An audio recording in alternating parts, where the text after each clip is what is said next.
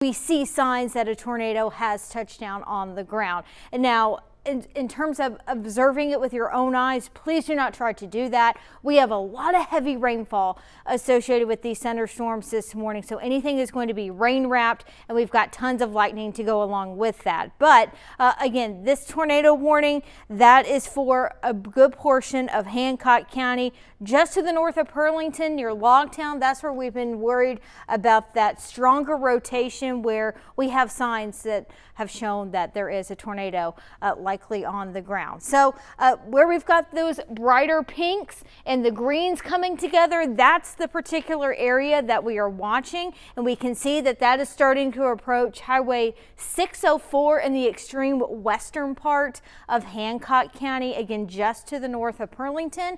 Let's see if we can take a look at our debris signature. Now, thankfully, it's gone down just a little bit. Even the National Weather Service has noticed that those colors there, not quite as bright, but things can spin up very quickly within these tropical rain bands. So we are going to keep on this, especially since it seems like it has a history of producing damage. So right around the Logtown area, it seems like there may have been some debris lofted, where you see a little bit more of that orangey color. That's an indication where we may have some debris that's being lofted, and radar is picking that up. So even a wider view, we'll zoom in here, showing all of that heavy rainfall associated with this thunderstorm. That's also going to be a big danger with these thunderstorms today, and I know we've been harping on that.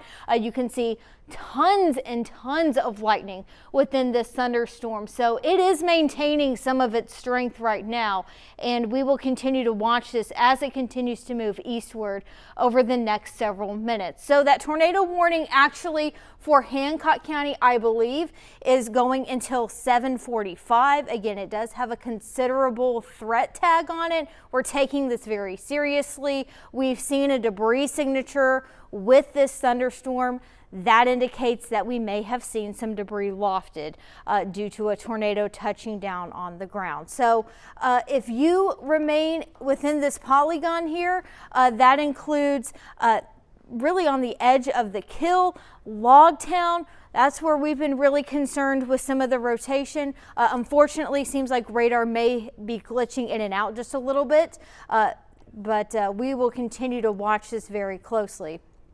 So again, in addition to the tornado threat, we have some very heavy rainfall. We continue to be under a flash flood warning as well in Hancock County. Of course, we do not need any more rain at this time, but the rain not only heavy, causing some flash flooding, trying to drive through some of this rain is going to be extremely difficult. Visibilities are going to be very low, and I'm sure they are seeing or hearing tons and tons of thunder just because we've got so much lightning as well. Now, it does seem like we may have an update to this tornado warning, now more so going to radar indicated. So what that tells me is the tornado debris signature, maybe not quite as strong at this point, but like we've been talking about this morning, within these tropical rain bands, things can spin up very quickly, even though they may be short-lived.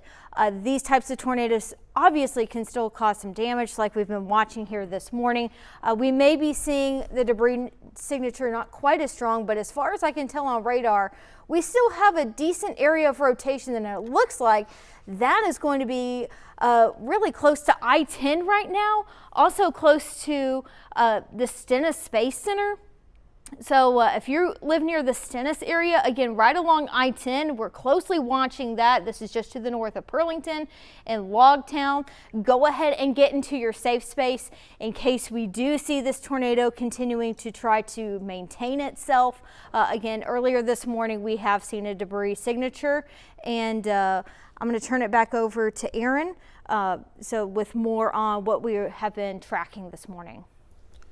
So I'd like to turn our attention real quick to northern Harrison County. I believe the National Weather Service is about to draw up another tornado warning for a separate storm here. This is for Saussure in northern Harrison County. There's some tight rotation with a separate storm ahead of the existing one. And actually, there it is. It just popped up on the screen. That's that new tornado warning for the north and western corner of Harrison County. This does include Saussure for some rotation that has popped up on that storm out ahead of the existing one. So real quick, you can see pretty closely that rotation is very close. That is going to be McHenry Road in northern Harrison County. If you live in that area, you do need to go ahead, take your precautions now. You potentially do have a tornado in that area. But heading back to the previous one, so one thing that I saw that the National Weather Service has been talking about, with these storms, they've had a history of kind of, strengthening, putting a tornado down, and then it weakens, picks it back up, and then that tornado could reform later. That is why we have moved back to that radar indicated tornado warning, but we're going to keep a very close eye on that, because later down the road, we could potentially see that rotation kick back up again. This is currently crossing I-10, so this is going to be in an area where we have a lot of vehicles crossing the area, so you just want to be very cautious there. If you're near 607 and I-10, that intersection is very close to where the tightest rotation is, at least for that storm. And just as a reminder as well, remember when we say get to that safe place, get to your tornado precautions, what we're talking about is getting to the lowest floor of a building, get as far away from windows as you possibly can. Something like a closet or a bathroom that's near the center of the building, that's going to be where you've got to get to, and you've got to stay there. Of course, if you're listening to us on like a TV, you can't bring us with you. Go ahead, turn the volume all the way up, and you can still hear us. Or if you're on a mobile device or an iPad, then you can certainly bring that with you. But we do want to make sure that we are taking those precautions, because especially with the one over in Hancock County, where we did have that much higher level of risk for a tornado actually happening. Now let's take a quick look. Let's zoom back out. Remember, this is not the only, like I said earlier, it's not the only storm we're dealing with. Now, it's not the only two storms we're dealing with. We're looking at several storms across the area. Hancock County dealing with a severe thunderstorm warning and a tornado warning and 2 flash flood warnings. Let's go up to Pearl River County. Flash flood warning from earlier. That's that rain band that's set up earlier as it crossed the Louisiana-Mississippi band or line. Then let's go over to Stone County. We are on the edge of a tornado warning there as well. You've got a flash flood warning, and actually that tornado warning has now been extended as I am speaking. So Stone County, including Wiggins, you are now in a tornado warning as well. So let's go ahead and take those safe place precautions. Go ahead and start moving to your tornado safe spot in McHenry and Perkinston and in Wiggins as well. All 3 locations, you are now inside of that new tornado warning that was just issued. I'll go ahead, double check in with the National Weather Service. Let's see what they are talking about right now. Looks like, yeah, that first tornado, like we were talking about, very close to Stennis, like Taylor was talking about. But let's go ahead and just zoom in again. Let's try and see if we can get an updated wind plot here, and there it is. A little bit, the rotation itself still very tight, so we do still want to treat this like whether there's a tornado or not, we need to treat it like there is, because that is still some pretty tight rotation. It is actually currently about to cross Interstate 10, very close to that intersection with 607. You can kind of see this green line kind of going through the middle of it as well. That's that flash flood warning as well. So definitely have quite a few different threats with this storm as it continues to move deeper into Hancock County. We can't forget about this other storm. Let's go ahead and move to the north once again. This is the storm close to Saussure. Looks like that rotation has not moved, or at least this radar image has not updated, but it's moving slowly towards the north. So if you're near the border with Hancock and Stone County, this is likely very close to you, if not already passing into Stone County at this time. Let's go ahead and kind of zoom back out. We've been talking about this. We've been really pushing this here over the past several hours. This is your flash flooding risk for today. It is very rare that the Weather Prediction Center goes all the way to that level 4, that high risk.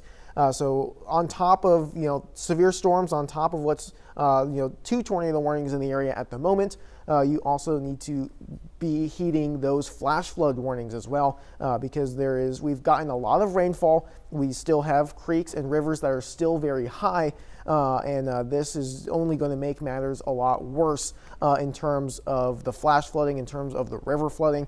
So we need to be keeping a very close eye out there. Any kind of warning that you do get over the next several hours, take it absolutely seriously, because we are seeing several different threats entering the area right now, and there's certainly a lot to watch for over the next few hours. Back to our radar, though, you can see there is actually the radar is getting an update image right now, so hopefully we're going to be able to see maybe an update on exactly where this might be. Let's talk about that first storm, the one that we originally went on the air for. Still a lot of lightning, still a lot of very heavy rain in that area. This is now, it looks like it has crossed I-10 now. Let's bring it back over to the wind plot. Yes, there it is. Basically crossing I-10 right now.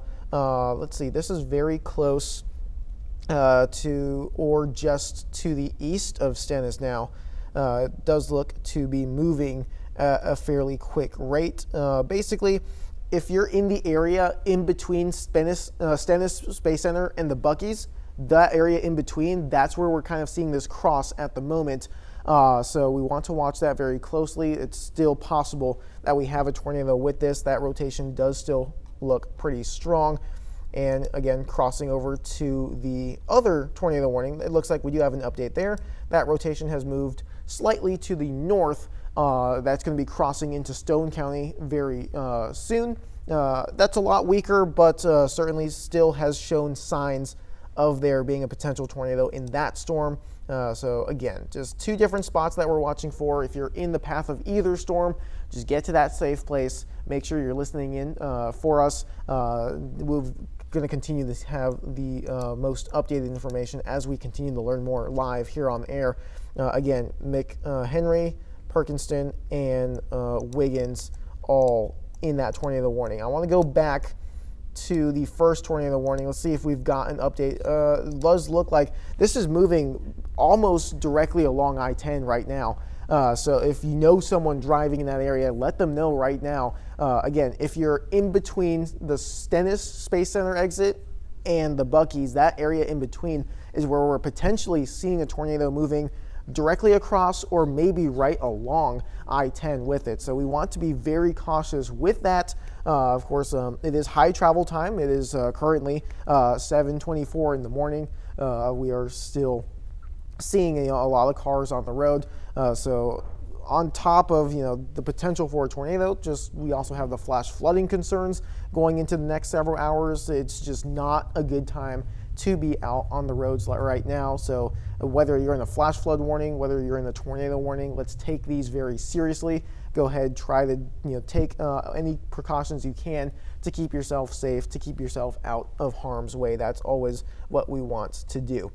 I'm going to go ahead, let's take a big picture once again. Let's zoom back out, kind of see the several different storms that we are keeping an eye on at the moment. It looks like they just updated the severe thunderstorm warning for Hancock County. Now, this severe thunderstorm warning, this is the same storm that is producing that tornado. There's other threats in that storm as well. You have a hail just shy of 1 inch. It looks like 3/4 of an inch is possible. You also have winds around 60 miles per hour.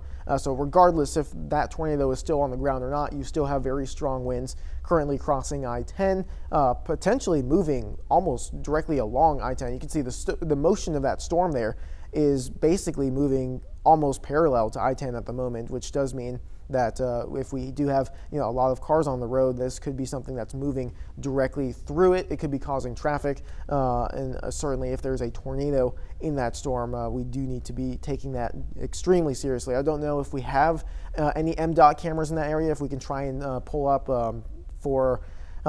this is me talking to our control room right now. Yeah, let's go ahead and take that. I hear we have an I-10 and County Farm Road, is that? Let's see.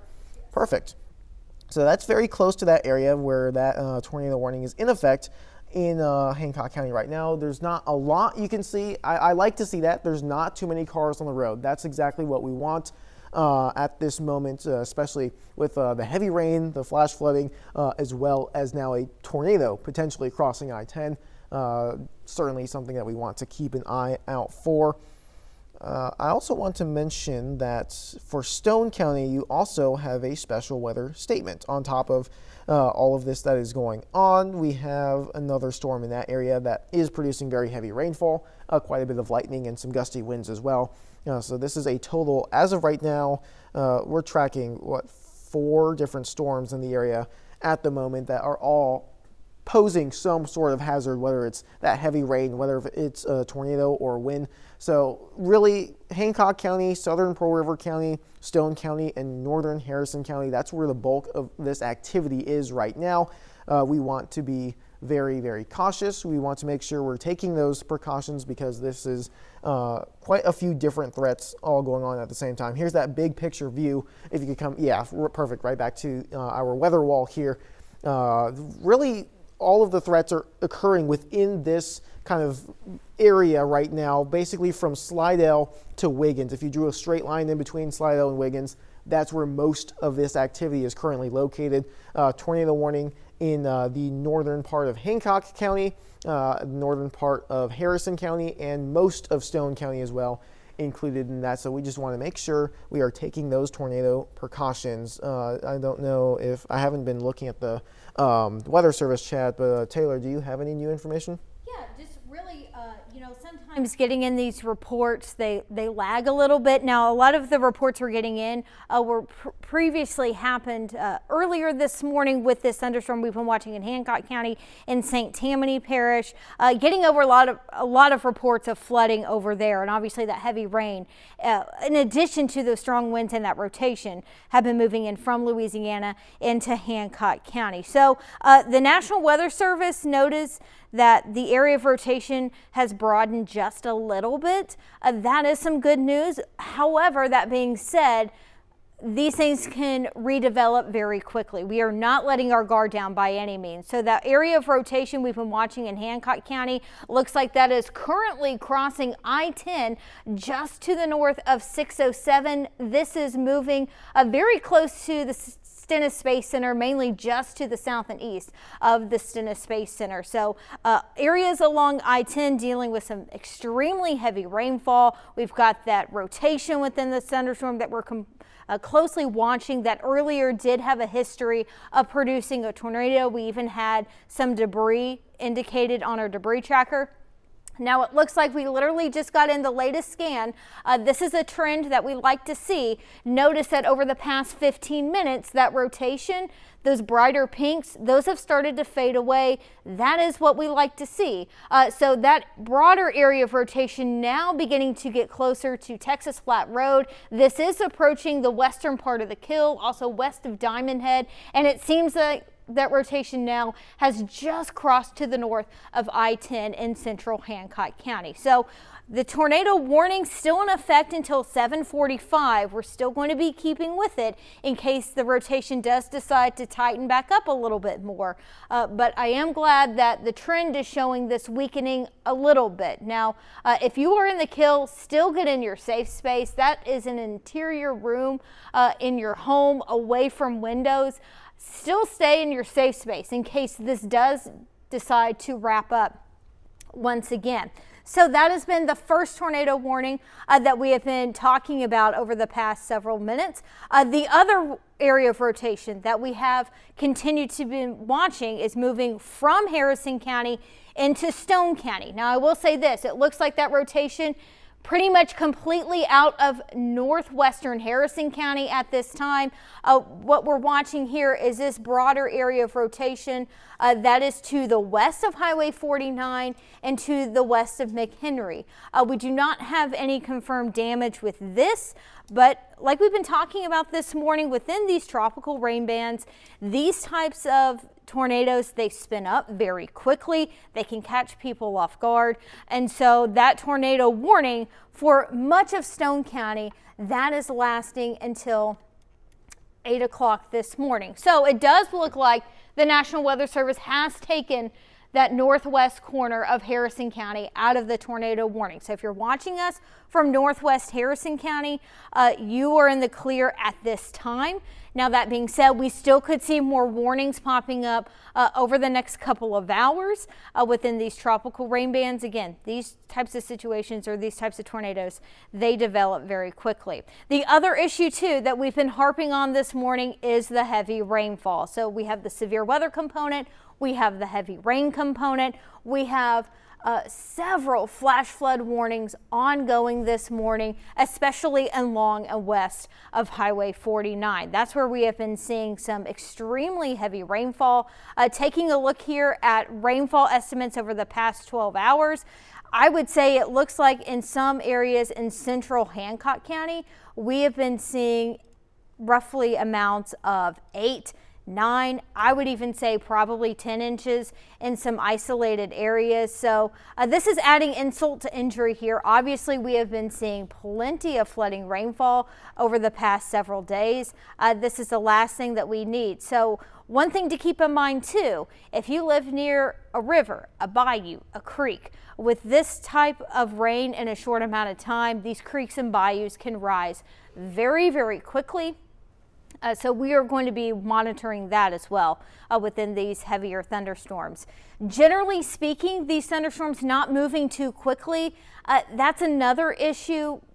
The slower that these thunderstorms are, the higher the flooding potential is going to be. That does bring an extra concern with all of this heavy rainfall. Now, this is just outside of South Mississippi. It does look like there is another tornado warning. We'll keep an eye on this. Another tornado warning issued just to our west. That is in Louisiana. We're keeping an eye on that. That does border Pearl River County. So I'm going to check in here with the National Weather Service to see. It looks like that is lasting until 8 o'clock this morning.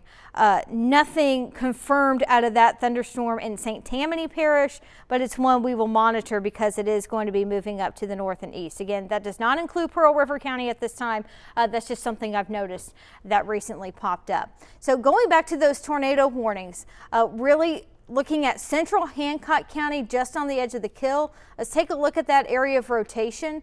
Like I mentioned earlier, the latest scan does show that rotation starting to broaden a little bit. That is what we like to see. We're just monitoring this just in case it does decide to wrap up a little bit more. It does seem like that broad area of rotation has now moved to the north of I-10. It is approaching Texas Flat Road.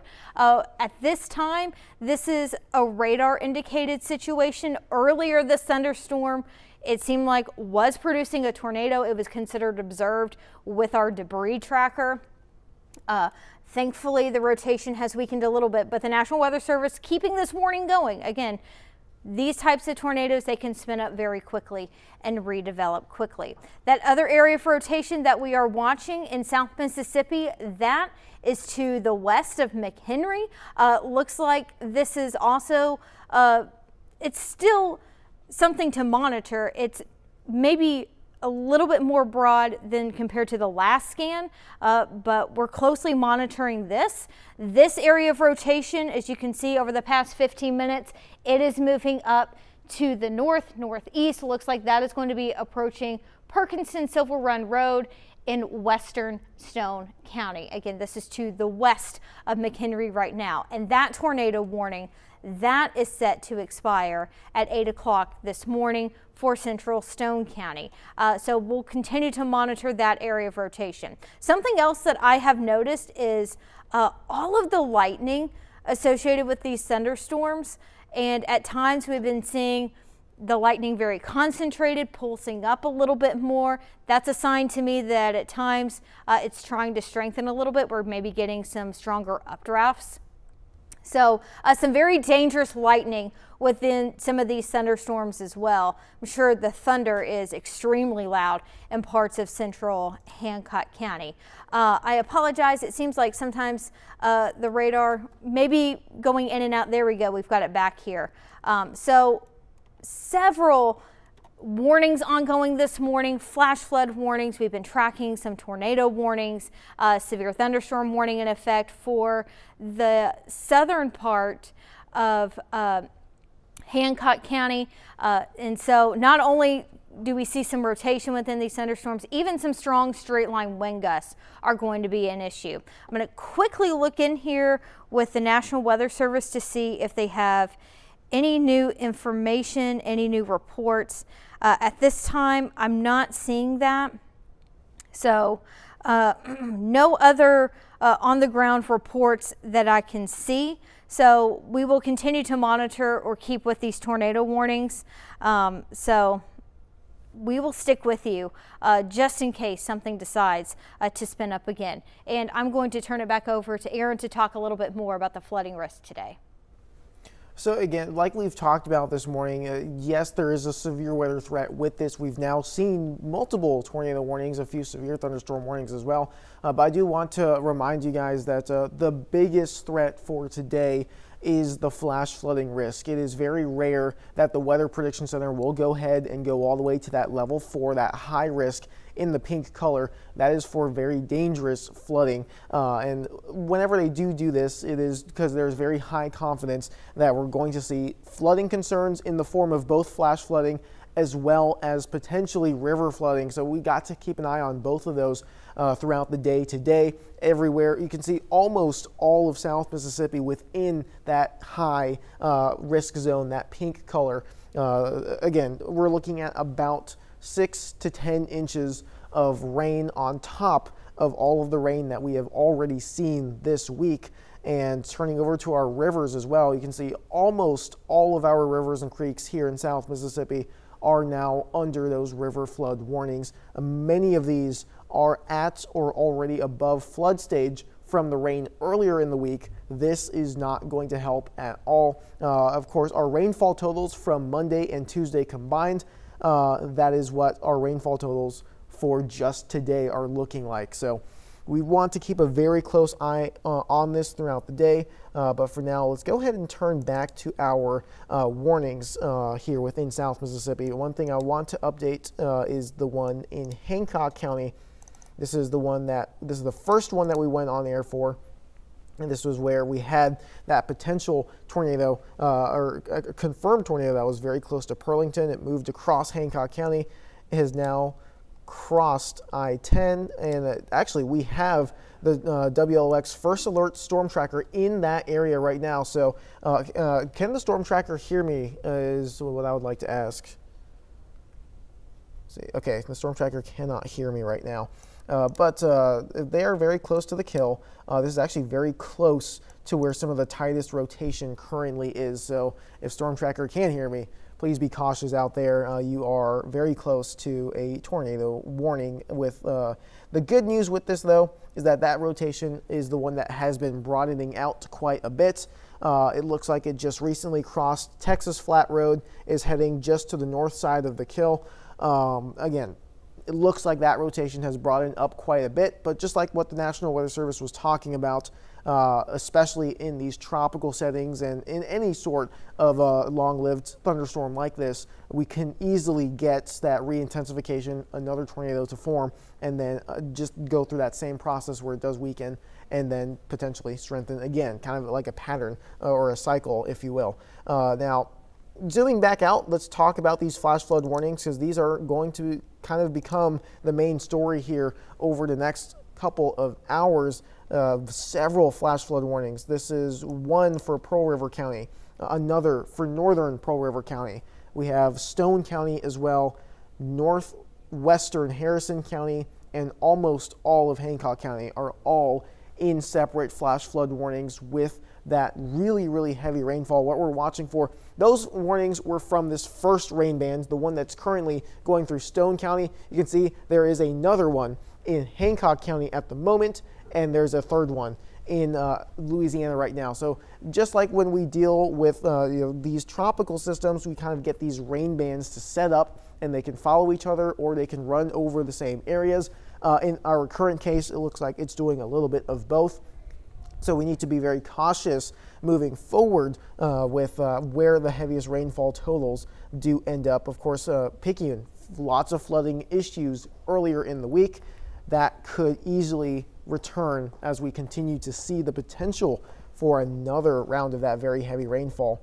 I want to take a quick look at this storm over in Louisiana at the moment. It looks like that rotation has slightly strengthened. Of course, this tornado warning does not include any part of South Mississippi yet. However, if this trend continues with that strengthening rotation, then that will eventually be extended into South Mississippi. So something that we do want to watch for southern Pearl River County if that ends up being the case. Let's try and take a look at some of our rainfall totals. Let's go with 12-hour rainfall totals. You can see where most of the rain has fallen today pretty clearly right there, where you have almost most of Hancock County there in those orange colors. That's kind of moving into your 4 to 7 inch range there in the orange shades. But let's zoom on in. Again, this is where several of the flash flood warnings are currently in effect as well. So 12-hour radar estimated rainfall, it looks like we've got a bullseye here close to the kill. That is, there we go, 8.1 inches of estimated rainfall. I do believe meteorologist Taylor Graham might have some interesting information for us. Yes, I do have some good news to report. The tornado warning for Stone County has been canceled. So the rotation that we were watching to the west of McHenry that was moving up to the north seems like that has broadened quite a bit. So that is some good news. So the National Weather Service in Mobile has decided to allow the tornado warning in Stone County to be canceled. So if you are in Stone County, we will continue to watch things for the time being, but you are no longer under that tornado warning. It does seem like, though, the National Weather Service in Slidell or New Orleans has issued a new severe thunderstorm warning. That is for parts of Hancock and also a good portion of Harrison County. That includes pretty much almost the entire western half of the county in that yellow polygon there. That is a severe thunderstorm warning. That is until 8:45. Now, while not necessarily a tornado warning, there still could be some areas of rotation within these thunderstorms that spin up, so they're going to be monitoring that. They did make note that the rotation over near the kill with that tornado warning has broadened some. So at this time, in the next minute or so, they are going to let that tornado warning expire for Hancock County. It is being replaced with a severe thunderstorm warning.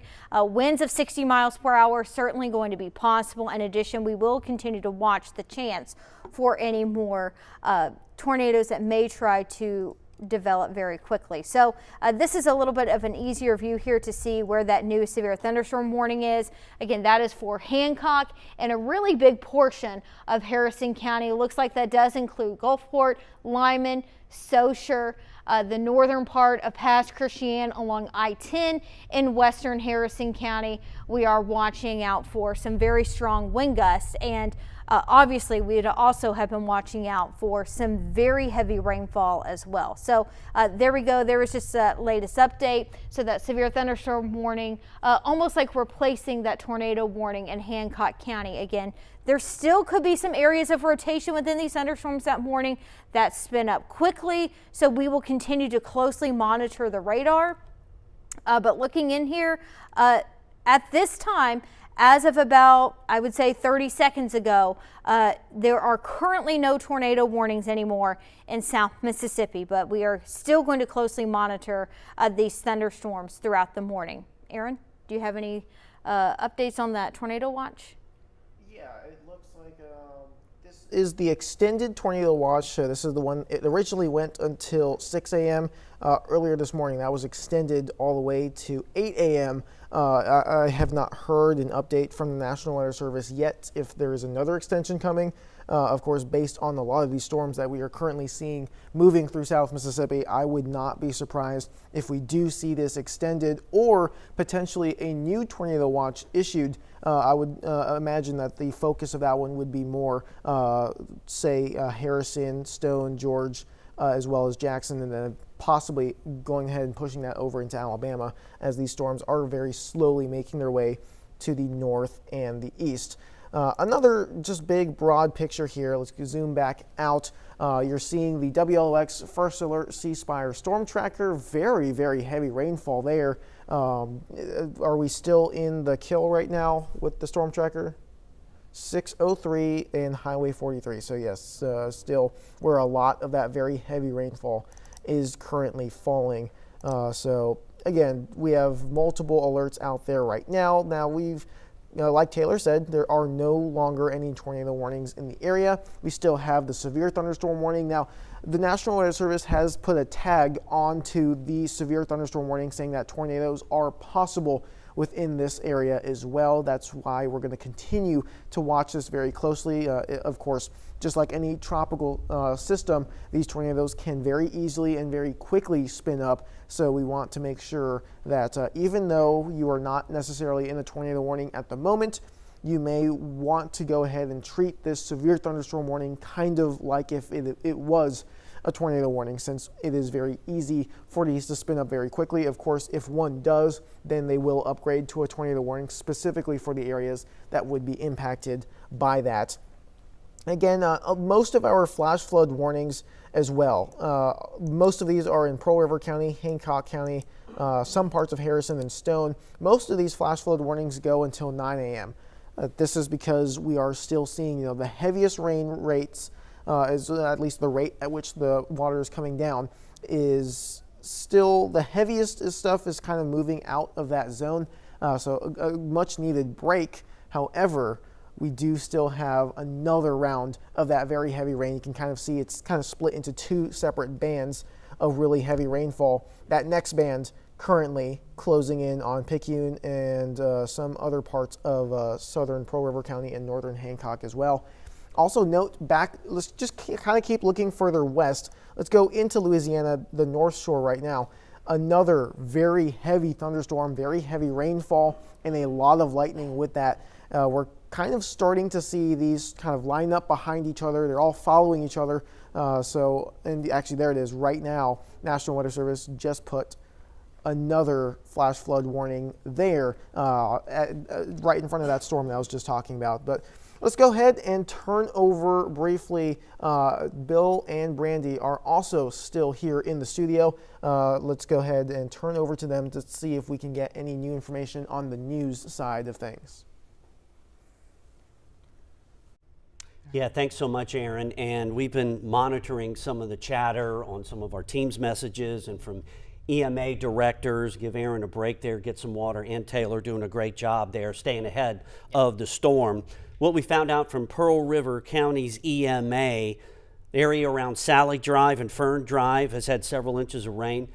Some of those areas are where the flooding happened on Tuesday, and that's still trying to drain. And then you have flash floods and all these warnings, and it's probably going to get worse. That's why they're urging people maybe to not get out unless you have to. No reported damage, though, as of right now. And that's right. Yeah, as far as the warned storm that was in northwest Harrison County that went into Stone. Harrison County EMA, Matt Stratton telling us no damage indicated. It doesn't look like it hit the ground, and that's one of those things that's hard. They're trying to keep up because they're seeing the radar and you're seeing the spinning. So they're looking for debris to see if that's on the ground. And they've said that a million times, but some of those, they spin up so quick and then it goes back. But whatever the case, with this weather moving through, you're going to have lightning. You're going to have heavy rains. You're going to have flooding in areas that flood, and maybe a spin up until this blows out of here. So some that's thunder giving them a reset. Oh yeah. And with all of this weather, we've even been looking at some of the outage maps. I checked out Mississippi Power, although it is like 97 customers without power in Pearl River County. That may increase due to everything that's happening within that area. We also checked out Pearl River Valley reporting 86 outages. So the numbers aren't too high, but those are some customers still affected as they get within like the rural areas of those areas. Right, and usually heavy rain, unless it's flooding in a substation area, doesn't cause the outages. Those are caused by lightning strikes and wind, and if there's a spin up in an area, that could cause a isolated outage. The good news, those numbers aren't going skyrocketing, so that's good news.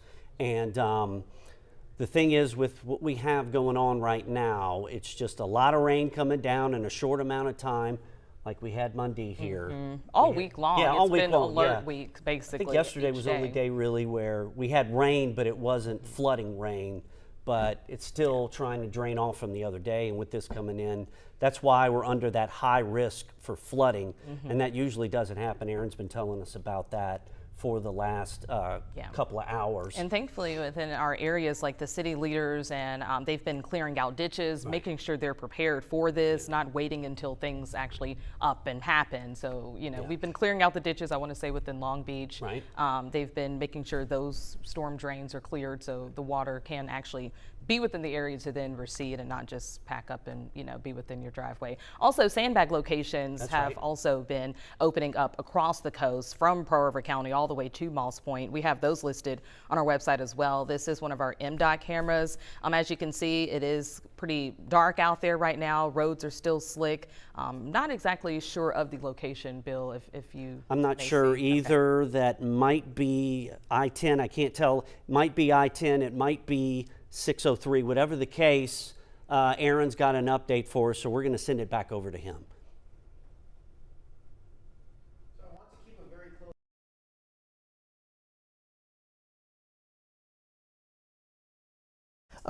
over the past couple of days, or at least the past few hours.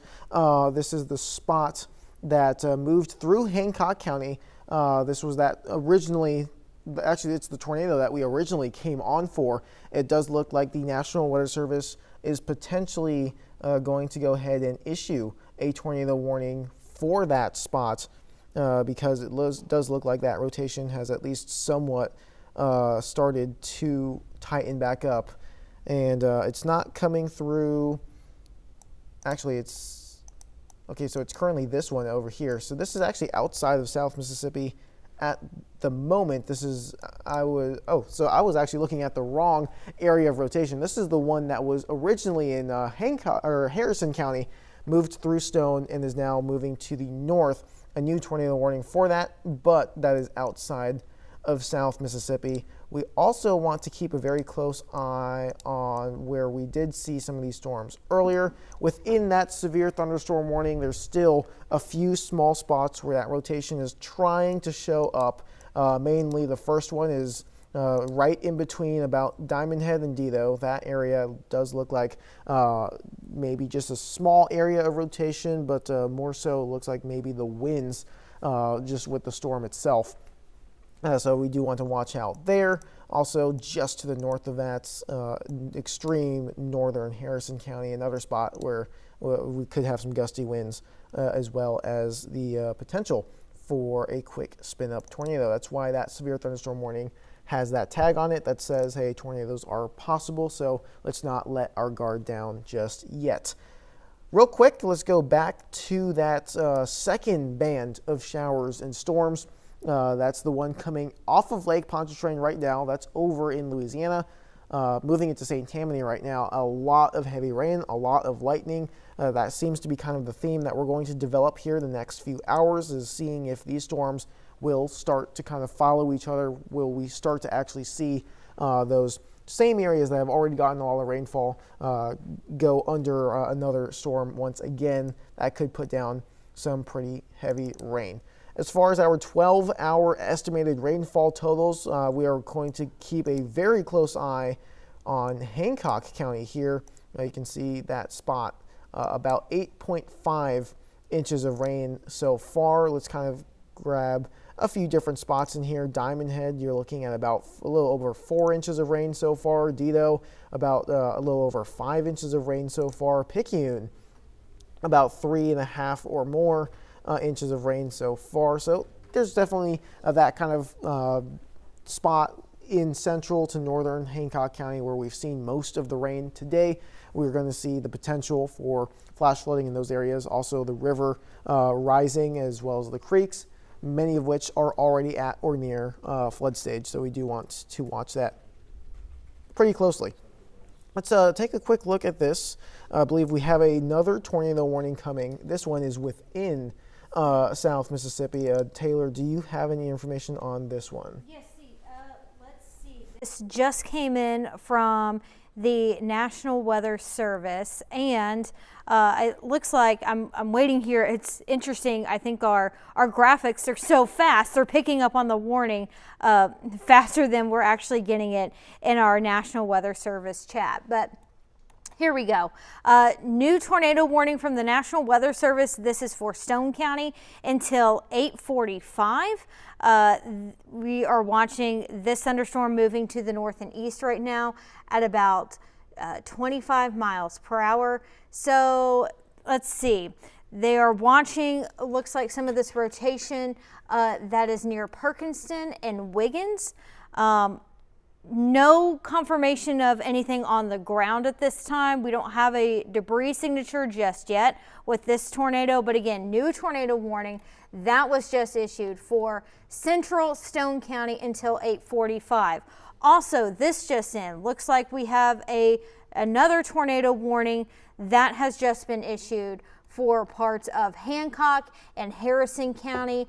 Based off of this, I can tell this is that area of rotation we have been tracking all morning that is near the kill, and it has tightened up a little bit more. So this area of rotation, that area of green, red coming together in eastern Hancock County, that is just to the north of the kill at this time. Looks like that area of rotation has now passed to the east along Highway 603. This is heading closer to Dido, again, right along the Hancock and Harrison County border. This tornado warning, that is in effect until 8:45. Now, this is the same thunderstorm that earlier we did see produce some damage or have what we call a tornado debris signature. That was in the western part of Hancock County. The rotation weakened a little bit, and it looks like that rotation has tightened a little bit more. I believe this is our first alert C Spire storm tracker. If whoever is producing could or directing tell me again. I believe they said this is along Highway 603. Is that correct? Okay, this is along Highway 603 in Hancock County. Obviously we have some extremely heavy rainfall. We can see it on radar, but obviously we can see it there from our storm tracker just how heavy the rain is. And with this amount of rain in a short amount of time, flash flooding could be ongoing as well. So we continue to also watch a lot of these flash flood warnings in addition to that tornado warning. So again, this just in, another tornado warning for parts of Hancock and Harrison County. This is along the Hancock-Harrison County border near Dido. It looks like this tornado warning also includes Lizana in Harrison County.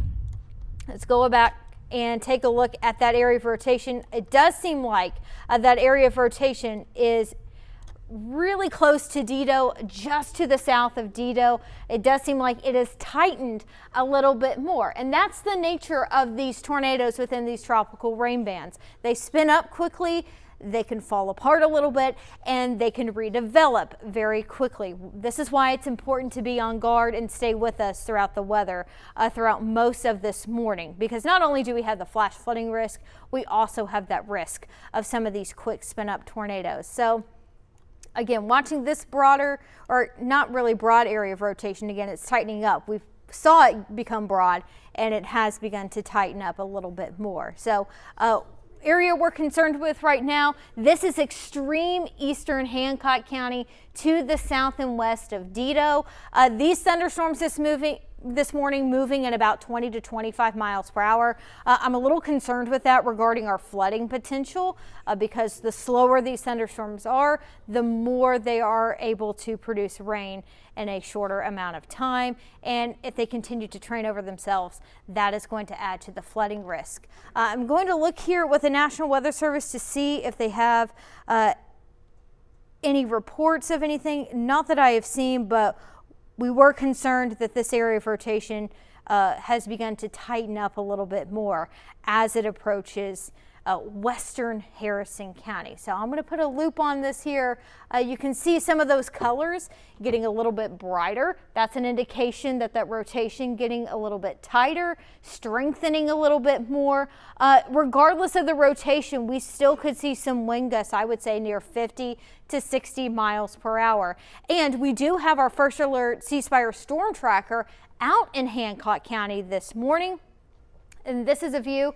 Unfortunately, it looks like maybe what could be an 18-wheeler or a semi-truck that has fallen over on the side of the road. That's something to be mindful of too. Again, very gusty winds, heavy rainfall. The roads are going to be slick with all this heavy rain. So even if the road isn't necessarily flooded, keep in mind these wet roads do make travel conditions dicey, and with the very heavy rainfall, that is causing very low visibilities. At times with this extreme rainfall, it's going to be hard to see very far ahead of you. So I believe this is along, or it was along parts of Highway 603 in Hancock County.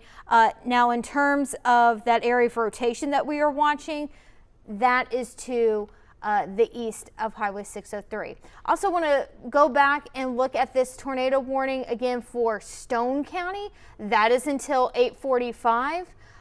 Rotation within that thunderstorm looks like what we're watching here. This is an area really just to the west of Perkinston, as far as I can tell. I'm going to pause that here. Looks like this area of rotation has just crossed Wire Road West, getting close to Perkinston Boulevard. So where we have the green and red coming together just to the west of Perkinston, that's where we may have a tornado trying to form. We don't have any observations of that at this time, but we keep harping on this. These types of tornadoes, they spin up very quickly. They may dissipate quickly, but they spin up quickly. We want people to stay on guard throughout the duration of this tornado warning. So we will continue to track these tornado warnings over the next 30 to 45 minutes. I'm going to just show you a broader picture. It is a big mess this morning across South Mississippi. We're watching the tornado warnings with lots of lightning, some very heavy rainfall, and we will continue to stick with it over the next several minutes, even the next few hours. So for now, I am going to turn it over to Bill and Brandy for another update. All right, Taylor, thanks so much for that. And Aaron, we've been tracking this all morning long from GMM. Now we're in wall-to-wall coverage. We've had the storm tracker out in Bay St. Louis, or in Hancock County rather. And we did see that 18-wheeler that was overturned. We did report a wreck earlier this morning, so not sure if that's the exact location and the exact wreck along Horse Avenue Crazy or Horse Road. Crazy Horse Road. Crazy Horse Drive, excuse me. So And it's that's been a lot just of mess off out on yeah. the roadways all over. That's just off of 603, so that might have been that tractor trailer that overturned. But whatever the case, it was a good description of what's going on out there. Right. And if you lose control, it's going to be dicey for sure. Now, we told you about the storm tracker. They're a little bit further north up on 603. Will Polston is now live. They've been trying to find a spot where they could send back a signal for us that we could get and give us an update on what he's been seeing so far. And Will, what do you got? Still waiting for a cue, man. Oh, hey, hello, everybody. We are here just south of I-10 in Bay St. Louis.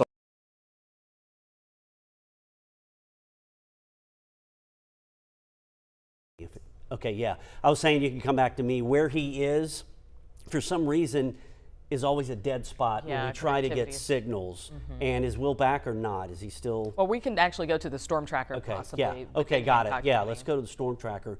And, you know, Will's in a good spot. It's just sometimes it gets with the view there. That's that overturned tractor trailer. We think the lights are still on. Yeah.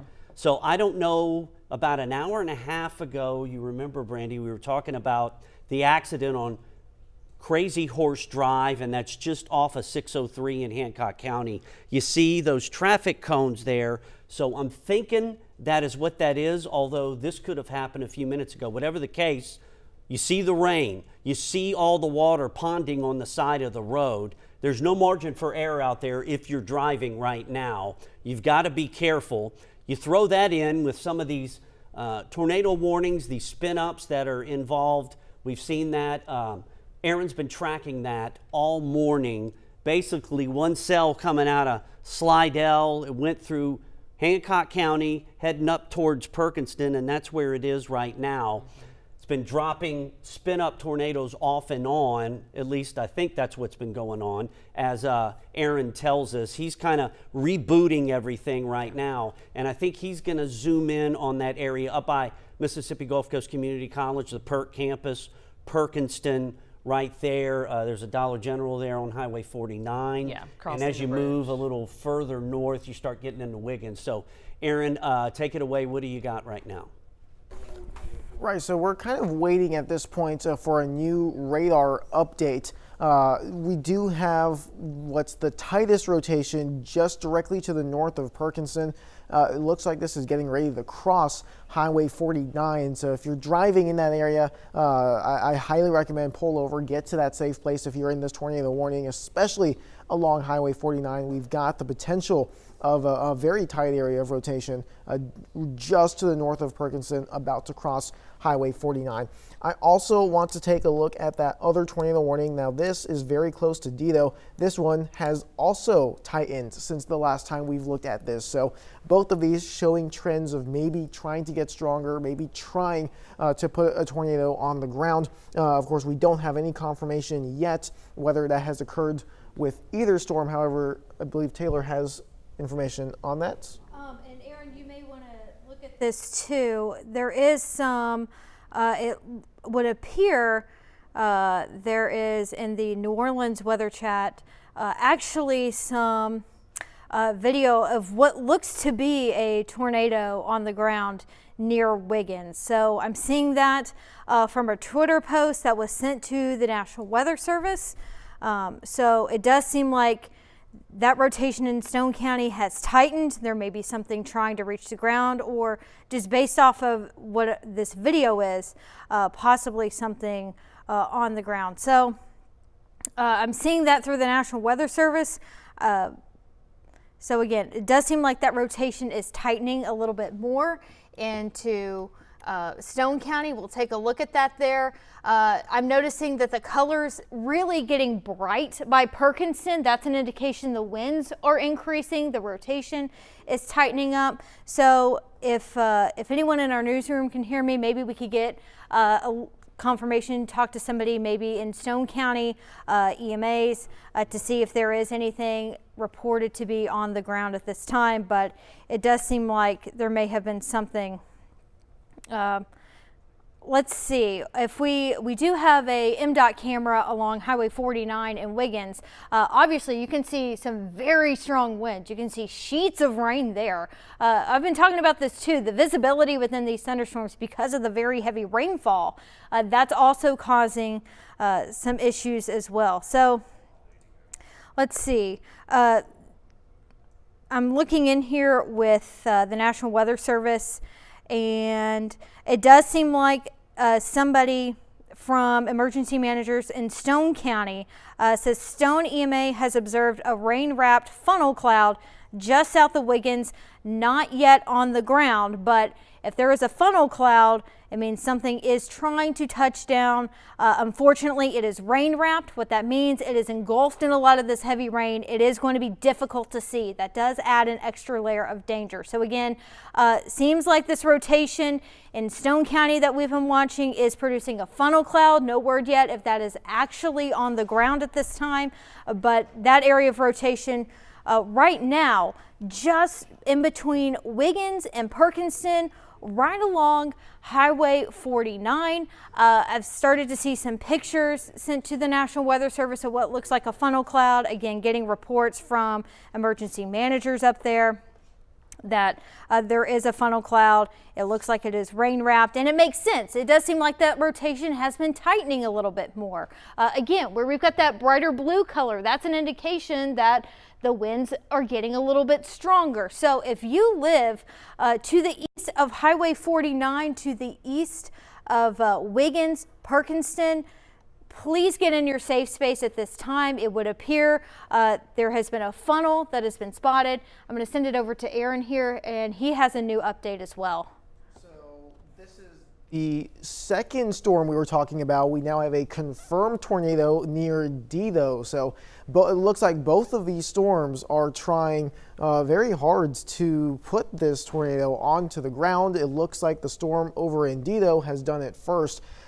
This is an observed tornado. We have upgraded that warning from radar indicated to observed. You can see that blinking there, the white outline now showing that this is no longer just a radar indicated tornado. I'm trying to see where that confirmation did come from. It looks like it may have been debris on radar. Let's go ahead and try and see if I can pull that up quickly here. Usually the debris tracker that we use here is sometimes a minute or two behind, so we might not be able to see this. Actually, you might be able to see it there. That is hard to tell. At least that might be it right there. So just a minute or two ago, a brief spot there, just to the north and to the east of Dido, where we likely have some sort of debris being picked up off the ground, indicating that that tornado has touched down. Let's go back to our wind plot here. Let's see if we can try and get a better view of exactly where that is. This looks like it might be slightly outdated as well. Yeah, this is 8/12, and this radar scan does appear to be about a minute or two old.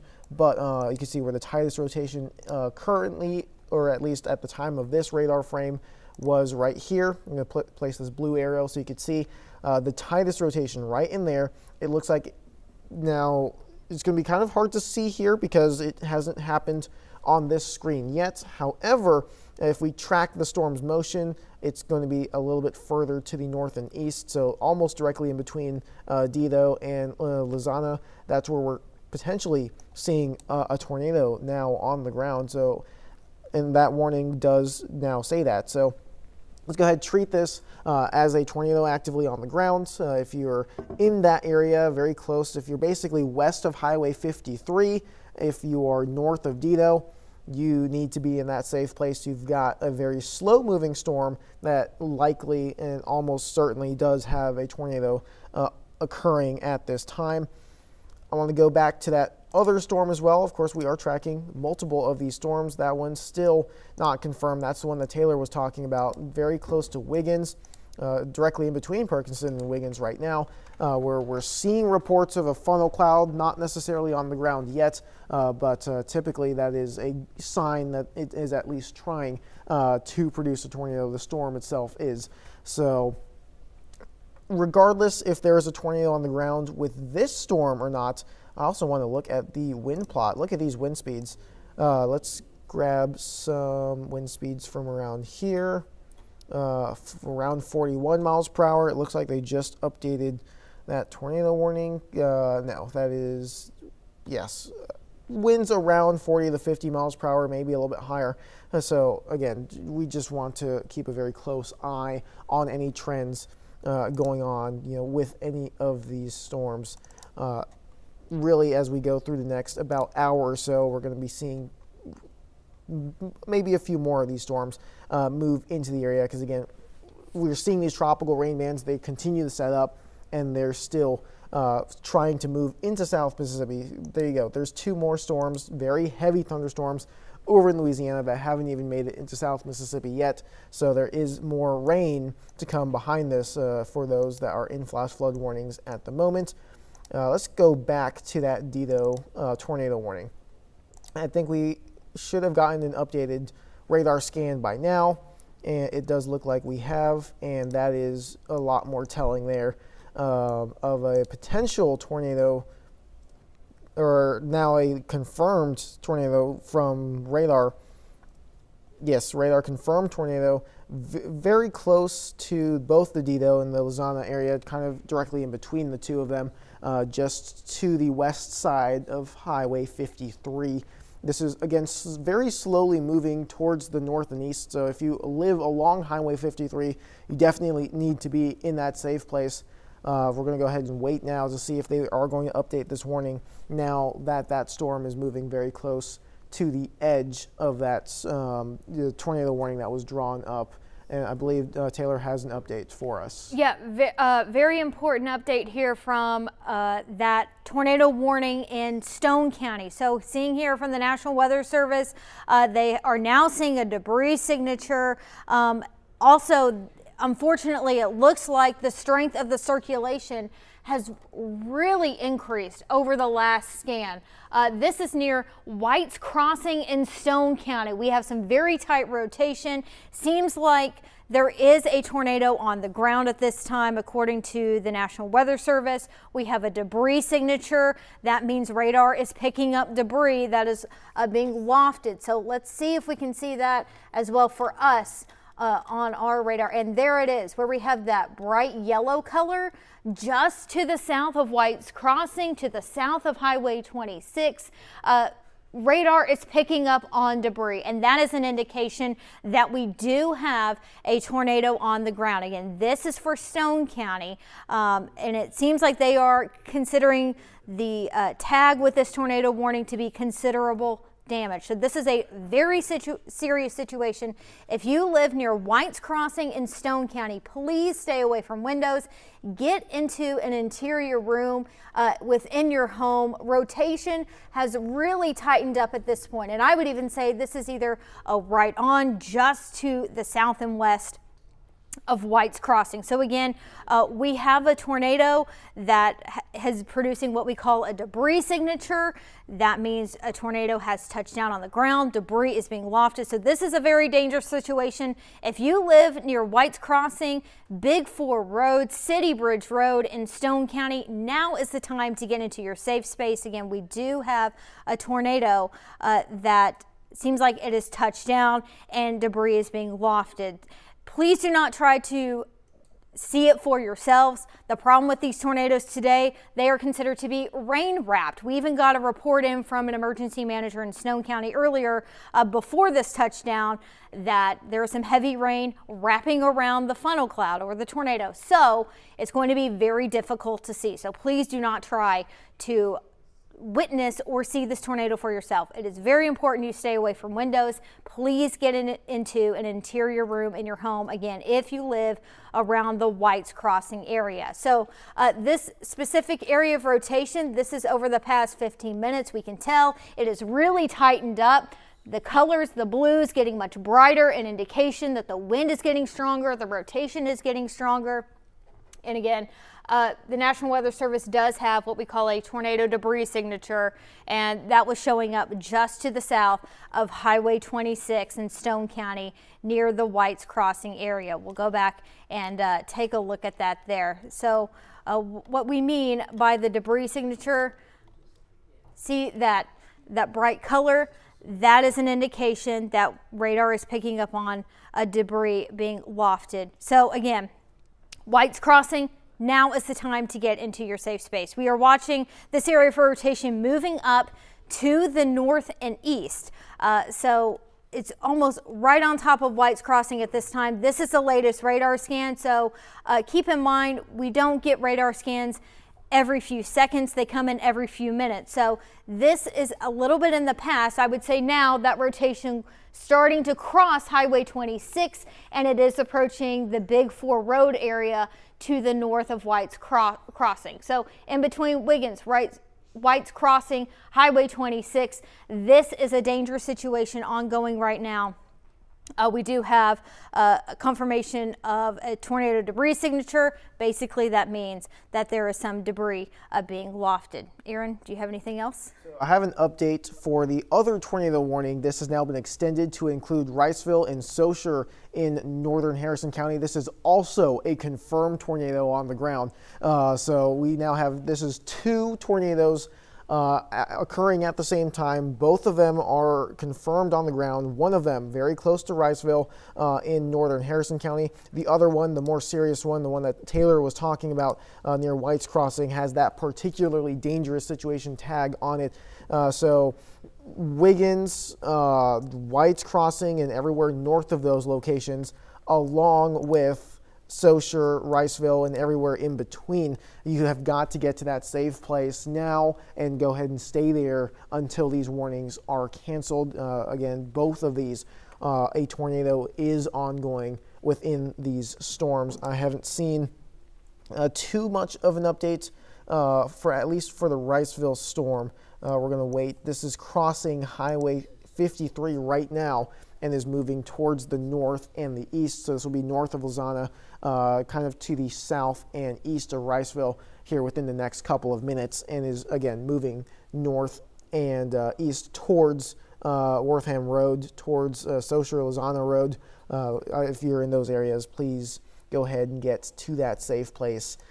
Now, again, let me check on the storm that Taylor was talking about as well. This is also still within South Mississippi. Very, very tight rotation there. Big 4 Road, City Bridge Road, north of White's Crossing, Highway 26, as well as if you're just outside of South Mississippi, Highway 29. Those locations, you have got to be in your safe place as well. That one in particular is a particularly dangerous situation. So kind of zooming back out, I'm going to kind of pinpoint where both of these are currently located. And actually, there's a third storm back behind. So look at this, a straight line of storms. That's one of them, a tornado possible that's outside of South Mississippi. We have here near Wiggins, a confirmed dangerous tornado on the ground. Then right behind that in Saussure, Riceville, another tornado possible actually, and there is another one has just popped up once again. So let's go ahead towards that one. If you're in Picayune, you are now under a tornado warning. You need to go ahead and get to your safe place as well. Let's go ahead and look at that storm. That rotation has not crossed into South Mississippi yet, but this is very close to Interstate 59, moving towards Picayune. If you're along Highway 11, 607, 43, or Interstate 59, get to that safe place. You are now under a tornado warning as well. So that's 4 separate locations that we are now watching for a potential tornado. Let's see. Let me just zoom back out so you can see all of these all in one screen here. Wiggins, to the east of Wiggins, up to the county border, you need to be in your safe place. That's that pink box there. That's the particularly dangerous situation that we've got with that stronger area of rotation.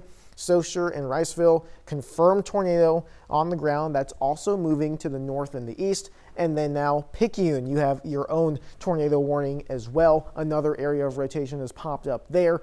All of these storms, like we're seeing, this is that tropical kind of feel to it that we've been talking about. These tornadoes are capable of showing up very quickly.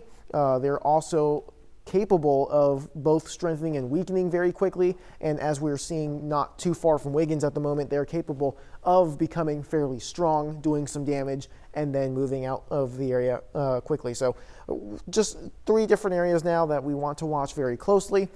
If you're in any of these areas, just get to that safe place. Remember, that is an interior room that is away from windows, a bathroom or a closet that's near the center of the building on the first floor. That is where you're going to be the safest from these type of situations. Now, we have an update for the tornado warning in northern Harrison County. Saussure, you have been removed from the tornado warning, so you guys are clear for now.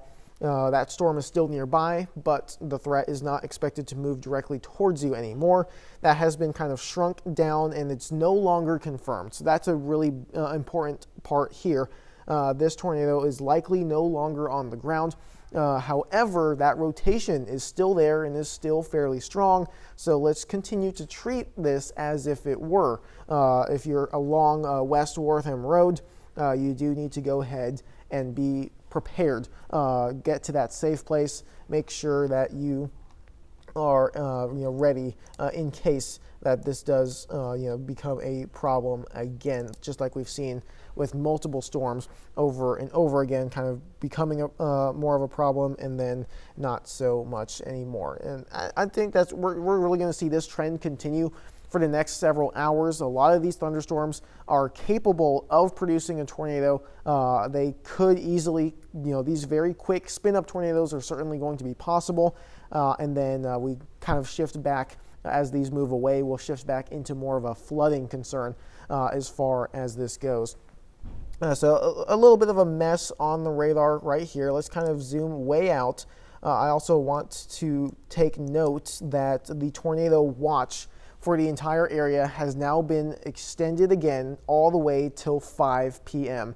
They've also extended this to include portions of Alabama and Florida as we continue to watch this very slowly move from west to east across the region.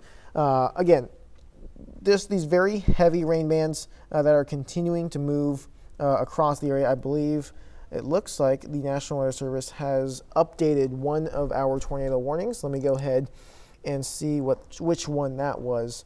And this is the one that is not within South Mississippi. So no changes to the tornado warnings within South Mississippi. The ones outside of the area, though, have had updates to them. So that's at least a sign that we're going to start seeing these get updated. Which is a good sign for sure. Actually, the one very close to, let's go back to the one in Wiggins. That's the really important one right now. They still have the particularly dangerous situation tag on this. This is now moving fairly slowly away from White's Crossing. This is now north and east of Big 4 Road. This is starting to get close to the county border up in extreme northern Stone County. And again, let's go ahead. Let's go to, let's see, let's grab my debris tracker once again. This is a good sign at least. The debris signature has maybe gotten slightly weaker, but is still showing up on radar.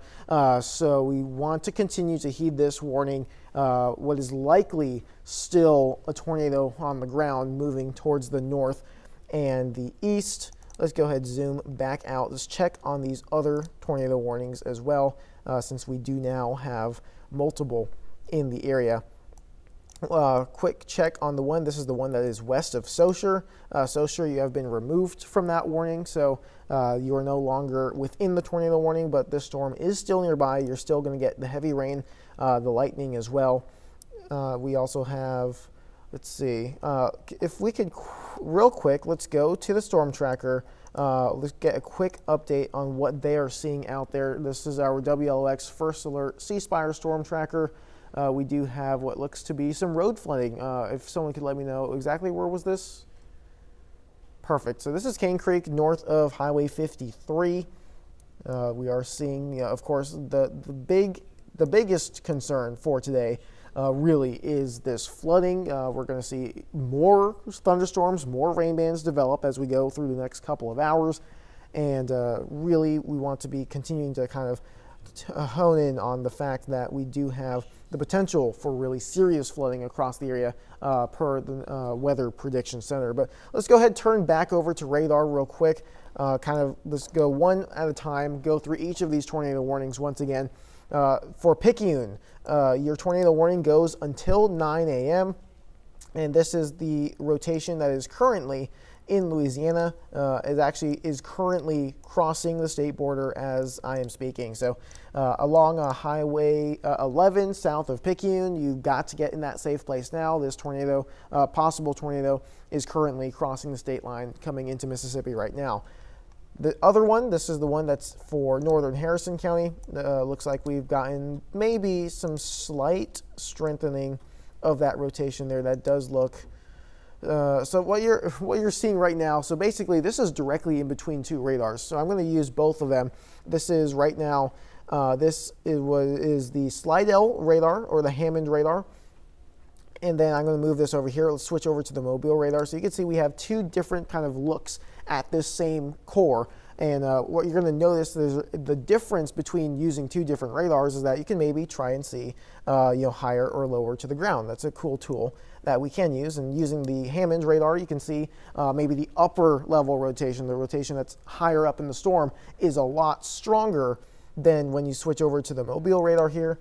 It does look a little bit weaker in terms of the actual rotation there from the Mobile radar. So that's a good sign that maybe it's more of that upper level rotation. It's still probably not on the ground at the moment, but of course, when you turn back to the Hammond radar, you see the stronger rotation, and you do know that that is still a possibility that this could produce a tornado. I believe Taylor does have another update here.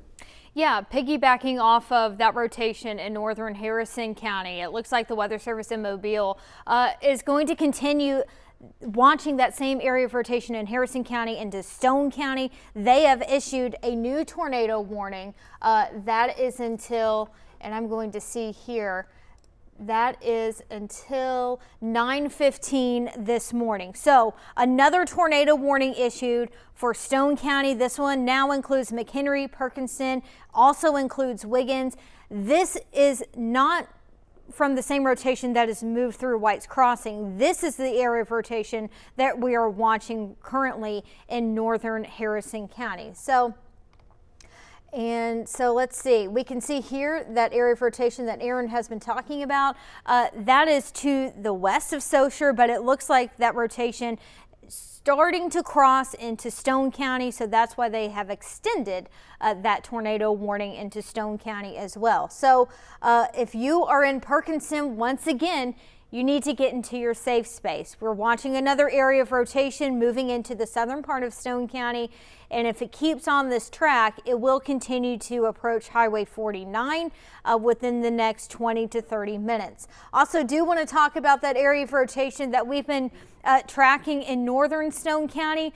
The good news is, one, it has moved out of Stone County. Two, it looks like that area of rotation has weakened significantly. So that particularly dangerous situation, that tornado warning, thankfully, that does not seem to be the case anymore. That first area of rotation that was incredibly strong on radar, that has moved out of Stone County. So that is some good news, but we've got another one on its heels that we are watching.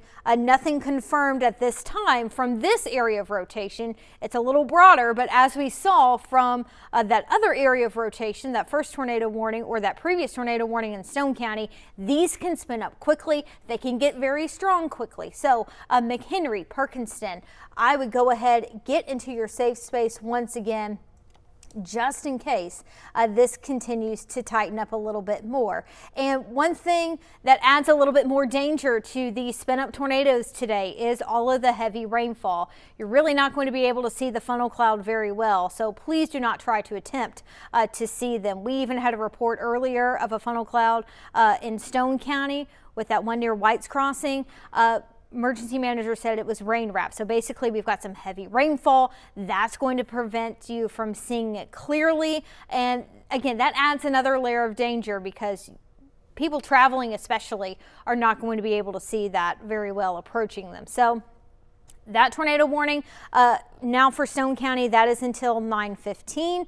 We will continue to monitor that. There's no debris signature as of now with that area of rotation we're watching, but where we have that red green coming together, that's where a tornado may be trying to form, where we have winds coming towards and away from the radar. So the last scan right now, that is west of Highway 49. That is about ready to cross from Harrison County into southern Stone County to the south and west of McHenry. So let's take a wider view here too of what else we're watching. It is incredible too to see the concentration of lightning within these thunderstorms. Very electric thunderstorms. Would not be surprised if we will see some power outages just given all of the lightning that we've got within these stronger thunderstorms as well.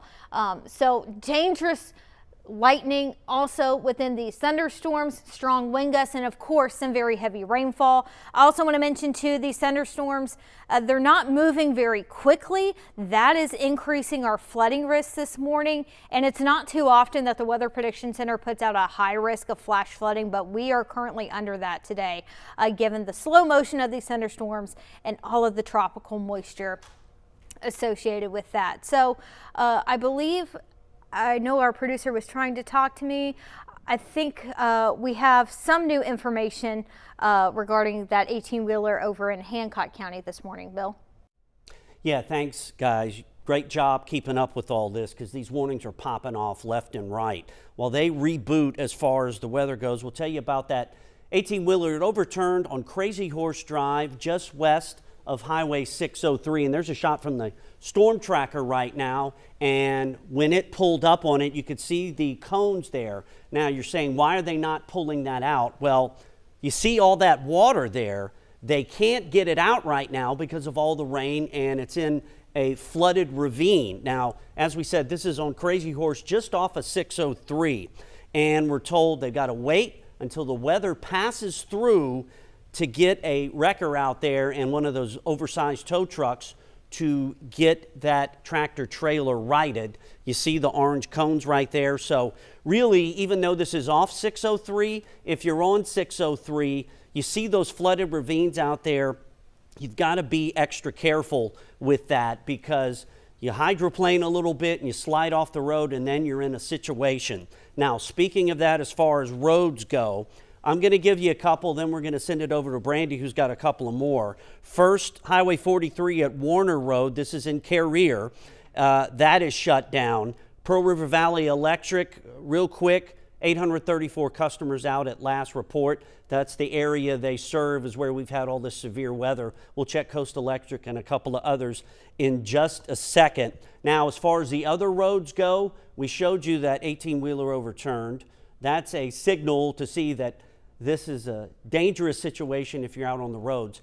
Here's Brandy, and she's got an update on some of the roads in Pearl River and Hancock County that we didn't cover. Yeah, Bill, thanks so much for that. So we have been tracking all of this. So as you can see here, this is like from the Mississippi Department of Transportation's website. So you see a lot of activity here, all this red action going on. This is right along, I want to say, US 11. And from there, we do have some roads that are shut down. I want to tell you it's going to be, this is US 11 right before you get to MS 43. And that's where we go into some of those closures. So Pearl River County, we have MS 43 right at the Benville Road area. It's a lot of high traffic impact, and it's actually shut down due to that standing water that we've been telling you about. You saw when Bill was just telling you about the overturned tractor trailer, all that water right there. Well, that's kind of basically the same thing going on within the area within Pearl River County. So when you see the standing water, you don't want to drive through it, and that's why many of these roads are being shut down within the area due to the standing water. That closure actually near the Benville area, MS 43, it was as early as 7:34 this morning, so you can expect some delays from both directions whenever it do decide to open back up.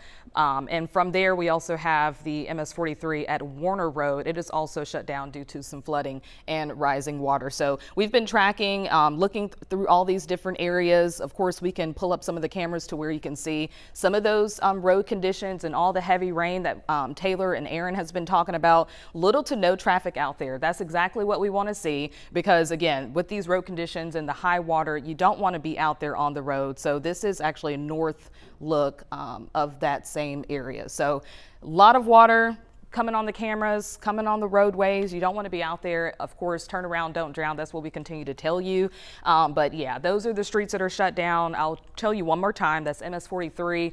That's north of Benville Road in Pearl River County, as well as 43 at Warner Road. Those roads are shut down at the moment. And if we've been trying to look and click onto these, but it's telling us like it's an error. So we're not able to see every camera within the area, but we can let you know that those are some of the roads that are shut down. And we also want to tell you about the ones over in Hancock County, one more in Pearlington. That's like one of the first locations that Aaron was able to track one of the tornadoes. We want to let you know that the Pearlington US 90 past MS 604, that road is closed westbound. That was originally closed out for the road work conditions, but it's shut down right now for sure. So just letting you know, don't want to be out on the roadways at all. Very dangerous conditions at this time. And speaking of roadways and things being closed and shut down, I do know for sure that I was trying to look at some of the school districts, because with all this going on, we do have some in summer school or some summer feeding programs. For sure, Hancock County School District will not be opened with their summer feeding. So we're going to turn things back over to weather, continue to track all these road conditions and all this craziness that's going on today with this severe weather. So here's another look, because kind of let's go back big picture. Let me switch this over to actual radar rather than winds. And you're kind of seeing, we have now like a trail of storms that is really starting to set up. That's going to be really dangerous for both the tornado threat and the flash flooding threat. You have this line, if you drew a straight line from basically just east of Wiggins all the way down towards Hancock County, well then you've got 1, 2, 3 tornado warnings within that line, all for 3 separate thunderstorms, and all of these producing very heavy rainfall. Also, look towards the bottom of the screen there, just south of Crane Creek. A lot of lightning as well. We need to watch for power outages. We need to watch for flash flooding. There is certainly a lot happening as this rain band continues to set up. And really, as we move forward to the rest of the day, what we need to really watch for is that as these storms eventually move away, we'll transition more to some light rain for a little bit. But then into the early afternoon hours, as this storm system starts to pull away, we need to watch that moisture trail, or the moisture tail that a lot of these tropical systems develop. If it pinpoints itself, or if it sets up over these same areas again, well, then we could be dealing with those really serious flash flooding concerns. And that is why the National Weather Service and the Weather Prediction Center did go forward and issue that high risk. It's the potential for all of this rainfall that's currently happening, and then again this afternoon, another one setting up for another round of rain as we go into this afternoon. I'm just hearing now in my ear, it does look like Wiggins is now starting to close roads due to flooding. That is going to be something that we need to continue to watch. Even after these storms move away, creeks, rivers are still going to continue to rise. All of this water, it has to go somewhere. But let me go ahead, let's zoom back in, let's switch back to our wind plot, and let's go ahead and let's track some of these tornadoes that are possible tornadoes that are still within South Mississippi. At least the good news now is that none of them are still confirmed on the ground warnings anymore, which is a really, really good sign. However, we still have several areas of rotation that we're tracking. The first one right now is very close to McHenry, just south of Perkinston. That's looks fairly broad, so I think that has been trending, giving us a weakening trend here over the past several minutes, which is a really good sign for that storm in particular.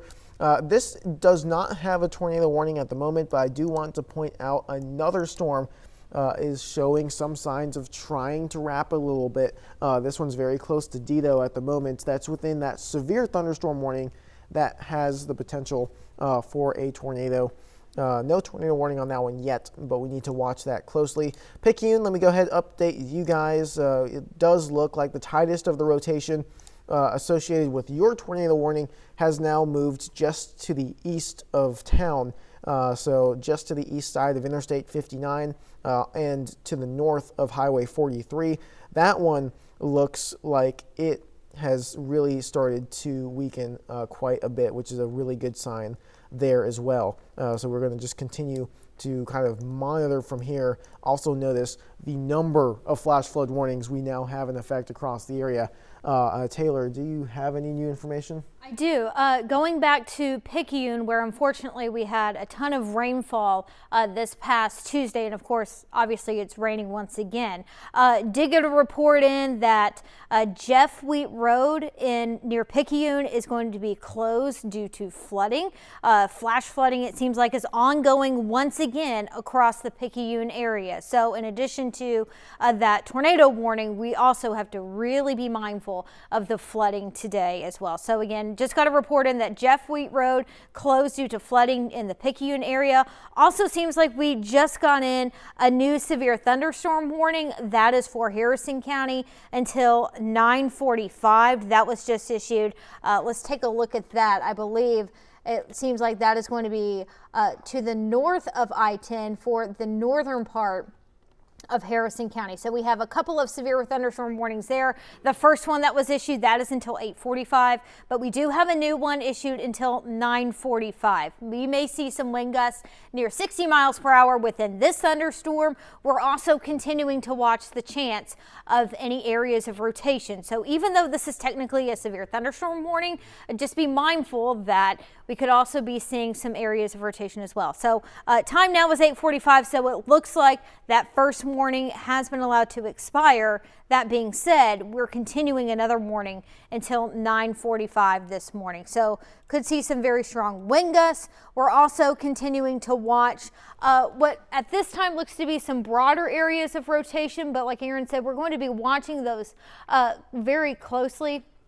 Also getting, let's see, I believe we also have,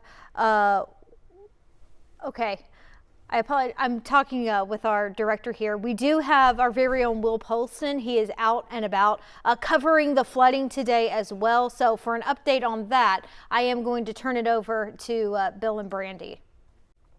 Okay, thanks so much. Yeah, Taylor.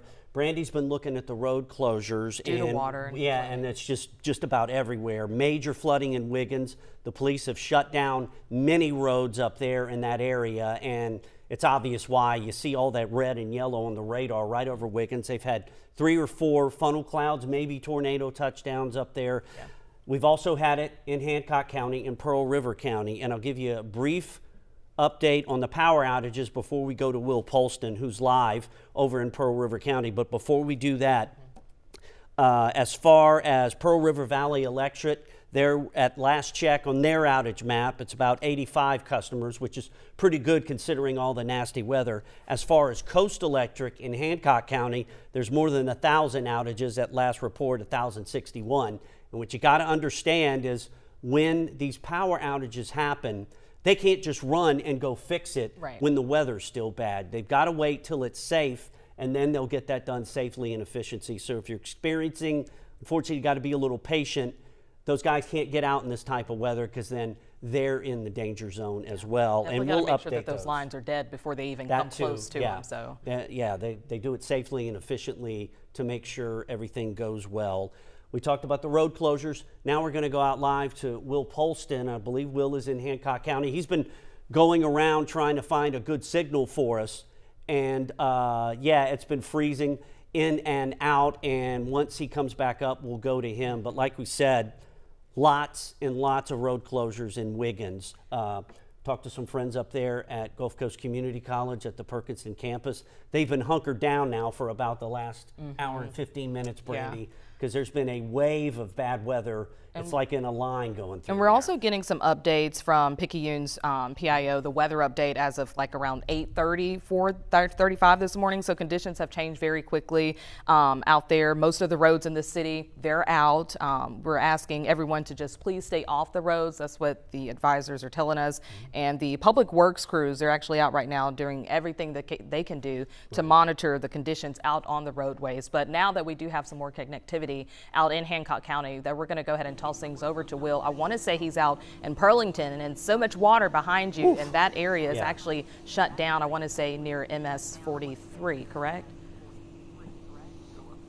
Yeah, Brandy, that's right. We're actually here off of Highway 604 at Whipple Road in Pearlington. As you can see behind me, I mean, I can't see where the road becomes dry again.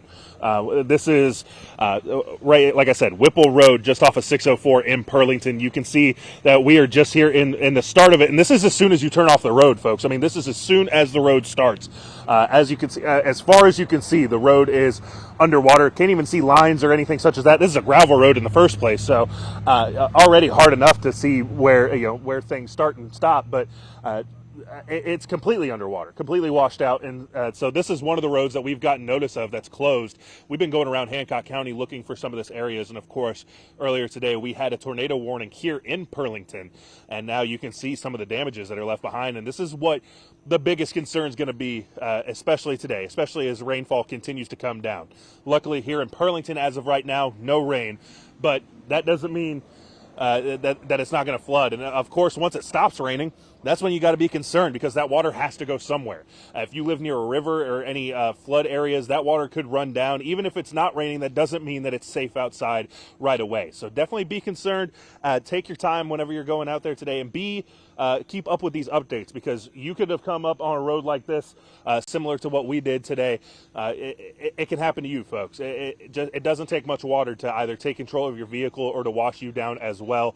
Always want to make sure that you take that extra safety precaution and keep up with your city and county as they continue to do updates about these road closures, because we're going to continue to go around Hancock County looking for stuff like this, and maybe even make our way to Pearl River County here later. But this is what we're looking at, folks. Whipple Road here off of 604 in Pearlington, and we're going to send it back to you all in the studio for more updates. Live from Pearlington, Will Polston, WLOX News Now. Okay, thank you so much, Will. And you're right, flooding, a huge concern today. That's going to be ongoing even after some of these severe thunderstorm and tornado warnings. Keep in mind, it takes time for flood waters to recede. So flash flood warnings typically last longer than severe thunderstorm warnings, tornado warnings. So that is going to be an ongoing issue even once we get past some of the severe weather later this morning and into the afternoon.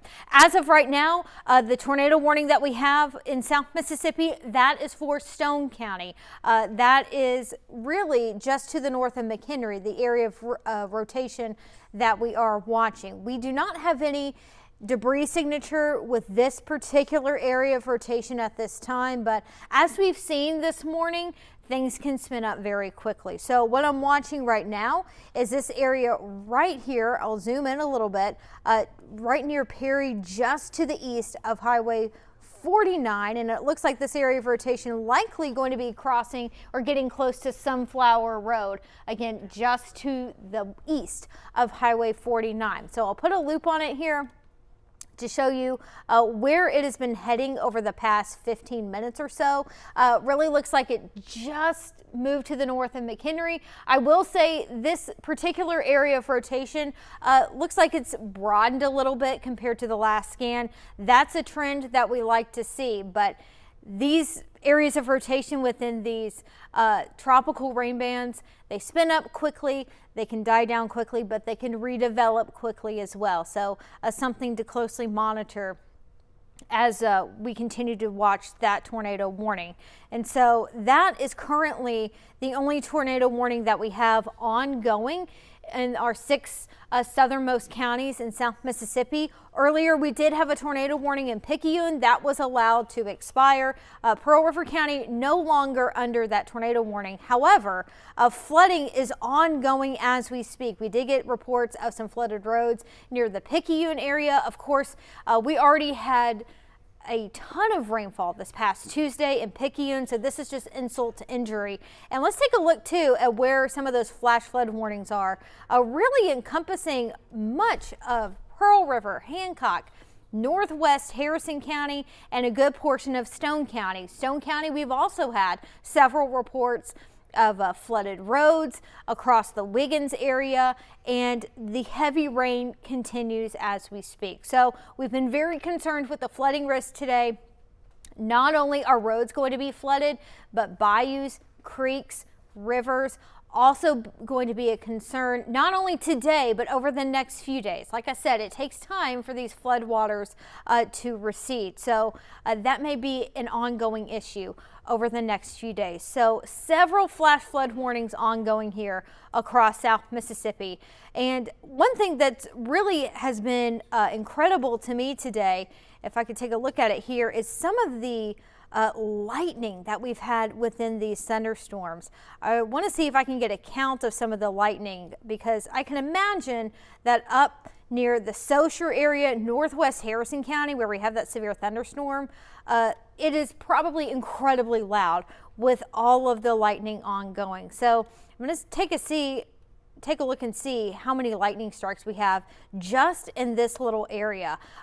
According to this, nearly 820 strikes of lightning. That's incredible. And with that much lightning, we could easily have some power outages within these thunderstorms as well. That's also going to be another concern today with these thunderstorms this morning. So a lot to talk about this morning with this very active weather, and we will continue to monitor this over the next several hours. I believe we have another update here on the ongoing flooding and storm threat today. So right now I'm going to toss it over to Brandy for another update.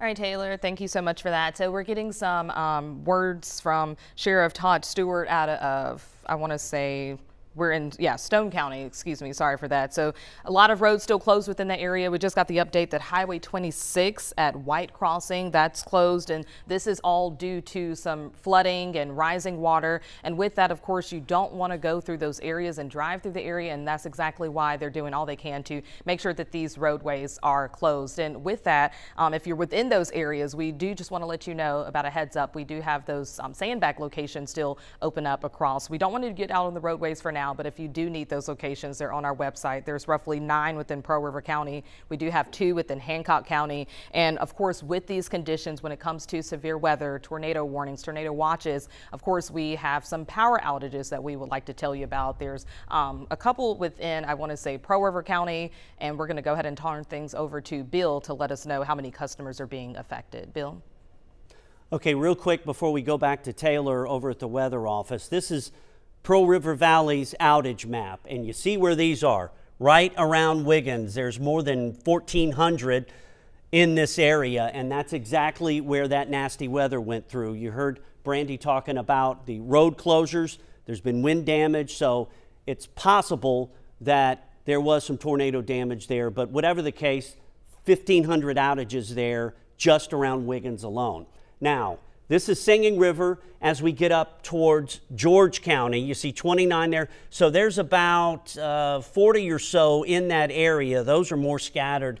A couple of down here as well. Now, this is Coast Electric, and all these areas are where power outages are. This is right on the county line between Hancock and Harrison.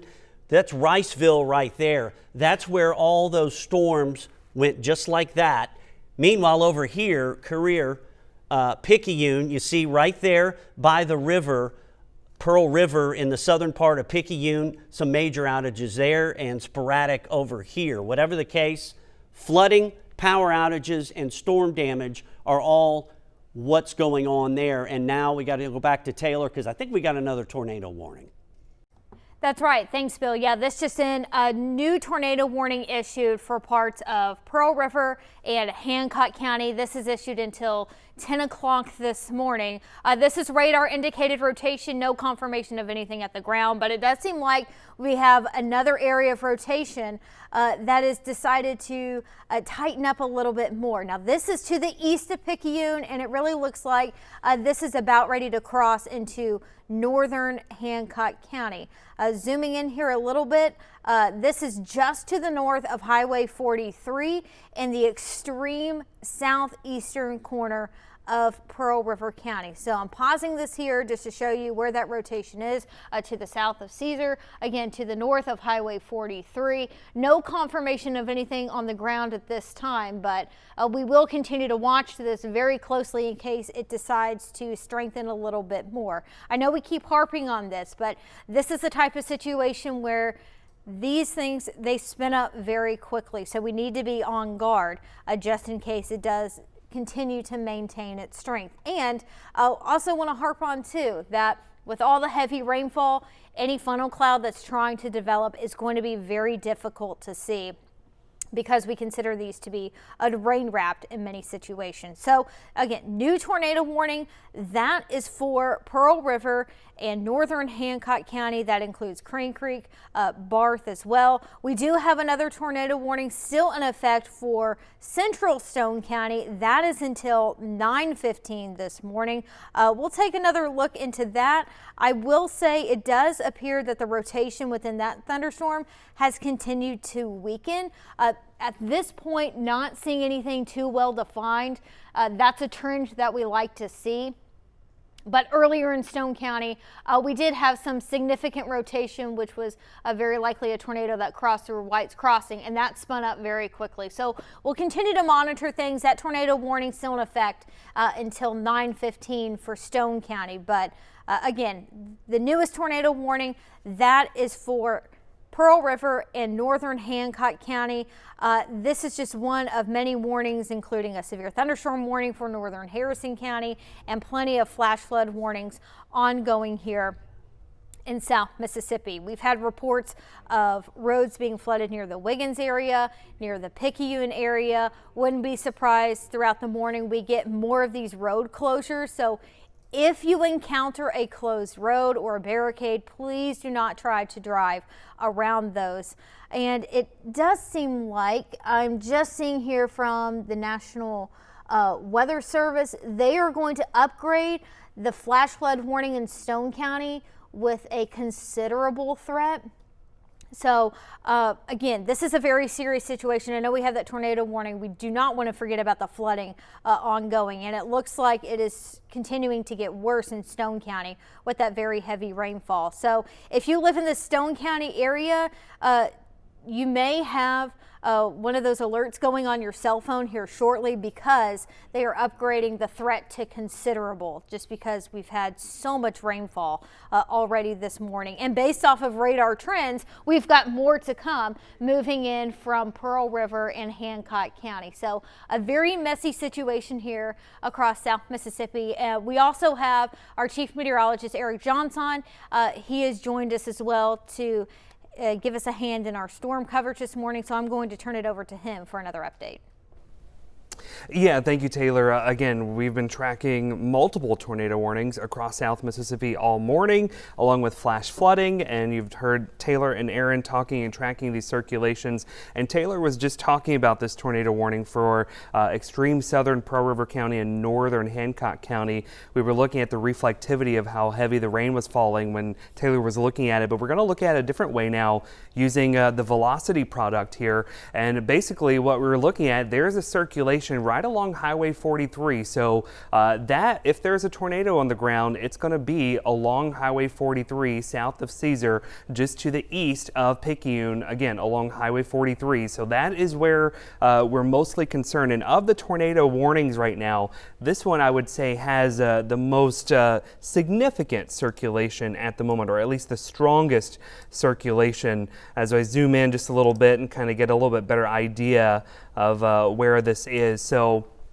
if you notice, here's I-59 in Pearl River County, further off towards the east, just south of Caesar and just north of Highway 43. That would be where the circulation is, right there. Now it's moving towards the east at about 20 miles per hour, and eventually it will be making its way towards Highway 603. So areas like Crane Creek need to be watching the circulation very closely as it continues to move off towards that area. What I'm going to do is just kind of clear things up a little bit, because there's a lot going on in this map, but just kind of clear out the area just to show you who is under the gun right now for the potential of a tornado. So again, just south of Caesar and over into Crane Creek, those are the locations in this tornado warning that need to be on guard for that circulation. And again, it's a pretty prominent circulation showing up on the velocity map there. We don't want to forget about our friends over into Stone County. Let's slide over to that tornado warning. Again, that tornado warning still includes McHenry, Perkinston, and Wiggins, basically from the county line of Harrison County all the way up into Highway 26. So those are the locations that currently have the tornado warning. Let me zoom out just so you get a better idea of what's happening here. So tracking two tornado warnings. The one for extreme southern Pearl River County, northern Hancock County, and we're watching this one in Stone County, which does include the southeast side of Wiggins. So let's kind of track that Wiggins or that Stone County tornado or circulation, and you can see it pretty clearly where that circulation is now. So let's zoom in on the map. And we switched radar sites, so you may have noticed the colors changed because we were using the Hammond radar. Now we're using the Mobile radar to kind of get an idea of what's going on here. But here we are, a little bit closer look here. Here's White's Crossing. And again, this area, just about 20 minutes ago, we had most likely a tornado touch down in this area about 20 minutes ago. But that circulation now is just south of White's Crossing. I just heard something in my ear about the storm tracker. Okay, so the storm tracker is en route to White's Crossing to perhaps see if we have any reports of damage in that area. We did earlier when Aaron and Taylor were tracking this, we did see on the debris tracker that there were indications of debris getting lofted into the air with that tornado warning earlier. That has since moved on out of Stone County, but this new tornado warning is for this circulation that's just got a new update. You saw that update right there. That is now crossing Highway 26. So the circulation, while it is not nearly as prominent as the other one, still need to take this seriously. We've seen these tornadoes spin up very quickly this morning. So along Highway 26, White's Crossing, Big 4 Road, Big Level, those are the locations that need to be taking your tornado precautions at the moment with this tornado warning currently for Stone County. I do want to zoom out again. We do know that when I show the polygon again, even though the tornado warning does extend south of Perkinston and towards McHenry, when you look at the velocity or the wind, how the wind is going inside the storm, I would argue that now that circulation is here, and this region now no longer under the threat for that circulation now. So now that circulation is more so over into the northeastern corner of Stone County at the moment. Let's just take a look at the bigger picture again. I just want to, so we've kind of looked at the wind product a lot, but I do just want to look at how this rain is looking. So again, what we were just looking at is how the wind is moving inside the storm. This tells us how much rain is falling in the storm, and obviously when you see all the reds and oranges, we are getting boatloads of rain across South Mississippi. And notice I see 3 prominent clusters of lightning. This little cluster of lightning, that was that big tornado warning earlier. That has now moving up towards Leakesville now. We have this storm coming out of northern Harrison County moving towards Saucher and Lizana. That is lifting up towards Perkinston and Wiggins. And we have this other area just to the east of Picayune. And what I'm noticing is we're starting to see new thunderstorms redeveloping southwest of Picayune. I don't like that. We've already gotten about a foot of rain now in northern Hancock County, and more storms developing there is not what we want to see. But what we do see are these storms continuing, and they are strengthening across the area. Let's just take another look at our tornado warnings, and it looks like Taylor might have a new update. Let's slide over to the weather desk. Yes, going back to flooding, this is a big update. We now have a flash flood emergency ongoing in southern Pearl River County, including the Picayune area. So a flash flood emergency. The tags on that warning don't really get any worse than that. So this is for Picayune. Of course, we had a ton of rain earlier this week on Tuesday specifically. Of course, a lot of the heavy rainfall that we're getting today is already adding insult to injury. So let's take a look. I'm going to show you the rainfall amounts that we've had. This is since Monday, just to give you an idea. And of course, a lot of South Mississippi, we have seen quite a bit of rainfall, to say the least, over the past several days. But this is since Monday in Picayune. Radar estimates showing upwards of 15 to 20 inches. And so even this morning, we've already had 6, 7, 8 more inches of rain in southern Pearl River County, specifically near the Picayune area. That also includes Highway 11, the southern part of that, I-59. So we've had literally over a foot of rain in southern Pearl River County since Monday. So with this ongoing rainfall, that is causing a very dangerous situation in southern Pearl River County. We've had reports of some road closures. Keep in mind too that creeks, bayous, they are going to be rising very, very quickly. The water really doesn't have anywhere to go. It's got to go somewhere, but I'm sure a lot of these creeks and bayous are overflowing out of their banks just because of all of the rainfall that we've had today. So they actually say, I'm reading here in the warning messaging that at Caesar, the East Bully Creek may be reaching record levels. So if you live near the East Hobolochito, keep in mind we could be seeing record flooding due to all of this rainfall. So a very dangerous situation ongoing in southern Pearl River County. Again, flash flood emergency for Picayune, Nicholson in Pearl River County. So again, very dangerous situation. It really does not get much worse than that in terms of flash flood warnings issued by the National Weather Service. So I know we've got the severe thunderstorm warnings in Harrison County in addition to some of those tornado warnings, but I did want to take a moment to update you on that flooding situation ongoing in southern Pearl River County. And if you can see there, it's that area highlighted in pink. That's where we have that flash flood emergency. So if you live in southern Pearl River County, now is not the time to try to drive through any of those roads. I'm sure flooding is ongoing pretty significantly, it seems like. So please do not get out if you don't have to, because it is just a complete mess over there. And again, we are seeing the creeks, rivers rising very, very quickly. That is adding more danger to the situation. So at this time, I'm looking here with the National Weather Service. They are not including Hancock County at this time with that flash flood emergency. We'll keep tabs on things to see how much more rainfall we're going to be getting over the next few hours. Also noticing too, this is in relation to that thunderstorm in Harrison County. We've also got reports of some tree damage on Cemetery Road. That thunderstorm that's been moving through Harrison County, the northern part, has produced some strong winds and also a ton of lightning. We've been talking about that this morning with some power outages thanks to a lot of lightning within these thunderstorms as well. I'm also going to check in here with the National Weather Service in Mobile. They are continuing the tornado warning for Stone County at this time. That is set to expire at 9:15. Just so we know, that tornado warning no longer includes Perkinson or Wiggins. However, it does include White's Crossing again. I'm going to quickly see where this area of rotation is in terms of that tornado warned storm in Stone County.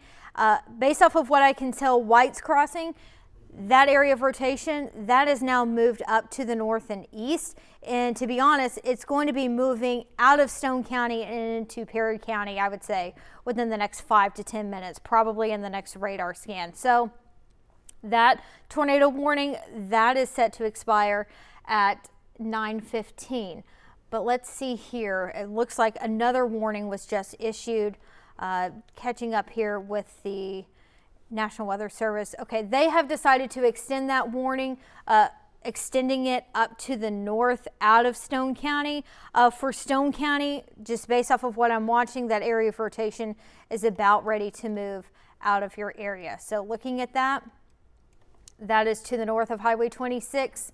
Again, that area of rotation, and I'm going to pause that and highlight it because it's a little bit on the broad side, I would say.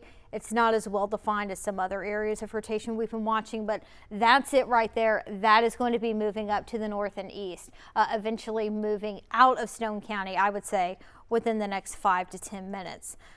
We've also been watching that tornado warning in northern Hancock County. This area of rotation, I would say, a little bit more defined. We can see the reds and the greens coming together. This is in extreme northern Hancock County. This is to the west of Highway 603. It's also to the west of Crane Creek right now. I'll put a loop on this over the past 15 minutes.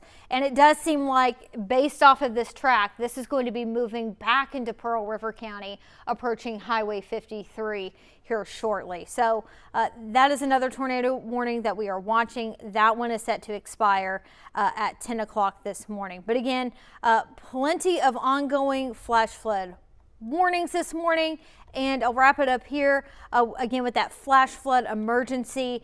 That is in southern Pearl River County. That includes the Picayune area. Very dangerous situation with tons of rainfall falling, not only this morning, but also previously this week. So please stay safe with all these flooded roads across southern Pearl River County.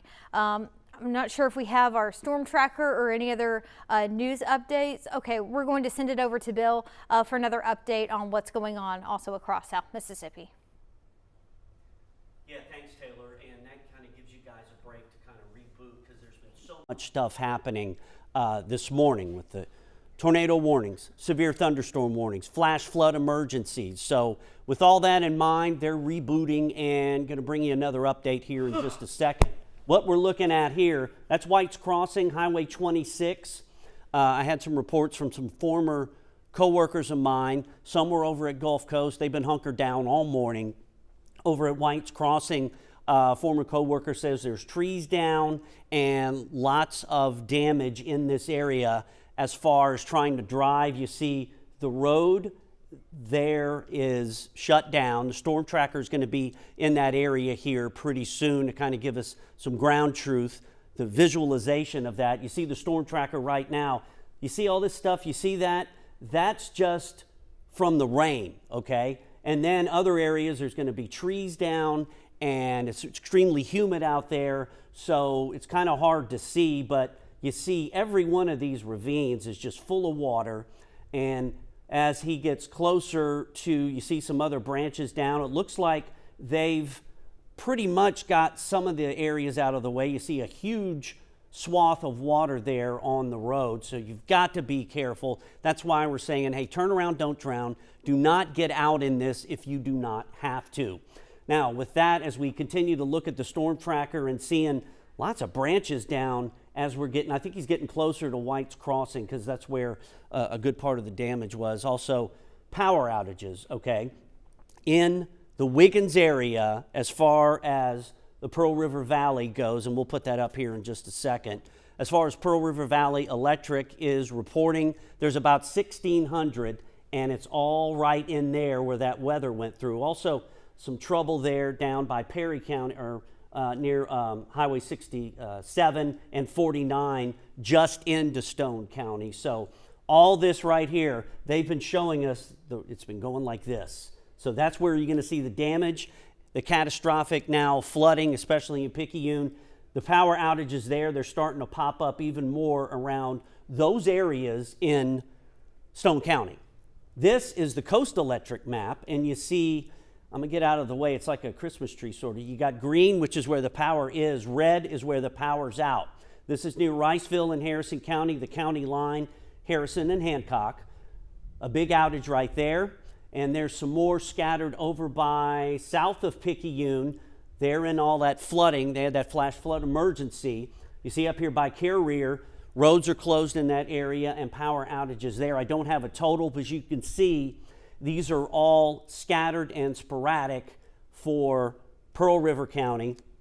Hancock County, we haven't seen too many as of right now, but there's still a couple of, I'm sorry, this is Hancock and that's Pearl River.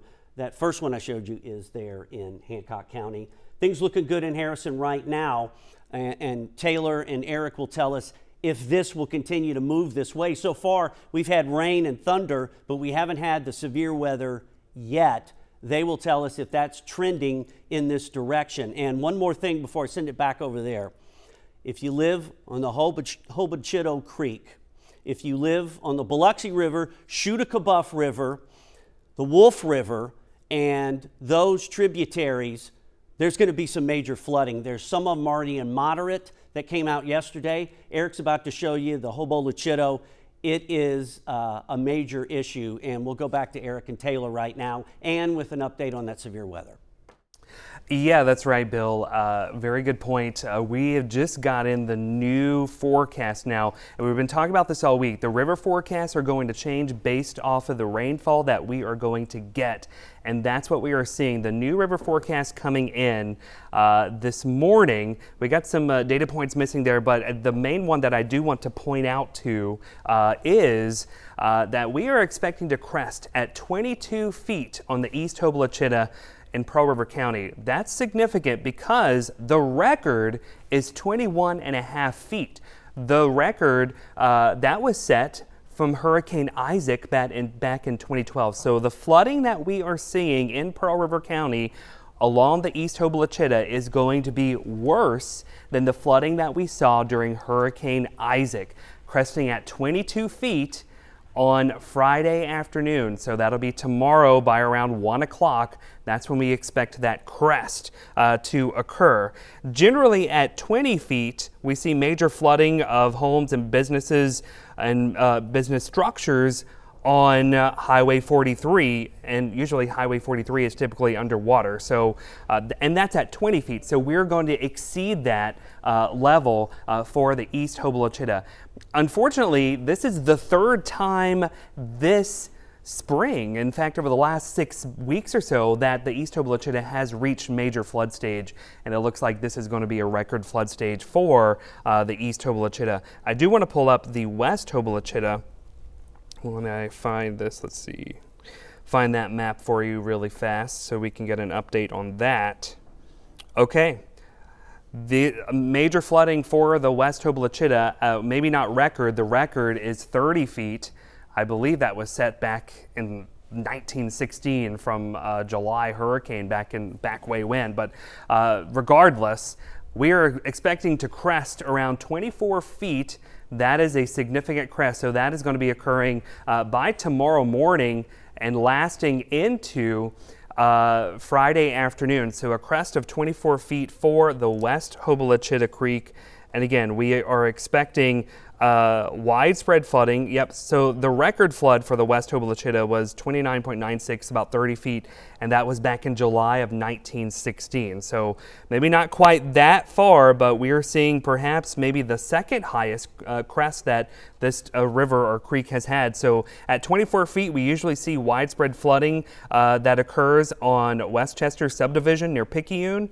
Many homes, many businesses usually flood. And usually when we get up to about 24 feet, evacuations will be necessary along the West Hobalachita near McNeil. So definitely heed those warnings. This is coming up fast. The current level right now is 18.83 feet. We are going to be cresting pretty soon, so there could be some evacuations. Of course, we'll have to get that confirmed with Pearl River Emergency Management, but I wouldn't be surprised to start hearing about some evacuations along the West Hobalachita, because usually around 24 feet is when that happens. And of course, sections of Highway 43 are typically impacted and usually flooded in those situations. So again, we've been talking about watching the rivers. Watch the rivers and creeks and streams. They are going to start rising, and unfortunately that is what we are seeing at the moment in our area. I'm going to pull up our other rivers just to kind of give you an idea of what's happening here. Give you a map to show you spatially. Okay, so we've got river flood warnings. Pascagoula River, that's going to stay in flood for a while. That's one of our bigger rivers. If you live along those rivers, make sure you're taking precautions. The more imminent concern is going to be our smaller rivers, because they rise rapidly and they cause significant flooding. The Chutacabuff River is now under a river flood warning. The Biloxi River near Lyman is also a river flood warning, and the Wolf River under a river flood warning. And of course, the east and west over in Pearl River County. Now the Jordan River. The Jordan River is now under a river flood warning. If you remember back on Memorial Day, we had all the heavy rain in northern Hancock County. It's all got to go somewhere.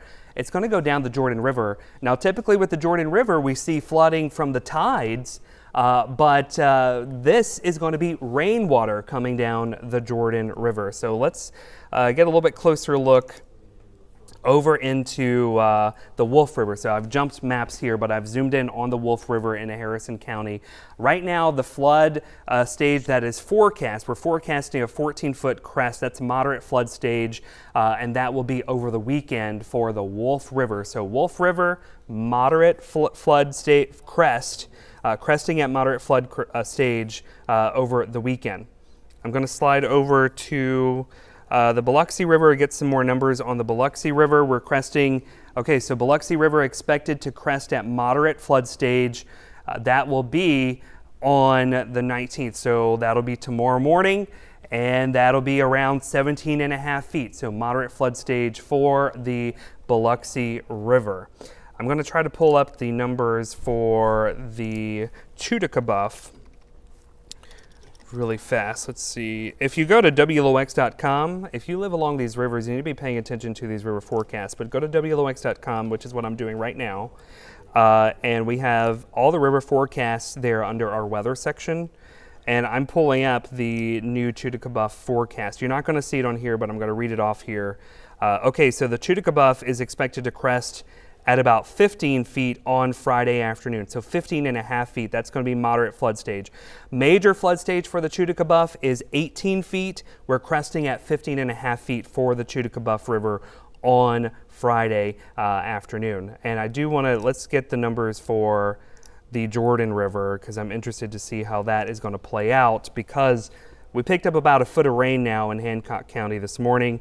Okay, so earlier this year in May, right around Memorial Day, we crested on the Jordan River around 8 feet. That caused a lot of flooding right there along the Jordan River steamer. Many areas are familiar with that spot.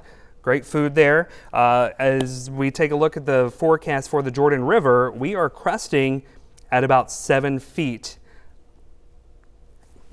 Okay, I'm getting a update in my ear. Let me finish up this moment, and we're going to toss over to the anchor desk.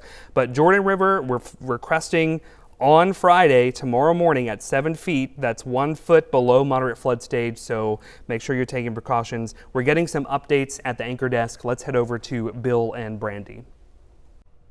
Yeah, thanks so much, Eric. And with all this going on, we're going to go to Stone County Sheriff Todd Stewart. He's been assessing the situation there, not only with flooding. Looks like we may have had some tornado touchdowns, at the least wind damage and power outages. First of all, Sheriff, thanks for joining us. What's the message right now? The message is, everybody, if it's not an emergency, we need you to shelter in place and stay at your home. Of course, if you need emergency services, please call 911. We'll get to you as soon as we can. We have multiple trees down across roadways, especially in the rural areas. King B Road, 10 Mile Church Road, Flint Creek Road, Old 26. We have multiple areas that are flooded, that are impassable. Highway 49 at this moment does appear to be open. I haven't gone over there lately to check it out because I'm stuck with some down power lines and trees. At this time, we are asking everybody to stay at home and do not come out of the house, to give emergency response crews time to get the roadways clear and rescue those that need to be rescued. We are having some severe flooding where people are now asking us to come and evacuate them. So we just need everybody else to stay off the roadway, let us do our jobs. And Sheriff, when you see conditions like this, many of the roads being nearly impassable, many of the roads being shut down, what is the manpower like for you guys to actually get out there to do your job to make sure everyone is kind of staying off the roadways and staying safe? Everybody that can work is working. I've even called my SROs in. So I have called in my extra manpower. I know PD has. Of course, I can't speak for them, but I'm listening to the radio, and we've got everybody about doing what they can to keep the county safe. EMA's out in force. Of course, they've got their storm trackers keeping us updated on their radio channel. So it is one team effort up here, but we're asking everybody, if you don't need to be out in this weather, do not come out. We got more coming, and flooding is still, the waters are still rising. Yeah, and one more thing before we let you go, Sheriff. This is basically all over the county now. It looked like it was just in Wiggins and White's Crossing, but there's all kinds of areas where there's at least flooding, wind damage, and also power outages, correct? That is correct. That is correct. The entire county is affected. Got it. Okay.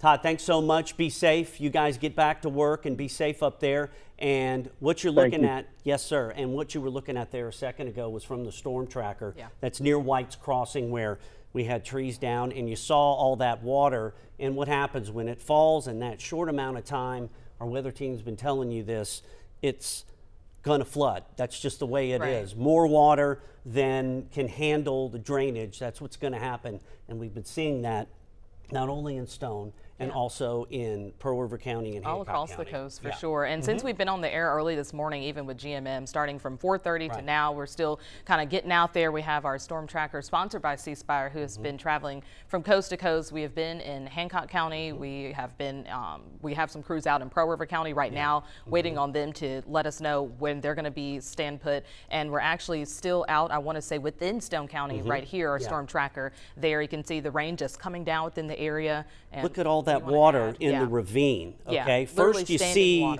the standing water on the road there. You see that's a lot because the storm tracker's a pretty big car, sponsored by C Spire. But you see all that water in those ravines, and that's just about everywhere in Stone County, definitely Pearl River County around Picayune, and Hancock County. And even north of Harrison County, I would say the northwestern part, they've had issues as well. So once this starts to drain, if it ever will, then you got to start worrying about the rivers like Eric was talking about. One quick thing, Pearl River Valley at last report about 1,600 outages. Most of those were right around Wiggins and Stone County, but there's sporadic ones. I saw some in George County as well, and Coast Electric right around 600 at last report.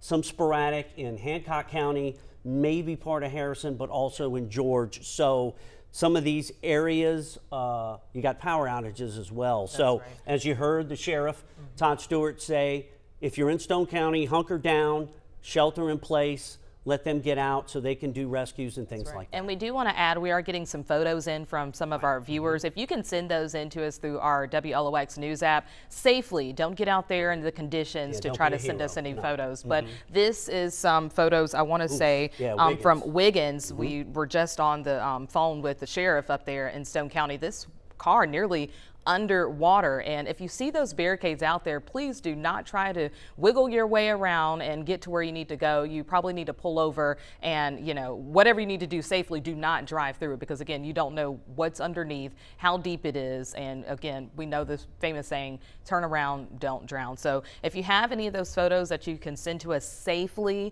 do not get out in the conditions to, you know, get us the latest exclusive. No, we want you to do it safely if you can through our WLOX news app. But as for now, I believe that's it that we have in terms of news. And that's information is flowing in. It's a fluid situation, obviously, with all the rain, the severe weather warnings, and now we're starting to transition into the flood warnings. Although I'm thinking, Taylor and Eric, we're not out of the woods on the severe weather as far as severe thunderstorm and tornado warnings as of yet. Hopefully that's starting to die down. That's right, Bill. So obviously flooding is going to be one of our biggest concerns today, but we still have a couple of tornado warnings in the area. Just an update, Stone County, you are no longer under that tornado warning. Now it does clip the northeastern section, or excuse me, northwestern section of George County. Now taking a little bit of a closer look at that rotation, thankfully it is very broad, but regardless of that, still seeing some decent gusts of wind, it looks like, where we have that brighter green color, and that is approaching Highway 57 right now in northwestern George County. We'll continue to monitor that. Thankfully at this time the rotation looking fairly broad, but still could see some strong wind gusts. We also continue to have a tornado warning that is in the southeastern corner of Pearl River County near the Barth area. We'll take a little bit of a closer look at that. Based off of what I see, the rotation has weakened a little bit. That is some good news, but the nature of these tropical rain bands, we can get these to spin up very quickly. So I believe we are going to be taking our storm tracker here briefly. There we go. This is a view along Highway 26 in Stone County. So obviously roads are flooding, and notice too that the water is rushing across the road. That's an added layer of danger as well. Not only is it dangerous to drive, but to even try to walk through some of the flood water. That could even sweep you off your feet at times. It doesn't take much water to cause some issues. So that is a look up near Highway 26 in Stone County. Also noticing quite a few tree limbs down, big tree branches down. Earlier this morning we did have what looked like a pretty significant tornado pass through parts of the White's Crossing area, crossing Highway 26. So I'm curious if that some of that damage is caused from that. And again, looking at the water rushing across the road, a very dangerous situation. As we always say, turn around, don't drown.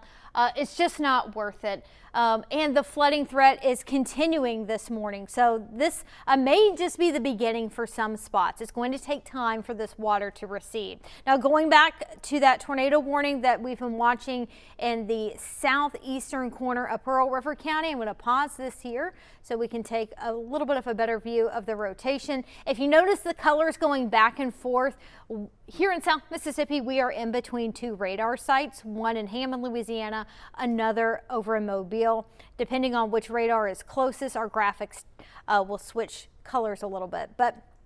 So again, this is in southern Pearl River County where we have a little bit of that area of rotation. We do not have anything confirmed at this time. Just based off what I can tell on the latest scans of radar, it does look like that rotation has weakened a little bit. That's the trend we like to see, but we're going to keep a tab on that over the next several minutes. That tornado warning set to expire at 10 o'clock this morning. obviously of more concern is the flooding, but I do want to mention too, we actually remain under a tornado watch until 5 o'clock this afternoon. There is the potential that we could see more showers and thunderstorms develop by the afternoon, and there is also going to be a component of severe weather possibly within those showers and thunderstorms. Going back to some of the flooding though, some of the rainfall amounts that we've already had this morning, very impressive. I believe somebody in the Weather Service may have reported already 9 to 10 inches of rain from a rain gauge near the Kill area. So obviously that is going to be causing some flooding. Of course, we've already had we've also had obviously a lot of rain this past Tuesday near the Picayune area, and we continue to see plenty of rainfall falling right now in that area, and that's why we have that flash flood emergency. We're getting reports of roads getting closed in that. You can see there. Unfortunately, the threat level is catastrophic, does not get much worse than that, according to the National Weather Service. So flooding still an ongoing issue, and I am concerned because it looks like we are continuing to see more showers and thunderstorms developing over the Slidell area. That is generally slowly moving up into South Mississippi. So these thunderstorms, they continue to train over themselves, and not only is it causing some flash flooding, but like Eric has been talking about this morning, it's also causing some issues with our area rivers. And for another update with our Chief Meteorologist Eric Johnson, I'm going to turn it over to him. Yeah, warnings. Just a little update. So we're doing better in the tornado warning department. We don't have as many as we did earlier, but we're still watching that one that Taylor was just talking about in Pearl River County. We also have this one over in extreme northwestern George County, and that stems from that. Oh, some good news. You saw that just pop up, the update right there. That tornado warning for Pearl River County has now been canceled. So that's some good news. So we are going to jump in to that circulation that is now over into extreme northwestern George County as we zoom in on the map using our wind speed and direction product here.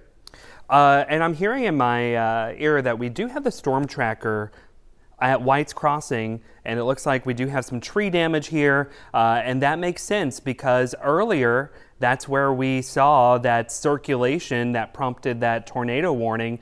Yeah, it looks like we have lots of downed trees, big limbs down. This is near White Crossings. Okay, we're starting to see more significant tree damage here that is in Stone County. So I believe that would be Highway 26 there, just near White's Crossing there. So it makes sense where we saw that circulation crossing the highway there. We're seeing damage, so likely a tornado tracked through there, and hopefully we don't get any reports of injuries or any more significant damage. It's unfortunate to see trees down, and hopefully we don't have any other reports. I am getting reports that we do have our reporters out in Picayune. We're going to run to him really quickly, but I just want to give everyone a quick update, radar update, before we head over to the anchor desk, and they're going to toss over to Will in Picayune. But again, that tornado warning for extreme northwestern George County continues for the next couple of minutes. I will say the circulation is not that impressive, but take your tornado warning seriously. If you live near Avent along Highway 57, that's the place that we need to watch out for. I do just want to show the radar really quickly to kind of give you an overview of what we are seeing, and Taylor had just pointed this out. We're seeing storms redeveloping over the same area. So this is that rain band that we were worried would develop somewhere. Unfortunately, it's developing here in South Mississippi. So storms are training, and you can see what we're talking about here. They're going over the same areas. Imagine this is the railroad tracks, and these are the carts on a train. That one round of storms there, another one coming up towards Wiggins, another one coming out of Picayune. They're just training along the same areas, causing serious flooding. We're getting serious reports of flooding in Picayune, and I believe we're going to head over out into the field. Are we going to go to Will, or do we need to go to the anchor desk? All right, let's head over to the anchor desk with Bill and Brandy. All right, Eric, thanks so much for that. So we've been telling you about the conditions in Pearl River County. Lots of activity along US 11 right before you get to MS 43. Many of those roads impassable, shut down due to the flooding, rising waters. I'm sure barricades and things are going to be placed out. So, of course, if you see those conditions, do not drive through them. Thankfully, we actually have crew out there now. Yeah, and Will Polston and Michael Rogers, they were in Hancock County over in Waveland and headed up this way where that flooding is ongoing and where Eric was talking about the training effect of those storms has been going through a flash flood emergency. That's the highest form of an emergency as far as flash flooding goes. Will, take it away. What do you have?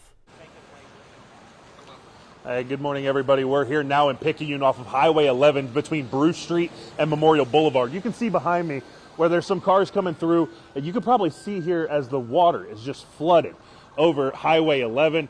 And we actually just saw a car just beforehand had to actually slowly pull over into this parking lot just off to the side where they had a lower riding vehicle and actually took on some water where they had to pull off and actually take a break. Now, as we were coming in, we came in off Memorial Boulevard as well, and we saw quite a bit of water pooling over by the red light. If you follow us over here, we've also got significant flooding on this side. And this is where we talked with some city leaders in Picayune where they say that right now the roads are so saturated from Tuesday's rain and today that they want everybody to stay off the roads unless it is an absolute emergency. Of course, obviously then you have a little bit of leeway, but if you can stay off the roads, they ask you to do it. And if you have to go to the roads, please do so with extreme care. There's still plenty of water that could wash away a vehicle, could stall out your vehicle. And many of the roads, they say, citywide are becoming impassable in some way. Now, this is conditions that have changed almost within the hour. We got that update around 8:35, and we made our way out here. We just got into town, and we've seen quite a bit of flooding here just off of Highway 11 ourselves. This is the first spot we pulled off at almost as soon as we got into town. We haven't even made it too deep into Picayune yet, and already seeing some flooding and people impacted from it as well. So if you're going to be in the area, of course, go take extreme care, but if you can, avoid those roadways because, well, like I said, we saw that car pull off. That could be you next, and we don't want that to happen, of course. And so we want everybody to be safe. Safety is the number one concern, and with the way the flood water is accumulating here, it is piling up fast. So we're going to continue to go on here throughout Picayune, see what else we can find throughout the city while we're in the area. But live from Picayune, Will Polston, WLOX News Now. Yeah, thanks for that, Will. And we also have our storm tracker that's in Stone County, and it's been showing you the widespread flooding there, tree damage from a possible tornado, and I think we have that here. There, you see one of the trees down, probably on Highway 26 in that area of White's Crossing. That's just kind of east of Wiggins. It's in the eastern part of Wiggins. Stone County, Highway 26, you go from Wiggins over to Loosedale, and White's Crossing, a lot of folks live out there, and you see that tree down there. So we've seen several areas of damage as far as tree damage, and you've seen the water. So it's been a mess up there in Stone County. Sheriff Todd Stewart telling everybody to shelter in place until they can get out, assess the damage. They've done some rescues already since we last talked to Sheriff Stewart up there, and that car was able to get around, but that's an exception to the norm in a lot of these places. You've got to be careful. There might be some power lines down. Absolutely. Don't want to really try to weave your way around conditions. Maybe, I mean, this is probably okay, but of course, when you have like those rising waters probably standing along the side of the roadways, you just want to be extra careful. But typically when you run into something like that, you probably want to try to turn around, find an alternate route. Like the sheriff was saying when we spoke to him earlier, he just really wants people to stay off the roadways. If you don't have to be out, try to stay home, just hunker down, and of course continue to watch us and get our alerts both on our website, on our news app, on our weather app, like all the things. So just be careful out on the roadways wherever you are. Many of those roads impassable, they're shut down, so we're continuing to track those. If we're going to give you just another update, there was more activity along Highway 26 here, so not exactly sure where we are on Highway 26, how far north or south we are, but where he is, I think, Brandy, because it was more water in another area along 26. I think it's everything in that area because 26 runs, as I said, from Wiggins to Loosedale. It's in the eastern part where White's Crossing It's kind of in the area of Highway 15. You know, Highway 15 starts up here, it goes through there. That's in the area of White's Crossing. Now, I'm not sure if this log truck can get around here. We'll see what he does, because that's a tight spot for sure.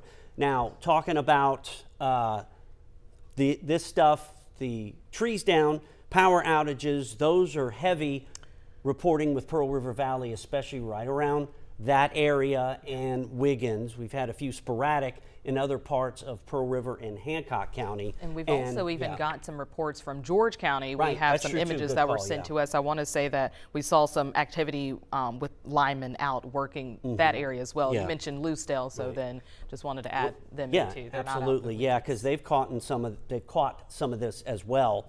Here's what you've got to understand is the power crews, they're the best in the business with our co-ops, Mississippi Power, but they can't not get out there if it's thundering, lightning, and there's enough water to wash them off the road. They do these things safely and efficiently, but they have to have the right conditions to start restoring power. A lot of these setups are called self-correcting lines and substations, and also transformers and reclosers.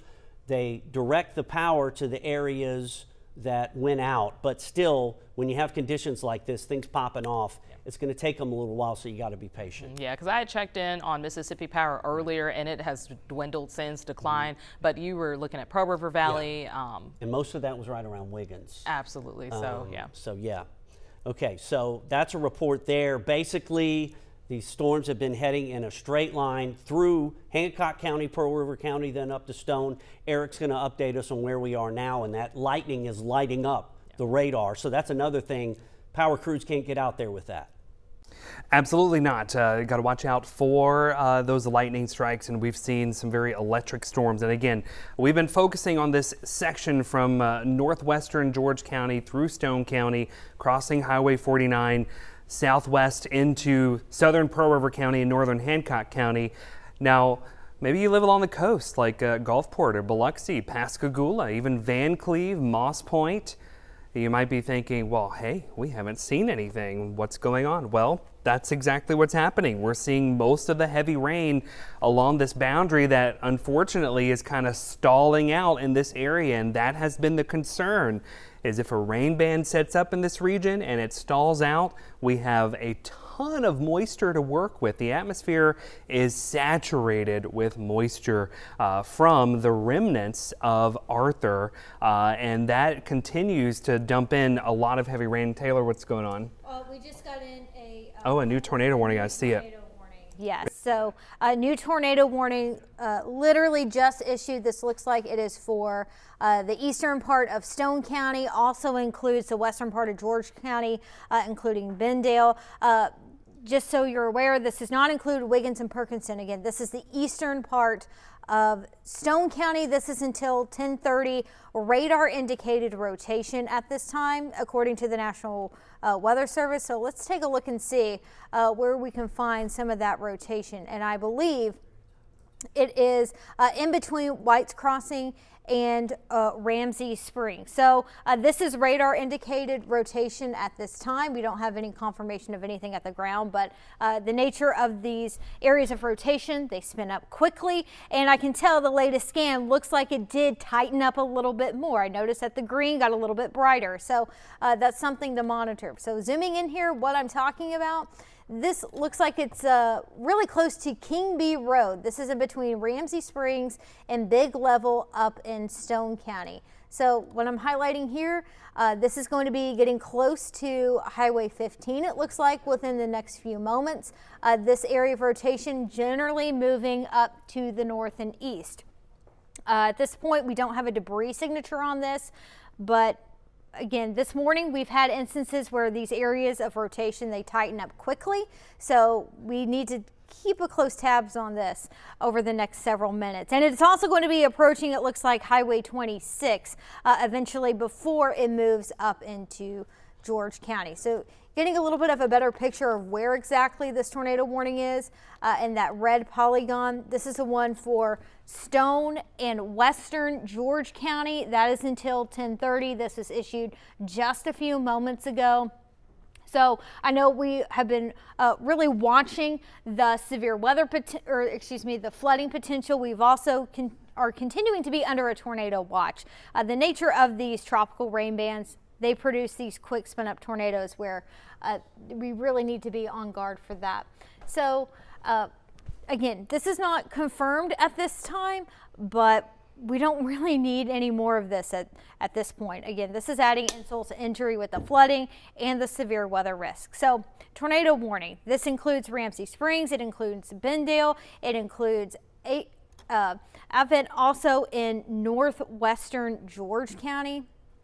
And again, just looking at that rotation, what we're really keeping an eye on is this area that's tightened up a little bit more now to the north of King B Road in parts of Stone County, really getting close to Highway 15. I would say it's crossing this. Now I know this is a rural area, but if you live near Highway 15 and Highway 26, in between the two, go ahead, get into an interior room in case this area of rotation continues to strengthen a little bit more.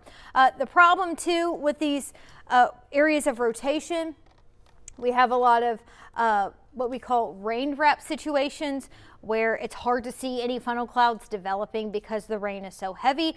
Hopefully, here we go, we're getting in a scan of the radar, cut out a little bit unfortunately, but this is a wider view. So again, this is for eastern Stone County, right along Highway 15. This is in between White's Crossing, Ramsey Springs. It's a rural area, but if you live to the south of Highway 26 and to the east of Highway 15, this is where we're watching possibly a tornado trying to form, where we've got a little bit of that rotation. So just a wider view showing everything that's going on. There is a lot to talk about.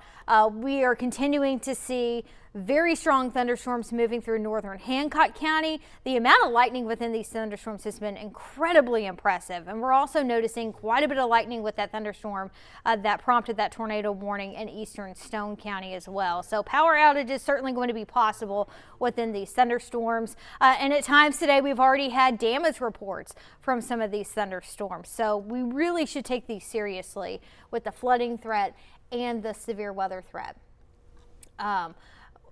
And let's see, we have the storm tracker. Let's see if we can get a location. Is this up in Stone County? Kirby Creek. Okay, so this is our storm tracker at Kirby Creek, and we can see quite a bit of flooding as well. So Wiggins, we've had reports of people needing help being rescued, believe it or not. So very serious situation. We've had reports of several roads that have been impassable due to flooding. And unfortunately, looking at radar, some of these showers and thunderstorms are continuing to backbuild on themselves. So flooding, a big concern. Creeks like this, Kirby Creek, rising very quickly. The water is overflowing its banks. It really doesn't have anywhere to go at this point. It's got to go somewhere, so it's overflowing its banks. River flooding is going to be a big issue over the next few days. And so flooding is going to be a concern even once we get past the severe weather threat later this morning and into the afternoon. And we still had that flash flood emergency, by the way, ongoing in southern Pearl River County. Don't want to forget that, in addition to some of those tornado warnings. Quickly looking in here with the National Weather Service, no reports yet of anything on the ground with that tornado warned storm up into Stone County. For another look at that area of rotation, we're turning it over to Chief Meteorologist Eric Johnson.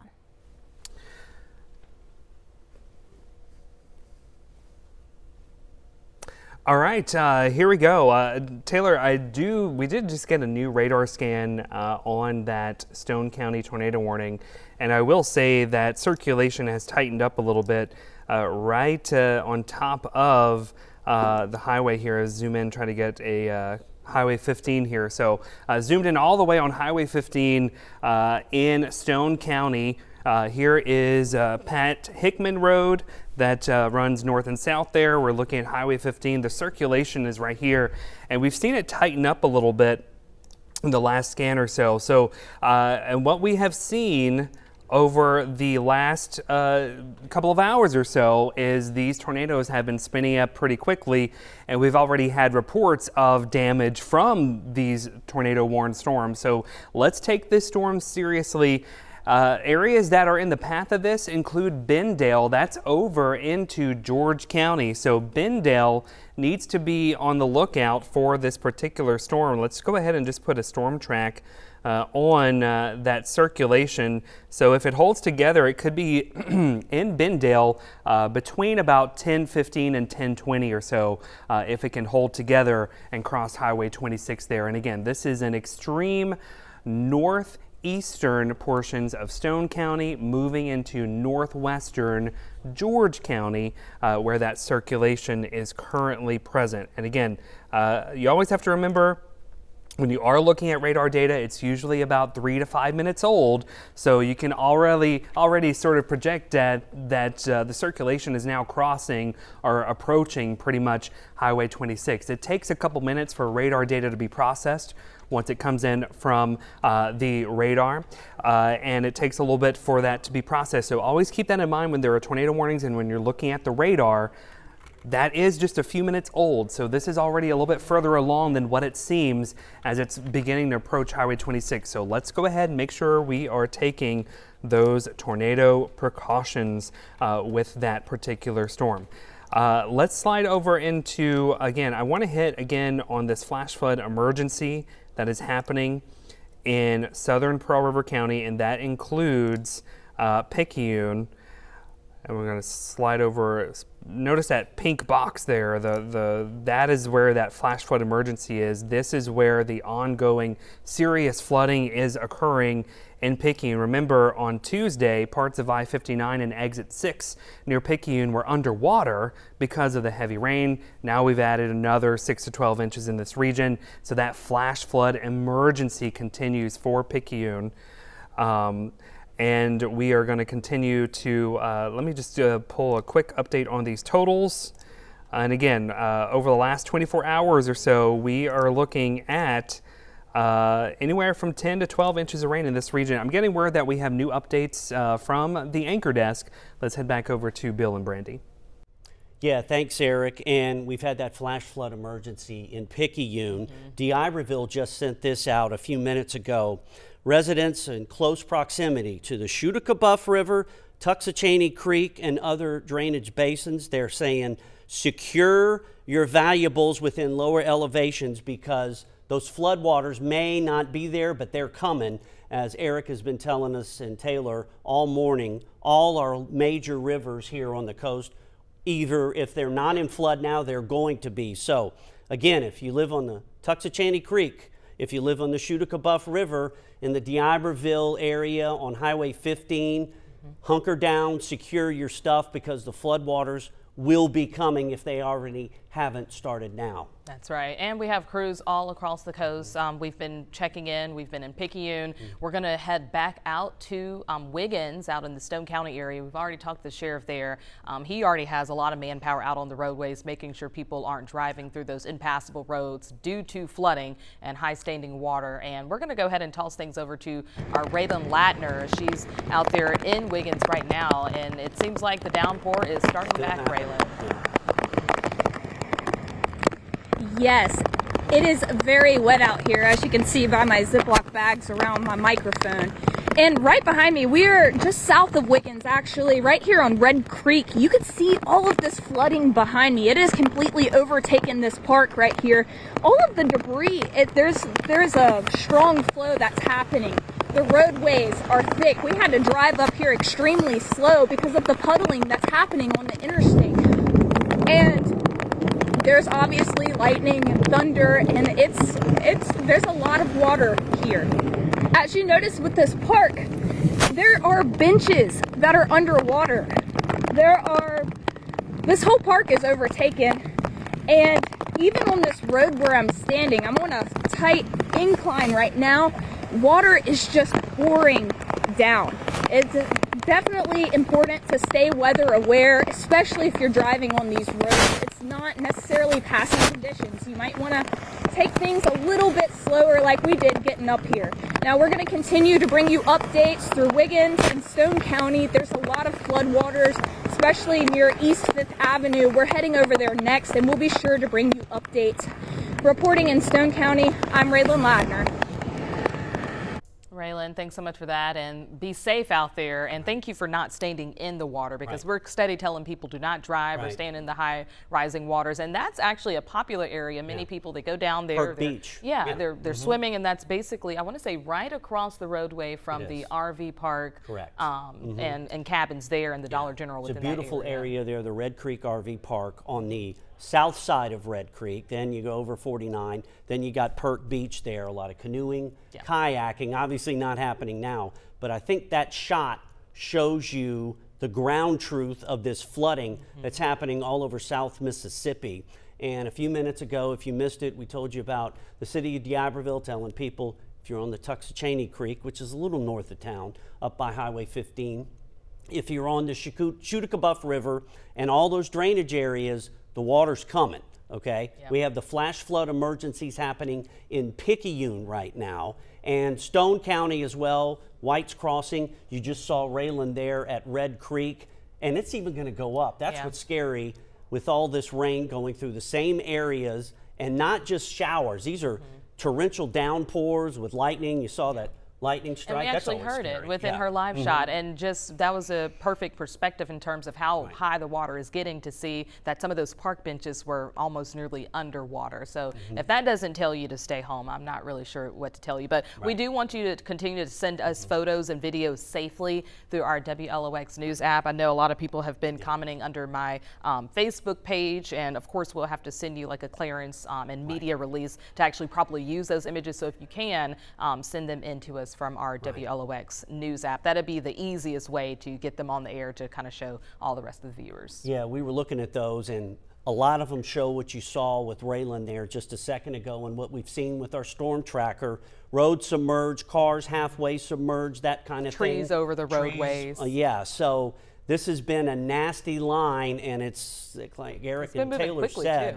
Yeah, it's going over the same spots, dumping torrential rain that are already saturated. That's what you got to think about. That's why we've been under this 4 out of 4 on the flash flooding, a high risk, and it seems to be happening now. I believe we're going to go back over to the weather desk. Eric and Taylor have been all over this, and they're kind of looking downstream to see what they've got and some of the other things they're seeing. All right, well, we continue to watch a big mess this morning across South Mississippi. Just a few updates. If there's any good news at all, it does look like Picayune right now getting a little bit of a break from some of the heaviest rainfall. That being said, flash flood emergency continues. Whenever we have flash flood warnings, the water may continue to rise even after the rain moves out of the way, especially in some bayous and creeks. So at least the heaviest rain starting to push out a little bit, but these showers and storms are moving slowly. That is adding to the flooding risk. Also, just a little bit of an update on that tornado warning up into Stone County. We are continuing to watch this area of rotation in the extreme northeastern corner of Stone County. It is to the north of Highway 26. Fairly broad area of rotation. At times it's trying to tighten up. It weakens a little bit, something we are going to be monitoring, and it does seem like this is going to be moving out of Stone County shortly, really getting close to the George County border as well. So taking a look just really quick at where that tornado warning is, it actually seems like now Stone County no longer included in that tornado warning. So Stone County, again, that tornado warning does no longer include you, but it still includes the northeast corner of George County. So we'll continue to monitor this. Nothing confirmed at this time of reaching the ground. This is still considered radar indicated rotation. I also believe that Eric over here has been following or trying to get in some viewer photos, checking in on that. So we're going to turn it over to him to get an update on that. Yeah, that's right, Taylor. We are starting to get in viewer photos across the area. of pictures and videos coming in on the WLOX First Alert Weather app of what you are seeing out in the field, and we are seeing in Saussure roads flooded this morning from these photos coming in. You can see water crossing the highway. Again, anytime that you see something like this, you definitely want to turn around, don't drown in these situations. A little bit closer look at this photo that has come in. Again, the water crossing over the highway this morning. Let me try to see if I can try to slide over to our next images here. So this is going to be on King B Road, and you can see the water is flowing over this low-lying area. So again, these spots, that's what you got to watch out for. These are the crossings that you don't want to go over with your vehicle, especially if you have a low vehicle out there. Here's another view. I want to slide over to this image right here. So we're starting to get some damage video coming in on Dido Road in Dido, Standard Dido Road in Dido. I'm going to play this and try to see if I can enlarge that, if you can see that.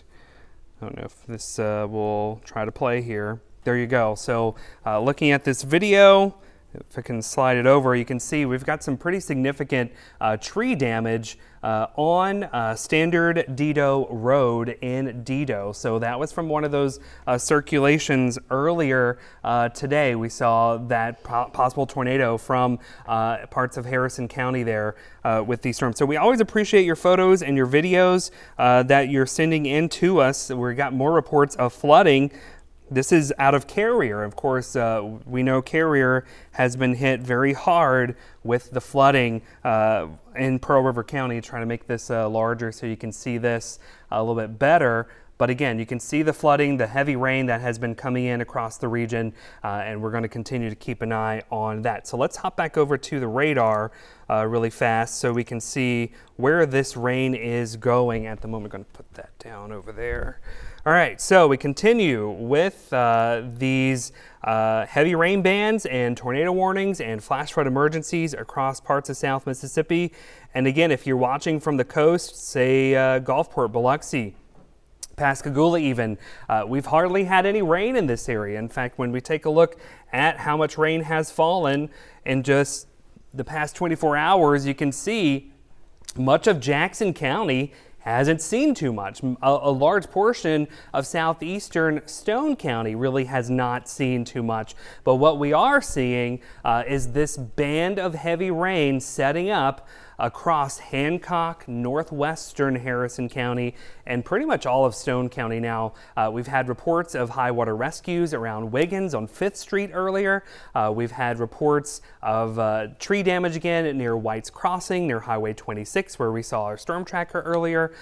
We've gotten serious reports of flooding around Picayune and all across northern and central Hancock County. And I just want to reiterate again, this area right here has picked up a tremendous amount of rain since Memorial Day weekend, and a lot of the rain that has fallen today has fallen into a similar area that we saw on Memorial Day. And we remember that the Jordan River crested around 8 feet because of that rain. So all this rain, it has to go somewhere. It's going to drain into the Jordan River. The Jordan River is a tidal river. We typically think of flooding whenever we get a storm surge or things like that because of wind, but this is going to be due to the heavy rain falling into the creeks there. Hickory Creek in Hancock County. That is one of our creeks that it doesn't have a gauge and it doesn't have a river forecast, but the Hickory Creek in Hancock County will most likely rise around flood stage, also around Bacon Bayou. That is one of those areas that flow into the Hickory Creek. So those areas, even though you may not get a river flood warning for your location, those flash flood warnings and those flash flood emergencies mean that those creeks and rivers and bayous that you maybe don't normally see flood will be flooding over the next 24 to 36 hours as all this rain continues to drain on down into this region. I want to just do a little plot here. And again, this is just this is all just today, and so there we go. Northern Hancock County, we've picked up almost a foot of rain just south of Highway 43. So we're going to be seeing the flooding along Highway 43, Highway 607 in Hancock County, over into northwestern Harrison County, over towards Lizana and Saucher, Dido. Of course, Dido is where we also had reports that I just showed you that video of the storm damage, the tree damage in those locations. That is also what we're looking at on top of all the flooding that is ongoing across South Mississippi. So let's put the radar back on and take a look at what we're looking at here. And again, these rain bands continue to just move over the same areas. So it looks like, you know, I wouldn't be surprised if the National Weather Service does not upgrade the flash flood warning for Stone County to a flash flood emergency, given the fact that we've already picked up almost a foot of rain, and this next round of extremely heavy rain is going to be crossing over Highway 49 from Saucher to Perkinston up into Wiggins, and unfortunately over towards White's Crossing there where we had that tornado damage. So it is just going to be a very long day across this region with lots of flooding. I do want to talk about the Red Creek. The Red Creek in Stone County, that is going to flood. If you are near the Red Creek in Stone County, you need to be paying attention. The Red Creek is also one of our creeks that it does not have an official river gauge and an official river forecast. So that's why you don't get those flood alerts for the Red Creek, because it doesn't have that. So Red Creek is going to flood. We also need to be watching the Black Creek as well for the potential of flooding. All the creeks and streams in Stone County and Harrison County, northern Harrison County, at least imminently, are going to be flooding across South Mississippi. Earlier we were talking about the rivers. I do just want to hit on the rivers once again, and I want to show you. Let me pull up this updated plot here that I have of our rivers. And we heard Bill talking just a while ago about the Chudacabuff River. That is now under a river flood warning. We were talking about that earlier, but I do just want to pull up that information once again for the Chudacabuff River and read that off to you, because I believe the Chudacabuff River will be cresting now at a moderate flood stage. And that is important. If you live along the Chudacabuff River, yep, so we are cresting at 15.5 feet on, looks like it's going to be tomorrow afternoon by around 1 o'clock. So the Chudacabuff River will be cresting at about 15.5 feet around 1 o'clock. So let's kind of zoom in on these rivers again. We were talking about the record flooding for the East and West Hobalachita. Currently the East Hobalachita is at 16.2 feet. We're cresting at 22.5 feet. That is going to be a record for the East Hobalachita. So we're talking about record flooding. That record was set back during Hurricane Isaac back in 2012. So we're seeing Hurricane Isaac-like flooding along the East and West Hobalachita. The West Hobalachita is cresting at about 24 feet. That will be occurring on tomorrow morning by around 7 a.m. tomorrow morning. The crest at 24 feet, that is major flood stage, not quite the record. The record was set back in 1916 thanks to a hurricane back in 1916. So we are looking at flooding that is rivaling some records that have been set and have been long-standing over into Pearl River County along the East and West Hobalachita. And usually when we see that 24 feet mark, there's usually some evacuations involved there for those types of river stages in those locations. All right, let's slide back over into, actually I wanted to briefly talk about the Wolf River and the Biloxi River really quickly. Let me pull up the information for the Biloxi River because we were just talking about that. Oh, there's a Silver Slipper Tower cam. Looks pretty ominous out there, but not as ominous as it could be. Let's go over, okay, Biloxi River near Lyman. We're cresting at 17.5 feet. That's moderate flood stage. That's going to happen going into tomorrow morning. So 7 a.m. tomorrow morning, cresting at 17.5 feet. That's moderate flood stage for the Biloxi River. We were talking about the Chutacabuff River, Jordan River cresting at 7 feet. And again, I mentioned on Memorial Day, we crested at about 8 feet on the Jordan River, and we saw significant flooding on the Jordan River near the Jordan River steamer. That neighborhood, Jordan, I believe it's Jordan River Shores, that flooded significantly. Lots of cars were caught off guard. The water rose really quickly. All that rain that fell in northern and central Hancock County, it's coming down into this region, so we need to be on guard for that. Again, our rain chances are going to stay elevated for the next several days or so across the region. Let's go ahead and take another look at the radar and just see where we are. We still have that tornado warning for extreme northwestern George County. Let's take another look at that. At the moment, there's no radar confirmation of a tornado, and when we look at the radar velocity, and again, Taylor was talking about this earlier, near Avent and just north of Bendale, here is Highway 57.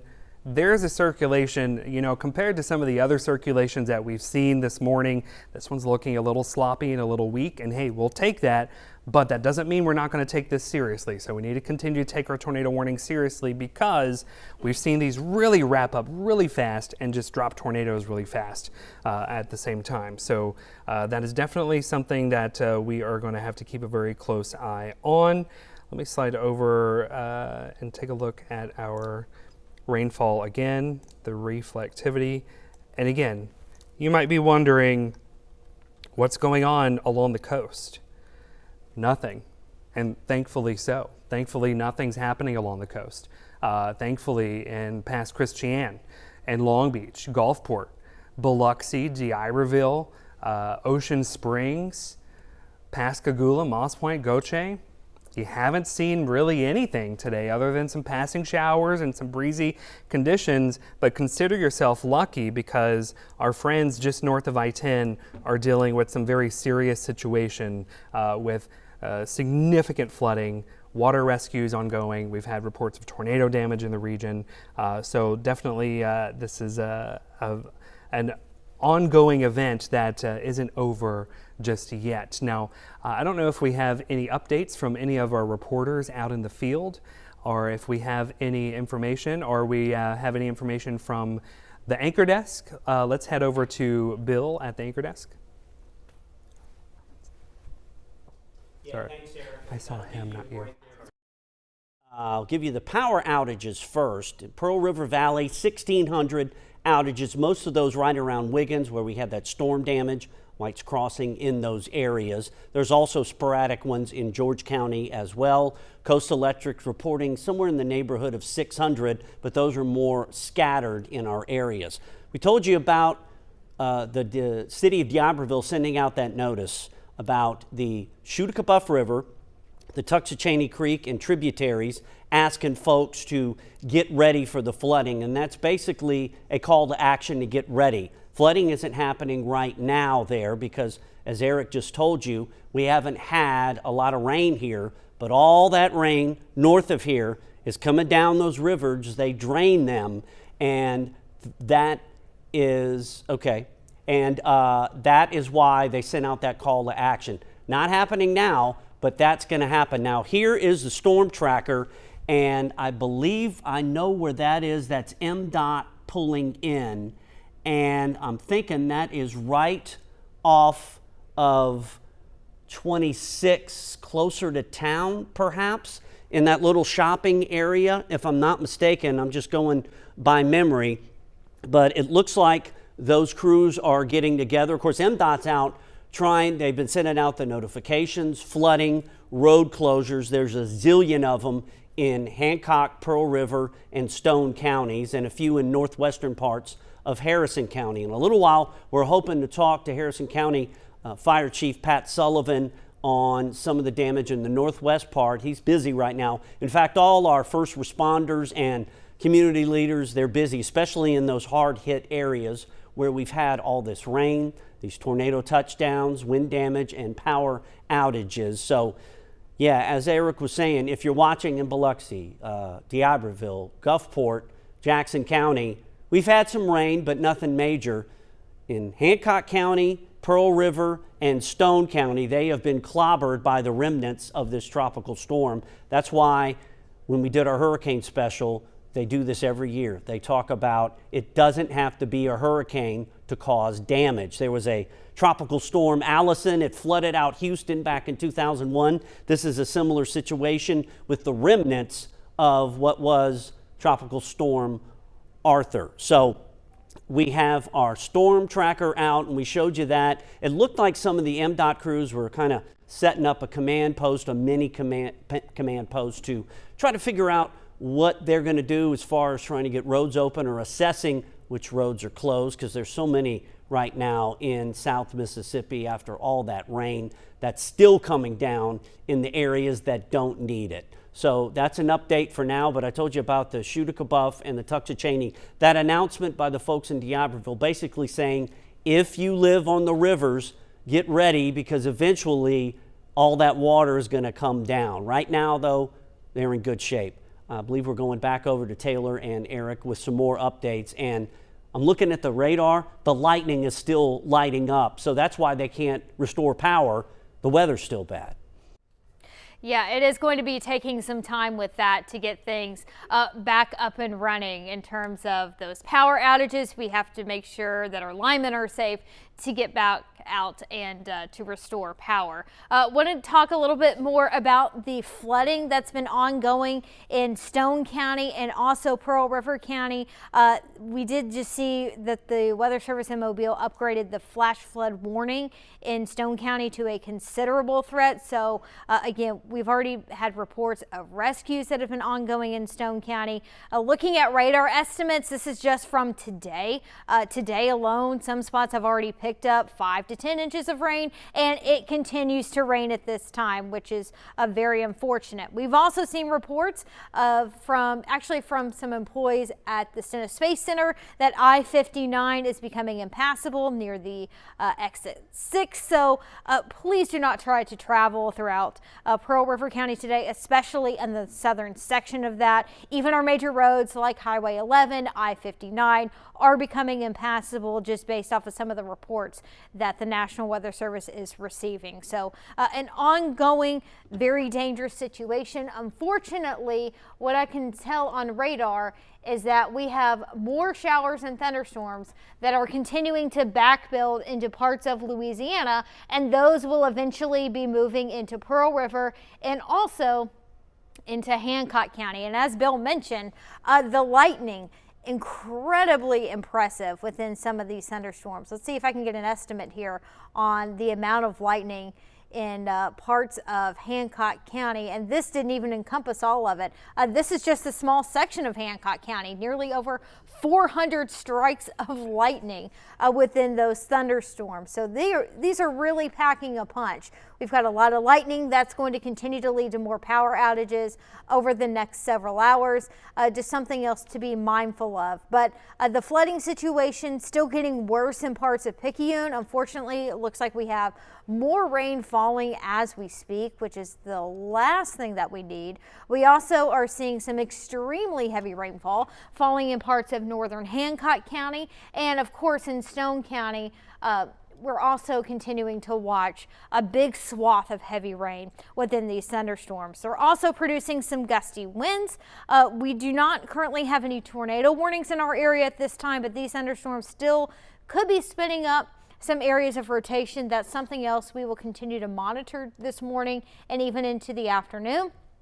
So within these tropical rain bands, that's fairly common to get things to spin up very quickly. So it's a good idea to be on guard in addition to the flooding threat. But with all this heavy rainfall that's causing our rivers to flood, our creeks to flood, what's so interesting, and Eric has been talking about this, there have been many of us along the immediate coast that really have not seen a lot of rain, but literally just 30, 40 miles away. It's an incredibly dangerous situation in some spots in South Mississippi. So we're continuing to watch, unfortunately, more of these showers and storms moving in from St. Tammany Parish.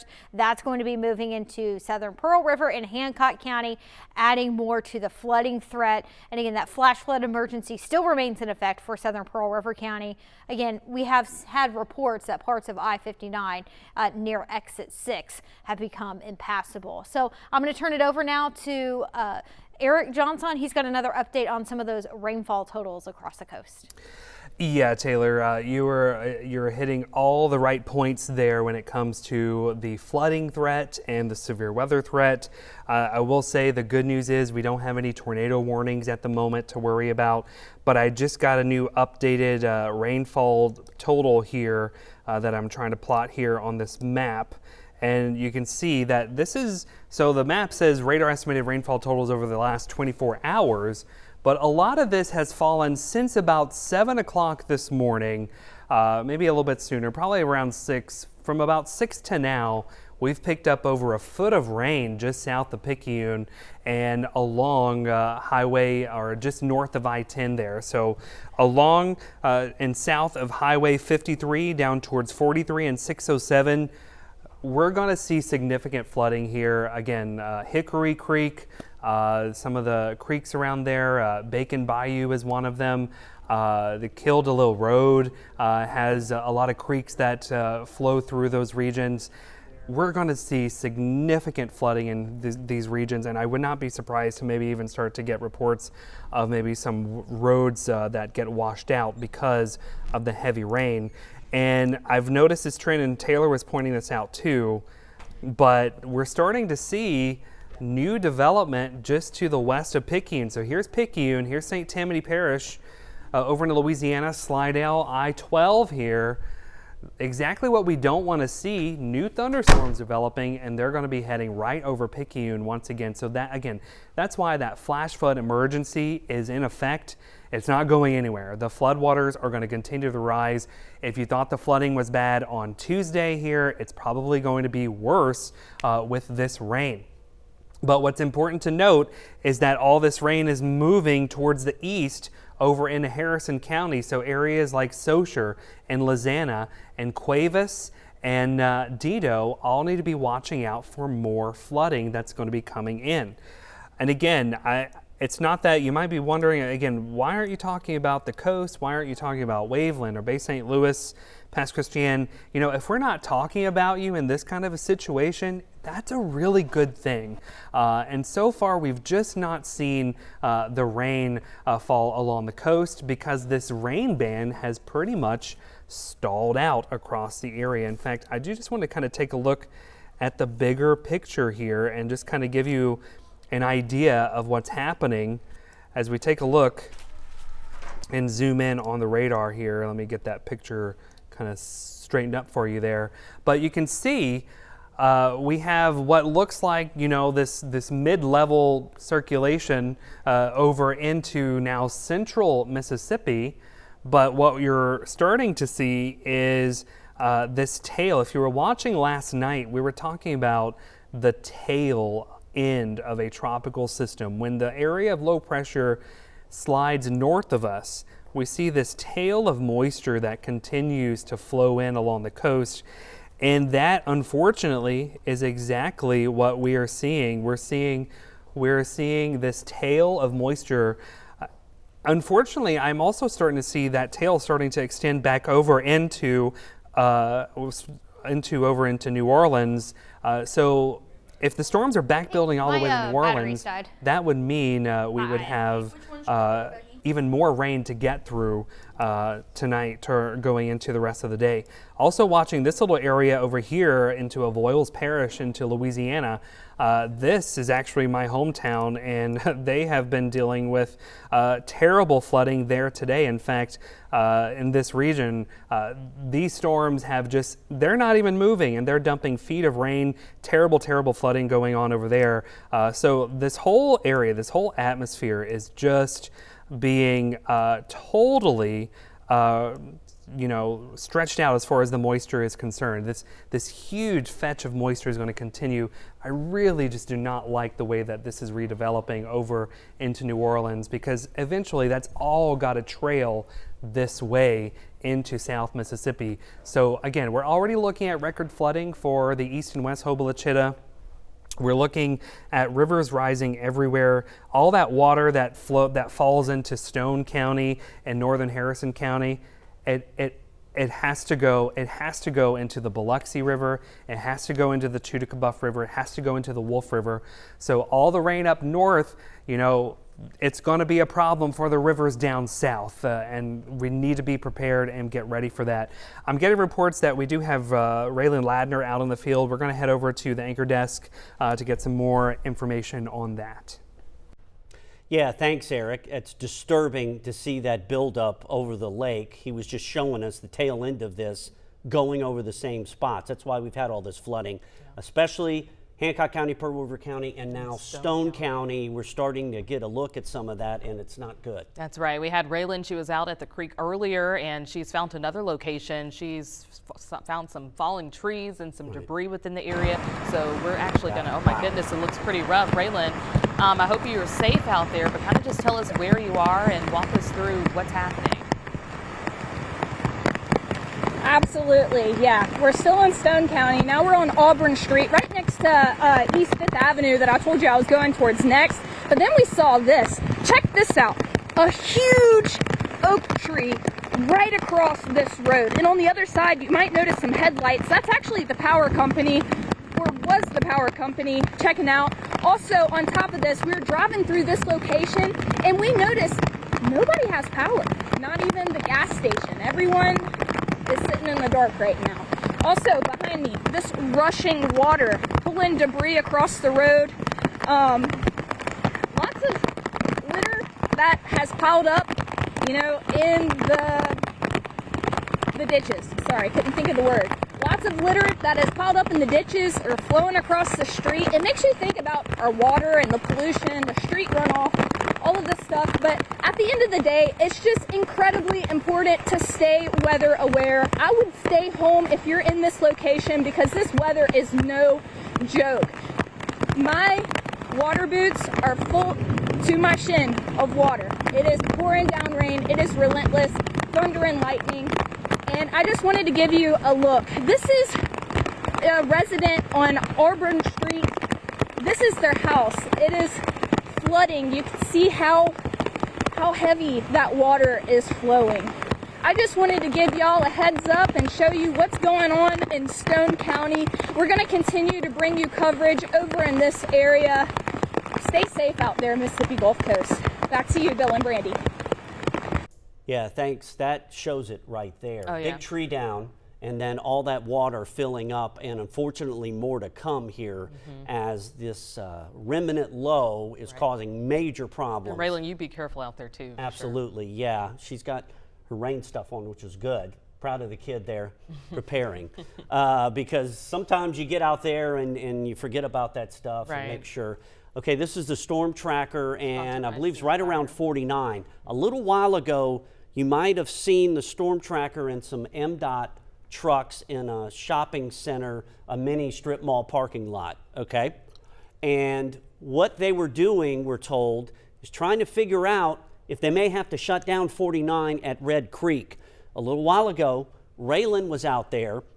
The water was already close to the bottom of the bridge there, and I've seen it go over, but that doesn't happen very often. All this water has fallen, and I believe Eric was saying there's no flood warnings per se officially on the Red Creek, but when we have these situations, if you live on the Red Creek or you're out in some of those areas, expect it to flood. In fact, anything in Pearl River County, Hancock County, Stone County, and the northern parts of Harrison County, we're going to have flooding. It may not be from this flash flooding, because we haven't had that here on the coast per se. Right, and just but look at that the rivers, high standing yeah. water there. I mean, within the median, over to the right, over to your left. Like, I mean, it's water completely everywhere. Thankfully, it's not on the roadways right there in terms of standing water, and we are able to drive carefully, you know, through our storm tracker sponsored by C Spire out on the roadways. But we do have our crew still in Pearl River County. That's where a lot of the brunt of this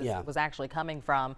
Will, we're going to go ahead and check in with him to see how things are shaping up. A lot of activity along Highway 11, and I want to say he's within that area where some of the roadways are closed. Will, what can you tell us, and how is it shaping up and looking out there in Pearl River County now? Good morning, everybody. Still the morning, actually. We're here just outside of the intersection of Highway 11 and Highway 43 in Picayune. You can see right here over my shoulder, there's some cars coming through this, so they're going real slow. A lot of the times whenever they're first coming through, we're seeing the floodwaters from Highway 43 go up over these cars. Unfortunately, kind of blocked a little bit here by the turn lane, but I don't know if you can see exactly where the road stops and where the road ends, and that's kind of becoming the problem here in Picayune, is that the floodwaters are getting so excessive that they are coming off over into the side here off of the side of the road, and it's all kind of blending together. Luckily, of course, we have the roads, but right now, Highway 43 getting so rough is that we have a Picayune officer just here on this other side right here over my shoulder, blocking the turn lane to get into what looks like McDonald's over there, trying to keep people away from that area, as that is a turn to go in, but it does dip. And so a lot of the water is accumulating there. Of course, even if they're maybe driving around the area, then you never know what exactly may be the low-hanging spot that could be too much for your car to take on. So definitely want to make sure that you're taking precautions safe. I've been reaching out to members of Picayune, Pearl River, trying to get some contact, but of course with roads like this and conditions like this, they're going to be busy. They're going to be getting to us whenever they can. They're trying to make sure that their people are safe, of course. And so right now, some pretty severe flooding, on and off again, rain out here in Picayune. It was just dry right before we set up, and now you can see the rain coming down again. So it's not over, folks. It's going to continue, and this rain, as I've mentioned before in some other live shots, it has to go somewhere. Right now, it's choosing to go into the side here by the road, and it's getting to the point where it's all getting covered up and level, both the highways and the sides of the road as well. So we're going to continue to go around here through Picayune and Pearl River County looking for more damages, but we'll send it back to Bill and Brandy in the studio live from Picayune. Will Polson, WLOX News Now. Yeah, thanks, Will, for that. And that's the way it is all over Pearl River County. In fact, we just found out MDOT has shut down I-59 just south of 43 there. There's a dip in the road. Tuesday, if you remember, I think Wesley sent us this.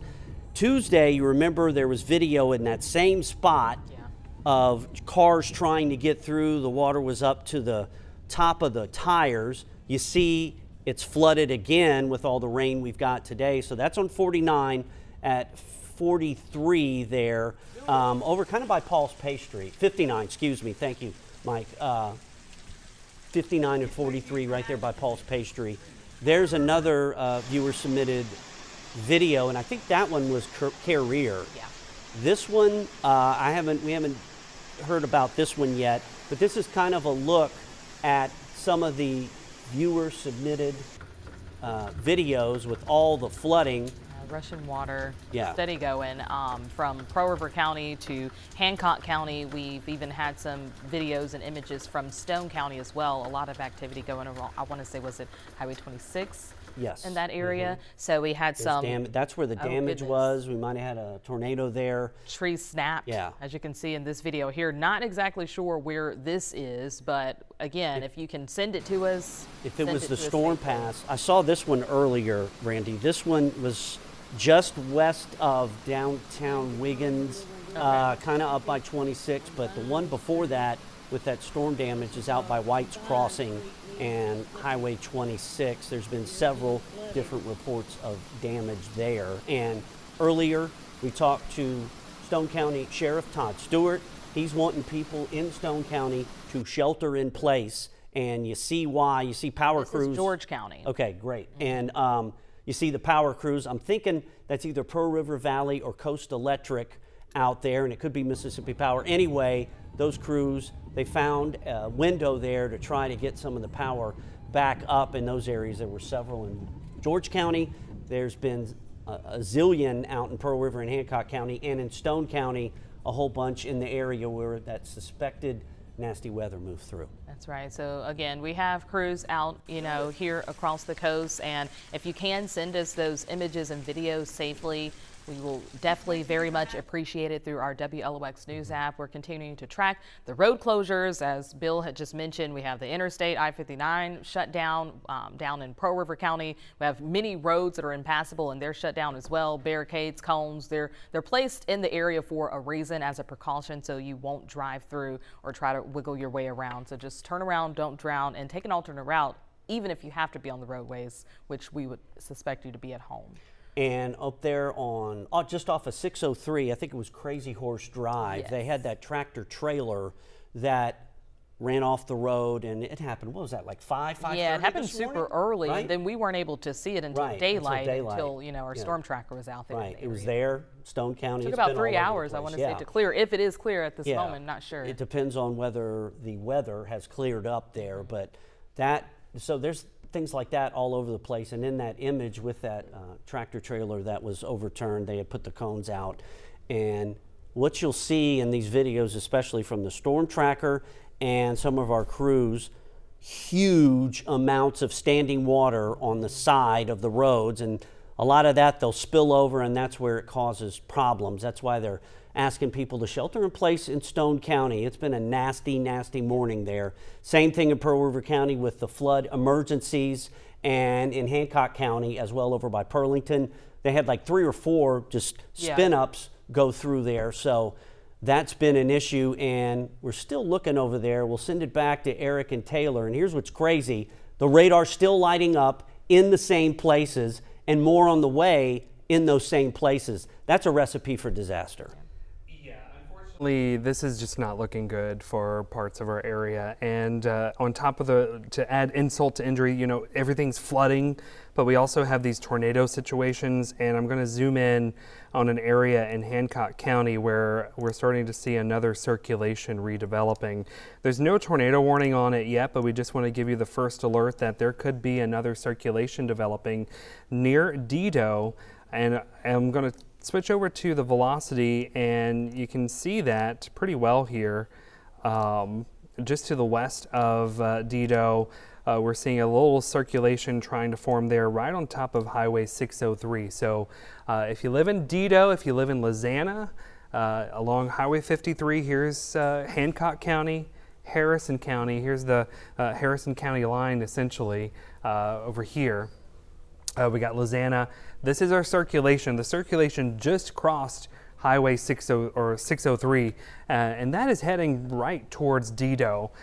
Again, no tornado warning on this just yet, but given the environment that we are in and what we have seen today so far, these tornadoes can spin up really quickly. So we just want to give you as much of a heads up just in case as that circulation continues to work its way generally off towards the east at about 20 to 25 miles per hour. Maybe that might be a little too fast. I'm also noticing perhaps some stronger winds developing just to the north of Picayune and south of Cyber and south of Carrier. So we're starting to see maybe another little burst of winds just south of Industrial along Highway 43 here. So there could be some more strong winds coming into Picayune and over in towards Richardson and Ozana along Highway 11 over the next minute or so. So taking a look at the bigger picture again, as far as the circulation goes, or at least let's just look at all active. There are no active tornado warnings at the moment, so this is our tornado warning map. Severe thunderstorm warnings, currently no severe thunderstorm warnings, so that's good. But we do have plenty of flash flood warnings and that one flash flood emergency for Picayune. So flash flood warnings for northern George County, all of Stone County, northwestern Harrison County, pretty much the northern half and western half of Hancock County, and pretty much southern and central Pearl River County, all under flash flood warnings because of the heavy rain that we're seeing. Of course, we still have that flash flood emergency We've had reports now that I-59 in Picayune is shut down because it is flooded, similar to what we saw on Tuesday. Unfortunately, that's happening again. We're seeing numerous areas flooding at the moment. If you live in Stone County and you live around the Red Creek, we got to watch the Red Creek very, very closely. So the Red Creek, again, crossing Highway 49 there. So here's Perkinston, here's Wiggins. The Red Creek cuts across this area. You know, back in 2019, May of 2019, we had terrible flooding in Stone County in 2019, and the water came up to Highway 49 and almost over the bridge there. I wouldn't be surprised if maybe we start to rival that water crest along the Red Creek, and we had significant flooding along there. So again, this is why we've been stressing, if you live along the area creeks and rivers and streams, you've got to be ready to go should those floodwaters start to come. And unfortunately, that's what we're seeing. And again, unfortunately for the Red Creek, we don't have a river gauge, and it is not an area that is always observed for a river flood forecast. So like the Biloxi River has a river flood forecast. It goes through the river forecast center. Unfortunately, the Red Creek is not set up that way. So, you know, usually when it starts flooding, that's when you know that it's flooding, because it is not one of those monitored bodies of water. But we all know it can flood, and it can be significant, and I wouldn't be surprised if we see some flooding that rivals what we saw back in May of 2019. I just want to zoom in here on these totals now. So around Perkinston and McHenry, we're approaching, you know, we're already approaching a foot of rain just south of Wiggins now. And that's all just today. That doesn't include any rain that fell yesterday or the day before. This is, we're approaching a foot of rain on Highway 49, essentially south of Wiggins, on top of you in Perkinston. So significant flooding going on here. We've already had reports, again, we've been talking about the reports of the water rescues and things like that. And again, just to reiterate, the coast, we're kind of cutting the viewing area sort of in half here diagonally. Not diagonally, but diagonally. Gulfport, Biloxi, Van Cleve, you just really haven't seen anything. And you know, when we look at the radar, it just looks like this boundary is stalled out now. So this is just going to kind of continue to move off towards the north and east.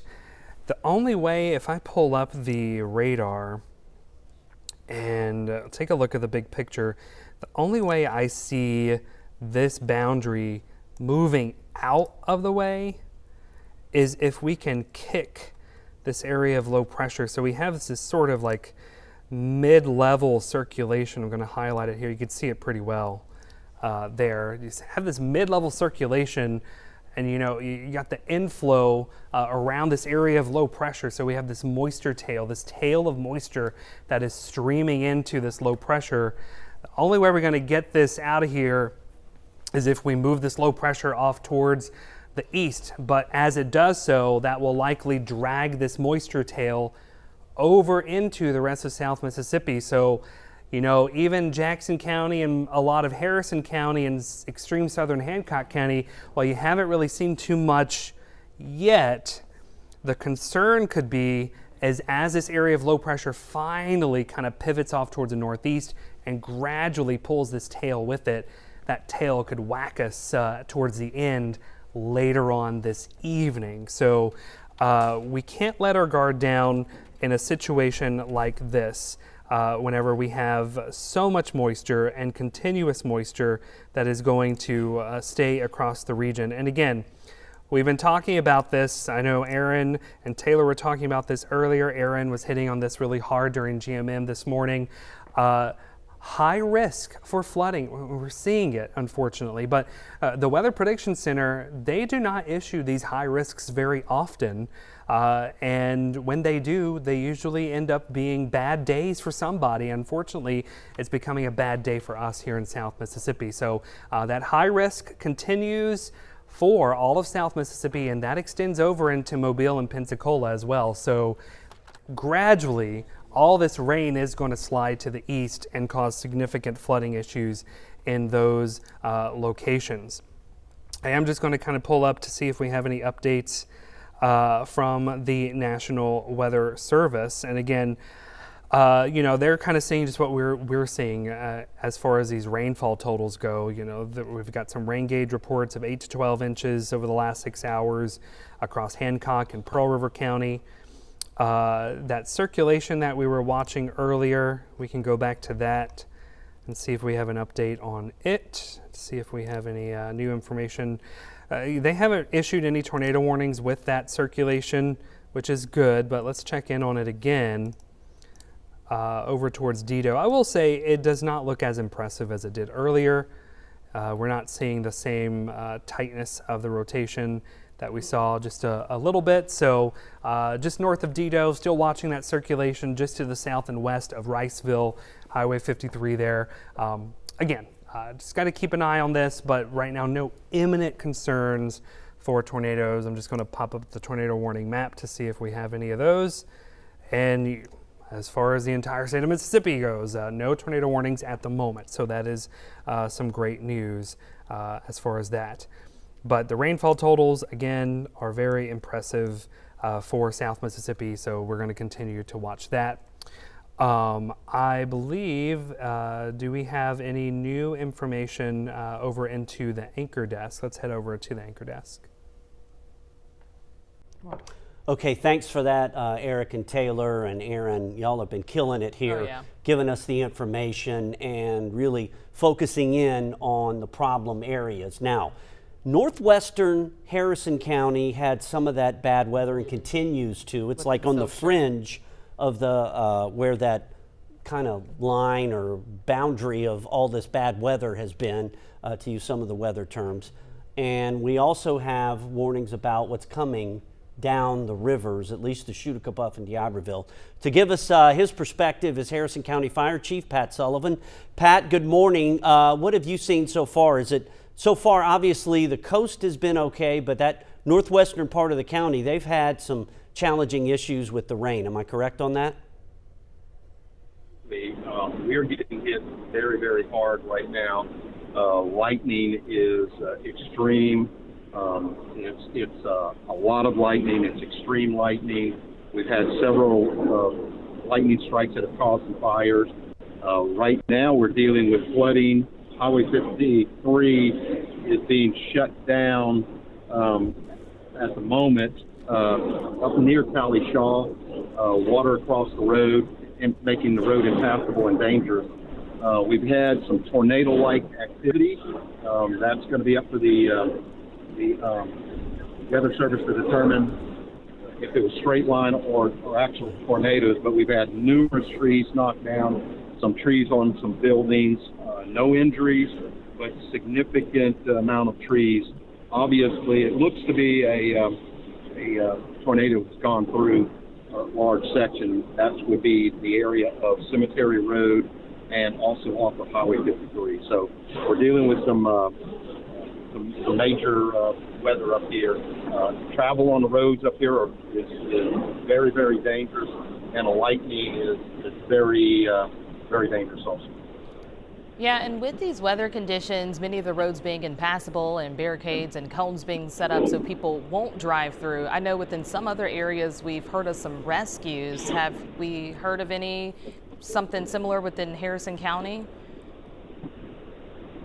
No, we've not had any rescues at this point, which is a good thing. That means that people are hopefully adhering to our suggestion of stay off the roads. Once again, it does not take much for a car to be swept off the road with the water the way it's running.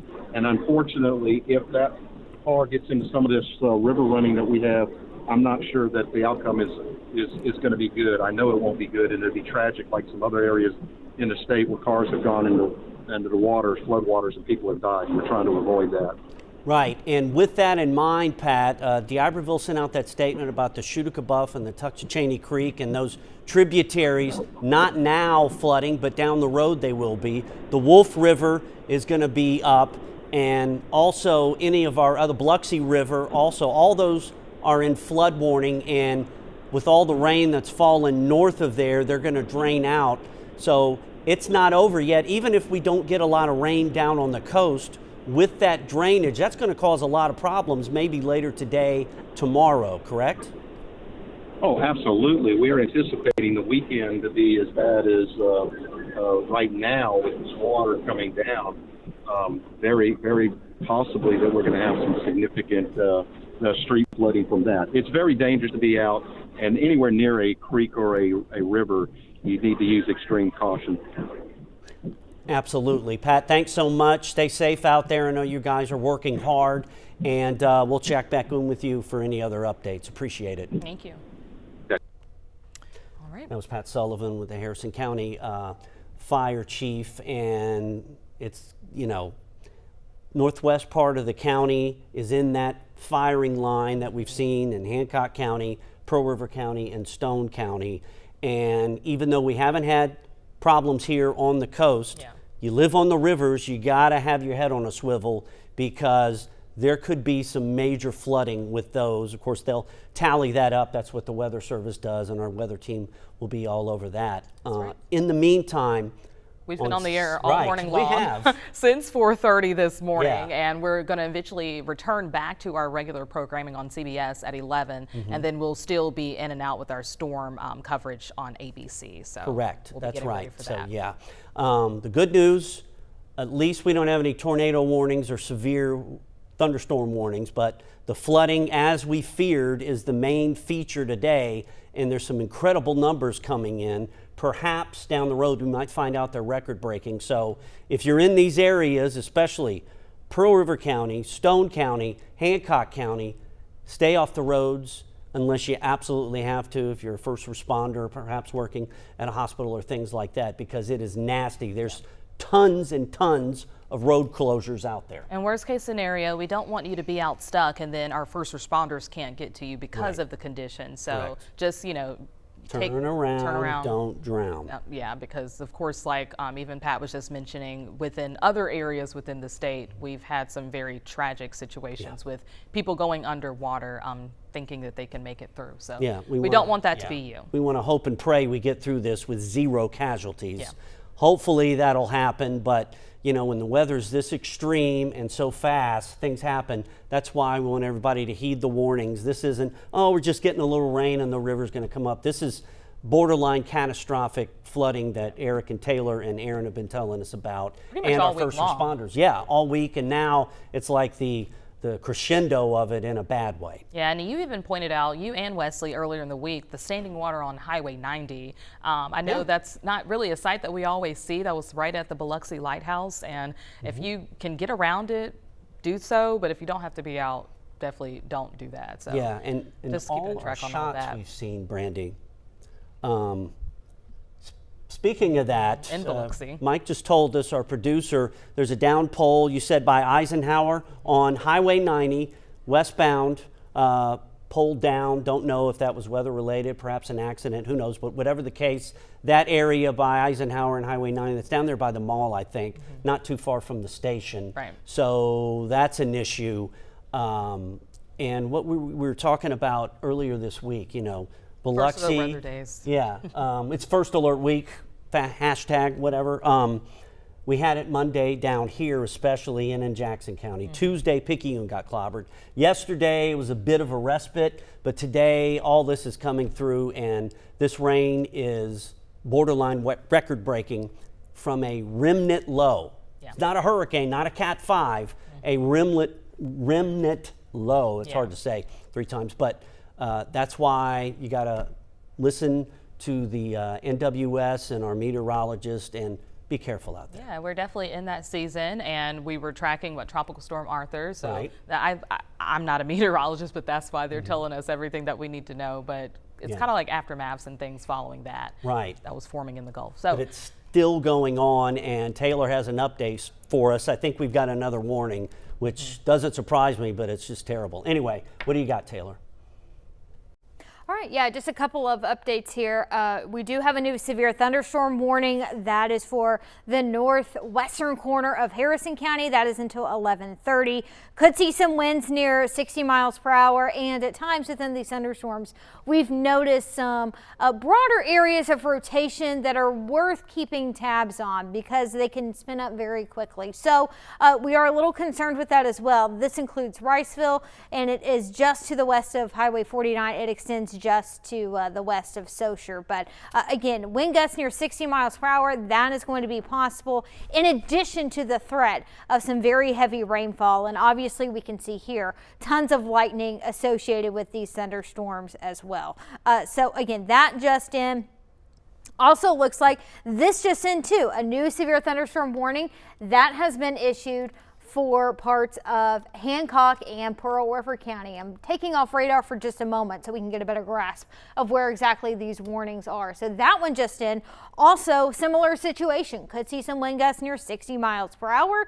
And we continue to watch some smaller areas of rotation within these thunderstorms, keeping tabs on them, just monitoring them in case they do decide to spin up a little bit more. That severe thunderstorm warning also remains in effect until 11:30. Regarding the flash flood emergency that's been ongoing in Pearl River County, that has been extended until 2 o'clock this afternoon. Unfortunately, we continue to see some training thunderstorms over areas that have already picked up an enormous amount of rainfall. I do want to take a look not only at the rain that we've had so far today, but the rain that we've had so far since Monday. It's been pretty incredible and not in a good way.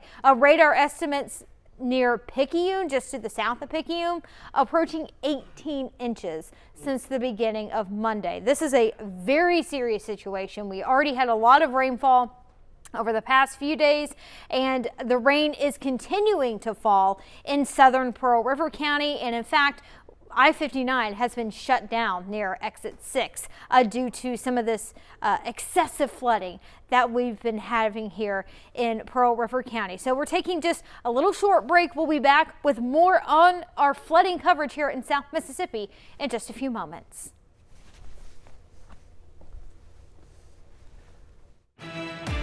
This is a WLOX First Alert Weather Severe Weather Update.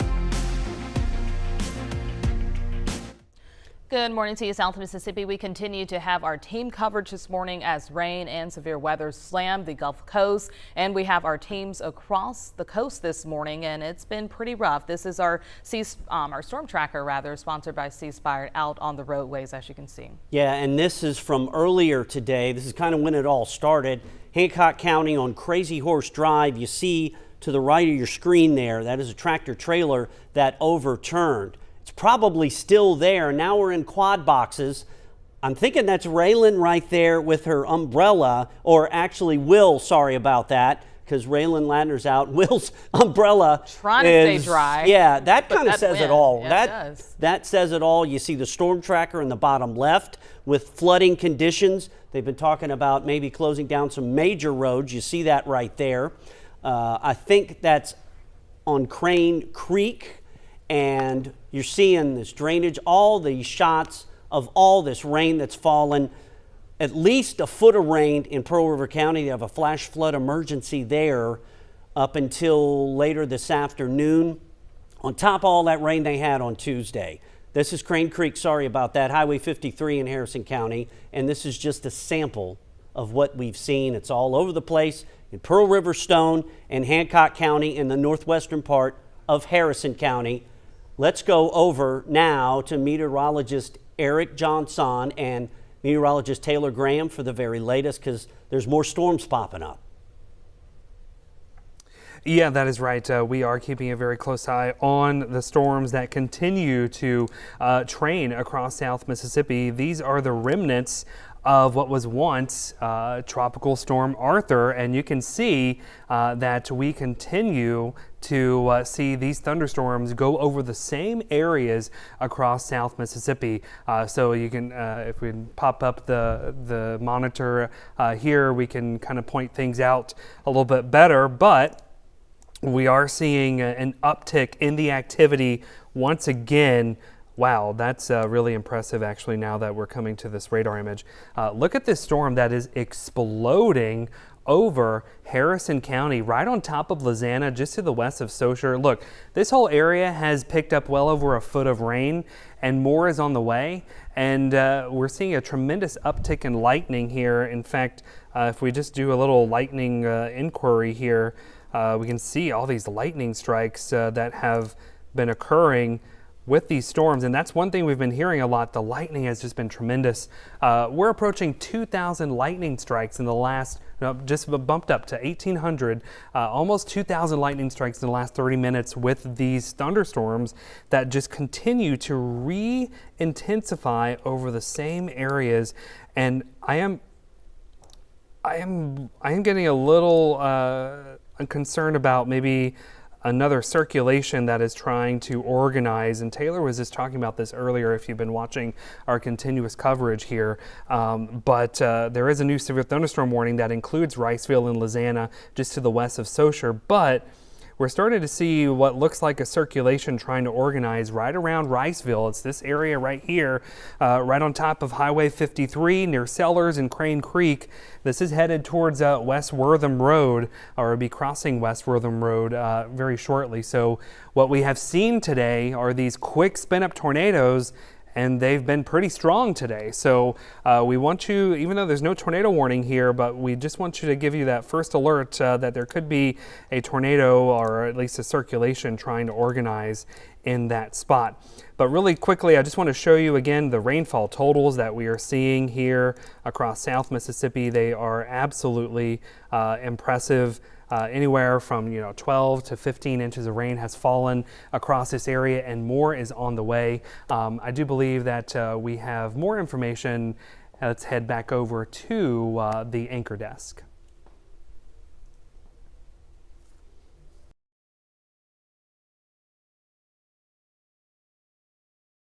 All morning. Yeah. Our crews have been out all morning looking at some of these conditions, fighting off the rain, thunder, and lightning. First, we're going to head over to Will Polston. Will is over near Pearlington. They got slammed, and they continue to have bad weather. You saw in the quad box his umbrella getting all folded up. So that just kind of says it all. How you doing out there, Will? We're hanging in there just like we have been today, Bill. I mean, we've gone from started out today in Bay St. Louis, Waveland, made our way to Pearlington, now in Picayune as well. Here, still at the intersection of Highway 43 and Highway 11. You can probably see here behind me, while the road seems to have dried out a little bit on this side, you could probably see the water just floating over the roadway over there on the other side of Highway 11 and into that Walgreens parking lot. That grass area that's over there is, and the parking lot is starting to go underwater, and that's because the floodwater has to go somewhere. Unfortunately, it's ending up over there in the parking lot for them. And this is a situation where we're starting to see quite a bit of this. Over here, just to my left, we have a cop that's over there blocking a road, the right-hand turn from Highway 11 onto Highway 43, and we saw that here just at our last live hit about 20 minutes ago, where they're preventing people from even turning right that way down the highway. It's flooding is the biggest thing that's going on out here, and we've been talking with people at Picayune. They say that they've been dealing with this since Tuesday. They had some heavy rains earlier in the week, starting to see some flood, and now the flooding is coming up even more because the roads and the grass in the surrounding areas have been so saturated. So things picked up very fast here, almost in the span of an hour over in Picayune and Pearl River County, and they've continued to worsen as rain and wind have picked up, slowed down throughout. It's been very intermittent, but we'll continue to check in with y'all here from Pearl River County as well. Live from Picayune, Will Polston, WLOX News Now.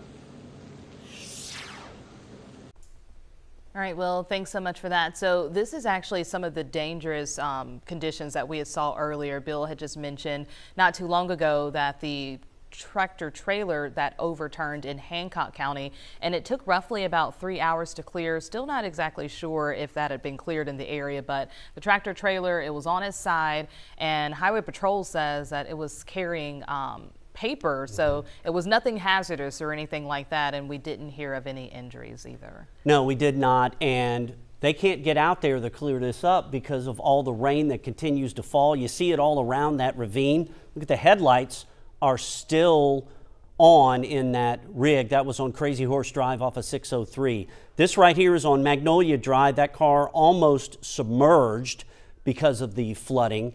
And there you see one of the streets, the barricades, and they're all over the place. There's more road closures than we can tell you about in Stone County, Pearl River County, and also in Hancock County. That's Kirby Creek Road in Stone County, the water over the road there and out of the banks. So you're seeing this come in all over the place. And out by White's Crossing, Brandy, we saw what we think is tornado damage. There were several tornado warnings there, and you're looking at it near White's Crossing and Highway 26. As you can see, yeah, the storms which have come through and snapped many of the trees, lots of water and standing water on the roadways. And sticking in Stone County, rather, we were actually on the phone talking to the sheriff there in the area, basically telling you to stay home. If you see, you know, rising water, barricades and cones, do not drive through it.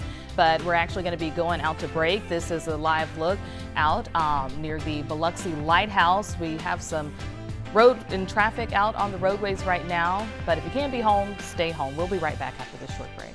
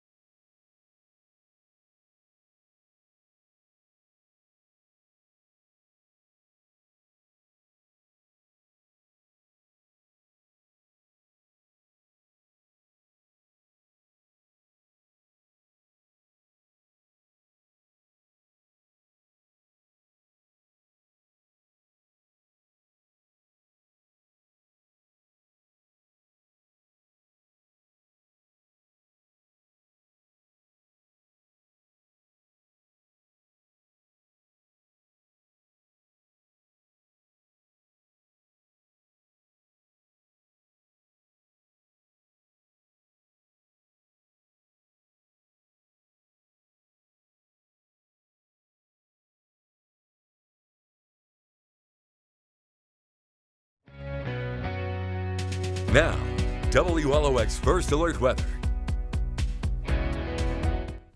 All right, this is a live look from our First Alert C Spire storm tracker. Check out these images here. I believe this is a high water rescue taking place there. Unfortunately, we've look at this. So this is the Red Creek RV Park at the Red Creek in Stone County. So, you know, when you're crossing Highway 49 there, you see the Red Creek, you pass the Red Creek Bridge, and the RV Park is there. That creek, when we get heavy rain like this, we get this significant flooding. Let's put that camera back, pan back over to, if they can hear us, zoom back over to see, is this someone being rescued?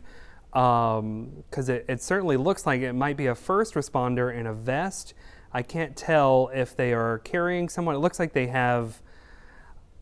carrying something. It looks like it might be maybe it's a dog. There it is. They are rescuing that poor sweet baby dog out of the drown in the water there. They're helping them out, so that's good.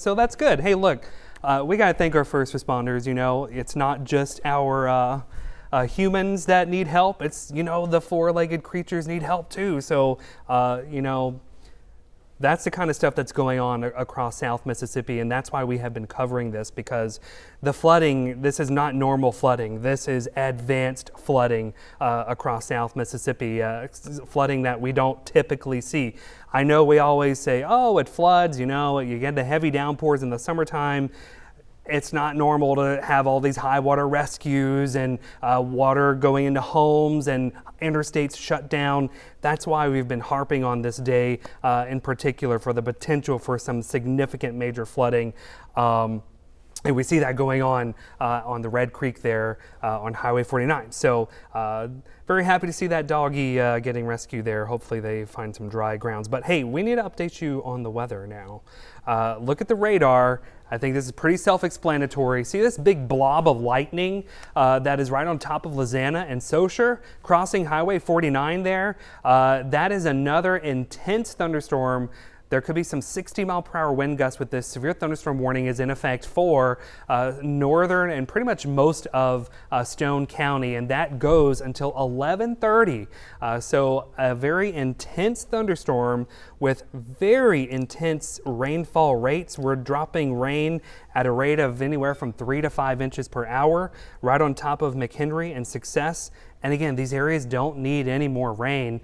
From Riceville over towards Saucher, crossing Highway 49, we are just looking at some significant rain with this, and some strong winds as well. When I look at the wind velocity here and plot some of these numbers as far as the wind is concerned, you know, these thunderstorms may be capable of wind gusts over 60 miles per hour as they begin to cross over McHenry and 10 Mile and Highway 49 over into Stone County. And by the way, here is the Red Creek here crossing Highway 49. So again, just a very serious situation unfolding across South Mississippi. Let's take a look again at the radar and zoom in here. Apologize for making the map jump around. But I'm not liking this trend over into Hancock County. We are starting to see new thunderstorms. The radar is reloading here, but more storms are developing across southern Hancock County and moving over areas that have already picked up a lot of heavy rain. And so what it's looking like now is this tail of moisture associated with the remnants. It may be finally starting to build far enough south, and it may be just starting to impact areas along the coast. So areas like Pass Christian, Long Beach, Gulfport, Biloxi, Ocean Springs, D'Iberville, Pascagoula, Moss Point, Goche, Escatawpa, all these areas that have not seen any rain yet, it looks like this is finally starting to build south. And so it looks like that rain is beginning to make its way south of I-10. Let's go to Taylor if we can, because Taylor has a new update coming in. Okay, and I see what that is. Taylor's going to have the latest on a flash flood emergency now for Stone County. Stone County now under a flash flood emergency. Again, there are levels of warnings. There's a flash flood warning, and then there's a flash flood emergency. And that is for life-threatening flooding, and we've already seen it. We just saw the water rescue of the dog there at the Red Creek RV Park. When we get the moment or get the camera shot ready, let's head over to Taylor because she has the latest. She has the latest now on that flash flood emergency now for Stone County. All right, thanks, Eric. Yeah, this just in, and getting a little caught up here with the National Weather Service. I believe there's just so much going on. Things may be lagging a little bit from their information, but it came through on our graphic system that now all of Stone County considered to be under a flash flood emergency. This is one of the most serious tags you can have on a flash flood warning. So because there have already been some high water rescues ongoing, and of course just a few moments ago we saw the dog being rescued from some of the flood waters in Stone County, there is now a flash flood emergency. Please do not try to drive and get out in these flood waters. Extremely dangerous situation unfolding across Stone County, the rain continuing to fall. I'm also seeing here from an emergency manager that some parts just today alone since midnight have picked up 10 inches of rainfall, and the rain is continuing to fall. So not only though are we dealing with some flooding in terms of the rainfall, we've also got some flooding across some of the creeks, and we've been watching that this morning. They will continue to rise. The water has to go somewhere. The water is overflowing the banks of some of these creeks. And let's take a look too across Stone County, some of the rainfall totals that we've had so far today. These are radar estimated rainfalls, and I can tell that swath specifically through central Stone County, especially near the Perkinson area, that's where it seems like we've had some of the heaviest rainfall today. So just clicking here to look at some of the radar estimated rainfall totals. Again, this is just within the past 24 hours. Over 13 inches, according to radar estimates. We have actual observed measurements of about 10 inches in parts of Stone County. So again, very dangerous situation ongoing in parts of Stone County. The whole county now under a flash flood emergency. This is lasting until 4:15 this afternoon. Even if we're lucky enough to see a break in the rain at some point, still going to be seeing flooding ongoing. It takes time for the water to recede. And of course, with these rivers, creeks, bayous, the additional rain will cause them to continue to flood. So again, another dangerous situation unfolding as we speak right now all across Stone County. Even the National Weather Service considers this a life-threatening situation, and it makes sense. Like Erica's talked about, it is not common. It is not often we see this amount of rain in a short amount of time within even a 6 to 12 hour period. I know this says 24 hours, but a lot of this has fallen within the past few hours or so. So again, a very dangerous situation unfolding. Please take that flash flood emergency seriously and do not try to walk through any of the flooded areas as well. Water can be rushing through quickly. That can sweep you off your feet. Not only that, you don't even know what's in the flood water. Sometimes you can get snakes in that, debris that's being carried away from some of the swift currents in the flood waters as well. So it's not only just driving through it, it's even trying to wade through it. That can be dangerous. And we've been seeing a ton of lightning within these thunderstorms as well. So I'm going to just quickly turn off some of the warnings so we can get a better view of that. This is a look.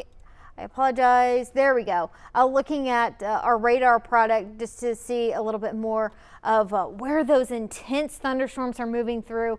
A ton of lightning associated with that. And that is a sign that these thunderstorms have actually strengthened quite a bit over the past 30 minutes to an hour. At times we've been seeing lightning estimates of about 1,500 up to 2,000 strikes, which is incredible. So I would not be surprised if we continue to see more power outages. But the flooding becoming more and more of an issue in Stone County. If there's any good news that I have to give, at least southern Pearl River County finally starting to get a break in the rain. We continue to have a flash flood emergency also for southern Pearl River County. Specifically near the Picayune area, where we've had reports of I-59 being shut down. We've had reports of businesses being flooded as well. So again, we just can't emphasize enough, this is a very dangerous situation with this amount of rainfall in a short amount of time. And of course, we've already had plenty of rainfall over the past few days. So the ground is already overworked and it's already very saturated in quite a few areas. I'm going to go back here and go back to radar real quick just to show you those areas highlighted in pink there. Those are those flash flooding emergencies. Again, those are the most serious, dangerous flash flood warnings that the National Weather Service issues. And again, we've seen some areas picking up upwards of 10 to 15 inches of rain just today alone. So I also do want to go back over into parts of Hancock and Pearl River County really quick just to show you as well how much rain they have picked up so far today. Many spots approaching a foot, even a little bit more than that. It looks like in some spots near the Pearl River Hancock County border, near the Kill. Just today alone, some areas have been getting close to a foot of rainfall. So roads are becoming impassable. We've had several reports of road closures today and Rivers will continue to rise over the next few days. So again, very dangerous situation. We can't emphasize that enough. Some of us on the coast have hardly seen anything at all, but for many areas in South Mississippi, it's been a dangerous situation. We're going to turn it over right now to Eric Johnson with another update.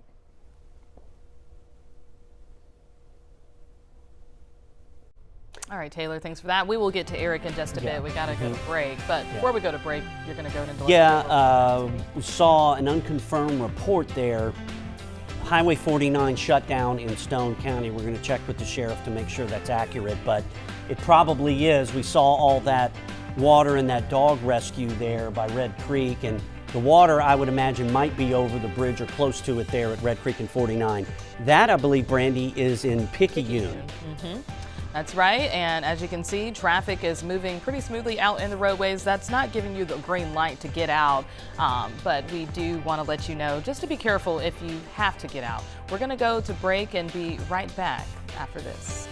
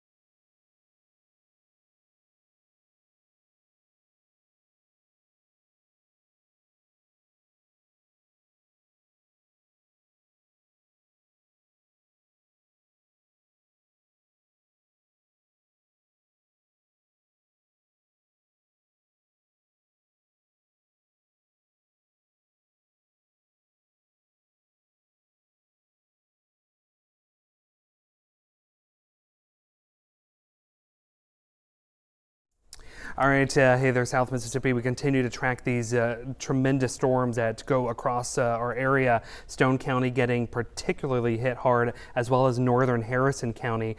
And this severe thunderstorm warning and flash flood emergency continues for Stone County. On top of the flooding, that severe thunderstorm warning is for strong winds. And I do just want to, there are high water rescues ongoing in Stone County. On top of the water rescues happening, this is what also first responders are dealing with, very strong winds. There are winds in these thunderstorms that, according to radar estimates, we could be looking at 60 to 70 mile per hour wind gusts in these rain bands that is beginning to cross Highway 49 just around McHenry, just south of Perkinston. So again, on top of everything else, we got severe weather. We do have reports of flooding. Okay, so here we are. This is our First Alert C Spire storm tracker. We are in Stone County on Highway 49. I don't know if we can pan around and kind of get a better idea of what's happening, but I believe, now correct me if I'm wrong, this might be the area where they are shutting down Highway 49. Is that correct? Is that what we're... Okay. Yes. Okay. Eric, it's officially shut down. Okay. Just found out to confirm that. It is shut down. Wow. Northbound Perk at Red Creek, the north bridge lower than the southbound bridge, and you're seeing it right there. And so anyway, that's official now. Yeah. And along with that, Wiggins Fire's Steve Purvis, says that multiple water rescues underway in Stone County as well. Mill Creek RV Park on the 10-mile Church Road and homes on Creek Bank Road. So lots of conditions and activity happening in Stone County, as you were just talking about, Eric. Yeah, and we're seeing it all kind of unfold in front of our eyes here on the First Alert C Spire Storm Tracker here. You can see the cars lined up where they've blocked off. I believe Bill said the northbound lane is blocked off. There on Highway 49. Yeah. And again, the reason why is to prevent people from going into these floodwaters that are rapidly rising on the Red Creek, and I believe also the Mill Creek. Can you just tell me where Will is? Just don't go to him, but where is he? Picayune. Picayune, okay. Will's over. We're not going to go to Picayune just yet. We're going to kind of focus right now a little bit closer on Stone County, because this is a serious situation unfolding with the flooding. And, at some point, if we want to put that into a box and kind of keep that visual going, oh, yeah, that's okay. That's fine. Okay, so maybe that's not going to work out here. I was going to try to show us the radar and the visuals at the same time. Pretty sure we could rearrange to put the video in the smaller box and put the weather in the other box, but they'll work on that behind the scenes. There's a lot going on. We're trying to figure out the logistics on everything. But on top of everything that's going on, again, look at the winds inside these storms. Radar estimated wind gusts over 60 miles per hour. So again, we've got first responders going out there. They're putting their life on the line to rescue people that are trapped in floodwaters. We've got strong, severe wind gusts as well over tropical storm force wind gusts in these rain bands that continue to work their way across Stone County. So let's just take another look at this, see how this is setting up. I do just want to now mention Harrison County. We're finally starting to see more of Harrison County now included in these storms. Big storms. She goes, I want a chair, and I was like, perfect. There we go. If we can pan that camera over to where more of that flooding is occurring. And so this just kind of gives you an idea. This is what we're seeing on the radar, and in that box. This box right here is what we're seeing out in the field with our storm tracker. It's good to get these visuals and those confirmations of what we're seeing on the radar. And unfortunately, we're seeing all these heavy rain bands producing this flooding. You can see the cars. Those are the cars that are kind of lining up because they have now closed the northbound lane on Highway 49 because of the flooding. The flooding at the RV camp there. Mill Creek RV camp is also flooding as well. Red Creek in general, if you live along the Red Creek, you already know it's flooding. So hopefully you are able to get to higher grounds. On the radar here, you can see that these storms are now beginning to intensify over into Harrison County. Here's Dido, here's Diamond Head, here's Waveland. Past Christiane, you're finally getting a downpour. Long Beach, you're about to get a downpour. But the storm, or the tail end of this, is beginning to back build closer to the coast. So the coast hasn't seen too much rain yet, but it looks like that is beginning to change now as this tail of moisture continues to slide off and crossing Highway 49 there.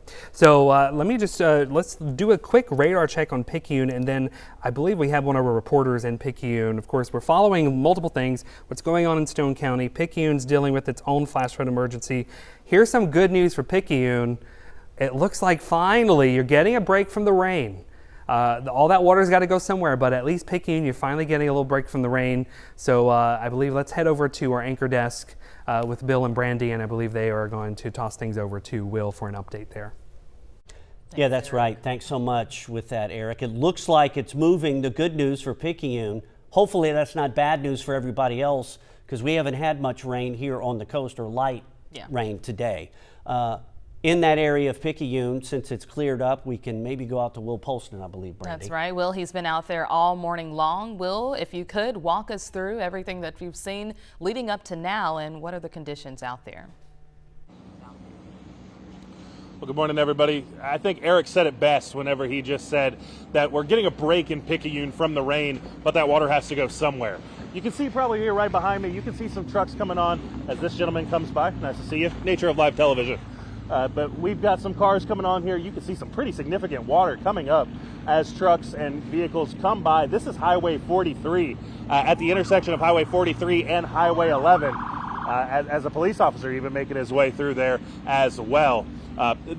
Luckily for Highway 11, at least in this intersection, things have started to dry out, and the roadway is a lot easier to access. But Highway 43, that's not the case. Still seeing some pretty good flooding over here, and if we, I'm going to have Michael pan over here, you can probably see over my shoulder where the water is just flowing on southbound Highway 11 and then into this Walgreens parking lot over here. Like Eric said, this water has to go somewhere, and even though this rain is stopping in Picayune, at least for now, that doesn't mean that the flooding and all the other issues aren't at risk, because there are so many things that could still happen with this significant amount of flooding. Just because the roadway looks a little bit easier to pass right now doesn't give you the green light. Picayune officials still asking people to stay off the roadway unless it's an absolute emergency. So make sure that if you can hunker down, take today as a rest day. Try to relax, and if you have to go out onto the roadways, make sure you take extreme care, because just like this area here, things could be underwater, and you may not know exactly how deep it could be. Live from Picayune, Will Polson, WLOX News Now.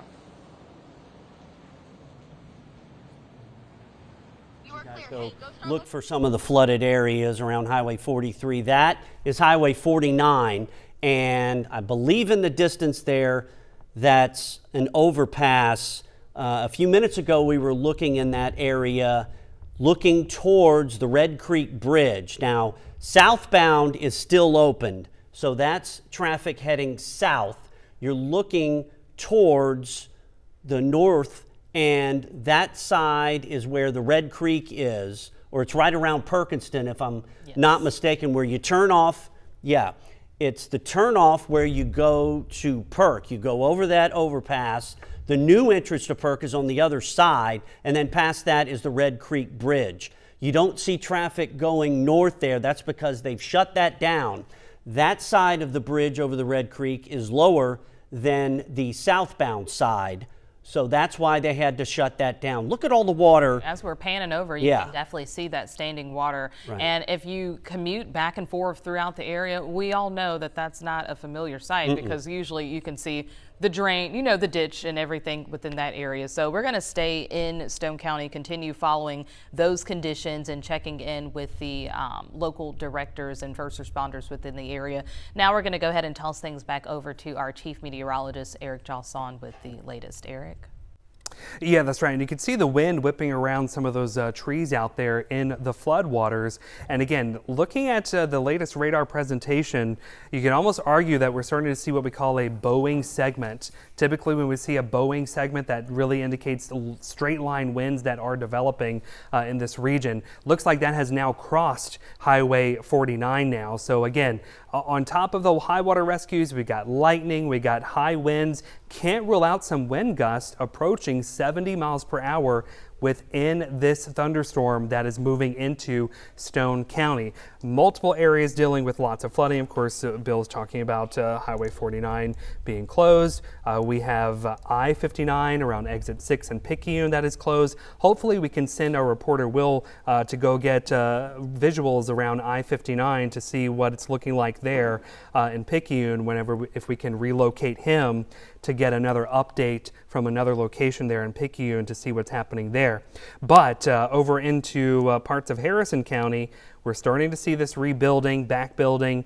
I don't like this trend back here into southern Harrison County. So here's Slidell, here's I-12, I-10 here, crossing over into Hancock County. Storms just continue to build and move over the same areas. I don't like that trend, but what I do like is this. If I'm going to zoom out here, and I'm starting to notice, at least and you can kind of see this when you look at the bigger picture here, for much of the morning, the storms have just been sitting here and moving over the same area, but even though the storms are moving from southwest to northeast, in general, we're finally starting to see this line or this cluster of storms finally make some push towards the east.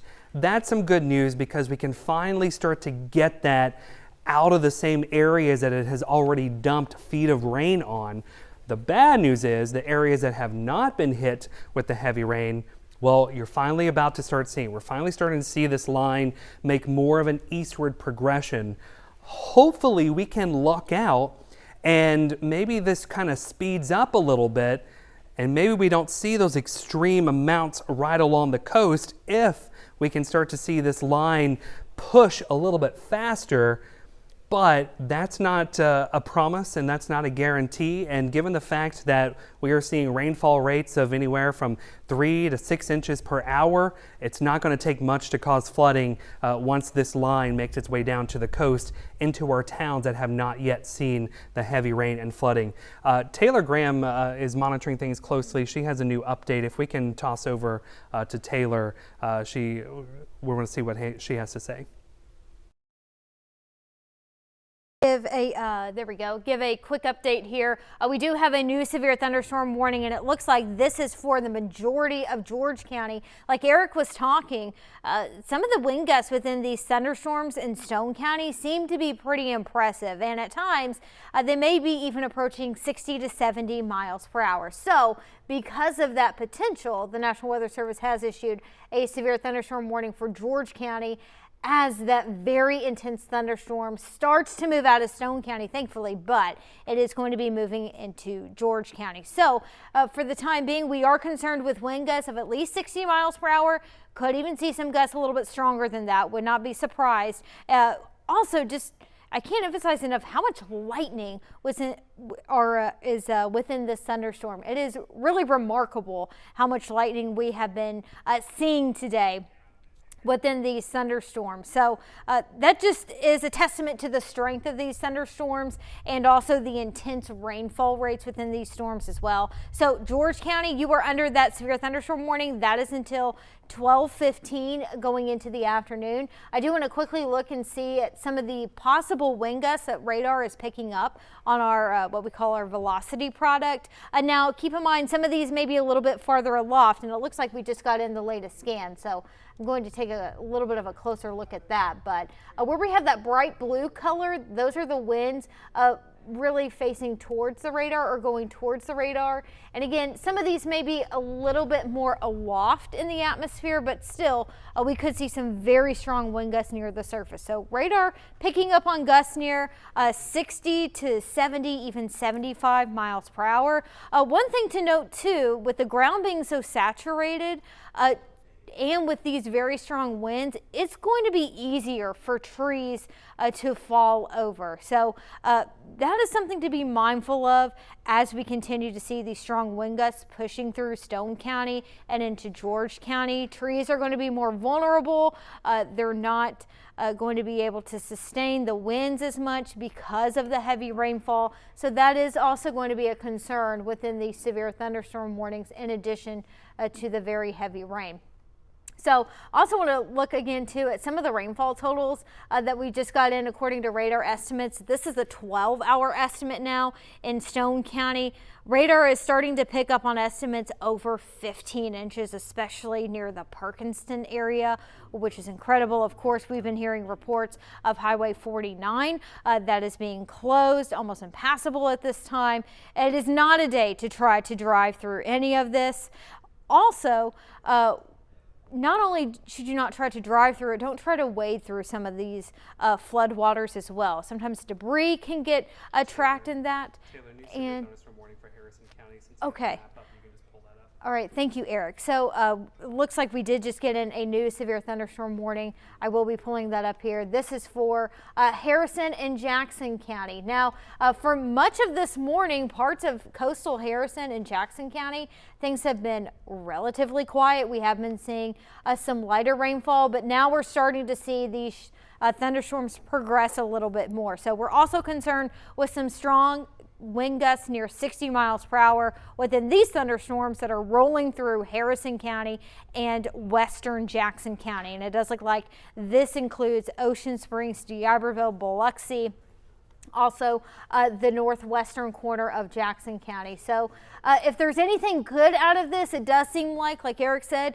these showers and storms starting to progress a little bit more.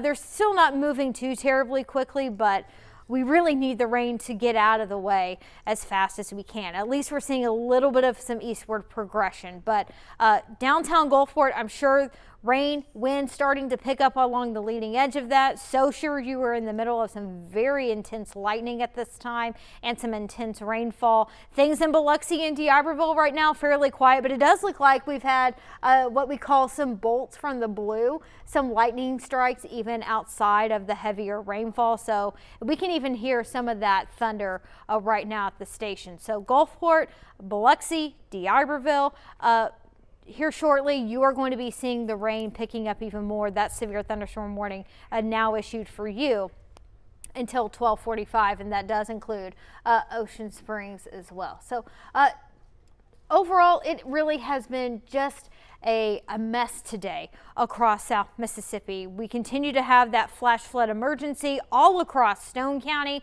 where, like I showed you just a few moments ago, we've had some radar estimates of about 15 inches of rainfall, and that's just from today alone. The good news is it does look like some of that rain now beginning to move out of the Picayune area, where rain is the last thing we need at this point. But we're also watching the threat for some strong gusty winds within these thunderstorms. So I also was told that earlier we may have some updates on some power outages here in South Mississippi. With all the lightning, it makes sense why we've had some power outages. So I'm going to turn it over to our anchors to give us a little update on that.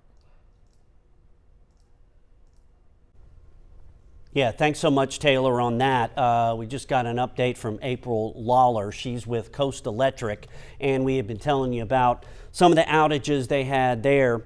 She tells us most of them are scattered with Hancock, Harrison, and Pearl River counties, multiple broken poles in those areas. The outage times vary depending on where the weather is still bad and where they can make repairs.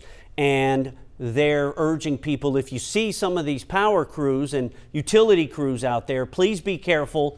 Remember, they're out working to try to get the power back on, so you may want to stay away and let them do their job. Also, Pearl River Valley, it's been around 600. Yeah, now it is actually 2,600 affected. Okay, so you just got the update. Very good on that. So, and that's mostly around Wiggins, but there's other spots with Pearl River Valley electricity, those outages. And right, that's Pearl River this Valley. is Pearl River Valley as of right now. 2,663 members affected, and that's individual outages. We were even hearing of possibly some businesses being affected as well. So that's right. So lots of activity. All this is happening, and as this moves, Eric, we're seeing the lightning. We're going to start seeing trouble in some of the areas, hopefully over here in Harrison and Jackson County. Maybe it'll move through and we'll get lucky, but so far we have not been anything close to lucky today with this.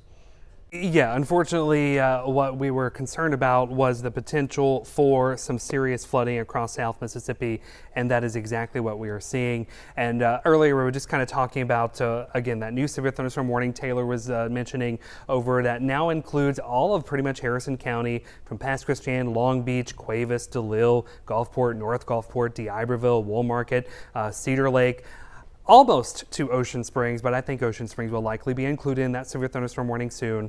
We're going to be looking at strong wind gusts.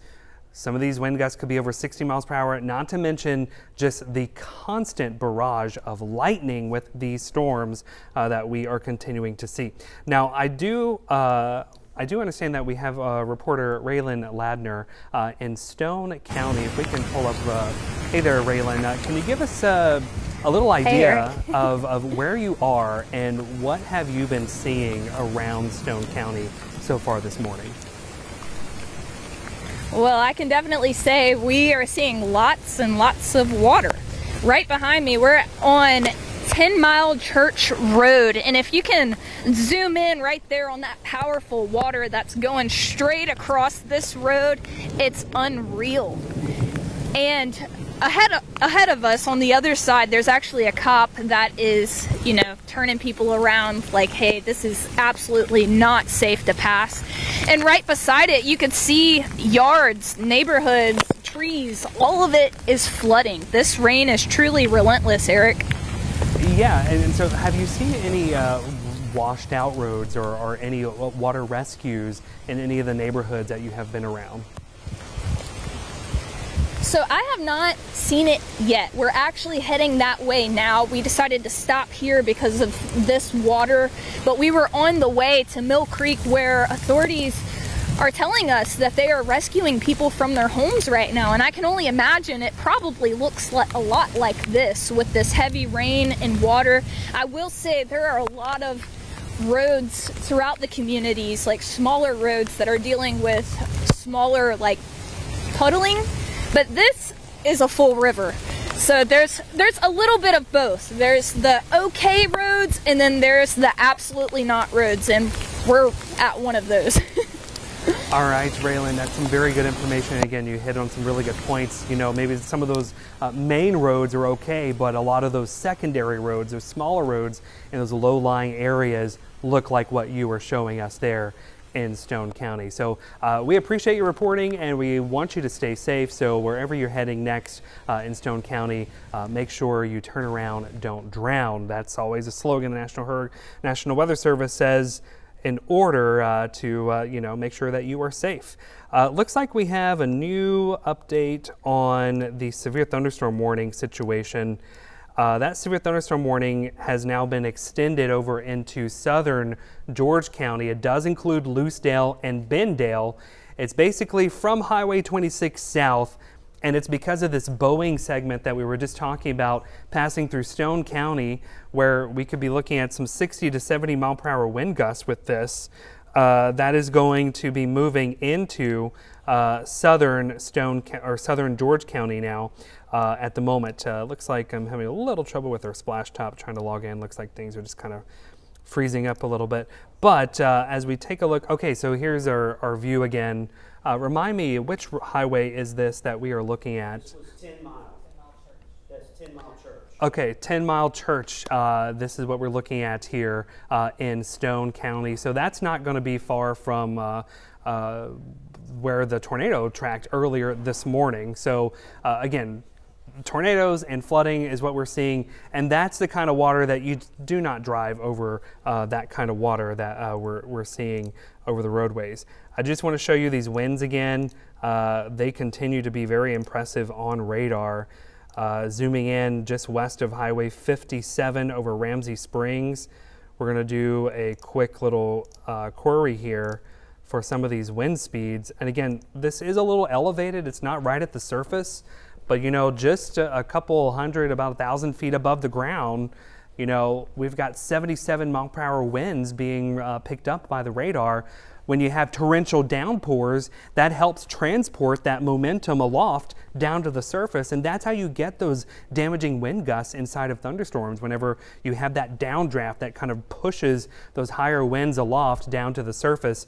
And so we're looking at some damaging winds now moving into southern George County and northern Jackson County at the moment. So just a very impressive line and cluster of thunderstorms that we have seen this morning and now approaching the afternoon. But looking at the big picture, yeah, we are starting to see more of a progression towards the east. What I will say, though, it looks like maybe the northern extent of the line is progressing more eastward, but I am sort of seeing more backbuilding on the southwest side of the line. And if that begins to occur, then perhaps we might start seeing what we're seeing here across Hancock and Stone in northern Harrison County. We might start looking at a significant flash flooding risk right along the coast. Hey, we have the storm tracker. Let's go to our first alert ceasefire storm tracker. I believe it is in Stone County. Okay, where is this? This is yep, that's Highway 49. Okay, that's the Red Creek at Highway 49 at the roadblock. The last time I saw the water this high, we were talking about this earlier, the last time I saw the water this high was May 2019, where we had tremendous flooding across Stone County. I think this event is similar. Before it's all said and done, we may top that event back in May of 2019, where we had the significant flooding along Highway 49. So I believe we have some new information over at the anchor desk with Bill. Let's. Yeah, I'm sorry to interrupt. Yeah. Where they are right there, I figured it out now. It's going north on 49. Where it is, there's a little tributary of the Red Creek before you get to the overpass that goes to Mississippi Gulf Coast Community College. I think that's where they are right now. Yep. So if it's that high at that, and that tributary hardly ever has any water in it, okay? Mm-hmm. So if it's that high there, on the other side is Red Creek. There's the Exxon station that's been there forever. I used to stop and get a drink there of Gatorade or whatever going into work. And as it pans around, this is north on 49. They've got it blocked.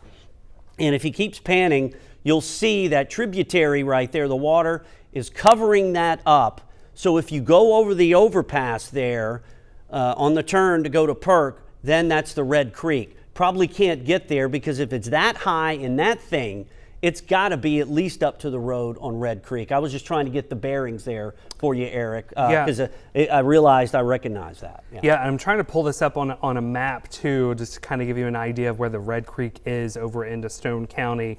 And again, you are correct, and it is that area, those little tributaries that feed into the Red Creek that are flooding. And again, you also mentioned something too.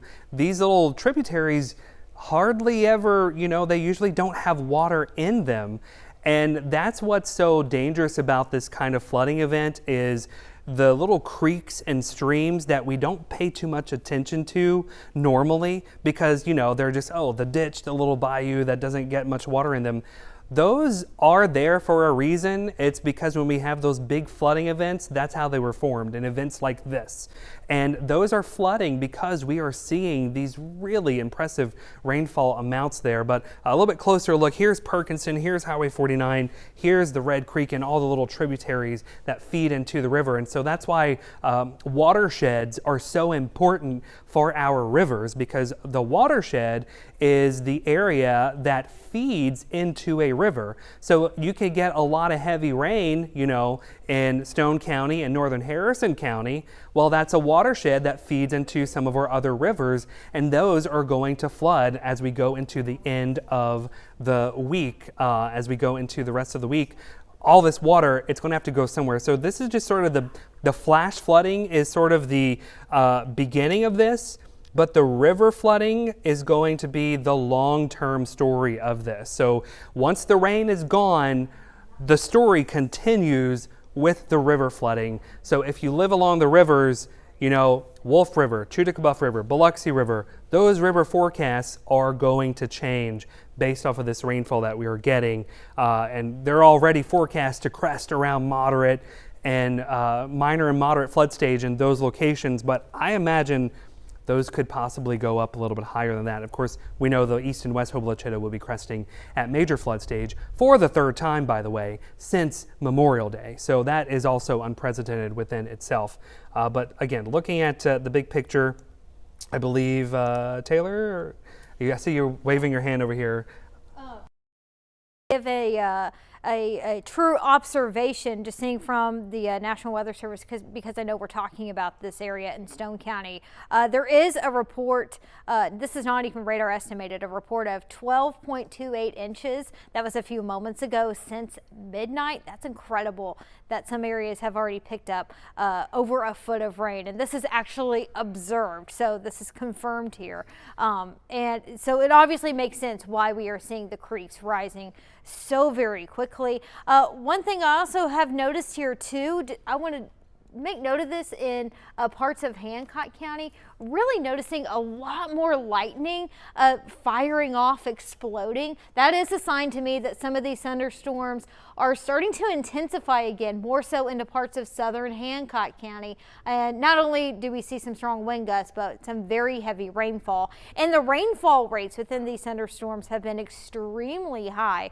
We've been really harping on this the past few days, that with all of this tropical moisture, these showers and storms were going to be able to produce a lot of rain in a short amount of time. And so we're seeing rainfall rates upwards over 3 inches per hour, even more than that. At least at this time, Picayune, you are starting to get a break from some of the heaviest rainfall. That flash flood emergency still remains in effect. And thankfully, in parts of Stone County, the heaviest rain starting to move into parts of George County. That's better news for you. Not so good of news, though, for George County. And we still continue to have those severe thunderstorm warnings in place. But I just want to mention there that we did actually have a report of over a foot of rain actually measured. This is just north of McHenry in Stone County. And I know we've been watching that area very closely. With those creeks rising and also Highway 49 becoming shut down in some parts. So again, we've actually seen this just outside of radar estimated rainfall. So we're getting a ground truth on that. Looking down here a little bit, areas that have been fairly quiet earlier this morning, things are really starting to pick up. Downtown Gulfport, we are starting to see a lot more of that heavy rain. Also noticing that near Pass Christian, Long Beach, Lyman. Zooming in here a little bit with that severe thunderstorm, you have seen quite a bit of lightning as well. We're hearing a lot of thunder beginning to pick up more so right here at the station. And I wonder if I can look here at some of the wind speeds. Now, keep in mind, some of these are aloft, but that's pretty impressive where we have some of those brighter blues. I want to go back to that thunderstorm in George County where we did see some estimated wind speeds near 60 to 70, and that's still coming in on our radar velocity. So even though this may be a little bit aloft, like Eric said, sometimes those wind speeds can be transferred down closer to the surface. And also, one thing that the National Weather Service pointed out, which I think is a very good point, is that with the ground so saturated and with the heavy rainfall, trees are going to be more vulnerable to falling over and becoming down. That's something else to monitor as we head into the rest of the morning. So all in all, still a dangerous situation unfolding. If there's any good news, Picayune, the rain beginning to let up a little bit more, but it is picking up more so in parts of eastern Harrison County, noticing the lightning intensifying. That is a sign we may be seeing some heavier rainfall rates. And moving into George County now, we're starting to see more of the rain and lightning pick up. So I'm going to turn it over to Eric. He's got a good visual of what's going on in downtown Gulfport as we start to see the severe thunderstorm rolling through parts of Harrison County. Yeah, all very good points, Taylor. And again, that lightning uptick that Taylor was just talking about, that is usually an indication that we're going to start seeing rainfall rates start to increase. You know, you get an intensifying updraft, you get stronger updrafts, you get those more lightning bolts. You start to see the rainfall rates increase.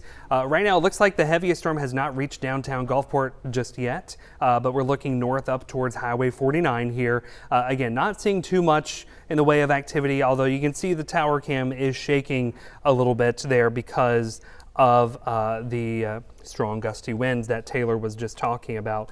But again, looking at the big picture, and I'm just going to kind of clear up this map a little bit. We know the warnings are in place, but we're going to remove those so we can just see what's actually happening a little bit better. Again, I still like the northern side or the northern end of this is progressing nicely to the east. I don't like how slow the southern edge is not progressing. Notice the northern half, you see Pearl River County is clearing out, but southern Hancock County is not clearing out. We continue to see more thunderstorms back building over the same area. So I am concerned now of the flash flooding risk that is developing over the coast, but I do want to just zoom in a little bit before we take that camera. I do just want to hit on our towns here on the coast. that are now about to experience these very heavy rain bands and strong winds and intense lightning. So D'Iberville, heads up, it's headed for you. Biloxi, it's headed for you. Ocean Springs, Golf Park Estates, St. Martin, you haven't seen it yet, but it's coming for you. Over into Long Beach and parts of Pass Christian, DeLille, Cuevas, Bay St. Louis, you're already seeing it, but all this is headed your way. Eventually, this is heading over towards Van Cleve, Pascagoula, Goche, and Moss Point. I do believe we have our very own meteorologist, Aaron Colby, out in the field. And I believe he is in the Kill in Hancock County. So if we can go ahead and check in with him, let's see what we have.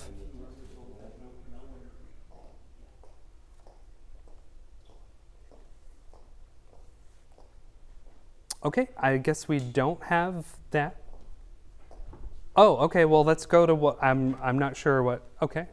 Oh, okay, here we go. Can y'all tell me where this is?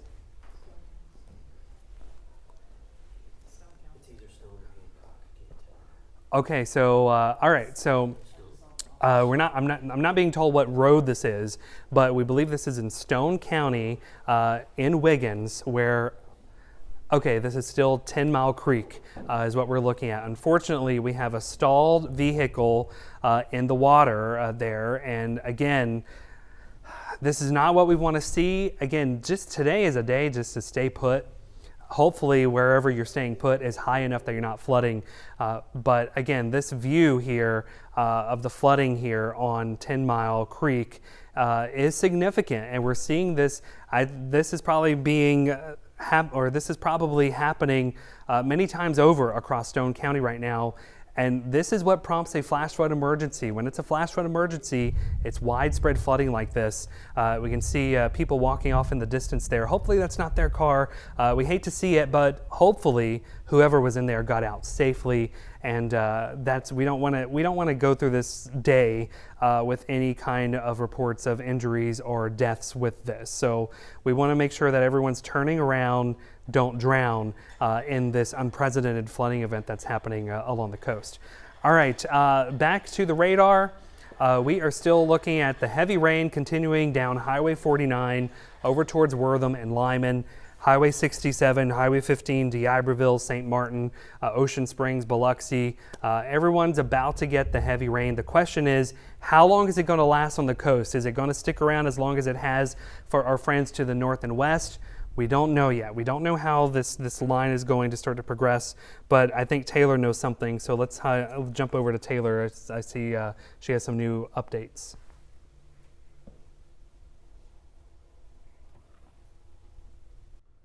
That's right. Just an update on that severe thunderstorm warning for Harrison, Hancock, and Jackson counties. Unfortunately, seems like this thunderstorm is starting to strengthen a little bit more. The National Weather Service has now considered or has put a considerable threat tag on this. Basically what that means is we have the potential of seeing wind gusts closer to 70 miles per hour within this thunderstorm. I would say more so also closer to the leading edge of that. So we've been talking about too the amount of lightning within these thunderstorms, and we've been seeing an increase in the lightning. That is generally a sign that thunderstorms are strengthening. So that severe thunderstorm warning, it continues until 12:45, but unfortunately the wind threat is looking a little bit higher. Again, we could see some wind gusts closer to 70 miles per hour. Also something of note. Taylor, not to interrupt you. Oh no. I'm looking at that same storm that you're looking at, but I'm looking right at the velocities here. And I can tell that's very impressive. If we can hop back over to the WAM here, we're starting to see around Orange Grove and Landon wind gusts approaching 85 miles per hour with this, which is what Taylor was just talking about, these very intense winds with this. So there is some broad rotation here around North Gulfport, just around I-10 here. So this is going to be near where Highway 49, very busy area, very busy location, the Orange Grove location, over where Starbucks is, where the movie theater is, over into North Gulfport, Orange Grove area. Some radar indicated winds approaching 70 to 85 miles per hour. That is just it's just above the surface, but some of this is making its way down to the ground. Over into parts of Jones Mill and New Hope, we're also still seeing these really intense winds now on this line of thunderstorms. I want to try to slip over to our Hancock Whitney Bank Tower cam. Okay, this is our Hancock Whitney Bank Tower cam in Gulfport. It is a whiteout. The last time I saw it look like this was a snowstorm in 2025. So this is wind-driven rain in downtown Gulfport right now with these really intense storms that continue to work their way through. So we need to make sure that we even though you're not under a tornado warning, let's treat this like a tornado warning because these winds are intense.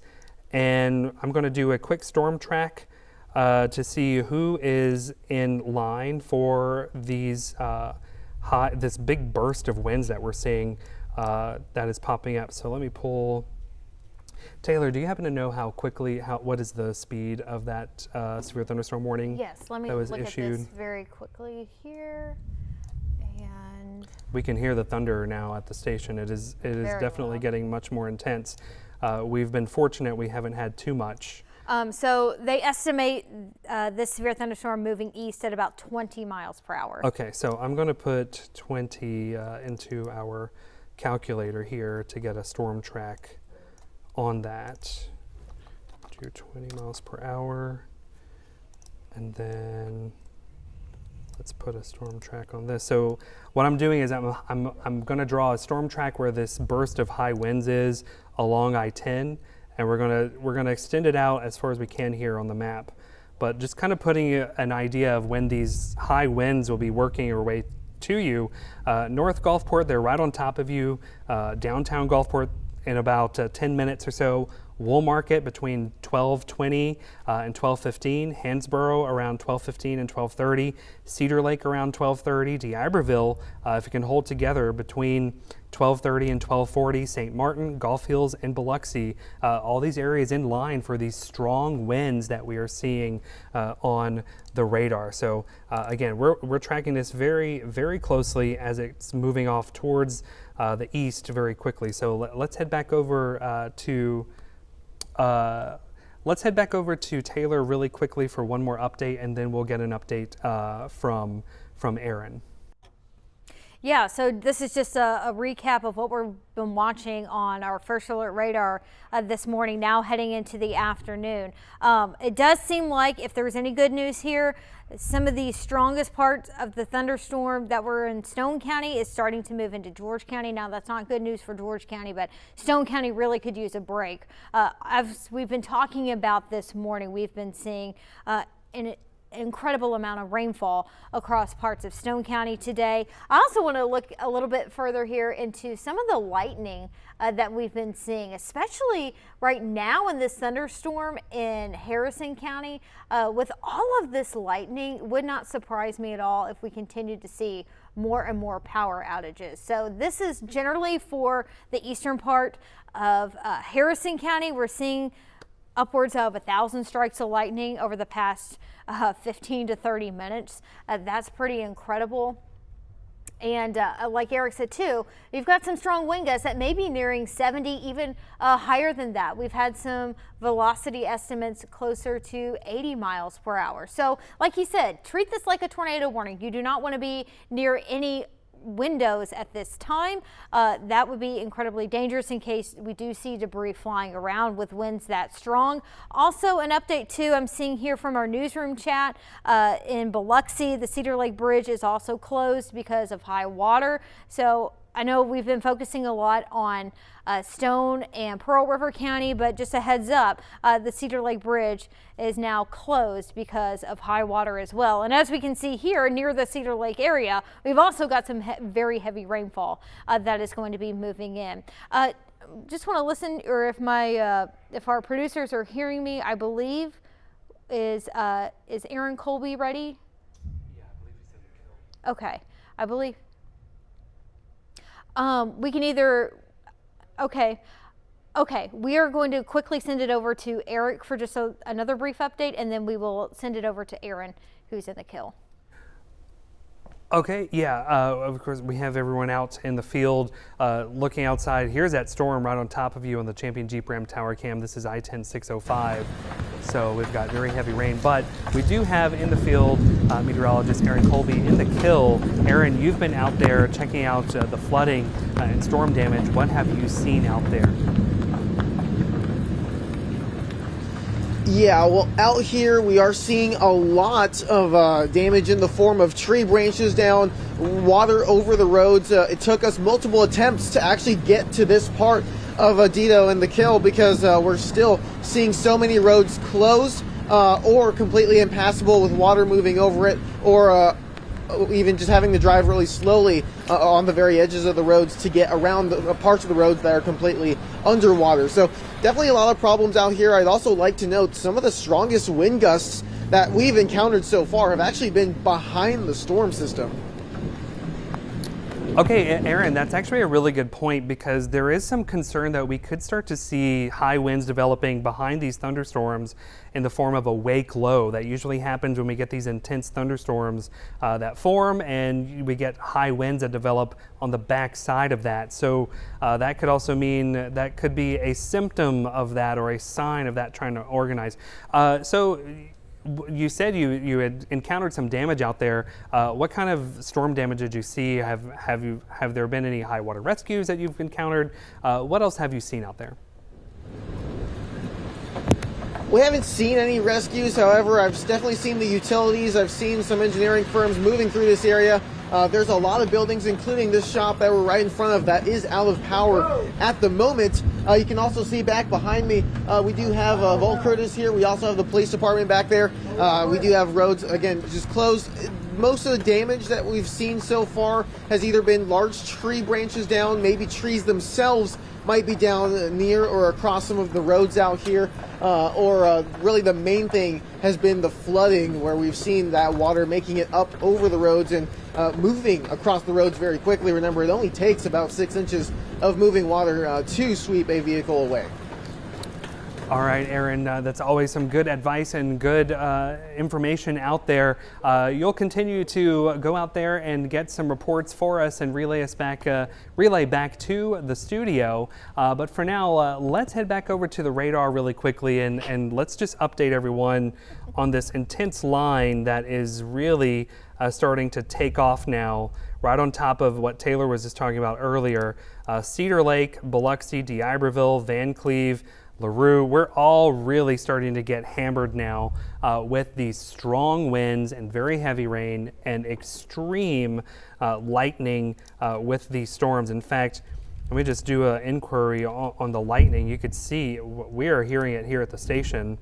But over the last 30 minutes, over 2,000 lightning strikes with this cluster of storms that is now exploding over eastern Harrison County and western Jackson County now. So the lightning just continues to intensify in that area.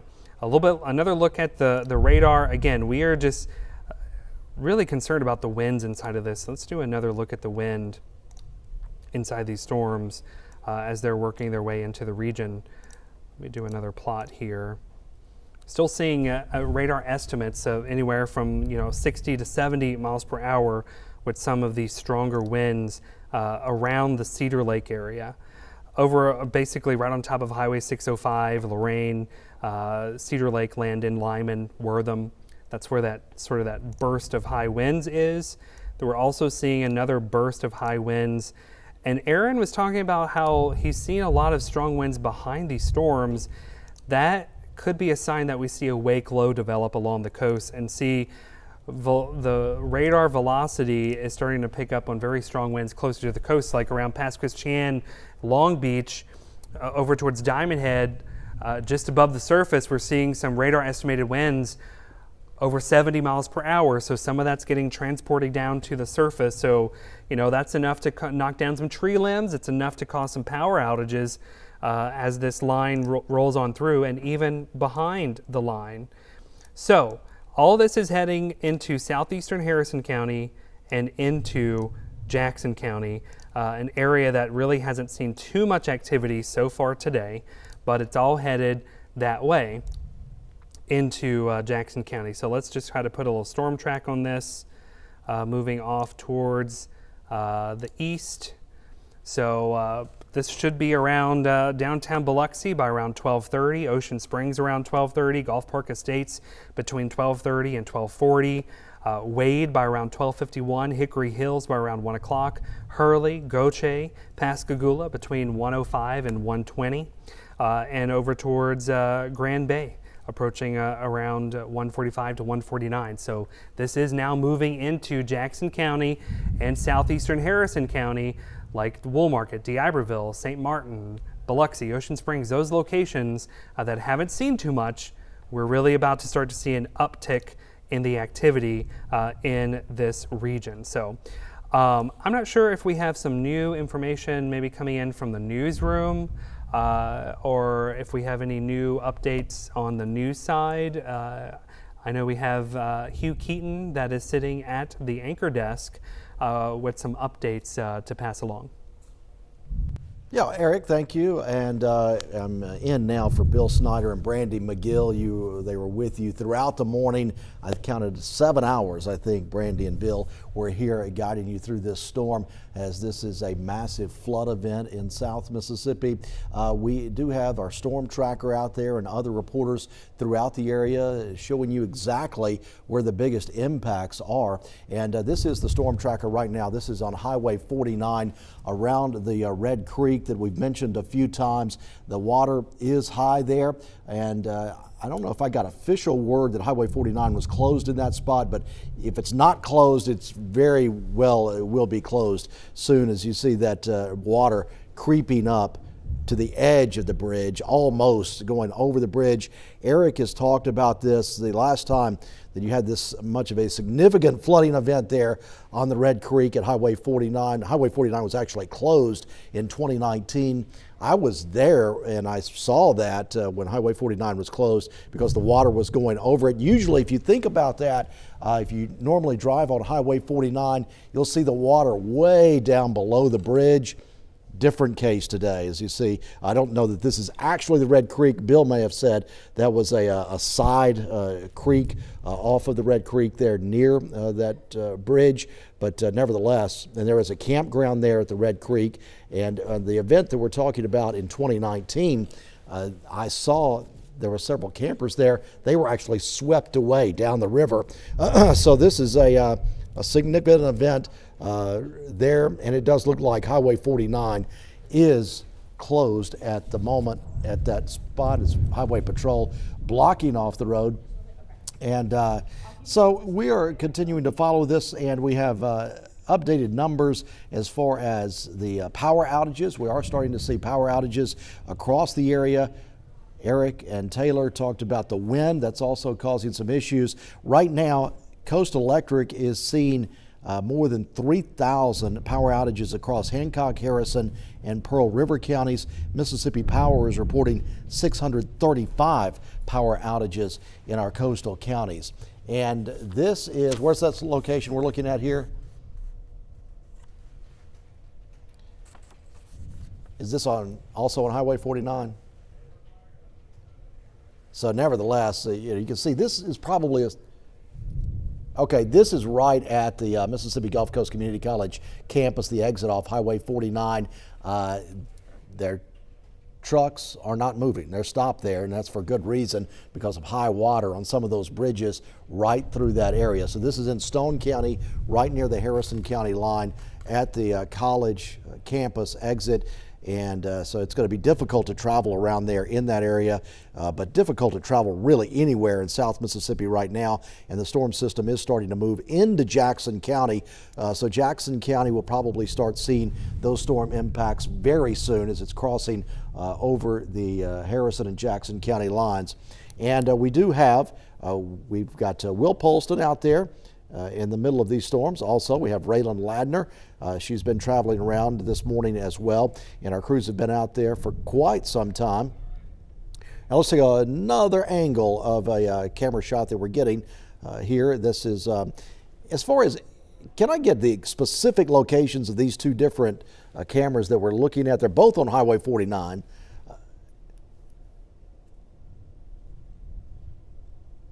All right, so we're trying to work out that. That's a lot of logistics there to work out, but nevertheless, this is the Red Creek. This is where the Red Creek, and the road is closed. You're looking northbound, so traffic trying to go to the north there on Highway 49, you cannot. So keep that in mind. If you had plans to go to Wiggins from the coast or going to Hattiesburg, you're going to have to make other plans probably, because it's that Highway 49 is closed off there.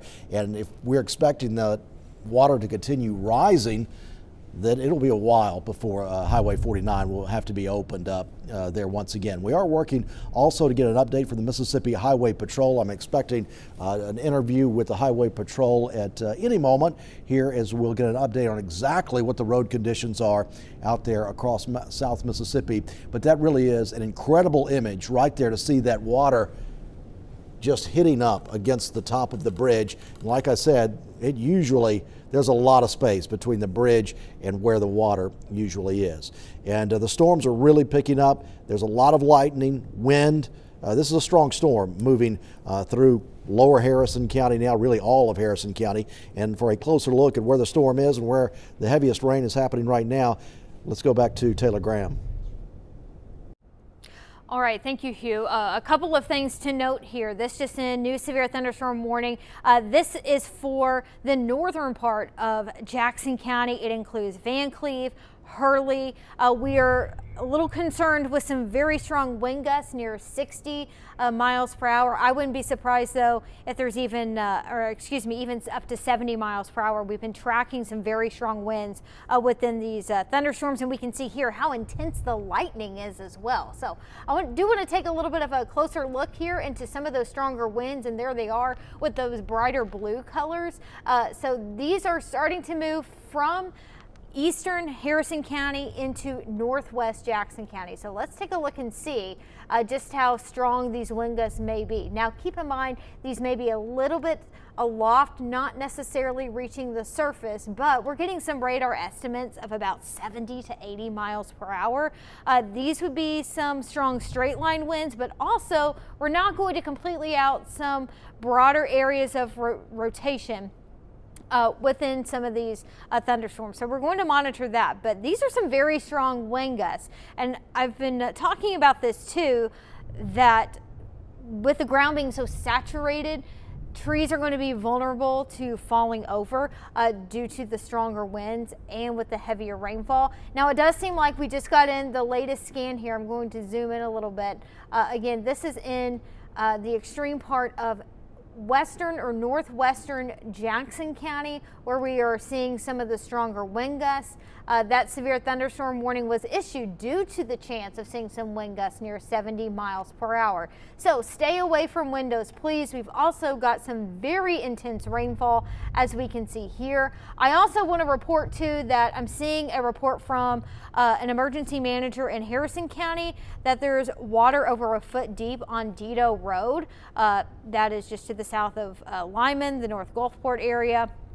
So while we haven't had a ton of flooding earlier today, we are now seeing more significant impacts in parts of Harrison County. And because of that, there is a flash flood warning that was issued for southern Harrison County. And that does include past Christian, Long Beach, Gulfport, even into Biloxi. Now we are starting to see the rain really begin to pick up, intense rainfall rates. And not only is it going to be causing some flash flooding, but if you try to even attempt to drive through this, it's going to be very hard to see very far ahead of you, because we're seeing sheets and sheets of rain. And we've been seeing that on our tower cameras this morning. We've been seeing that in our live shots.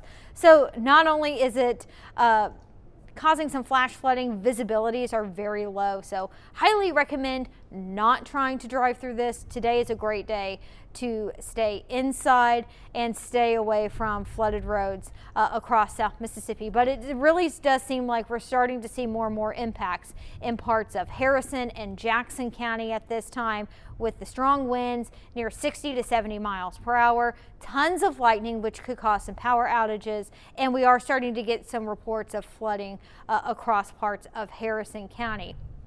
So we've got a good visual here. If Eric's ready, I'm going to toss it over to him.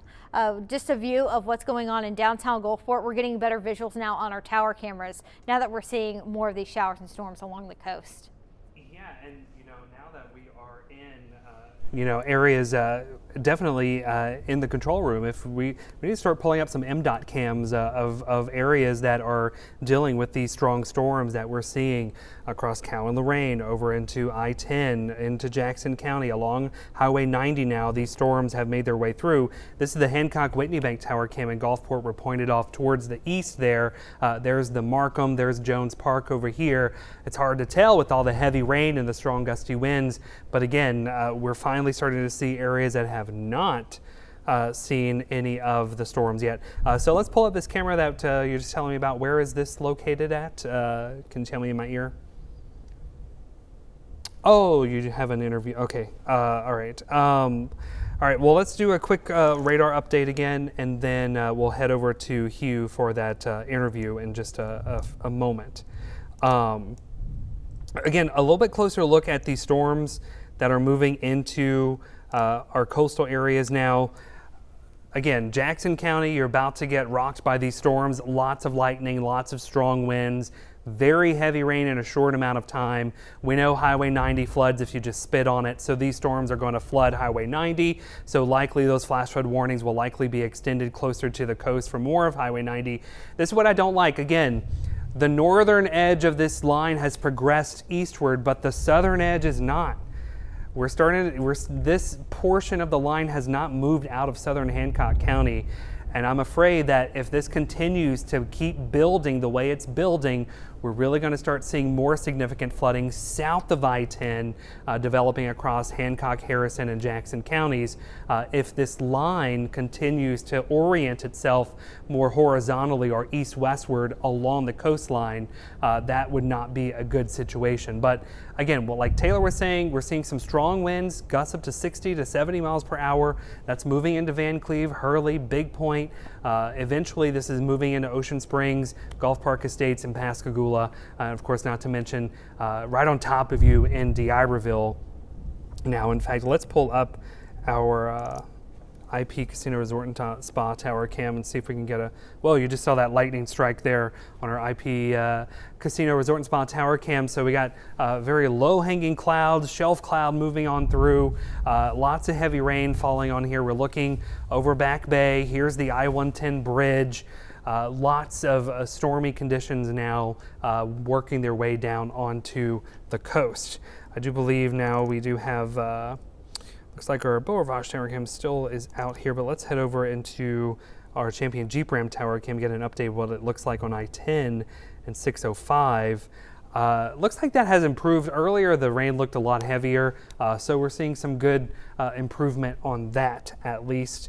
And back over to the Silver Slipper Tower cam, we're still looking at some heavy rain. It does look like some darker clouds there, and of course that's where those storms are beginning to back build over southern Hancock County. So one more look at the radar, and then we're going to head over to Hugh for an update coming out of the newsroom. But again, we just want everyone to be on guard for more flooding along, now starting to focus now south of I-10 with this line building to the south, and it looks like maybe did this flash flood warning just update along the coast? Is this what we were? It looks like, or is this the one that we were just talking about, Taylor? I was just talking about that. Okay, yep. There's a lot of things going on. This map looks like a mess, so, trying to disseminate between all of these alerts is a little difficult, but I do just want to clear it all and just show you where those flash flood warnings are now. So the flash flood warning, again, Taylor was hitting on this, it does include all of I-10, south of I-10, along the coast here, going into Hancock County and Harrison County. I would not be surprised at all if this was extended over into Jackson County. And again, turn around, don't drown, stay put, don't be out on the roadways, don't put our first responders out in danger to rescue something that was potentially avoidable. So we're going to continue to watch these storms. Let's head over to Hugh at the anchor desk. All right, Eric, yeah, we're seeing just heavy rain all across our coastal counties right now in South Mississippi, and this is creating a dangerous situation out on the roads. And the man who is watching the roads closely, he's out there right now, is Cal Robertson with the Mississippi Highway Patrol. Let's bring him in right now. Thank you for joining us. Thank you, Hugh. Good to be here. All right, well, where are you right now? Well, currently I'm on Highway 49 in Stone County. MDOT, we have just closed the southbound side of Highway 49. The northbound side was closed probably about an hour ago. We have water that is starting to push on the horizontal bridge beams that run across 49 there on that bridge. So just out of precaution, we went ahead and closed those.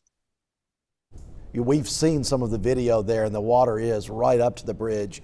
It's really incredible to see that. So as far as diversion routes and rerouting the traffic of the drivers who want to drive through that area, what do you recommend?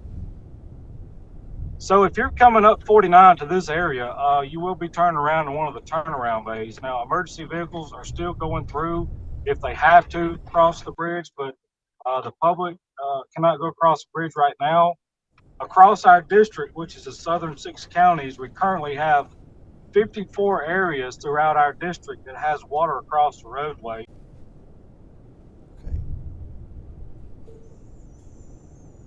All right, we lost the interview there with Cal Robinson from the Highway Patrol, but he was giving us some good updates there, especially of Highway 49 and other road closures across South Mississippi. Northbound Highway 49 is closed right now at Perkinston, essentially around where the exit for Mississippi Gulf Coast Community College is off of Highway 49. We've seen some video earlier from our storm here at the Red Creek Bridge. So in looking around, I have the traffic map up here that I've been looking at. It looks like there's slow going traffic. Traffic is starting to get backed up on the interstate, essentially in Hancock and Harrison counties, and the storm system is moving into Jackson County now, so that likely will continue traffic moving slow across the interstate from state line to state line. Highway or Interstate 59, we've seen problems there in Picayune. There's been a portion, I believe, that was closed earlier, but highway in Picayune through downtown Picayune, Highway 11 in Picayune was closed earlier.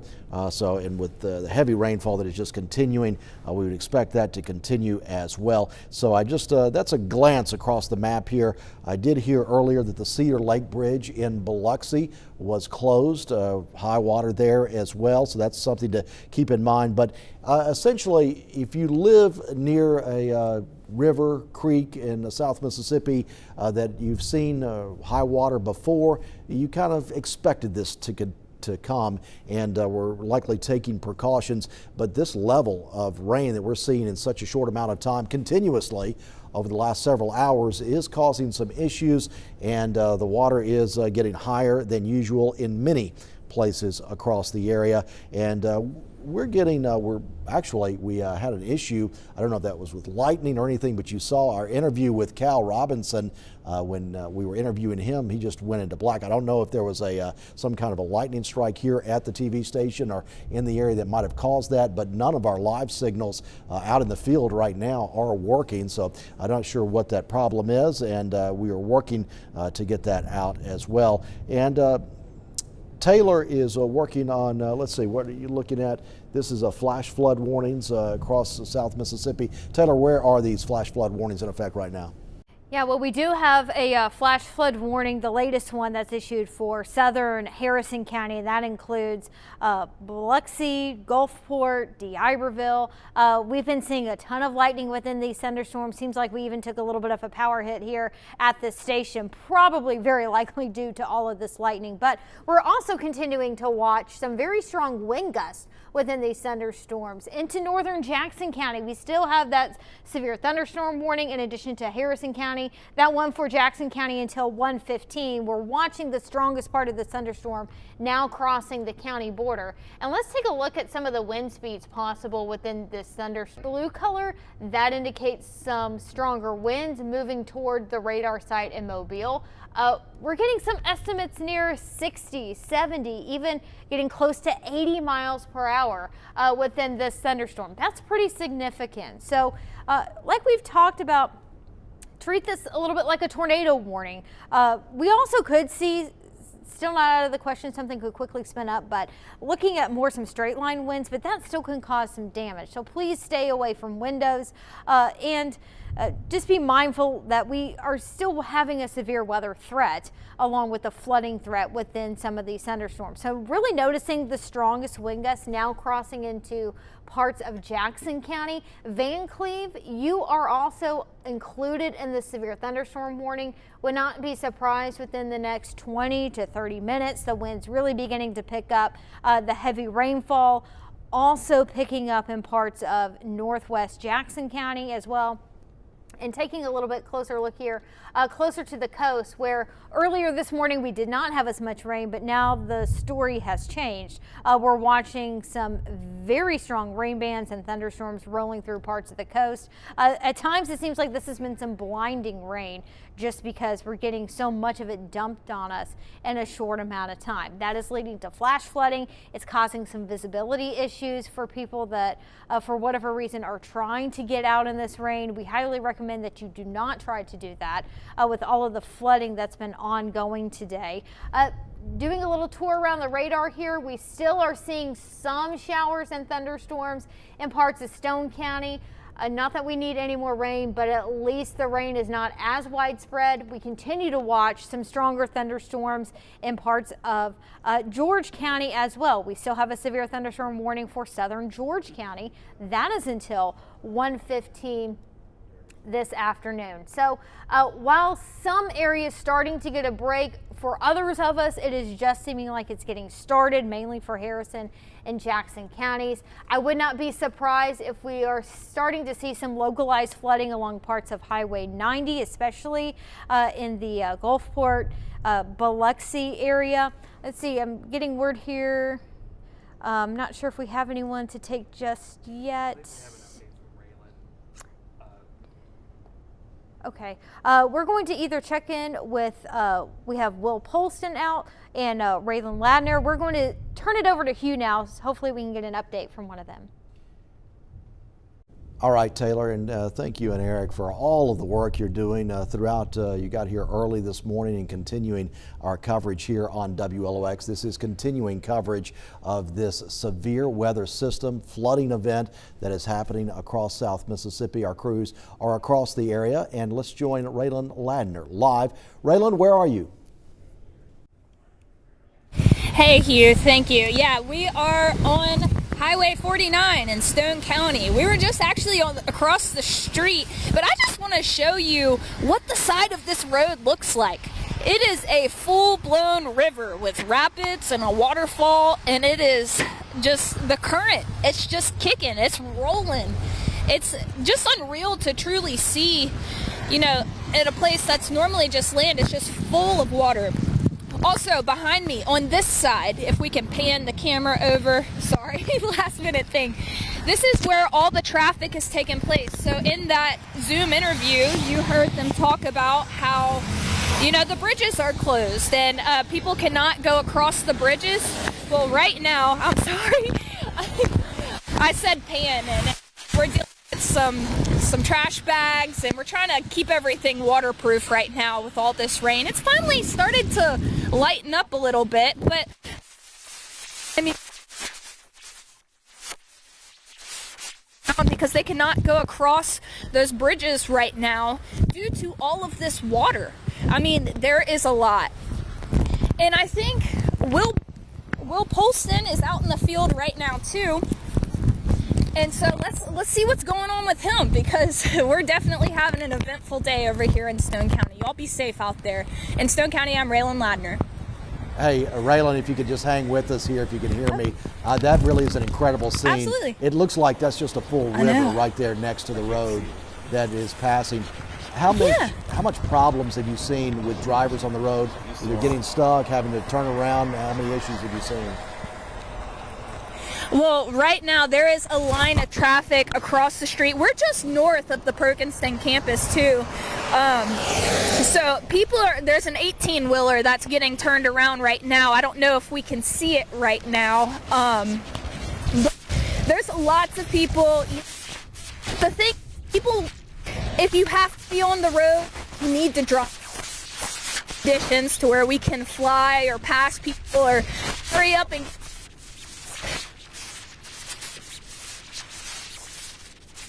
Yeah, hey, Raylan, right now. Have your camera turned back the other way because you're getting interference the way the camera's turned right now. Okay. We do see a few cars let's turn coming it there. this way. They're getting interference. Yeah, there you go. And let me ask you, hey, there's Mike Commer-Smith who works with us, doing a great job out there. That's you major. How long have you been there in that spot, Raylan? We were just right across the street. I was showing some of that traffic that's happening. So we've been here about probably 10 minutes. There's still a lot of people on the road. So that's what's piling everyone up because they can't go across the bridges. And the police department, the sheriff's office, they're working extra hard to get people safe and get people turned around to where they need to go. And in that time, have you seen the water get higher in just that short amount of time? Yes, from whenever we first got here, the river was noticeable, but it was not this high.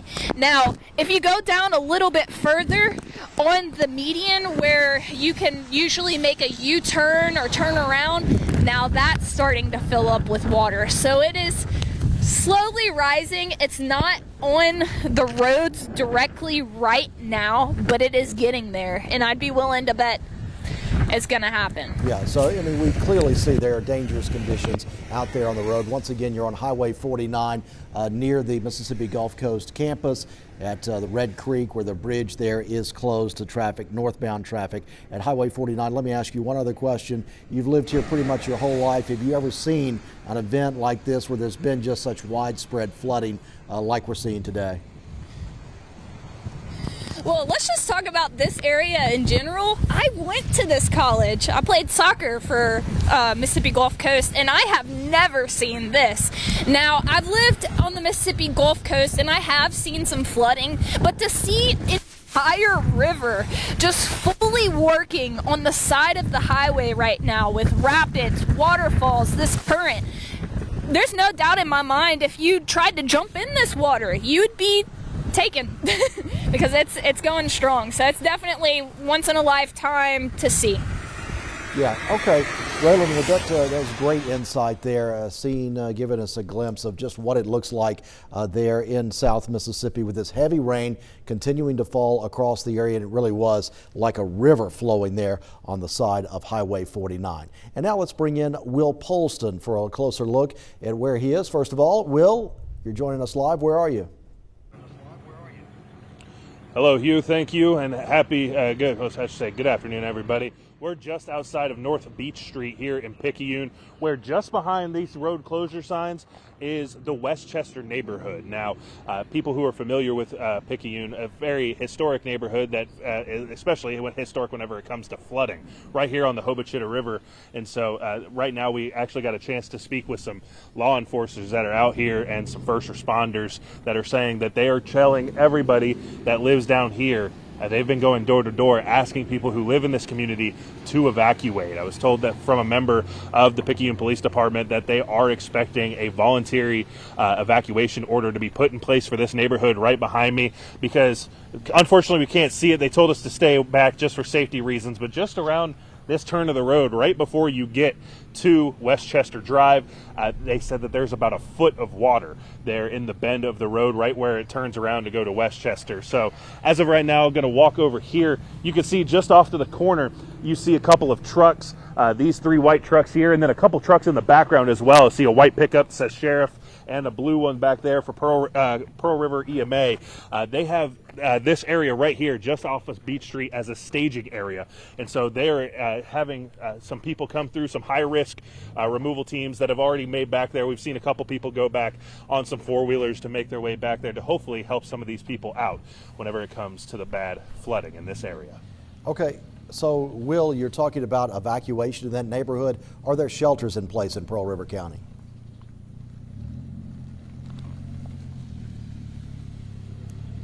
Okay. Will, did you hear me there? I'm sorry, Hugh. It must have been some interruption. Did you say something to me, my friend? Yeah, that's okay. I'm just going to try and continue to talk back with you. Since there's evacuation orders for that neighborhood where you are there shelters set up in place in Pearl River County? No, we have not gotten confirmation about any shelters so far. I'm calling around right now to try to get some more confirmation with the Picayune Police Department. And of course, if we get some more information on that, we can definitely hop back in and let you know a little bit more about it. As of right now, from what I understand, it is a voluntary evacuation order, so it's not a mandatory. And as of right now, it's also not in place. What they said is that the river is expected to crest somewhere, from what I was speaking with a member of the Pearl River County Fire Department, excuse me. They said that this river is expected to crest somewhere around 25 feet. And so they're trying to get people out before things maybe get too far out of hand. Yeah, taking those preventative measures. It does look like you're getting a break right now from the rain, and I know that has to be a big relief for you and all of the workers who are out there who are trying to respond to this flooding event. How long did it rain on you this morning? Well, Hugh, really ever since about, I'd say, 10 o'clock. This is what we've been seeing out here in Picayune. We've seen a lot of up and down. It seems to be where it'll drizzle for a little bit, and then all of a sudden it seems like the bottom falls out yet again. It's been very inconsistent on again, off again rain here in Picayune. We've been out here probably since about 9:30, and ever since then, whenever we first showed up, it was dry, and whenever 20 minutes later it was raining. We've had live shots today where it was pouring down rain and we couldn't find enough shelter. We've had live shots where it was dry. So it's been a very on again, off again thing, and the people of Picayune are definitely going through it. Yeah, and one last thing for you, when you've been out around in the community there in Pearl River County, how many vehicles have you seen with problems, driving through water, not being able to make it, that kind of thing? Yeah, Hugh, whenever we first got out to Picayune, whenever we got onto Memorial Boulevard, we actually saw one car try to go in over by Memorial Boulevard and Highway 11 that took on some water. They had to pull off to the side and wait for some help. We saw another vehicle that tried to pull off, and whenever we went on Goodyear Boulevard also saw quite a bit of cars parked in the median trying to get away from the side of the road there. So overall, whenever we've actually seen problems develop in front of us, maybe one or two, but it seems like people are definitely taking precaution to make sure that it doesn't happen to them as well. All right, Will, thank you for keeping us informed there in Picayune, and that's a community that's just seen so many problems starting the other day and then continuing today with flooding. Hopefully everyone will be okay there and get out of harm's way. Thank you for doing it there, and we'll be in touch with you throughout the afternoon. Will Polston reporting live in Picayune, and now we're going to check back in on the weather situation as a strong storm continues to move across our coastal counties. Yeah, Will, you're through. Okay, thank you, Will and Hugh. I do want to give a few updates here regarding our severe weather that's been ongoing this morning. The severe thunderstorm warning for Jackson County has been upgraded to possibly seeing winds near 80 miles per hour. It's not very often we get the threat to be considered destructive, but this is a very serious situation in terms of some strong straight line winds within this thunderstorm. And this is impacting northern Jackson County, including Van Cleve, Hurley, Harleston. Eventually, it's also going to be impacting Big Point. I do want to take a look and see at some of the estimated wind speeds according to what we call our velocity product. And we've been tracking these brighter blue colors this morning. Those are some strong winds within these thunderstorms. Now, if there's any good news, it does look like maybe with the last scan, winds not quite as strong, but at times within this thunderstorm, we have seen estimated wind speeds near 70 to 80 miles per hour. So with winds that strong, it's very important to stay away from windows. Things could be flying around quickly, and also a little concerned with the ground being so saturated with the heavy rainfall and trees toppling over quickly due to these strong winds. Are more vulnerable with all the water in the ground. So that is a little bit of an added danger. So again, severe thunderstorm warning for northern Jackson County. We're not going to rule out some wind gusts near 70 to 80 miles per hour. We've got some very heavy rainfall associated with that as well. I do believe we have another severe thunderstorm warning that was recently just issued for southern Hancock County. That is until 1:30. This one, we're looking at the chance of wind gusts near 60 miles per hour. Unfortunately, it looks like we're getting some training thunderstorms over southern Hancock County, just to the south of Pearlington, impacting Waveland and Bay St. Louis. So would not also be surprised if we continue to see some ongoing flooding in southern Hancock County. And it does seem like we still have a flash flood warning ongoing for Hancock County as well.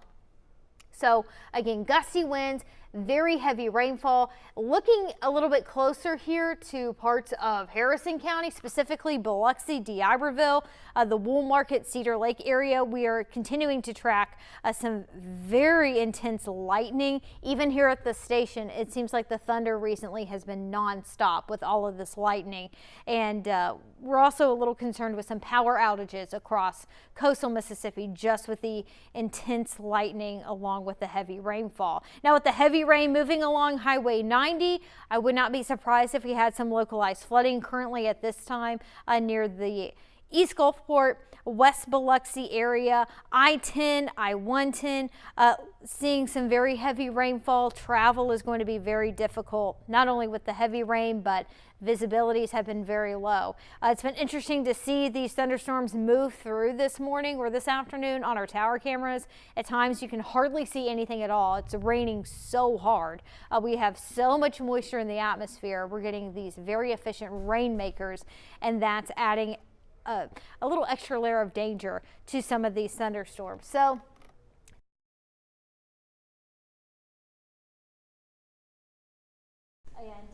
we will continue to track these over the next several hours. We're going to turn it over to Eric for another quick update. All right, we continue to track the rainfall totals, and you can see the hot spot of a foot plus of rain that has fallen across Stone County, stretching over into northwestern Harrison County and Hancock County. But we're starting to see those higher rainfall totals creep into areas closer to the coast. But I will say the main concern right now, of course, we have all the flooding that's going on across the region, but I would say that the storm that is going through Jackson County at the moment is very intense, and we do need to be taking it seriously, especially across northern Jackson County, like Taylor has been saying. So heads up, Hurley, Big Point, Van Cleve, Hickory Hills, Helena, Moss Point, and Escatawpa. The most intense part of this storm is north of I-10 as far as the wind is concerned. We're looking at some wind gusts potentially over 70 miles per hour. And Taylor was mentioning this earlier. It does look like in the latest few scans that we've seen come in, we have seen the winds come down a little bit. So that is some good news. But still, 60 mile per hour wind gusts is enough to knock some tree limbs down, cause some damage. So we want you to stay safe and stay weather aware with this line of storms coming on in. Let's slide down closer to the coast, where we're starting to see the heavier downpours work their way into D'Iberville and downtown Biloxi. Now very much right on top of you in D'Iberville, we're seeing the very heavy rain. In fact, let's just switch over to our IP Casino Resort and Spa Tower Cam in Biloxi. Can hardly see anything, so that's looking towards downtown Biloxi, D'Iberville, across the I-110 bridge over Back Bay. Hard to see anything because of the heavy rain that we are seeing out there. Let's hop back over to the radar, and let's take a closer look over into parts of D'Iberville, Ocean Springs, and St. Martin, because I think you're next for this line of storms. Okay, so I believe this is Rodenberg and Highway 90. Right now it doesn't look too terribly bad, but we're starting to see some ponding on the roadways there, which is typical with Highway 90. Certainly we haven't seen yet on Highway 90 the type of flooding that we have seen further inland, but regardless, there's a lot of cars on the highway right now. We really shouldn't be out on the roads with these storms slowly creeping on in. So a little bit closer look here at these storms. Let me get into, let me try to zoom in here. So areas like Ocean Springs, Gulf Park Estates, downtown Biloxi, we're all finally starting to see the heavy rain now working its way through. Is it going to be the type of rain that we saw inland? We'll just have to wait and see. Hopefully this doesn't stall out along the coast, because that would lead to some really significant flooding. But again, we haven't seen this work its way into southeastern Jackson County to include Goche, Moss Point, and Pascagoula, and also Escatawpa. So again, watching these storms, we continue to see them roll on through. They're producing lots of heavy rain, strong gusty winds. Those flash flood warnings continue. Taylor hit on these new severe thunderstorm warnings in southern Hancock County. Unfortunately, we're looking at storms that are training over southern Hancock County, so I think the flooding situation is going to get worse south of I-10 in Hancock County, because it looks like the southern portion of this line has stopped being progressive, so it's just kind of stopping in the same spot. So I'm not liking that trend for Hancock County and southwestern Harrison County, because that part of the line is stalling out again, and we could start to see those high rainfall totals along Highway 90 there. Let's go ahead and take that MDOT camera right there. Looks like it's from the Beau Rivage, a good view there on 90. And you can see the lightning and the wind this afternoon. Yeah, look at that. So these storms are working their way into the area. We want to get off the roadways, because once these roads start flooding, we don't want our first responders to have to go out there and risk their lives to save others if it's avoidable. So if we can go ahead and get to your spot where you're going to be for the rest of the evening, get there, make sure it's a dry place, because again, we don't want any more cars on the roadway. We've already seen cars stranded and water rescues across parts of Hancock, northern Harrison, and over into Stone County. So not liking this trend in southern Hancock County. For southwestern Harrison County, I think we could start to see more significant flooding over towards Waveland and Bay St. Louis into Pass Christian, and potentially over into Gulfport if that starts to pan out that way. All right, so we are going to toss over to the anchor desk for some new updates.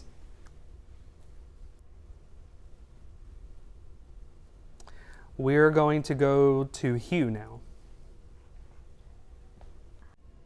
All right, Eric, thank you. And we are continuing to watch this significant storm system roll across South Mississippi.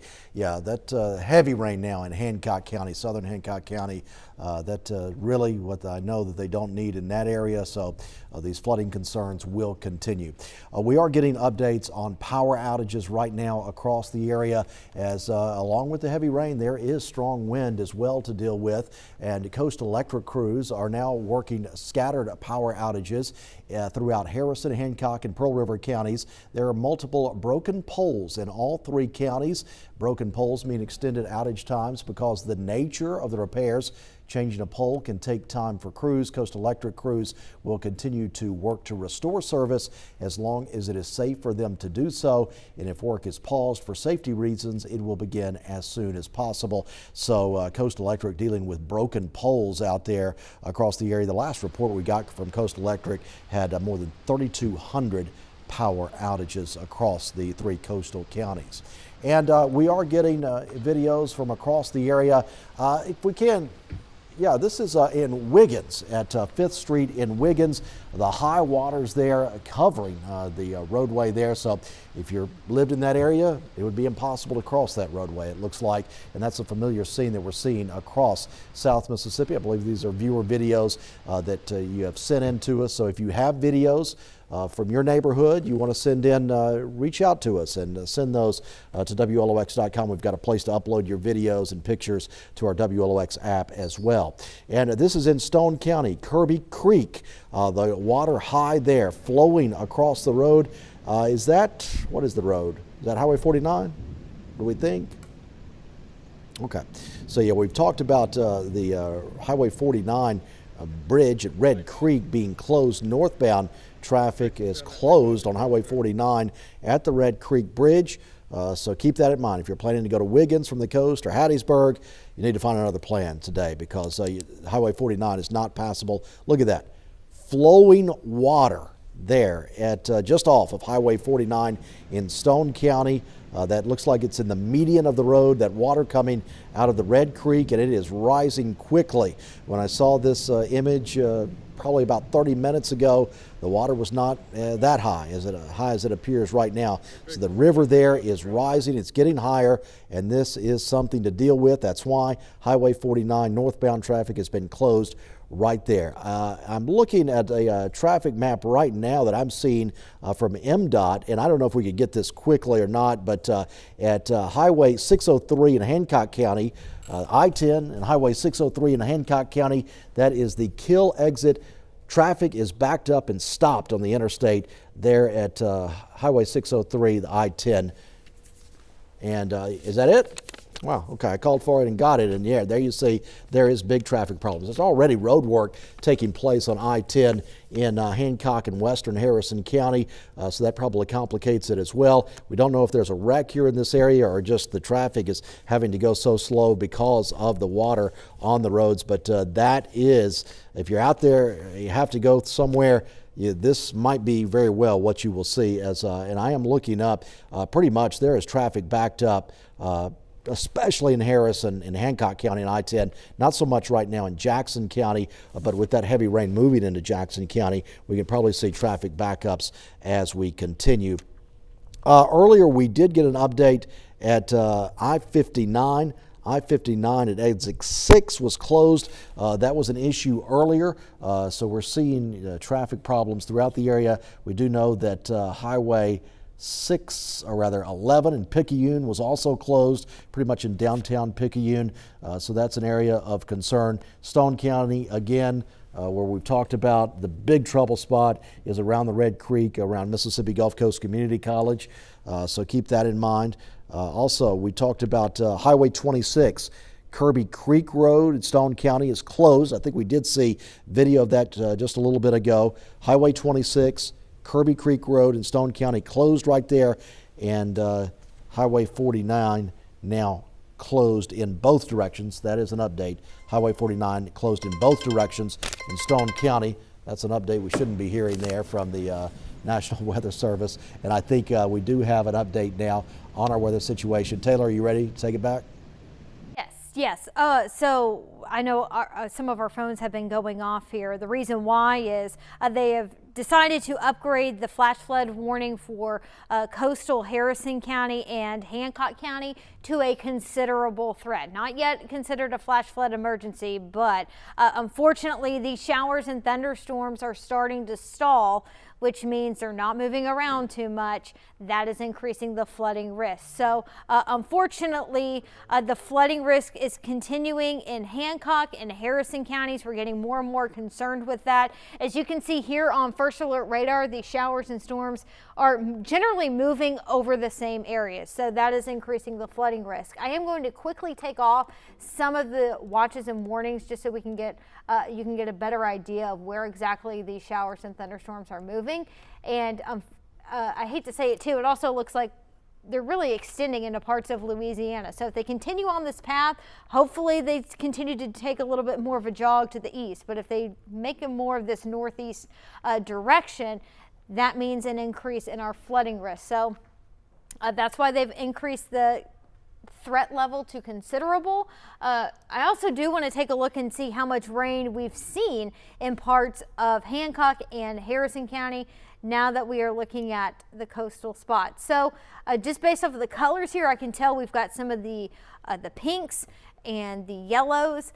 That generally looks like the 4 to 7 inch rain at this time. This is a radar estimates over the past 12 hours, and it seems like that verifies. So according to radar estimates, we've seen anywhere from about 3 to, I would say, 7 inches across areas along and south of I-10. So we are continuing to see more rainfall over southern Hancock and Harrison County. So the flash flood warning is continuing for the time being. Another dangerous situation unfolding for some of our coastal areas. Now, we've been talking a lot about Pearl River County and Stone County today.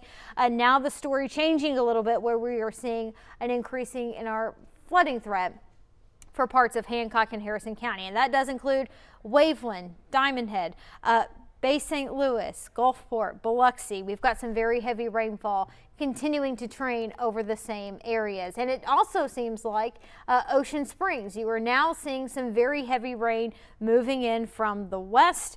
We could also start to see the flooding risk increasing for parts of Jackson County within the next few moments. I would not be surprised at that.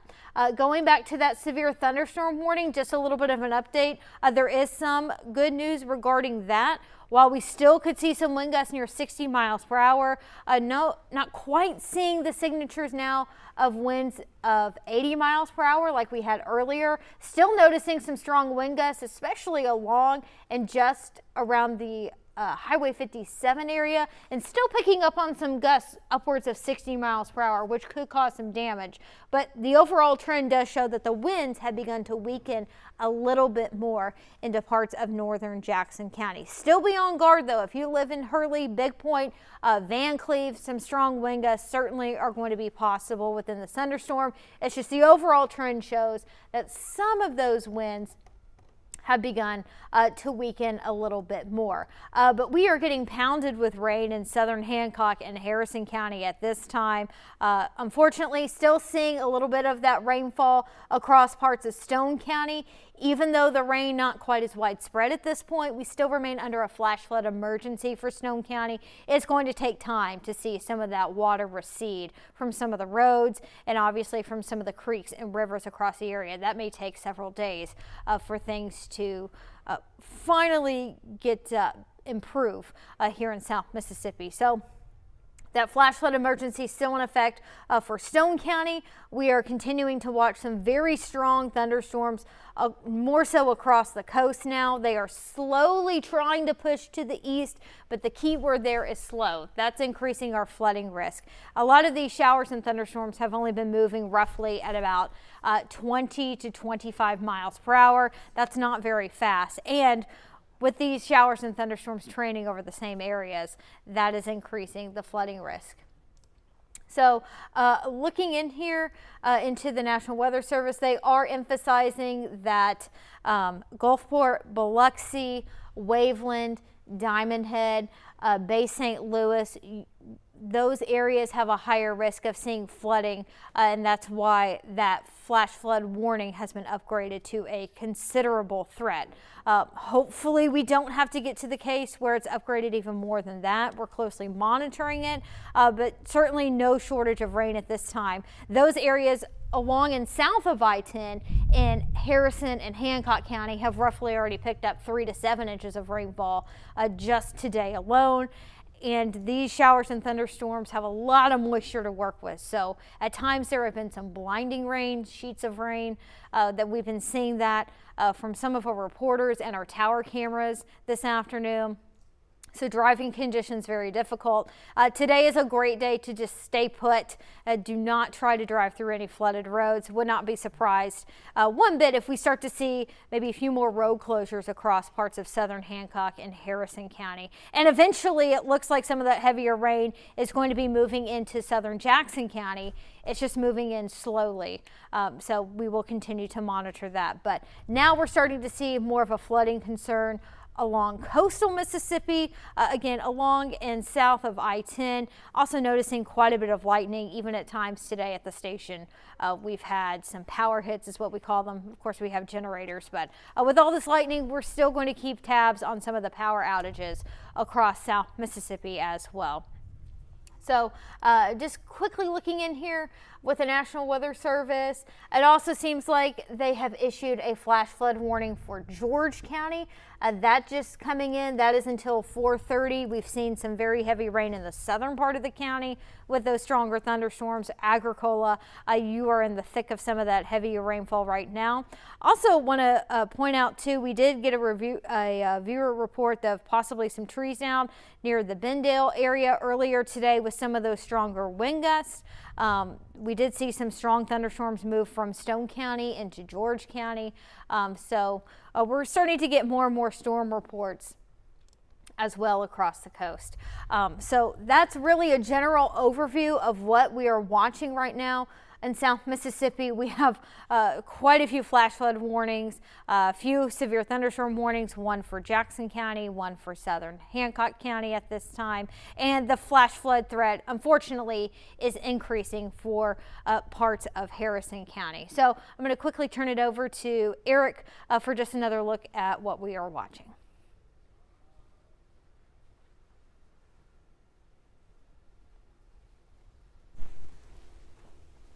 All right, yes, we are. Taylor has hit on all the right points when it comes to the significant flash flooding threat that we are seeing unfold.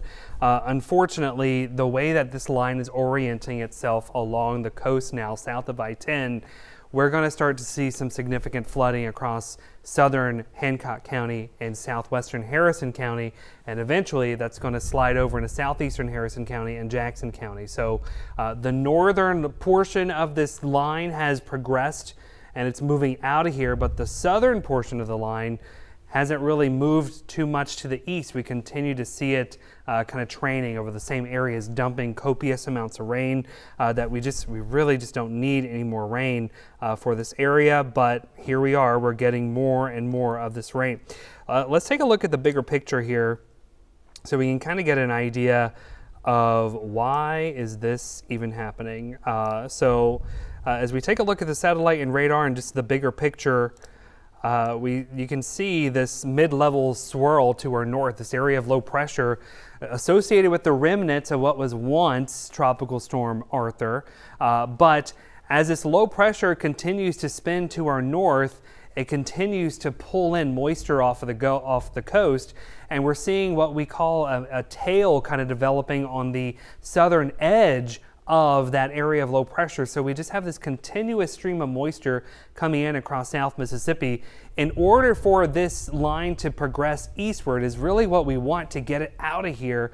We need this area of low pressure to start pushing off towards the north and east to kind of help push this tail out of here. And right now we're just not seeing that. We're seeing more of a northerly trajectory with this area of low pressure. So that means as the area of low pressure lifts north, we just kind of lift this band up towards the north and not push it east out of here. So that's why it's just kind of stalled out across our area, dumping all the heavy rain that we're seeing.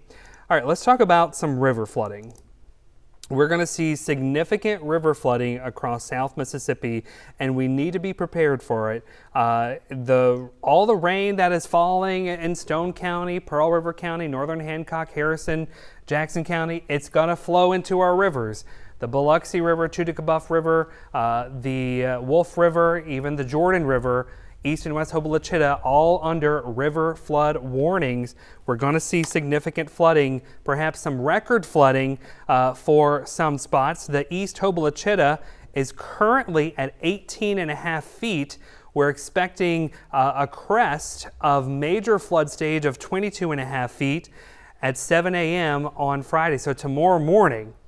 That would be a record for a crest. So we're looking at a record flood event for the East Hobola-Chitta Creek. The current record was from flooding caused by Hurricane Isaac back in 2012. The West Hobola-Chitta Creek is also going to get very close to record territory, but not quite. But it could be perhaps in the top 3 crest, with a crest of around 24 feet at the West Hobola-Chitta is where we're expecting that crest to occur. So looking at the impacts for whenever we see a crest of 24 feet for the West Hobola-Chitta, typically means widespread flooding will occur in Westchester subdivision near Picayune. Many homes, businesses, and other buildings will be flooded. Evacuations will be necessary. Sections of Highway 43 will be impacted. Earlier, we were hearing from our very own Will Polston, who is talking about how those evacuations are currently voluntary. We're not sure if those are going to become mandatory or not, but with the flooding getting worse, it is possible. The record flood is 29.96 feet for the West Hoblachita. That occurred on July 5th, 1916. So the historic crest, if we crest at 24 feet, that would put us in the top 5 crests, because the number 1 crest happened in July of 1916. Number 2 is 24.96 feet, which occurred in 1961. And so we would probably land in the top 5 spots for a crest at 24 feet with the West Hoblachita Creek. All right, let's slide over to the Wolf River. Let me go back to the east and west. So here's a look at the Wolf River. We're expecting a crest. It's currently sitting at 9.85 feet. So it's minor flood stage right now. We're cresting at 14 feet, which is going to be moderate flood stage. And that's going to be over the weekend. So that's going to be Saturday evening that we expect that crest. But keep in mind, all of these river forecasts are contingent on the rain that falls and where it falls. So if more rain falls, these forecasts are absolutely going to change. Over into Biloxi, the Biloxi River near Lyman, we're looking currently sitting at 9.36 feet, no flooding. We're cresting at 17.5 feet at moderate flood stage, and that's going to occur tomorrow morning at 7 a.m. The Chudacabuff River is cresting. Currently the stage is 3.51 feet, so no flooding right now on the Chudacabuff, but we do expect a moderate crest by tomorrow afternoon. So this is going to rise pretty fast. By 1 o'clock tomorrow afternoon, we're going to see moderate flood stage. So the Chudacabuff will be rising quickly to moderate flood stage as we go into tonight into tomorrow afternoon. The Jordan River is also under river flood stage. Okay, so on Memorial Day, the Jordan River crested at around 8 feet. Now we're looking at worse flooding. We're looking at a crest now at about 9 feet. So that is still moderate flood stage. But I want to say that's not far from major. So for the Jordan River, the major flood stage is 10 feet. So we're going to be pretty close to 10 feet major flood stage. So we could be looking at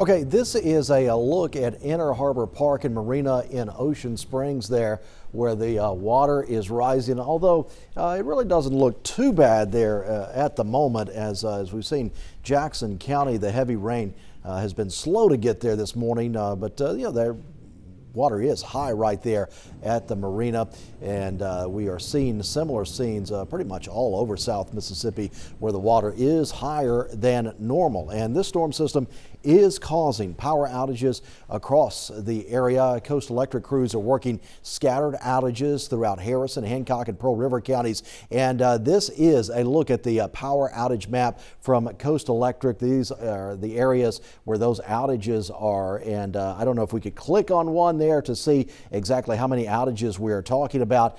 This is the Hancock-Harrison County line, I believe, right there. And yeah, I'm not controlling that, so it's just going around, but we can see that those power outages are scattered out across Pearl River. Yeah, okay, this is the map's just moving along without me. The weather people have control of the maps, but nevertheless, this is a map from Mississippi Power and down Highway 49, where we saw a lot of that rainfall, and Highway 49 is closed near the Mississippi Gulf Coast campus. There is some power outages right there. If we click on one, how many does it say right there? The map's getting lost. Okay, so they're seeing small ones in this area. The green means small areas. and those power outages continue down Highway 49, a couple in Wiggins there. Nothing widespread as far as power outages right now we're seeing from Mississippi Power, but with Coast Electric it was much more significant over there in Pearl River and Hancock counties. But our power outages although there are a few up and down Highway 49 there in Stone and the edge of Harrison County, nothing major. This is a look now at this is Pearl River Valley Electric. A lot more power outages there than what Mississippi Power was reporting. This is a service area primarily in Wiggins and Stone County. Look at this area right there, 415. And just in the city of Wiggins, there's one reporting 101, and then across the county line to the north, 152 there, 128 out in the county. So you add all those up. I'm not that quick at math, but that is quite a few power outages in Stone County. Big one, 1,000 or 1,300 there. So there was a lot of power outages there in Stone County, and this is Singing River in Jackson County and George County primarily, and 135 there north of Van Cleve.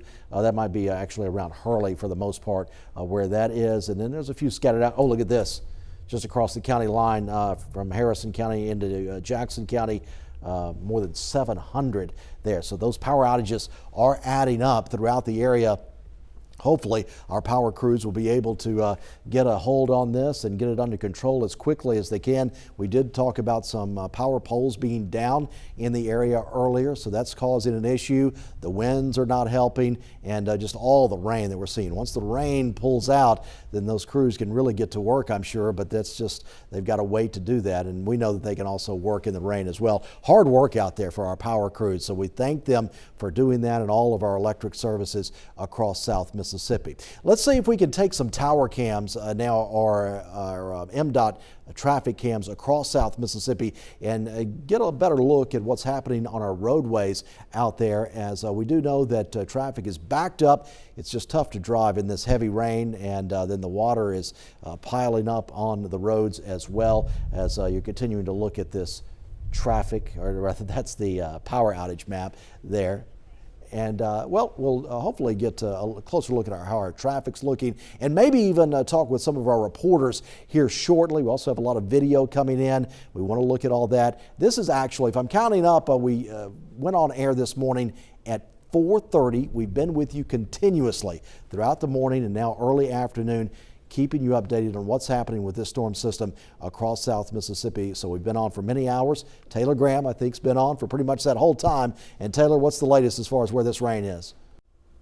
Yeah, we have been working countless hours to keep everybody informed, and I do have a new update. There is a severe thunderstorm warning now for the southern part of Harrison County. This is almost like an extension of that warning that we've had in Hancock County, and we are watching a pretty powerful thunderstorm right now that is currently moving over Waveland, Bay St. Louis into Pass Christian. You can even tell just based off of the lightning how strong it is. That's something that's been very impressive today, is the amount of lightning within the thunderstorms. And I know we've been talking about power outages. A lot of this lightning is the cause of these power outages. So like you said, we really thank our linemen for getting things back up and running once it is safe to do so. But this severe thunderstorm warning for Harrison County, that is until 2 o'clock. I do want to show you where exactly that warning is, just a better idea.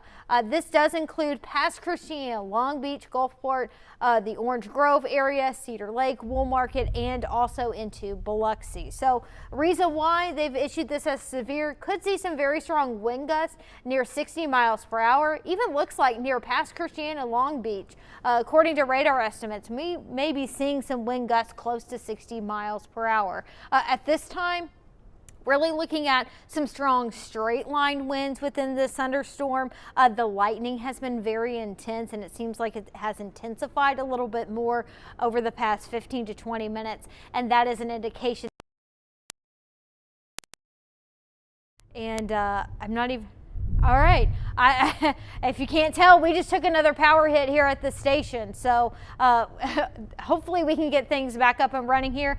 Okay, I'm just hearing we are back up and running. I know we have generators, but I can't say it enough. The lightning is causing some issues today. It's just these thunderstorms have been incredibly electric, and we just had obviously a lightning strike that was very, very close to the station. And there goes another one. I'm not sure if you can hear my microphone still. So bam, bam. I mean, the thunder has been incredibly loud with all of this lightning around. So if you notice that we glitched a little bit, we did take a power hit. We actually just took 2 of them back to back here at the station. So we're trying to get things back up and running here. We're continuing to watch these very powerful thunderstorms rolling through parts of coastal Harrison County. And we are really in the thick of it right now, right here at WLOX. I do want to look at some of that lightning because obviously it's causing some power outage issues here in South Mississippi. I'm going to pause this. We're going to take a look and see approximately how many lightning strikes are here. I'm just taking a section of parts of Hancock County and into Harrison County. This is showing upwards of 1,000 strikes of lightning within the past 15 to 30 minutes.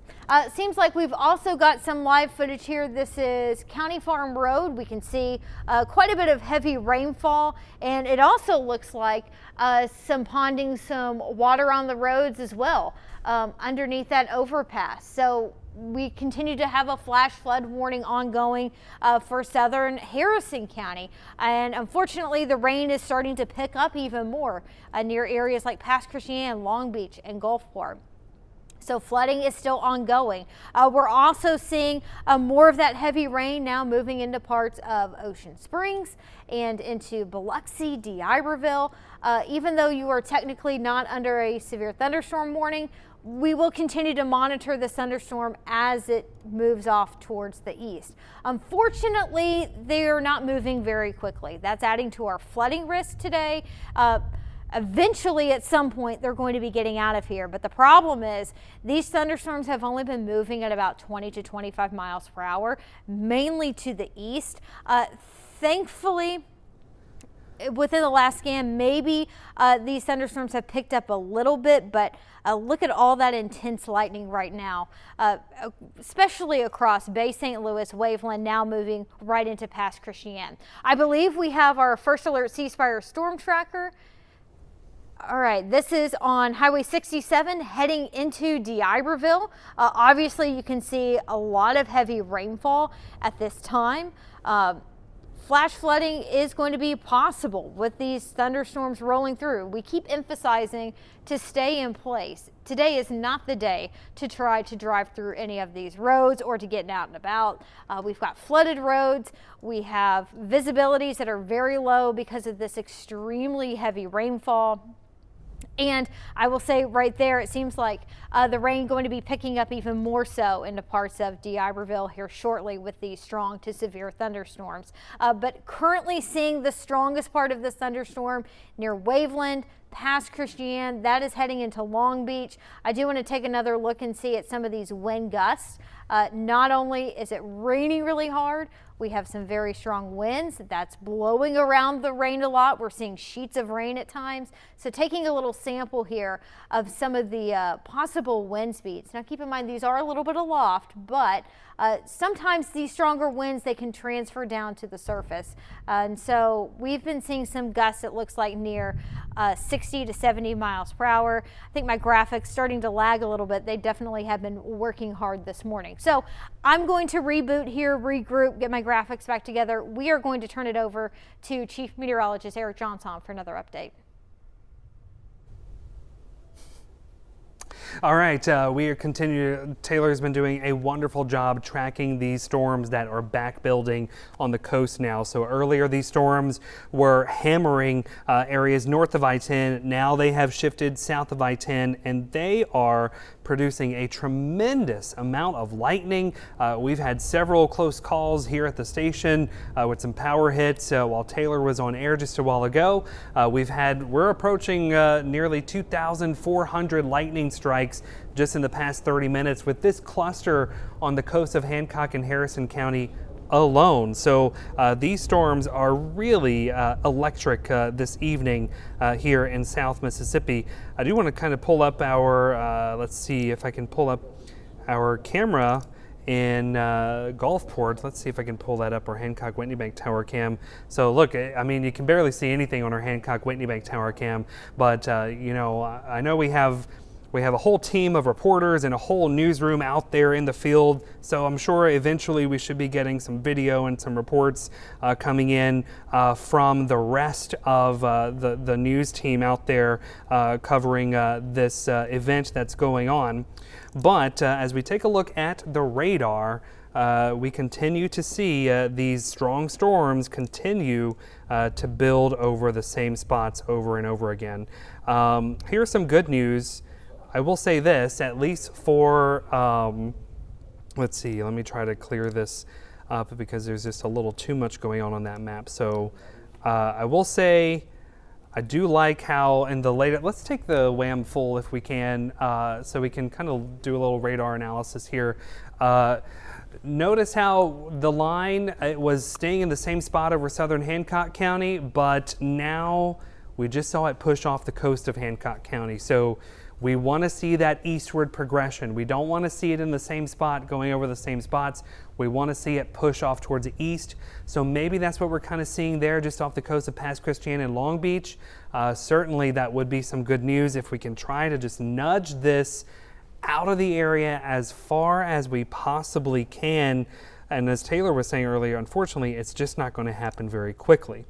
Let's look at the wind here again because as we take a closer look, these storms are producing some really intense winds out there, at least according to radar estimates. And again, this is a little bit elevated, but look at that, just off the coast of Pass Christian, radar indicating winds aloft, just above the surface, up to 81 miles per hour. So serious wind in some of these storms, and when you get the heavy rain, let's go ahead. I see this MDOT cam that is popped up in one of our monitors. Do we know where that is? And let's take that. Okay, yeah, let's go ahead and take this camera. This is Highway 90 at Cleveland. You can see the wind-driven rain here, and that's just what I was talking about. Long Beach, say the road, Highway 90 and Cleveland. Okay. Cleveland Avenue, yes. That is, look at that wind-driven rain with this rain band that is working its way along the coast. You can see the ponding on the roadways. I'm still seeing too many cars on the highway out there. We really just do not need to be out on the roads right now, especially in this kind of a setup. But looking at this shot, this is not far from where we're seeing these winds estimated by radar close to 60 to 70, even 80 miles per hour. So around Long Beach, according to radar estimates, we are looking at some winds approaching the 60 to 70 mile per hour range. So I believe my IFB battery just died again, or maybe not.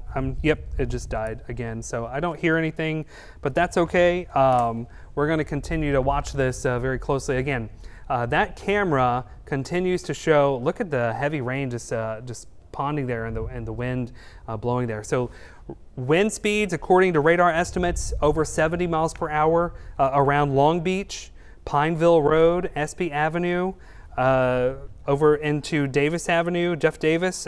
Things are looking very stormy, and this gust or ball of winds are now moving into downtown Gulfport at the moment. So the radar estimated winds close to 72 miles per hour. I know we have that. Let's take that MDOT camera on Highway 90 and Highway 49. If we can grab that camera, that should give us a good view of what's happening in Gulfport with these winds on Highway 90 and 49. We should be able to get a view if that is available. I think it's going to be the one closer to, that one that you're clicking on. Let's see what we got over here. Looks like, more wind-driven rain. Definitely looks like a tropical storm out there with the heavy rain and the wind that is blowing there at the intersection. You can see that wind-driven rain there continuing to pound the area. Again, still seeing a lot of cars in this region. And wow, look at the wind now. Oh wow, look how the wind is shaking the actual the light post there. The red light there is shaking. I'm going to pull up the winds again for this area. So this area that we're looking at is right here on the map. If you can see that, that is right there in front of, right in front of the port, right in front of Jones Park. Going to plot some of these winds on here. Radar estimated wind speeds up to 70. So that's a little bit elevated. So that's not necessarily making its way down to the surface, but sometimes we can get these gusts of winds because of the intense downdrafts in these storms. So they can transport high winds aloft down to the surface when we have these types of setups. So a little bit wider view here. Very intense winds, very intense rain, now making its way down along Harrison County, along Highway 90 and south of I-10 in this area. Let's switch back over to reflectivity. Again, I'm still seeing at least starting to finally see a little bit of an eastward progression. Maybe this tries to kind of pull off towards the east a little bit more, but still has not reached coastal Jackson County just yet, but it's slowly trying, slowly but surely it is trying to get into those areas. So let me zoom in a little bit more on some of our communities impacted by this really intense rain band.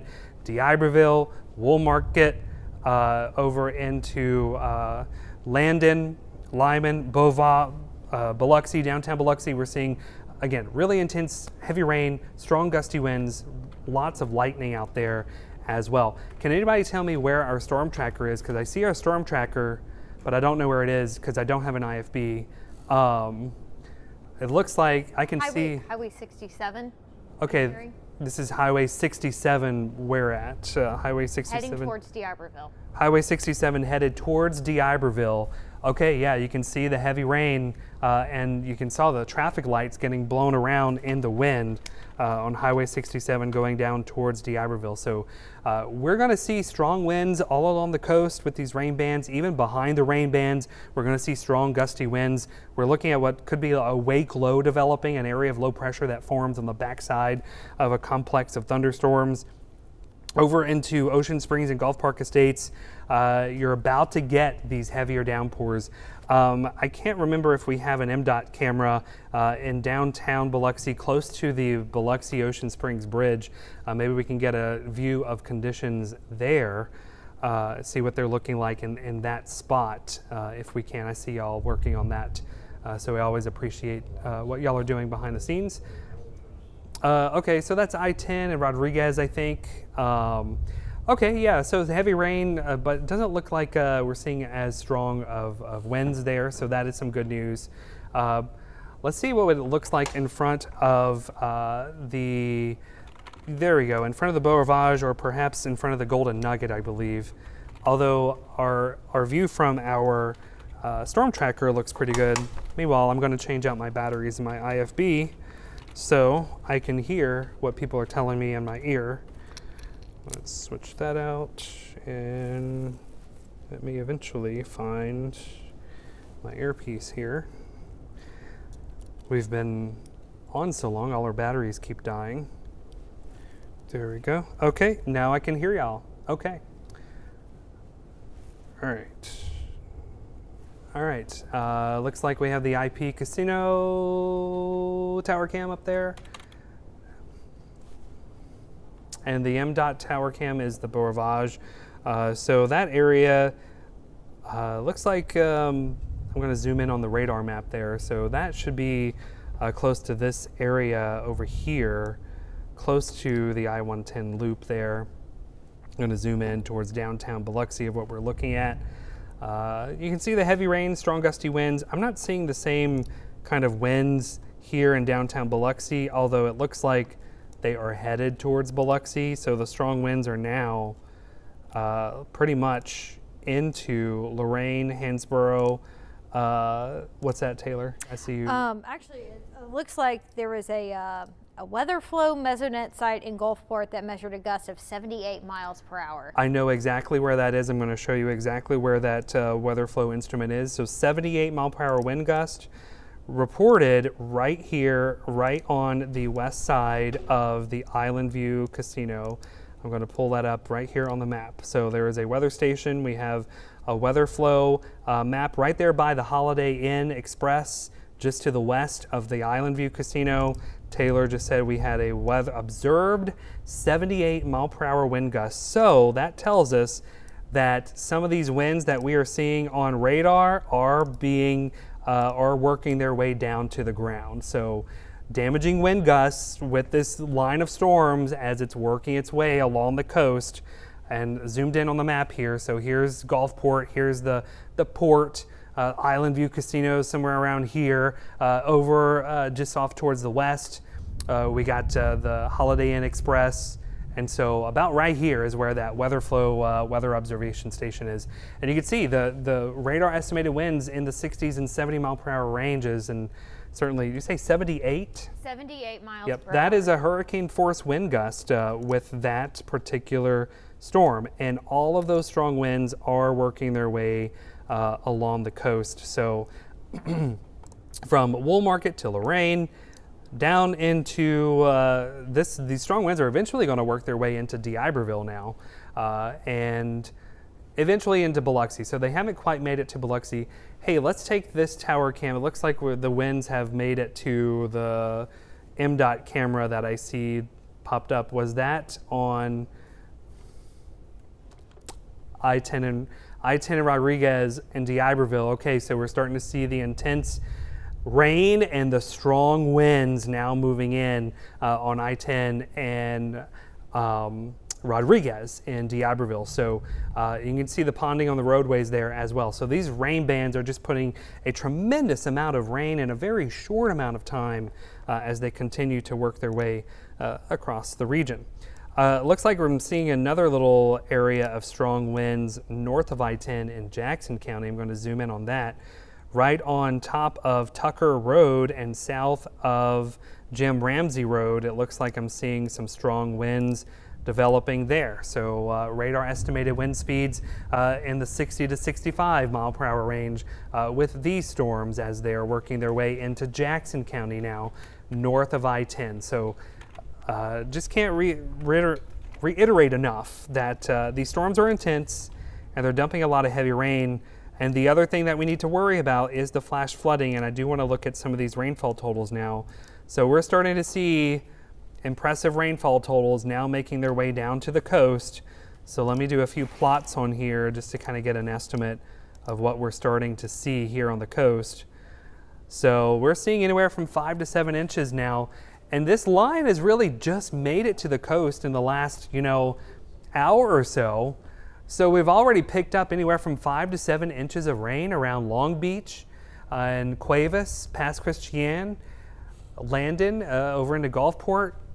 That's a lot of heavy rain in a very short amount of time. So for sure, we're going to start seeing flooding on Highway 90.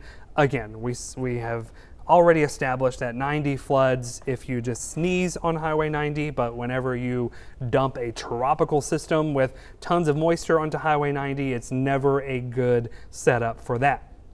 Taylor, you got new information? Yeah, just a couple of things. So regarding that wind gust of 78 miles per hour, I'm trying to work with the National Weather Service to see when exactly that was, the timing of that report. So we're going to stay tuned on that. But also, more importantly, we do have a new severe thunderstorm warning that has been issued for the majority of Jackson County. That is until 2:45. Of course, we've seen some estimated wind speeds nearly 75 miles per hour in that storm in Harrison County. That thunderstorm is now moving into Jackson County, and so because of that, they've gone ahead and issued that severe thunderstorm warning. So this includes almost all of Jackson County at this time: Van Cleve, Pascagoula, Moss Point, Ocean Springs, Gaucher. The heaviest of the rain, the strongest of the thunderstorms now beginning to roll through and approach Jackson County. And of course, near Van Cleve, we're also seeing some very heavy rainfall as well. So let's see. I think, okay, I was just making sure my mic was working a-okay. It's going in and out a little bit here. But again, some very strong wind gusts possible within the thunderstorm, near 60 miles per hour. But even looking at some of our estimated wind speeds based off of radar, could even be a little bit higher than that. Really looking at some very impressive estimates of wind speeds near really Long Beach, past Christian, the western side of Gulfport. Looks like we just got in a latest scan.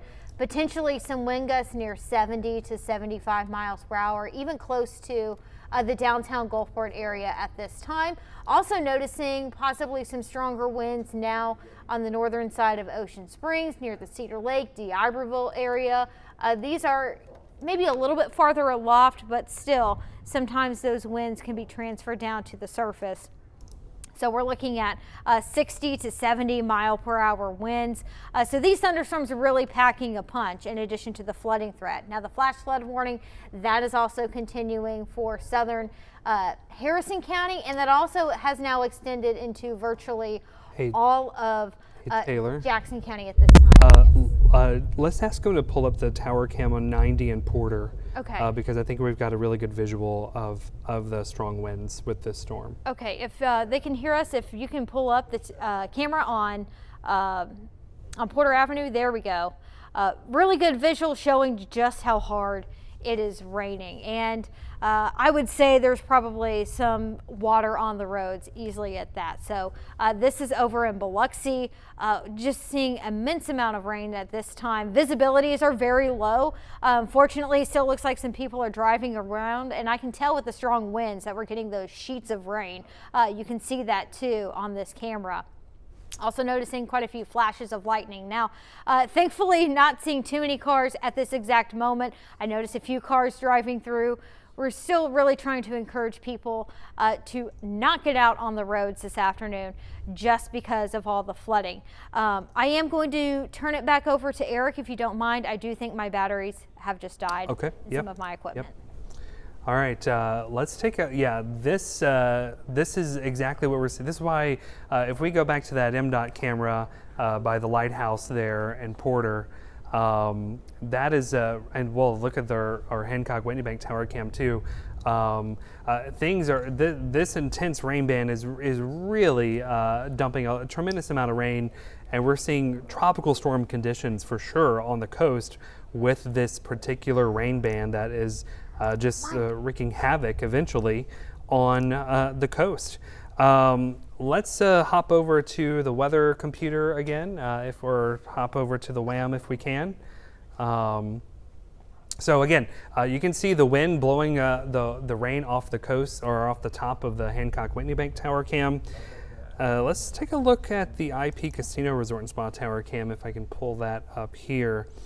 You can barely see anything there, so that's not a big surprise with the way that looks. We just looks like we just had another big lightning flash here at the station. All right, so let's talk more about the radar and see what we're seeing here. Let me slide over into coastal Harrison and Jackson counties, because now these areas are finally starting to see the worst of it. So if we can keep the weather, the box, the radar screen, like in the big box, and maybe put our MDOT cameras in the smaller boxes so we can see, have situational awareness of what we're looking at. We can get a better idea of how these winds are blowing inside these storms. And of course, everyone behind the scenes doing a wonderful job kind of going with the flow of trying to pull up all these cameras as we're kind of getting the data and analyzing the radar. We're looking at all this data at the same time you are, so it's coming in and we're seeing it for the first time, with each new scan that comes in. So, okay, so that's the Chutacabuff River and the storm tracker. If we can put that MDOT camera into the bottom box there. But so we've got some intense rain bands across the region here. All right, let's zoom in on the radar, and we can see it is right on top of you in D'Iberville and right on top of you in Biloxi. It is right on top of you now moving into Ocean Springs now, St. Martin. Of course, remember on Monday, this was the area that got hammered by heavy rain. This area picked up close to 10 inches of rain on Monday morning. Thankfully, we've had a few days to dry out, but this is a lot of heavy rain in a short amount of time. Let's just kind of take a look at the rainfall totals just over the last 3 hours for this section here. So this is rainfall totals just in the last 3 hours, and we've already picked up 5 inches of rain near D'Iberville. So an area that picked up close to 8 to 10 inches on Monday, you just added 5 inches to that.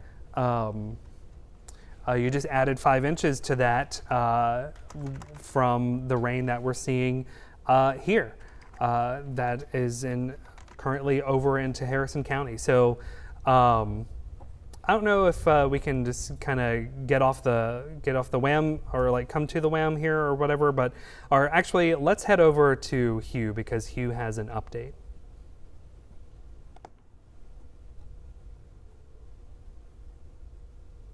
All right, Eric, thank you. Yeah, those rainfalls are really, totals are incredible that we're seeing to pile up across the area. And we have seen significant lightning here at the TV station. Your signal may have gone in and out over the last hour or so as we've gotten a lot of lightning strikes and heard loud pops here at the TV station. But nevertheless, we are still on air with you, helping you through this storm system. And I think that we've been on now close to 9 or 10 hours straight, guiding you through this tropical storm system that has been ongoing. We have widespread flooding across the area. Multiple roads are closed in South Mississippi, and so if you're out on the roads or planning to be out on the roads, you probably want to think about that.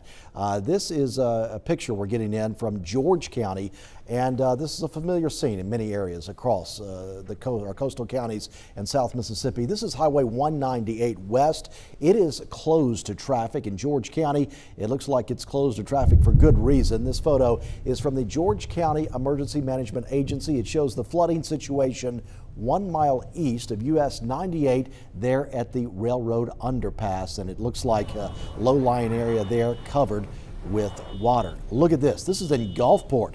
A car gone off the road and now appears to be stuck in that rising water.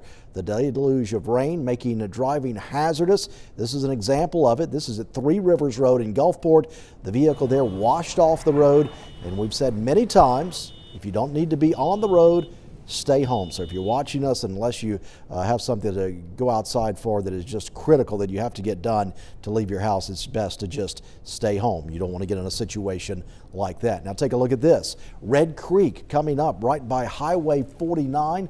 This is in Stone County. Highway 49 closed near Mississippi Gulf Coast Community College as the Red Creek is approaching the Highway 49 bridge there. That's an area, if you usually drive to Wiggins or Hattiesburg from the coast, it's an area you're familiar with. There is an RV park by Red Creek.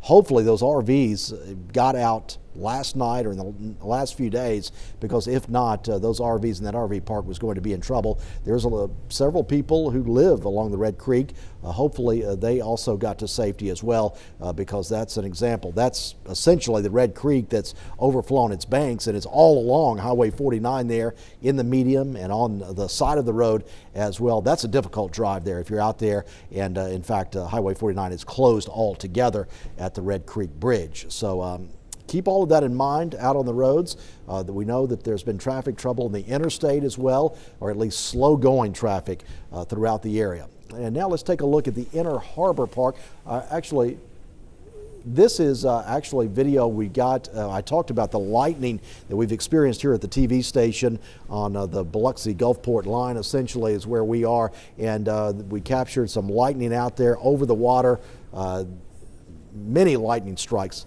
Taylor, I just got a question for you. You don't have to take her mic, but how many lightning strikes have there been in the last few hours? It's been a lot. Oh my goodness. I mean, literally thousands and yeah. thousands. Right, and so we've seen some of those lightning strikes there. The waves are crashing up along the beach. There you saw some of those lightning strikes.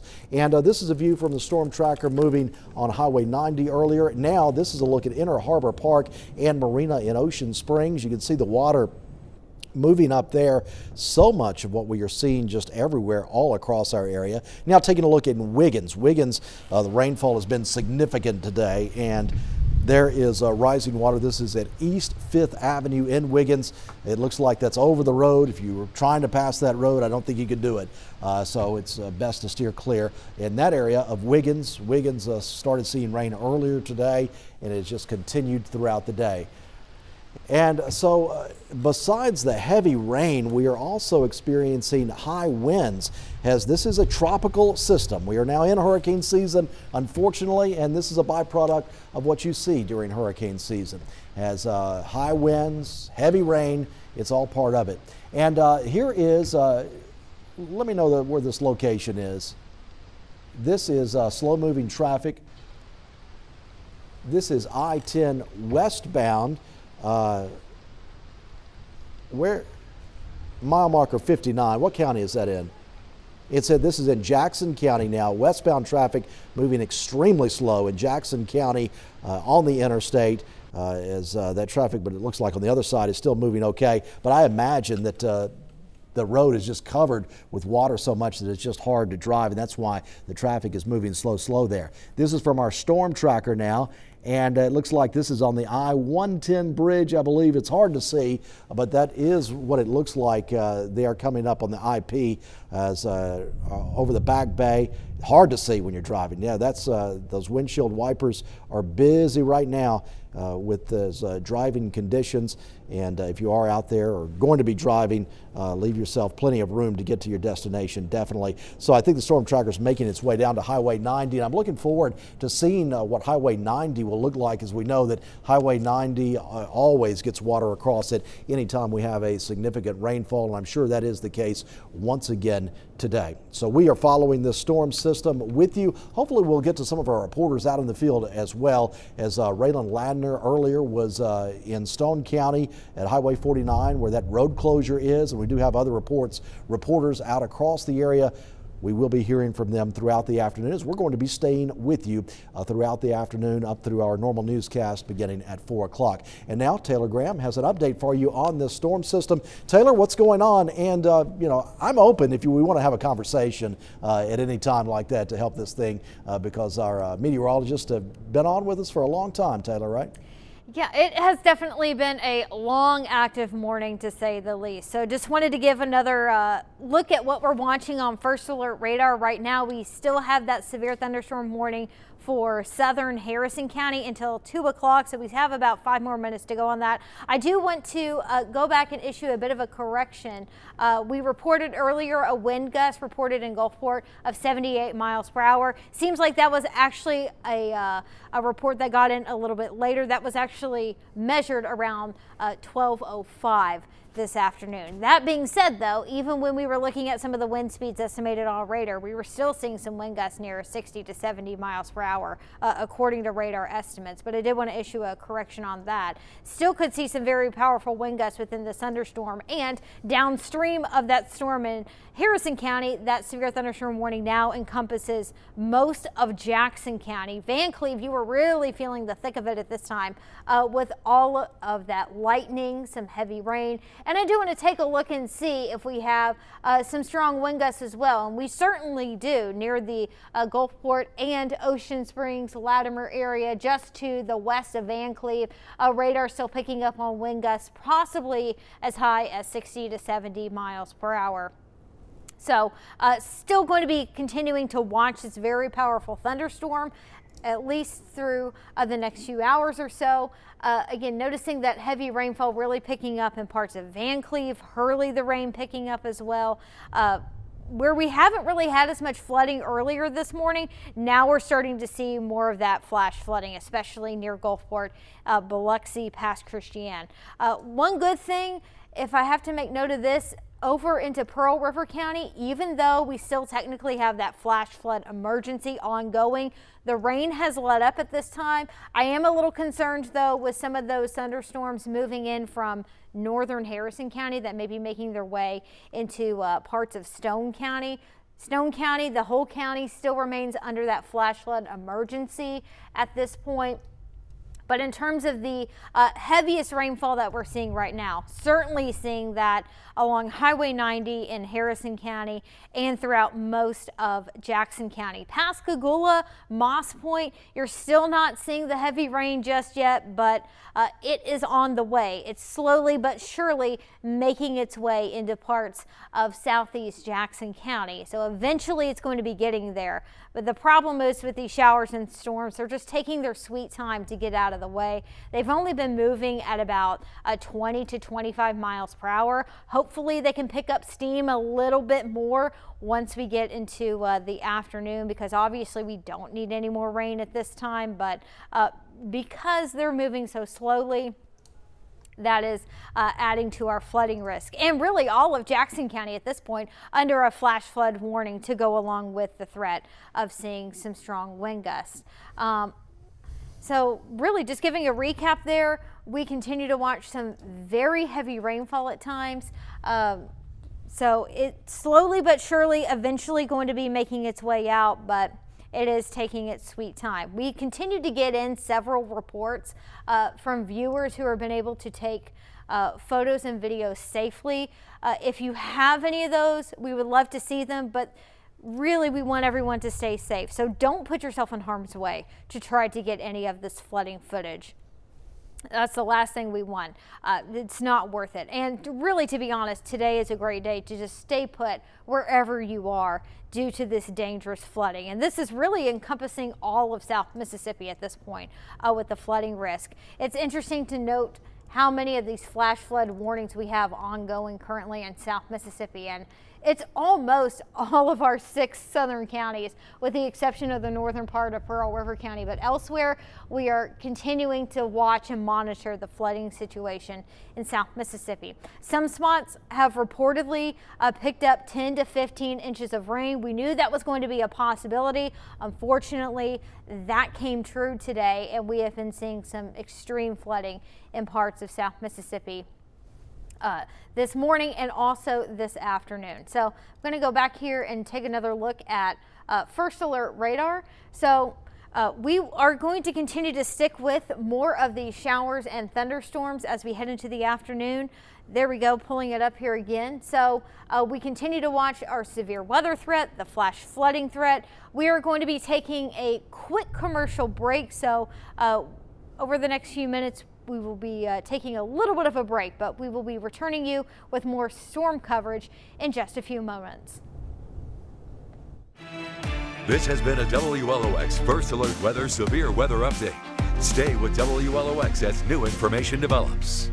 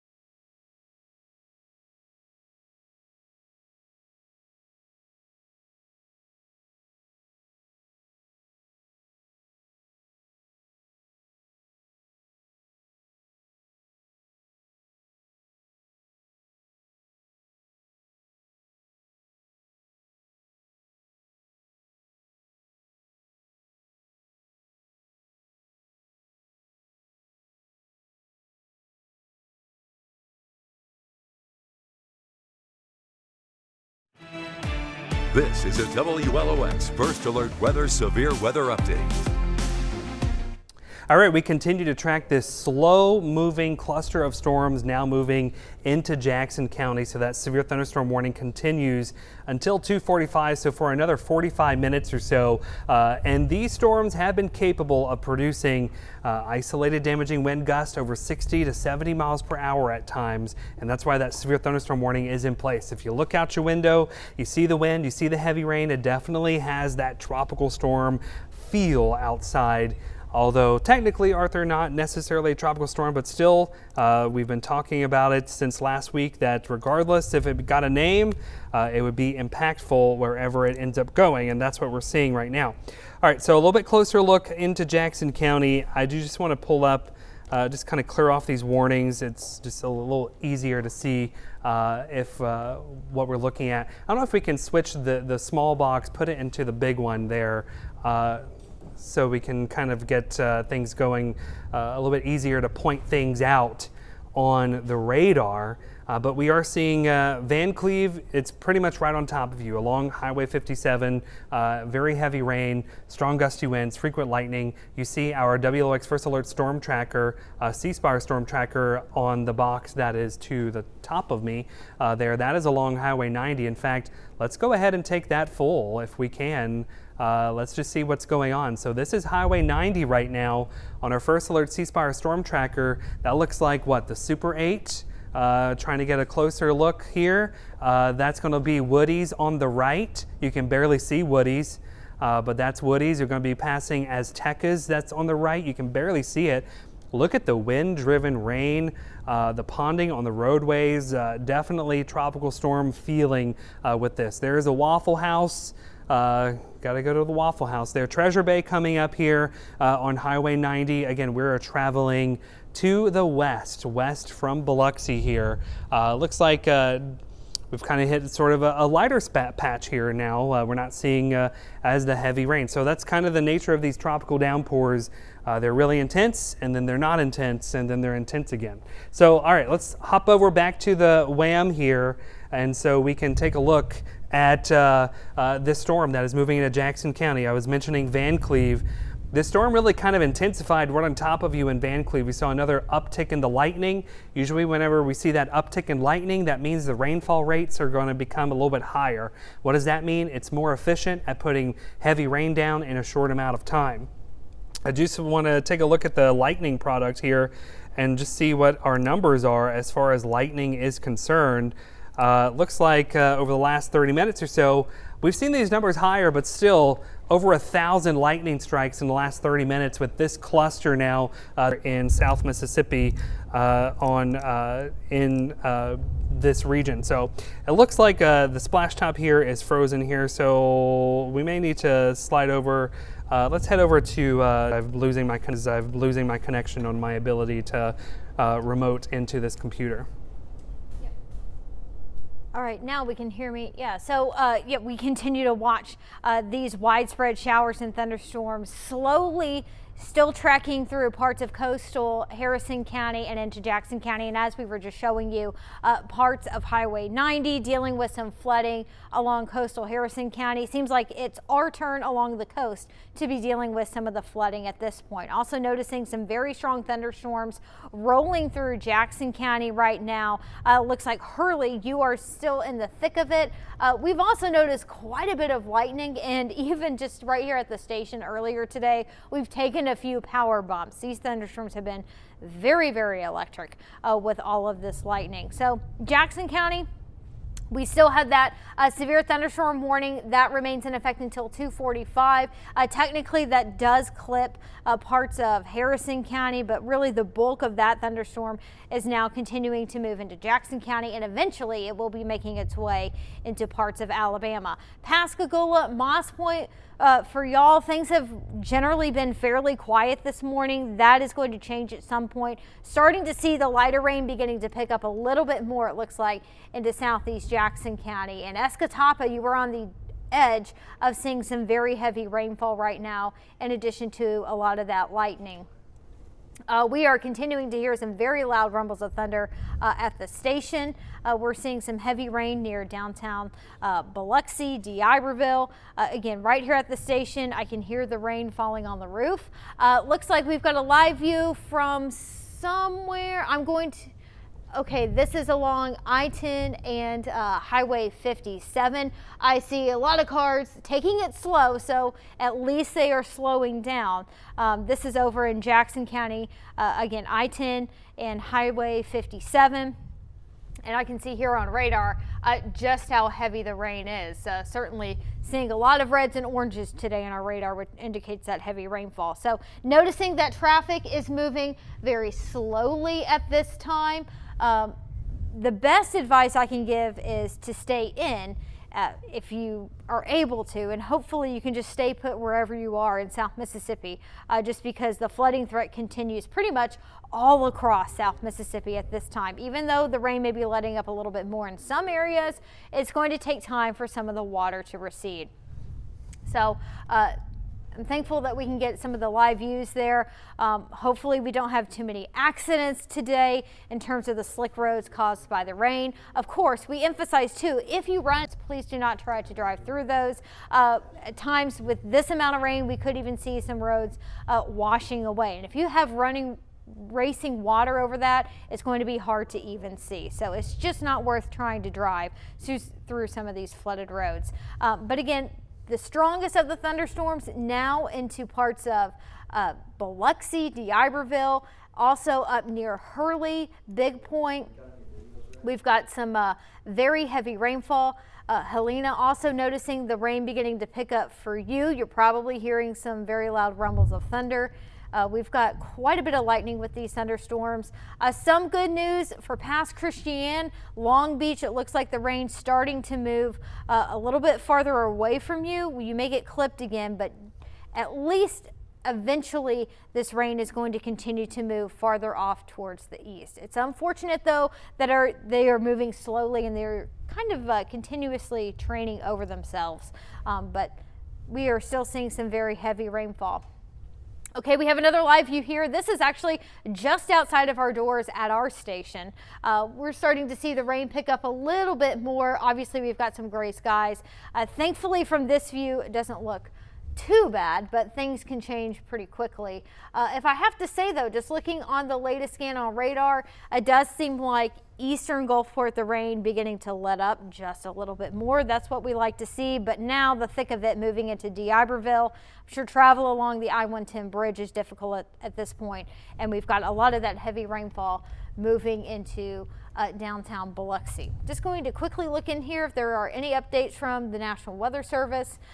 Really just continuing a lot of these flash flood warnings for the time being.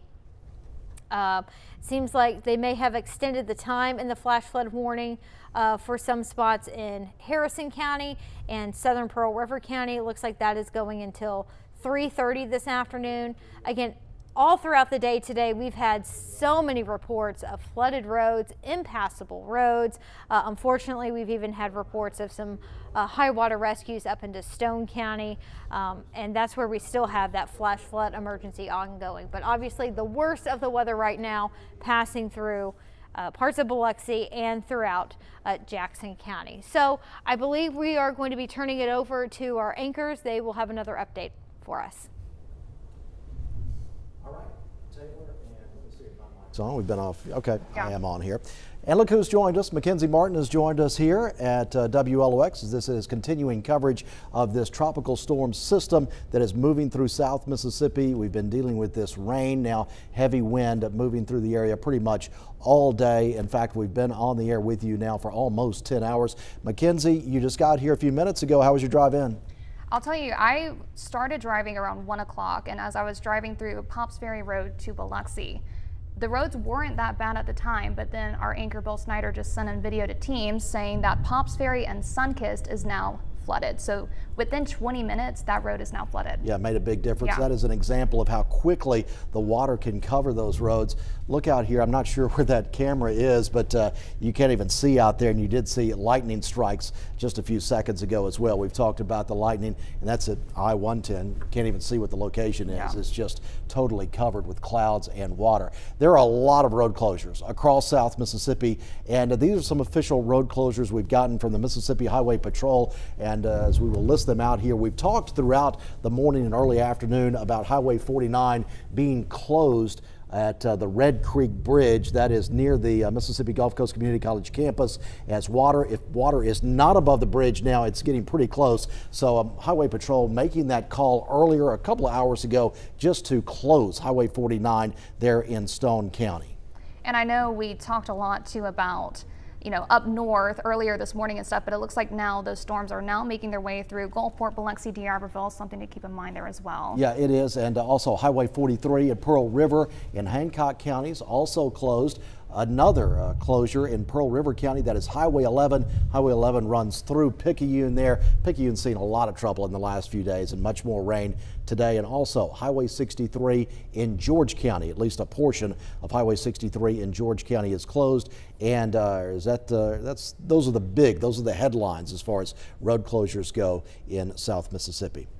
And I think we have reporter Tyler Bell. Where is he located? He's in downtown Picayune right now, so we'll toss it over to him.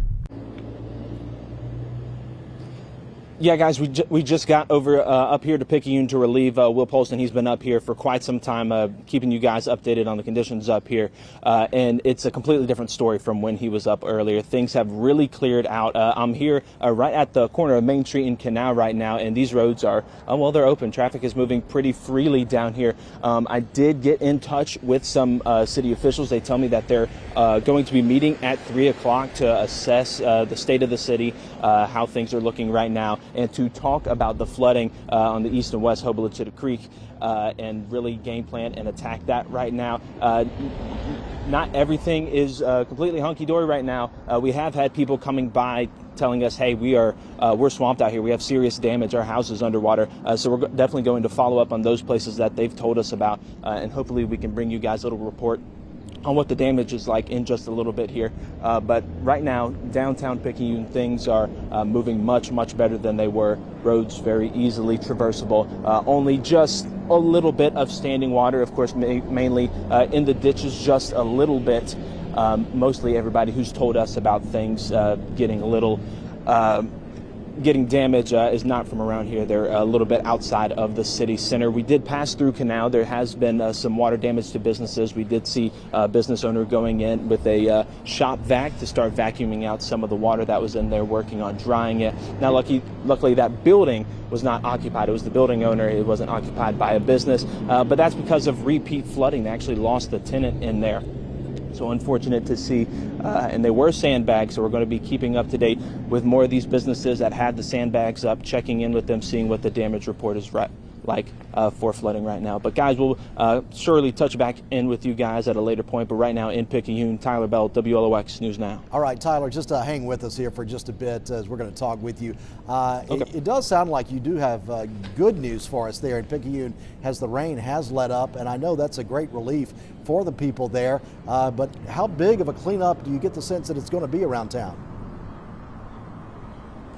From the road perspective, I think the city's going to have a real easy time. We haven't seen too much debris, very, very little debris, leaves mostly, not like branches have been taken down and strewn across the street. But I do fear a little bit for these businesses. It seems like, like I said, with that one building that we found, someone was already going in. They were sandbagged. They did sandbag their front door, and they said they had about 4 inches of rain getting into the building. And I mean, they're only a couple hundred feet down from some other businesses, so I imagine the story is probably going to be the same for those businesses on Canal.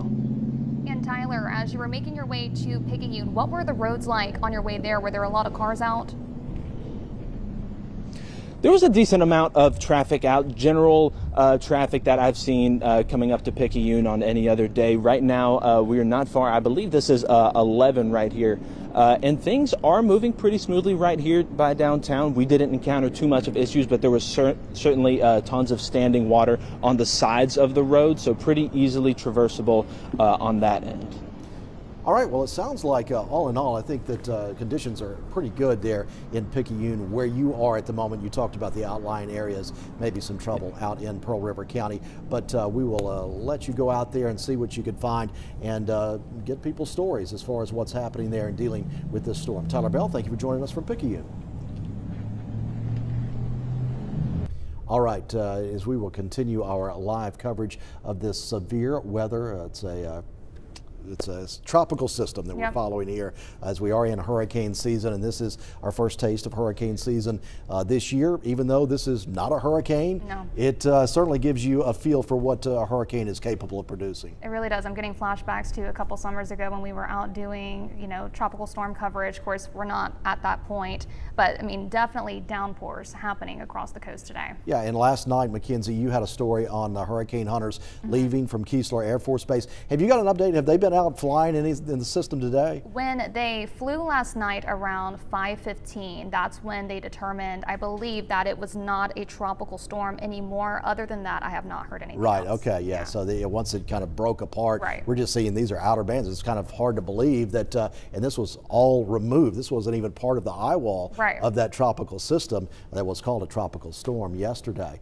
All right, let's see where we can go now. I think we're going to take some videos of, this is White Crossing cattle? Yeah, this is a cattle ranch, and I believe it's in Stone County, where a big tree blown down there over the fence, and we heard these pictures are from a cattle farm owner, and so that he had an issue because his fence was knocked down, and that meant his cattle, his cows could possibly leave the property, and that is a big cleanup job there, as not only are you dealing with the water, but also a tree down, and the farm owner told us the storm took out a lot of his fencing. It was damaged, and he and friends are working to round up, as I talked about. They've got 140 head of cattle and try and keep them away from Highway 43. And White says the friends have come to help, and they are trying to rebuild the fence quickly, all while that rain continues to fall, and that is in Stone County. And this is at 3 Rivers Road. You can see someone who got stuck in the flooded water and then their car tires spinning out. So we have said this many times, if you don't need to be on the road, stay home. Yeah, that's tough, and I'm sure they didn't intend to drive that way. It's just, you know, your car can lose control like that quickly in these high waters. Take a look at this. This is Red Creek coming up by Highway 49 in Stone County. Once again, Highway 49 closed in this area. North and southbound lanes on Highway 49 near Perkinston are closed. That is at the Red Creek River, the bridge over the Red Creek. There is an RV park right there at the Red Creek, and I know a few years ago, Eric has mentioned this several times, there was a significant flooding event in 2019. I was actually at the Red Creek during that event, and I saw campers who were at that campground by the Red Creek in 2019. They were washed away into the river. So hopefully everybody got out, got their campers and vehicles out at the campground before this rainfall came in today like this. Now taking a look at the Inner Harbor Park and Marina in Ocean Springs. That is going to be our next place we're going to see. You can see the water is up there. So much of what we're seeing across South Mississippi today is that high water doesn't look too bad there, right there in Ocean Springs, but over the last hour that storm system has moved into Jackson County, so I'm sure that water is much higher now in that spot right there. And now we're moving to Wiggins East 5th Avenue. You can see the water rising there, making that road look almost impassable. Cars not being able to go down there with the flooded waters now reaching over the road. Yep, and that's an example of you don't want to go through that. If No. you saw that, the best news or best advice would be just to turn around to stay out of those floodwaters. And it doesn't take, we've done stories recently where it just doesn't take a lot of water under your car to do a lot of damage. Right, you don't know until you're in that situation too. So if you're a little skeptical of it, you know, just turn around and save yourself. And this is on the beach in Biloxi, and you see those waves are crashing, lightning strikes. We've had a lot of lightning strikes here at the TV station over the last few hours as the lightning, there you see it just popping. Those waves are high. That's much different from what we're used to seeing out here on our local beaches. A little bit, yeah, and I think we're going to toss it over to Ava Schwing, who I believe is now in Ocean Springs with a look at the conditions there.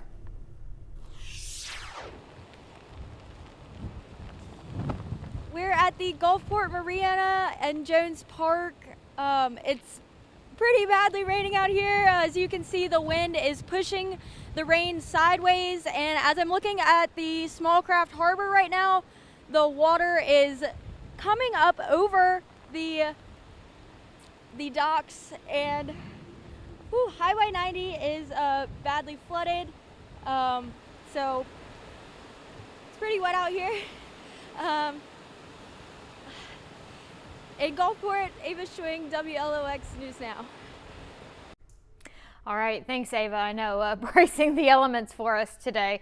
It's been a rough day all across South Mississippi pretty much, and we still are under that severe thunderstorm warning for parts of Biloxi, the Wool Market Cedar Lake area, and also a big portion of Jackson County. That's where we are finding some of the stronger wind gusts within this thunderstorm at this point. So taking a look at some of the estimated wind speeds according to radar. Now keep in mind these are a little bit aloft. I'm going to plot these here. This is near just the northern part of Ocean Springs, possibly seeing some gusts potential near 60 to 70 miles per hour. Even up near Van Cleve, we may potentially see some strong gusts closer to 50 to 60 miles per hour. So still tracking some strong winds possible within this thunderstorm.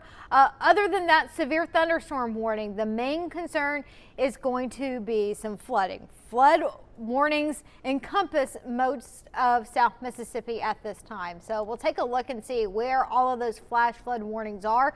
Now, the ones highlighted in pink, those are considered flash flood emergencies. And earlier today, we had an enormous amount of rain in parts of southern Pearl River County and all across Stone County, where we had at times I-59 was shut down, Highway 49 was shut down. So we even have reports of some high water rescues across parts of Stone County. Thankfully, for the most part, the rain is starting to lessen a little bit more into parts of southern Pearl River County. Still are going to keep the chance for a few more showers and thunderstorms as we head into the evening and into the afternoon. But thankfully, Picayune, you're getting a break at this time. We're not seeing too much in the way of rain in Stone County. So a much needed break at this time for those areas under the flash flood emergency. However, it does take time for the water to recede. So even though it may not be raining right now, we still have flooded roads. It's still a dangerous situation. It's still best to stay in place today. It's a good day to stay inside, get cozy in your home if you're able to do that, because it is an absolute mess across South Mississippi. So we've been seeing some areas picking up 10, 15 inches of rainfall today, and that's just today alone. When you factor in the rain that we had this past Monday and Tuesday, some spots have been approaching upwards of 18 to 19 inches according to radar estimates. And I do want to take a little bit of a look at that. It's been pretty impressive, and not in a good way, how much rain we've seen. Even looks like some spots in Stone County, that pink color. Now this is rainfall estimates since Monday, maybe approaching nearly 2 feet of rain, which is just, I almost don't even have words for that. It's not every day you can talk about that. So the flooding situation, it makes sense why it's been so bad in Stone County. Again, rainfall amounts near Perkinston since Monday, maybe nearing 2 feet. That is incredible. We've also had quite a bit of rainfall in parts of southern Pearl River County. We'll take a look at some of those estimates as well. And now, as of right now, that heavier rain has been a lot more widespread across parts of Harrison and even into Jackson County. But earlier today, I did notice some areas near Picayune, according to radar estimates since Monday, upwards of 10 to 15 inches of rain, even a little bit more than that. We'll take a look as well in some spots in Hancock and Harrison County, even near the Kill. We've had some areas possibly get also close to 2 feet of rain, which again, it's just hard to even wrap my head around that, how much rain that is. That is incredible. So looking into parts of Harrison County, some spots up near the northwestern corner picking up roughly 18 inches. Even here in Gulfport and Biloxi, we are getting close to 9, 10, 11 inches of rain according to radar estimates. And while we have not seen as much rain just yet in southeast Jackson County, more is on the way. It just seems like southeast Jackson County, you are going to be the last to get some of that heavier rainfall. And of course, Monday, we had quite a bit of rainfall in parts of the Ocean Springs area, the D'Iberville area. So all of this rain that we are getting today is just adding insult to injury. So Taking another look at First Alert Radar, where we are tracking some of that heaviest rainfall, still has not quite made its way to Pascagoula, but Escatawpa, you are now seeing some of that heavier rain. Van Cleve still in the thick of it, along with Big Point. Hurley noticing the rain beginning to let up a little bit more. But unfortunately, these showers and thunderstorms today, they've been moving fairly slowly, only at about 20 to 25 miles per hour, and that has added to our flooding risk today. Now, eventually, it is going to be moving out of the way. Hopefully, by the time we get to this evening, a lot of those showers and thunderstorms will continue to push off towards the east. One thing I also want to talk about too is how much lightning we've been seeing within these thunderstorms. That's a testament to how strong they have been. And at times, even over the past 15 to 30 minutes, when I've been looking at some of these thunderstorms, there's upwards of 1 to 2,000 lightning strikes. So we have had reports of power outages across South Mississippi. And even here at the station earlier today, we took a few power hits ourselves just because we've had so much lightning. Also, I do want to zoom in here a little bit, really seeing the thick of it right now in downtown Biloxi with the heavy rain. The I-110 bridge, we've got some heavy rainfall as well. I'm sure it's blowing around this rain too. We've got sheets of rain falling in parts of Biloxi and D'Iberville at this time, and this is heading right into Ocean Springs. So Ocean Springs, get ready. Things are going to be picking up once again with a lot of this lightning and that heavy rainfall, and certainly that could lead to more flash flooding. So the severe thunderstorm warning, that remains in effect until 2:45. That is the last severe thunderstorm warning that we currently have here in South Mississippi, and it does include most of Jackson County. Even after that expires, we're still going to be watching out for the chance of seeing some flooding. That flash flood warning remains in effect for Jackson County, it looks like, until 4:45 this afternoon. Hopefully we can get these showers and thunderstorms to move in and out a little bit faster, but again, they are kind of taking their sweet time at this point, but eventually they are going to be pushing off towards the east. If you're over into Hancock County, thankfully the rain is much more hit or miss compared to what it was earlier this morning. That is some good news, although we really don't need any more rain at this time. And downtown Gulfport, the rain's starting to move out of the way. It's really looking like Biloxi, Ocean Springs, D'Iberville. We've got a lot more of that heavy rainfall in addition to Van Cleve moving through our area. So I am going to turn it over to our anchors to see if they have any other updates they would like to give. And I'm seeing here maybe Matt Stratton, we may be able to talk with him a little bit. Yeah, we are about to get an update on the conditions in Harrison County, where there has been a lot of rain fallen over the last few hours. And let's bring in EMA Director for Harrison County, Matt Stratton, here with us. You're in your office. Matt, thanks for joining us. Hi, good afternoon. Can you hear me all right? Yeah, we can hear you good. So you were just in the studio yesterday. We were talking about the possibilities. Well, now that you're seeing what's happening, is this about what you expected?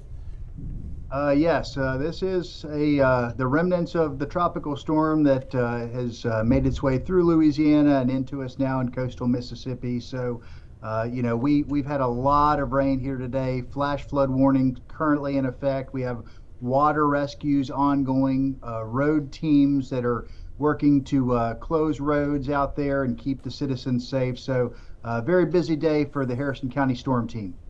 And Matt, what do you expect the cleanup for this type of storm to be after this? Well, I can't speculate on the cleanup right now. We're actively working the response at this time. We have ongoing water rescues from homes, citizens from vehicles. You know, I think the message for all of our community members is if there is not an absolute need to be out there on the roads, please stay home. Don't travel unless it's an absolute necessity. We have emergency situation going on out there. We don't want people to get into more danger if they have a safe place to remain for the time being. Yeah, we were just seeing video on Pops Ferry Road, the water just covering the road. What are some of the biggest trouble spots that you're seeing out there? Is it just so widespread it's hard to pinpoint? Yeah, the flash flooding really is widespread. It's across the county and into the adjoining counties. It started in the northwest part of the county today. It steadily moved its way south, and now we have flash flood warnings in effect for the entirety of Harrison County and the 5 cities. So really encourage everybody, if you're at a safe place now, stay there, remain there. Flash flood warnings, I think, expire as we get close to 4 o'clock. We'll see if they get extended any, but it's an unsafe situation to get out there on the roads. If at all possible, we encourage everyone to stay home. You mentioned that there are some water rescues taking place. How difficult is it for the rescue teams to get to those people who need the help? Well, the rescue teams have high water vehicles. They have specialized training. Our first responders, they're some of the finest, and they're doing a great job, but we don't want to give them any unnecessary work. So really want folks to really consider if they've got to be out there on the roads, if it's really an absolute necessity. And as far as you feel like that our emergency responders, they're going to be working long hours tonight just until the issue clears, don't you think? Yeah, looking at the radar, we've got more moisture, more storms streaming in from the southwest. So this will be an ongoing incident for some time. And of course, the rivers will be flooding as the water drains down into them. And so looking ahead to tomorrow and the next day, rivers are going to continue to rise, and we'll have roads affected along our rivers too. Yeah, we'll continue watching that. Matt Stratton, the EMA director for Harrison County, thank you for joining us. And I know it's a busy day for you, so I appreciate you taking time for us. Stay safe out there. Thank you.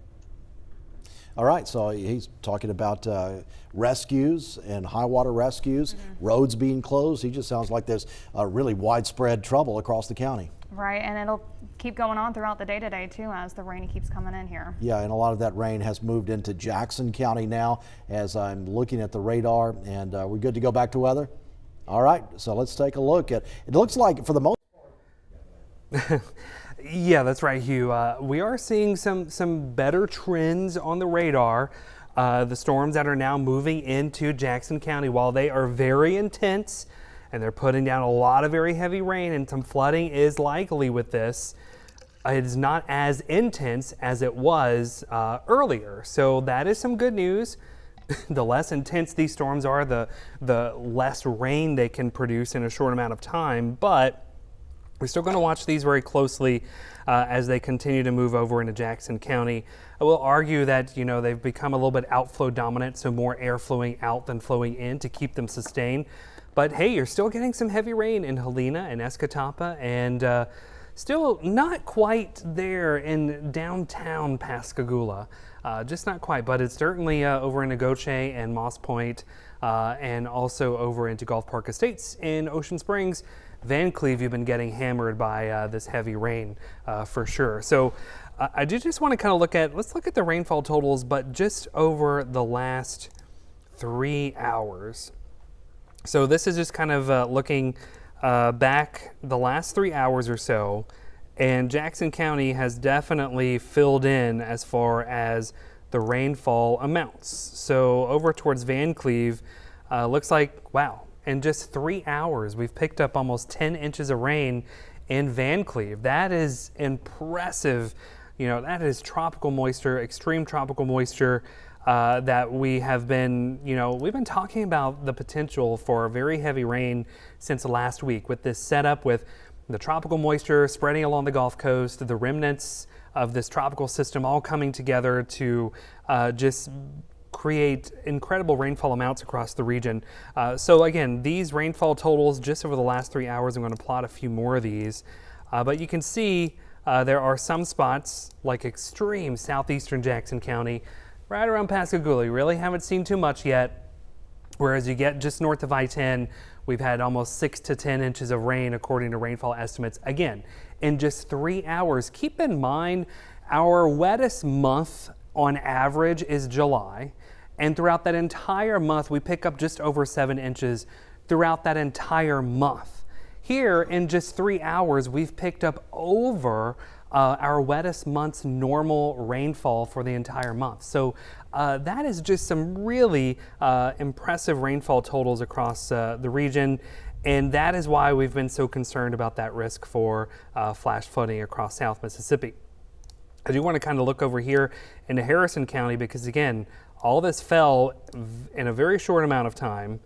And we are looking at around Landon, just around North Gulfport. Again, really impressive rainfall totals, over 10 inches just south of Lyman, again, in just 3 hours or so. And so that you kind of put the other rainfall totals from, let's just look at the last 12 hours in this area. The rainfall totals are even more impressive, so they're over a foot in some spots. So when you look at over the last 12 hours or so. So when you get this much rain in a short amount of time, no matter how well your drainage system is, it's going to overwhelm the drainage system, and you are going to see some incredible flooding with that kind of rainfall out there. Let's take a look at the bigger picture so we can kind of get a sense of what's happening. Where is our disturbance at? These remnants of what was once Tropical Storm Arthur, no longer Tropical Storm Arthur. In many ways, this is sort of, you can kind of just look at the mid-level spin here, tracking along I-20 there.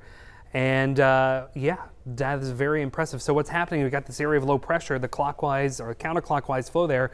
We have this continuous feed of moisture. We call this tail end of this area of low pressure. That is what has just kind of set up across South Mississippi. But what we need is that area of low pressure to kick off towards the east to drag that tail out of here. And it looks like we're finally starting to see that. Hopefully that continues. So the further east this area of low pressure goes, that drags how far east this line of storms will start to move on out of here. So we definitely need this trend to continue, and the weakening trend of the storms and also the eastward progression of these storms to continue. So let's take a look at, I just want to re-hit on our rivers again. The heavy rain and flash flooding today, that is part one of this. The river flooding is going to be the next phase of this. And we have to keep in mind that we do have the potential for more storms tomorrow as well. So we just need to keep in mind that, additional rainfall on Friday could exacerbate the flooding that we're already seeing. But just looking at the Biloxi River near Lyman, we are expecting that crest now to be almost at major flood stage. So let's see, let me pull up our other river graphics here so I can pull up that new information. Looks like we're getting some new updates on the rivers. Let's see if I can find those. Are going to be up here. All right, so river flood warnings are for all the maps. So on this map, every green polygon, that's going to be a river flood warning. This is the Biloxi River near Lyman, Tutica Buff, Wolf River, Jordan River, East and West Hobola-Chitto. We've already talked about the record flooding for the West Hobola-Chitto as we go into tonight, into tomorrow. But let's take a closer look at those for any updates. In fact, I'm going to see if I can.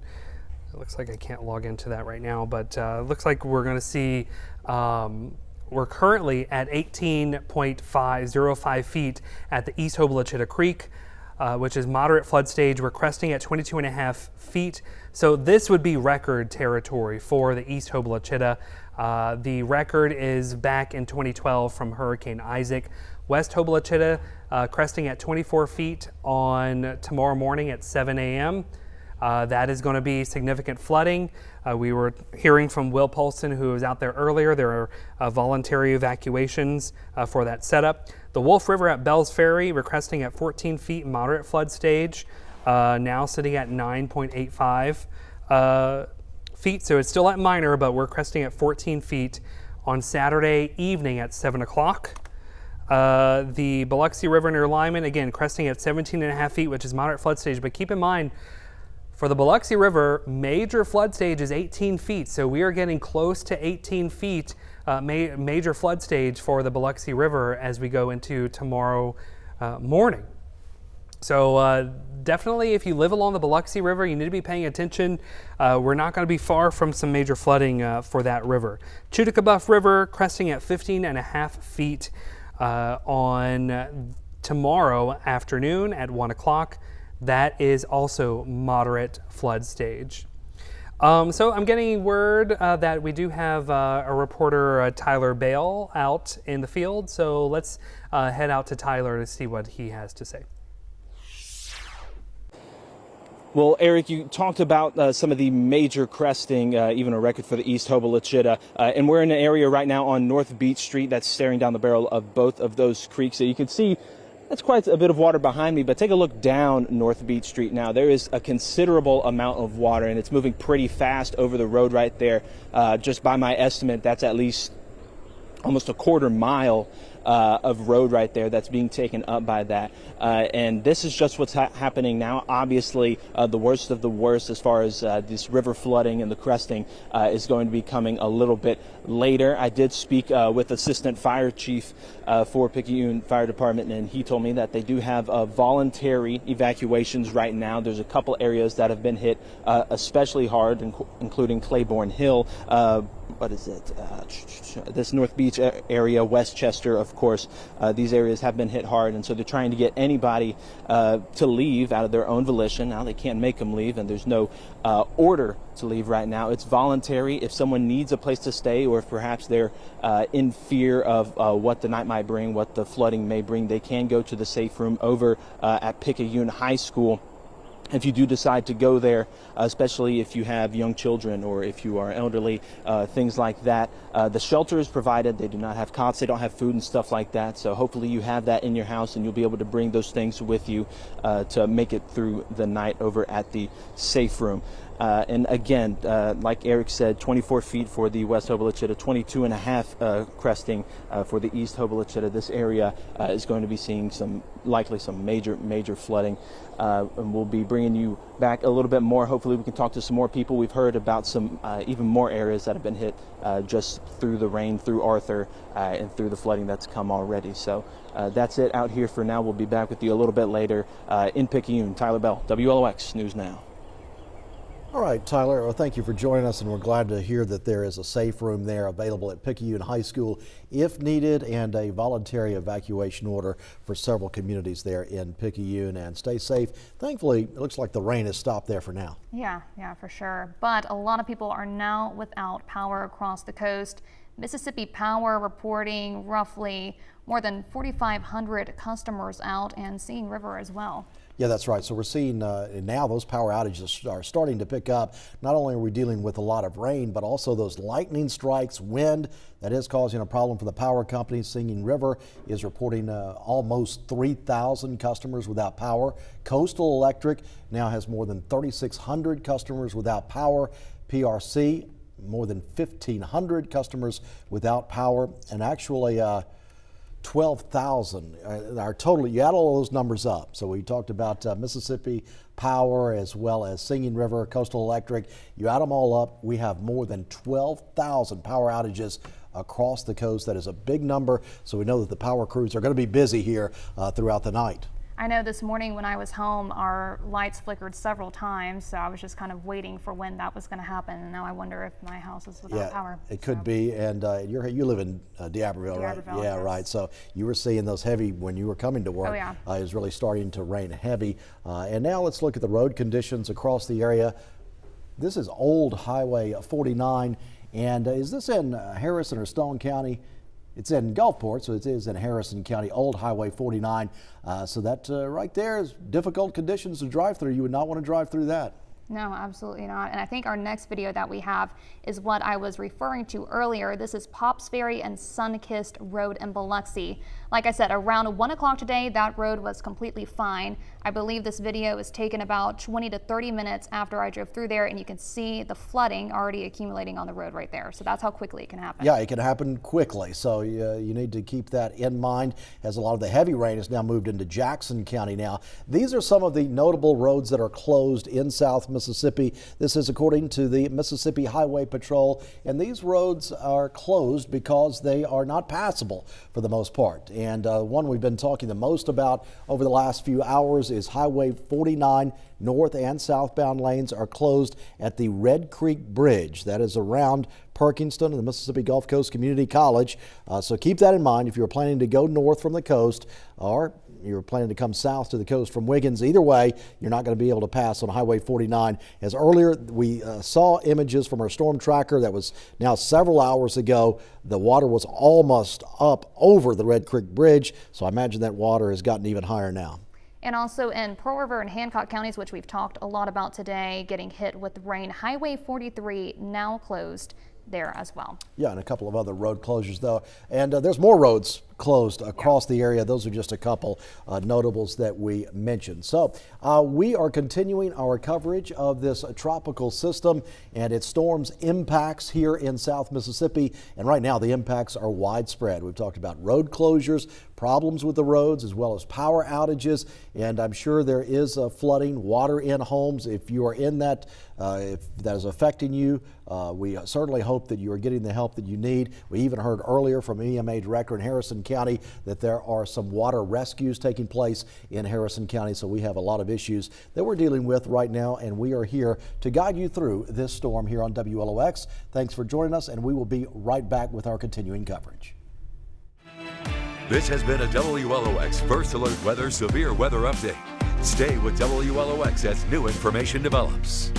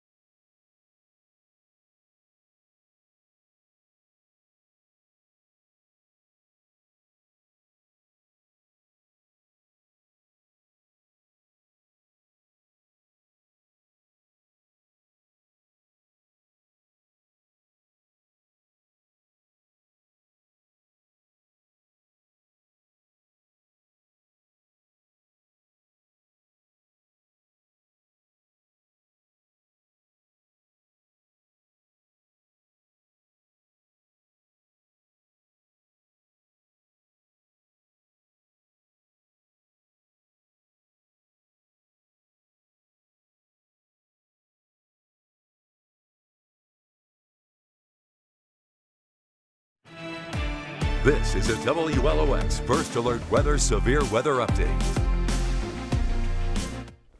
Okay, thanks for sticking with us this afternoon as we continue to track showers and thunderstorms in South Mississippi. We have had some major flooding in parts of our area today, specifically Stone County, southern Pearl River County. That really was concentrated this morning, but it's taking time for the water to recede. So where we have those pink polygons, if you didn't know, those are considered flash flood emergencies. That's where we've had some of the heaviest rainfall across South Mississippi today, where some spots in Stone County just today alone picked up 10 to 15 inches of rain. And we even had some rain gauges verify that near the Perkinston, McHenry area. As of right now, I'm happy to say there are currently no severe thunderstorm warnings in effect. Flooding, though, is still going to be ongoing over the next several minutes or hours as we continue to watch these showers and thunderstorms rolling through mainly Jackson County at this time. Also noticing some very strong thunderstorms just off the coast of Harrison County in the Sound. If they continue on that track, I would not be surprised if Biloxi, you are going to be seeing some more of that heavy rainfall, even maybe some of those clipping parts of eastern Gulfport. But the majority of the rain right now is in central Jackson County. Still has not quite made its way over to Moss Point and Pascagoula, although Escatawpa, you are seeing some of that heavier rainfall, and eventually it is going to be moving into southeast Jackson County. It's just that these have been taking their sweet time, and unfortunately that has caused a lot of this flooding because they are not moving very quickly. For the most part, they are moving to the east-northeast, I would say at about 20 to 25 miles per hour. That severe thunderstorm warning that was in effect for Jackson County, that was allowed to expire. That's some good news. We have noticed that these thunderstorms are weaker compared to what they were at earlier this afternoon. So at least we have that going for us, but we really do not need any more rain at this time, to say the least. But Van Cleve now starting to see the back edge of some of those stronger thunderstorms. That's some good news. Still going to see some heavier downpours at times.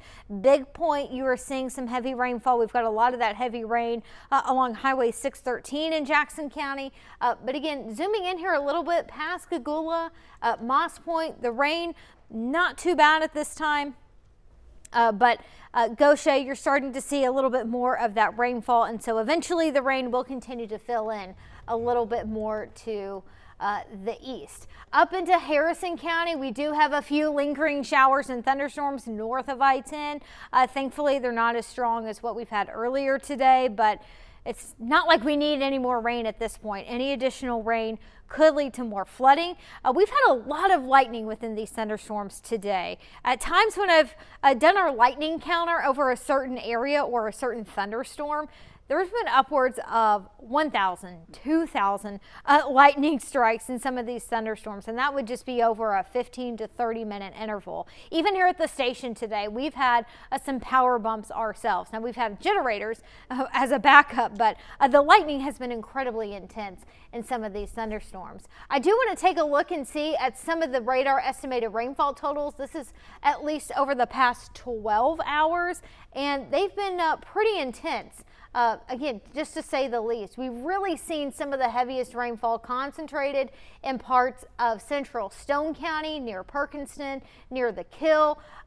Now, this is an estimate, but it just goes to show you that we've had a ton of rain, and it makes sense why we've been dealing with so much flooding today. Not only the flash flooding, but we're going to have to keep a very close eye on some of our local rivers that are currently in flood stage at this time. If you live near any creeks or bayous, keep in mind those may continue to rise as well. You want to be mindful of that. So even though the rain has stopped, the flooding not necessarily over at this point. Although I'm happy to say things are trending in the right direction. This is what we want to see. So storms are getting a little bit weaker in Jackson County. We're going to continue to monitor this though as we get into the afternoon, just to make sure nothing ramps back up. But it is encouraging to see things are beginning to weaken a little bit more. Now that we don't have any severe thunderstorm warnings in place, we're really just going to be monitoring much of the flooding threat. And we can see here, this is a look at all of the flash flood warnings across South Mississippi. Almost everybody included in some warning at some point today. But northern Pearl River County, you lucked out. Thankfully not under a warning at this time, but we've had some very significant flooding in parts of Stone County and southern Pearl River County today. And in addition to that, we've had plenty of flooding even right here closer to the coast. We've been getting a lot of viewer photos in of cars, unfortunately, getting stranded in floodwaters. And we did have reports earlier today of some high water rescues up into Stone County. So today's still a nice day to stay put, stay inside. We still are going to be dealing with some flooded roads and some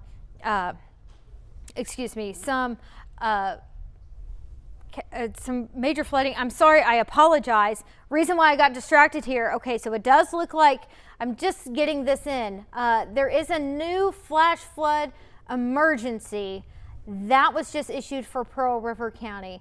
I apologize, I was getting distracted, but this is going to be very important. So let's see.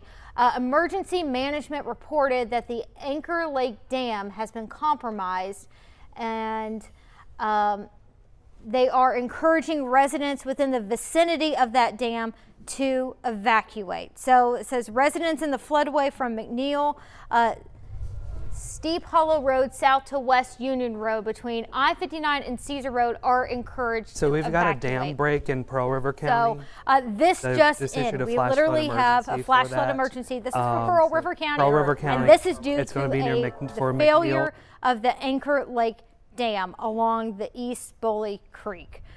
So this just in. So flash flood emergency for the Anchor Lake Dam. Looks like it is failing, unfortunately, on the East Bully Creek. So they are encouraging you, if you live between I-59 and Caesar Road, let's see, from McNeil Steep Hollow Road south to West Union Road between I-59 and Caesar Road, you are encouraged to evacuate. We just relayed this to our newsroom. Hopefully they are going to be able to get more information on that. So again, this is for Pearl River County. This is breaking news. Looks like the Anchor Lake Dam is failing along the East Bully. So that is a very serious situation there ongoing in Pearl River County. We are going to be hoping to learn more about that. We just gave word to that to our newsroom. So hopefully we can gather more information. I'm sure we're going to be contacting emergency managers over into Pearl River County. At this time, it's interesting, really not seeing much rain up there, but we've been talking about this. Even though it's not going to be raining, we're still going to be seeing some river flooding, and it's going to take time for those rivers to continue to rise and eventually crest. So it seems like the East Bully having some major issues with that Anchor Lake Dam across that. Again, that literally just came in from the National Weather Service that dam is beginning to fail. So I just want to read this again. If you're just tuning in with us, maybe you got that alert on your phone. This is from the National Weather Service flash flood emergency for Anchor Lake Dam. They say this is a particularly dangerous situation. Seek higher ground now. What they are saying is that emergency management reported that the dam has been compromised. They are encouraging residents in the vicinity of the dam to evacuate. Residents in the floodway from McNeil Steep Hollow Road south to West Union Road between I-59 and Caesar Road are encouraged to evacuate. So that is word from emergency managers up in Pearl River County. Thankfully, not really looking at any additional rain right now, but this is along the East Bully. Seems like the dam is failing, so this could be a very serious situation. We are continuing to watch more of those heavy showers and thunderstorms rolling through Jackson County. We're also going to be turning it over to our news anchors right now, seeing if they have any more updates on what's going on here across the coast. Okay, Taylor, thank you for those updates. And that dam failure, just an example of the widespread impacts we're experiencing and we could continue to experience here along the coast even after the rain stops. We will still see flooding from those rivers.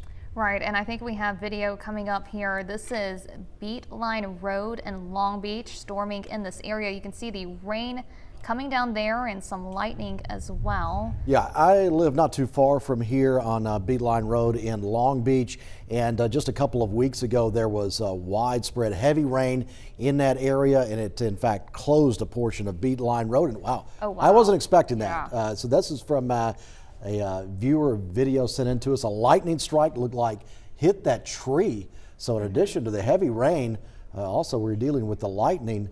And that was scary. That was close to the house there. It was. When I was on my way in, I saw a lot of straight down lightning, you know, especially towards the Gulfport area as well. And once again, that area of Beatline Road, that's the lightning strike. Wow. And that area is known to flood. Water is known to get over the roads with a lot of rain. So I would expect that it's be a tough time to get past Beatline Road today in Long Beach. And we've talked about Red Creek that is now flooding. So here's another look at that. That's what has Highway 49 closed by Perkinston. If we pull up that video here soon. Along the Red Creek area, there's an RV park there. So those in that area, you know. Yeah, we've talked about it. Highway 49 at the Red Creek Bridge is closed both directions as the water continues to rise there on the Red Creek. And we're just going to get another look at this because it really is incredible video. And fortunately, or I hope that everyone's okay after this close lightning strike. This home on Beatline Road in Long Beach, we've seen that a few times now. And now, taking a look at our next video. This is from the RV park on the Red Creek on Highway 49 in Stone County. Oh, wow. And we thank Toby Schwartz for sending this video in. And I talked about earlier that usually this campground, it's packed with RVs right there next to the river. Well, today, hopefully everyone got out their RVs before this heavy rain started because those RVs were going to be in trouble if they were still next to the river. And the bridge, the Highway 49 bridge, is right here. You can see this RV park from the bridge there in Stone County. And that's why Highway 49 there is closed by Perkinston. That is it. And also, so if you're driving in Stone County, Red Creek, it winds through, and there's other waterways in Stone County. If you get anywhere close to those waterways, you're probably going to have trouble getting past. And I do want to make a mention of this. Our photographer, Hunter Hezel, he works here with us. Yeah. He was scheduled to do a canoe trip this weekend that he usually does with his family there on the Red Creek. Yep. They had to cancel it early in the week. They saw this was coming and said, no way we could do it. Thankfully, they didn't get out there this week. I told him I had a feeling like that was not going to be happening. And I mean, we couldn't predict, you know, the flooding happening here. But oh, look, we have Storm Tracker. Where is this at? Porter Avenue in Biloxi. So we can see, what is that, a tow truck down there and a car trying to make their way through that flooded road there as well. Yeah, that car is low to the ground, Yes, and you can see, I mean, the water's probably up, I'm going to say 4 or 5 inches. That's a close call for that car. Not a good idea, I think, to go through that water like that in the tow truck. Maybe a car got stuck in the water right there in that spot and had to get towed out itself. But that car does look like, is it going to be able to go any further? I don't know. So this is that's an example. You do not need to go through the water. No. If you're out there and you're thinking about, you know, the rain has stopped in a lot of places now, but the water is still up over a lot of roads, and that is the case right there. What road did you say that was on? That is Porter Avenue in Biloxi. Yeah, okay, so this is near Highway 90 in Biloxi. This is the WLOX Storm Tracker out on the roads checking this out, and there's another car coming from the other side that looks like more of an SUV higher up from the ground that might be able to handle the water a little better, but nevertheless, the water's moving across the road really quick. Right, that's some high water for sure. And that is another reason why Coast Transit Authority has taken all buses off the road for the next 2 hours. Even though buses do ride higher off the ground, you just can't take a chance with roads looking like this. That's right, and so this is something I didn't think about until just right now, that tow truck companies are probably busy today pulling out cars that got into a trouble spot like this one right there, and that's so I'm sure that they're out there and busy, and also our first responders. We heard from EMA Director in Harrison County, Matt Stratton, earlier. He said that there were multiple water rescues taking place across the county, so our first responders are busy today. And now we're getting a look at Highway 90 as right there at the Biloxi Lighthouse, it doesn't look like there's water over the road, but there's no traffic. I don't see any cars out there. There's, well, now we see a car coming there, but I mean, just like that video we just saw, this is another reminder. If you don't have to be out on the roads today, don't take the chance. You know, you don't know what you're going to encounter, and you could get yourself in a sticky situation there. Yeah, you really could. And so there is the one crossing vehicle, although I'm sure there are spots on Highway 90 that are covered with water. So that's something to keep in mind as well. We have seen shots of the beach earlier. The waves were really crashing out there much more than normal as this storm system is impacting all of us across South Mississippi today. It does look like there's a little standing water there as that car makes the turn. Yeah, and also my trick is to stay in the left lane so that you don't, get in those puddles too much. There's a lot of people on Highway 90 that try and stay in the center even when the water gets high out there as well. Yeah. Okay, we do have reporters out there across the coast that are following this storm and getting a firsthand look at the impacts. And let's see if we have our MDOT cameras from anywhere else on the interstate. We're right here behind us. We have a look at the I-110 bridge, and this is we actually see the bridge now. So that tells you that the weather is clearing just a bit, and there are a few cars out there on the bridge right now making their way across the Back Bay. This is the Pascagoula River Bridge in Jackson County on the interstate. Traffic is steady out there, although the cars are moving slower than usual probably. And we do see the hazards lights on as well. That's another good indicator, that there are some conditions out there that are making it harder to see, get down the road for sure. Right, and the heavier rain is happening right now in Jackson County. It is moving into Alabama now, and fortunately for us on the coast, a lot of the rain bands have now moved out of Hancock County, and Harrison County is actually looking pretty good as well, along with Stone County. And we'll get more updates on where the storm system is moving, a closer look at where all the rain is happening right now with our meteorologist in just a bit. But it is now after 3 o'clock, and we at WLOX have been on the air with you now for almost 11 hours. Yeah, bringing you all the coverage and the flooded roads, and just the message again. I know people might be tired of hearing it, but if you don't have to be out, don't be out. Yeah, no reason to be, and so hopefully as many of you are taking that advice as possible. And let's see, we're going back to our storm tracker now. The storm tracker was just on Porter Avenue, and we saw that car stuck in the rising water. Now the storm tracker has made its way to the Back Bay in Biloxi there and turning on. Fortunately, the water has not risen over the road right there, so that's good. The water staying in its banks there in the Back Bay for the moment. That looks like a pretty clear road from what we've been seeing today for sure, and not too many cars out as well. I barely see any puddling on, oh, there we go right there. Yeah, sure, but we don't see many cars out there. No. From all of the different camera angles that we've seen from around the area, our storm tracker's been making its way all across South Mississippi. Earlier, the storm tracker was in Stone County at the Red Creek where Highway 49 is closed, and we got a good look there at the Red Creek, and it was coming up close to covering the Highway 49 bridge, and that led to the bridge being closed earlier. So the storm tracker has been staying busy out there roaming around South Mississippi all along the coast and checking out this heavy rain system that we've seen happening. The rain has been falling in many areas for I guess 12 hours or so. It started overnight. Looks like that light is flashing there. And this was in Ocean Springs? No, this is in Biloxi, I believe. And that's the I-110 bridge, I believe, coming up right there. That's near the IP Casino on the other side. So that's what's going on. It's a rainy day. It's a day that if you could just stay inside and watch movies. That's what I was thinking on my way here. I'm like, wow, I would really love to just, cuddle up inside and watch something. But I mean, yeah. Job's a job. We Job's a job. We got to be here. Yeah. And a lot of our electrical workers are out there. They're working hard as well. We talked about our power outages earlier. There are thousands of power outages out across South Mississippi right now, and the power crews are working hard in stormy conditions to get the power back on. We thank you for joining us here on WLOX. This is our continuing coverage of this tropical storm system, and we will be right back right after this. This has been a WLOX First Alert Weather Severe Weather Update. Stay with WLOX as new information develops.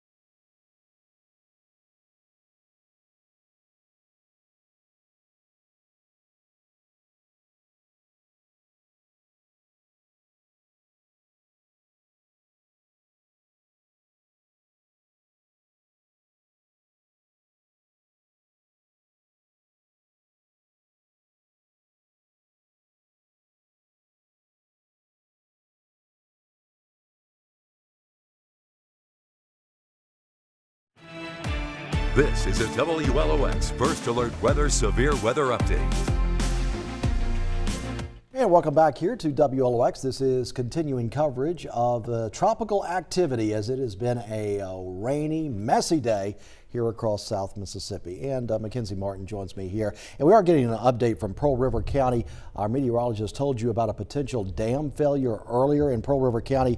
Well, the Pearl River County EMA Director Jonathan Head just telling us that the Anchor Lake Dam in Carriere is at risk of failure. He says it's at risk of failure. It's not actually failed at this point. The Department of Environmental Quality Dam Safety has been notified about it, and he advises evacuation of areas to the east of the Anchor Lake Dam. So if you live to the east of that area, Anchor Lake Dam, you are advised to evacuate. That is from the EMA director in Pearl River County. And we do have Tyler Bell. He's in Pearl River County, and I think that he's making his way there. So hopefully we'll get more information from him about that situation in Pearl River County. Pearl River County has just been hit hard over the last few days. It really has. They can't catch a break with all the rain, the flooding, and now, you know, with the dam. So, yeah. All right, Ava Schwing was in Gulfport earlier. We are working to get her, but right now let's take a look out on our roads and get a better look at the road conditions happening right now in South Mississippi. Back with a storm tracker.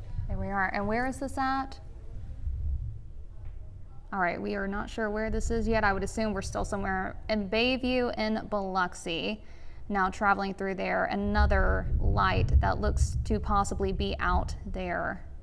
Yeah, that's in East Biloxi there. The road conditions there, honestly, looking not too bad.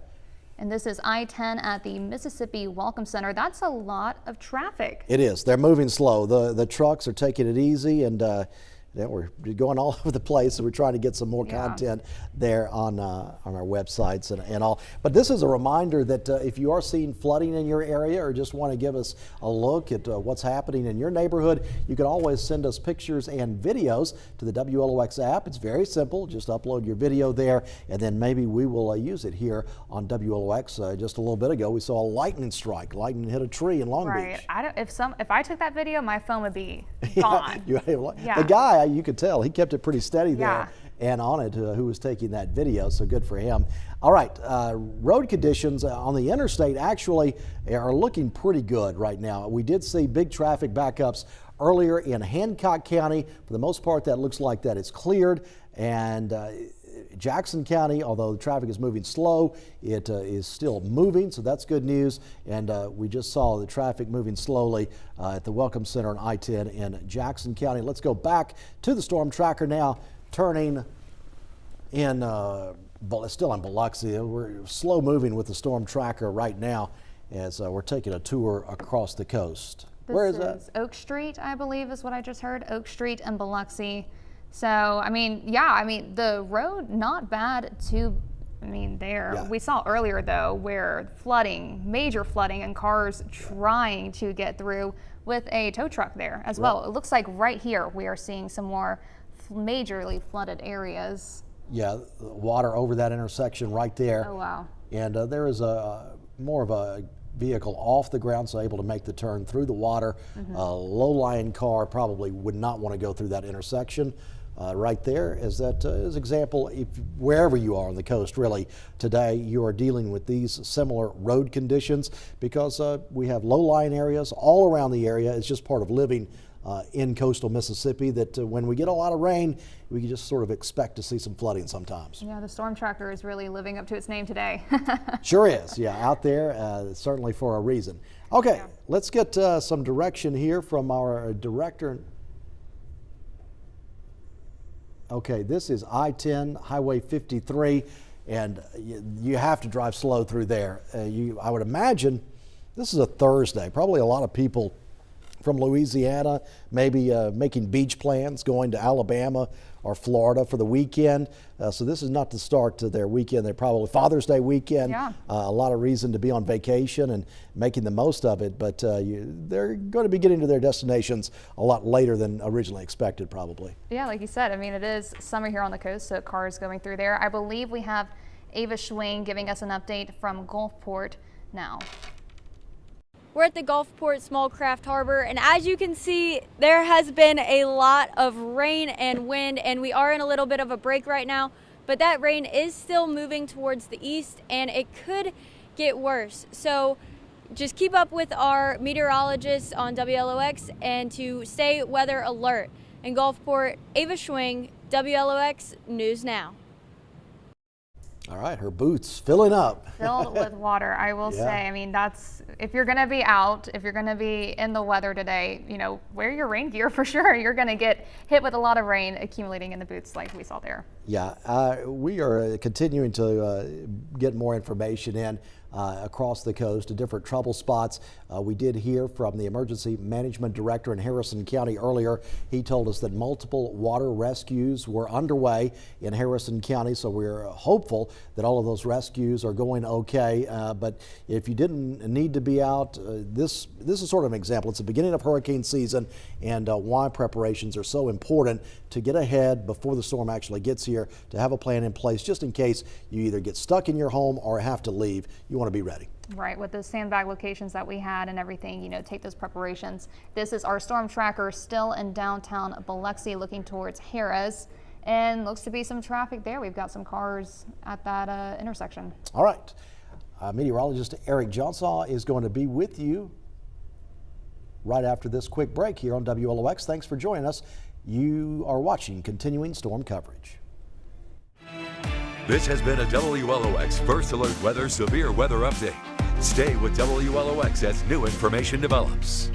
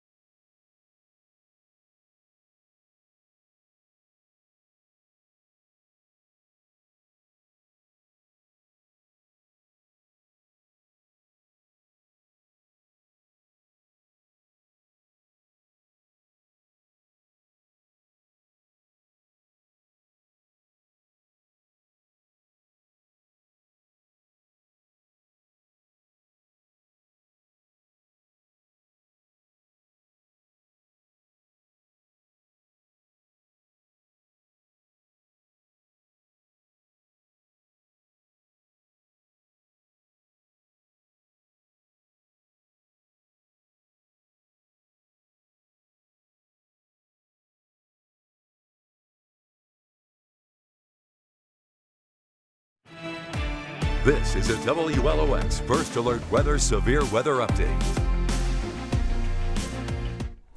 All right, earlier we were talking about a dam that was at risk of failure in Pearl River County.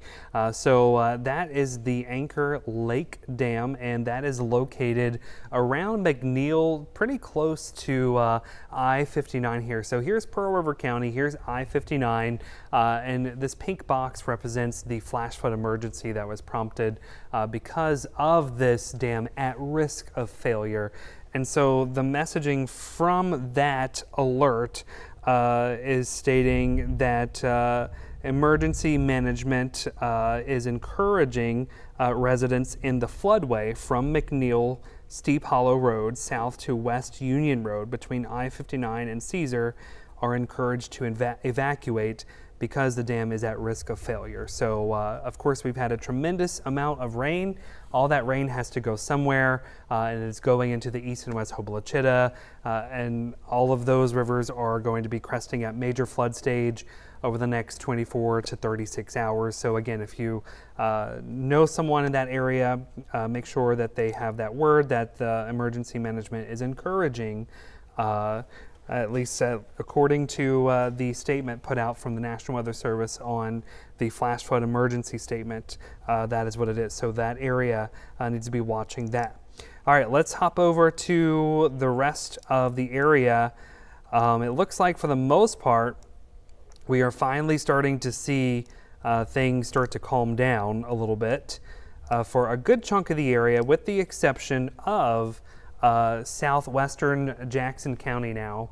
We're seeing more intense storms now moving into Ocean Springs, Golf Park Estates, and now moving, eventually we'll head over towards Goche, Escatapa, Moss Point, and Pascagoula. So let's do a little close-up view over here and kind of see what's going on there. These storms are producing a ton of lightning and lots of thunder, so lots of heavy rain, some strong gusty winds with these storms as well. So as they're moving along I-10 and more so Highway 90 is what they're really moving down, is what we're keeping an eye on. So the heavy downpours continue along I-10 and Highway 90.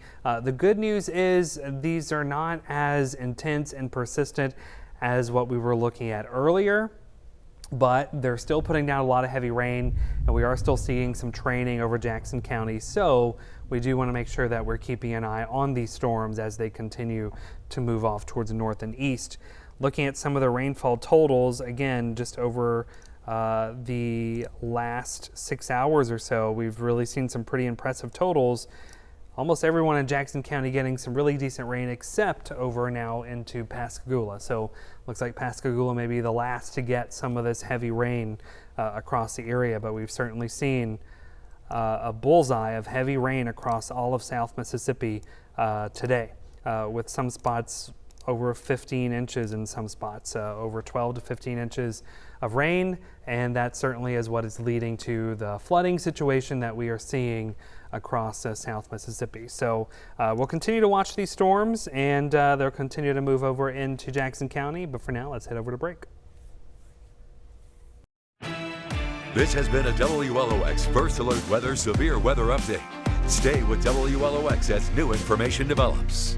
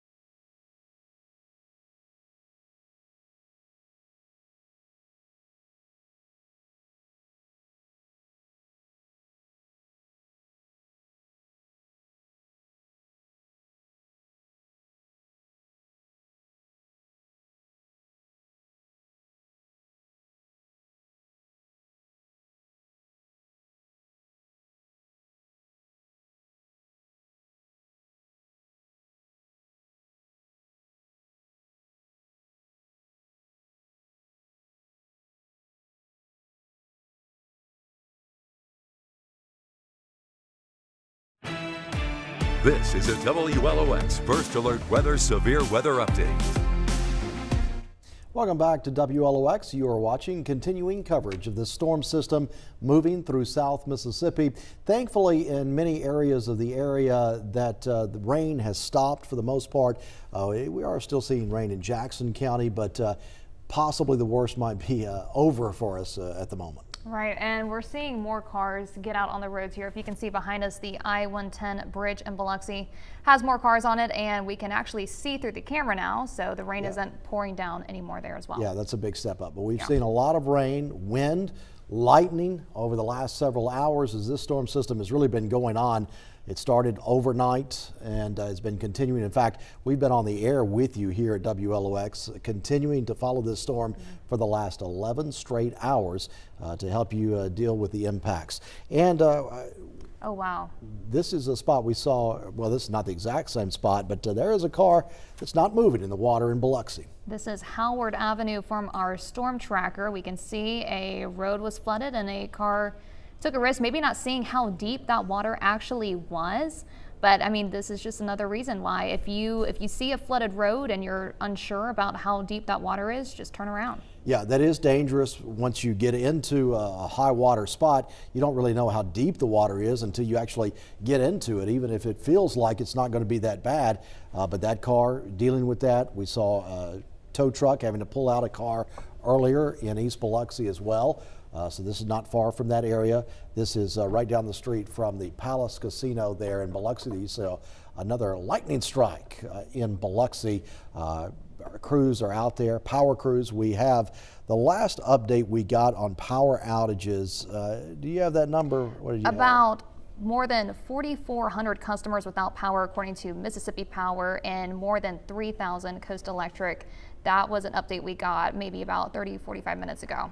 Yeah, so we know that the power crews are out there working. It's hard to work in the rain, but once the rain pulls out and moves through the area, those power crews will be able to be more effective in getting the power back for those of you who are without power. And if you're without power, maybe you're watching on your phone if you had your phone charged up, and we appreciate you watching us there on the digital apps on WLOX.com and the WLOX app. And we're always on your smart TV WLOX app as well. So you can find us so many ways for WLOX. And we had Ava Schwing earlier in Gulfport, and she wrote into us probably about 15-20 minutes ago. So I don't know if this is still accurate down there, but Courthouse and 90 is blocked off. I'm not sure if that's from flooding or if that is with barricades, but that's what she reported. Yeah, well, that at Courthouse Road, that is a high water spot. Usually on Highway 90, it doesn't take a lot for that road to get covered right there. And there's many spots on Highway 90 that are like that, both in Biloxi and Gulfport as well. There is. I mean, there's a lot of puddling that can happen, and you think it's not too deep of flooded waters, and then you get yourself in an instance like we just saw that car there. Especially when we have that high water, heavy rain that comes all at once. You could be driving along, then all of a sudden heavy rain comes in, and then the road almost just disappears on you. So that's dangerous situation out there. That the storm system is continuing to move through Jackson County right now. Let's take a look at some of our videos that we've gotten from around the area as our crews have been out there, and you've also sent us in a lot of videos as well. This is in Stone County, where high winds knocked down many trees and the Whites Crossing area of Stone County. This is a cattle farm there. And we spoke with Jeff White, who is the owner of that cattle farm, and he told us the storm took out a lot of his fencing that was damaged, and he and friends are working to round up 140 head of cattle that got loose to keep them away from Highway 43. White says friends have come in to help, and they're trying to rebuild the fence, all while the rain continued to fall. So hopefully the rain has stopped there so they can get on that important work. And in Kirby Creek and Stone County, the water rising here and out of the banks. Mississippi Highway Patrol closing Highway 26 by Kirby Creek Road, which we have been reporting on recently. Yes, and our electric crews we talked about are out trying to keep the power on the best that they can. Eric Johnson, you're following the storms. Flood warnings are still in effect for Jackson County. What's the latest?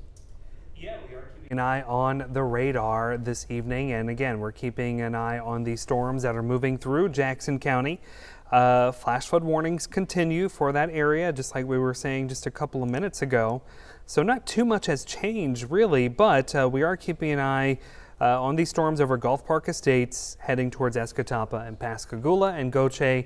So very heavy rain, gusty winds, frequent lightning with these storms that are right on top of you pretty much in Ocean Springs and Gulf Park Estates. So again, that's heading generally off towards the east, and it's dumping a lot of very heavy rain, and we just continue to see these storms just kind of train over the same areas.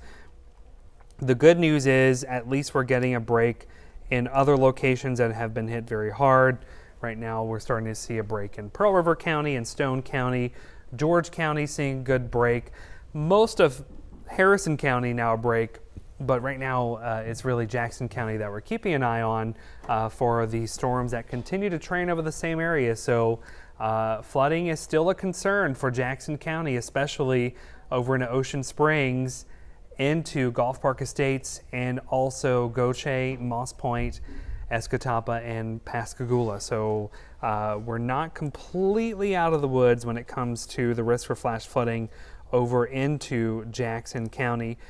Is it going to be as bad as areas to our north? Again, looking at the rainfall amounts today, they have just been extremely impressive across South Mississippi. Many areas picking well over a foot of rain. And, you know, we've been talking about the potential for some areas to pick up, you know, over 6 to 12 inches of rain. And unfortunately, that's what we are seeing. I do see this number over here. Look at that. Just today, Diamond Head, just north of Diamond Head, picking up over 17 inches of rain just in one single day. Again, that's why the rivers are in trouble. Look, if you live in along those rivers, the Jordan River, the East and West Hobalachita, need to watch out in the Wolf River, the Biloxi River, the Chutacabuff. Need to watch out for all of these rivers. We need to make sure that we are heeding all of the alerts because, again, the first stage of this is the flash flooding we saw today. The next stage of this is going to be the river flooding that we are going to see. And in some cases, we're going to see major flooding along the rivers in the coming days. And so that's going to be over the next few days into the weekend when we start to see those rivers crest, because it takes a while for all that water to drain down into those areas in order to get into the river. So keeping an eye on those rain bands that continue to re-intensify over Jackson County. But for now, we are going to go ahead and head back to the anchor desk. Okay, Eric, thank you, and thank you for keeping us updated in this hours of storm coverage that we are in the middle of here at WLOX. Well, a number of rescues are underway in Stone County, taking place in the Perkinston area. Cal Robertson with the Mississippi Highway Patrol shared this video of a rescue near Perk Beach just off Highway 49 and the Mississippi Gulf Coast Community College. The fire department and other first responders have been working to help people trapped by the floodwaters all day. This is the area where MHP and MDOT have closed Highway 49. And it's not clear when 49 may reopen because the water is not receding anytime soon. That is an incredible sight there. That water just rushing up over the bridge, and the water is moving extremely fast. That is a lot of water right there on that road. And that shows you why the road has to be closed. I mean, nobody wants to take any chance with that. So the Highway Patrol making the call several hours ago to close Highway 49 right there in that area. And what is that? That looks like a boat and the Keyfield Crash Rescue from Meridian there responding. Yeah. In Perkinston. Yeah, that's a water rescue there. And so those first responders doing important work for people who might be stranded in high water. They're rushing into action. And since they're vehicles from Meridian, that may have been called first responders from different areas to help out. I haven't heard about that, if first responders from different areas were called in to help out or not. But certainly it's important that they're out there, and it's hard work to do that, to keep people safe. And we heard from EMA, Harrison County EMA Director Matt Stratton earlier about water rescues happening throughout the day as well that they've been responding to. And let's join Raylan Ladner right now as she caught up and has more information on what is happening in Stone County. Here's Raylan Ladner.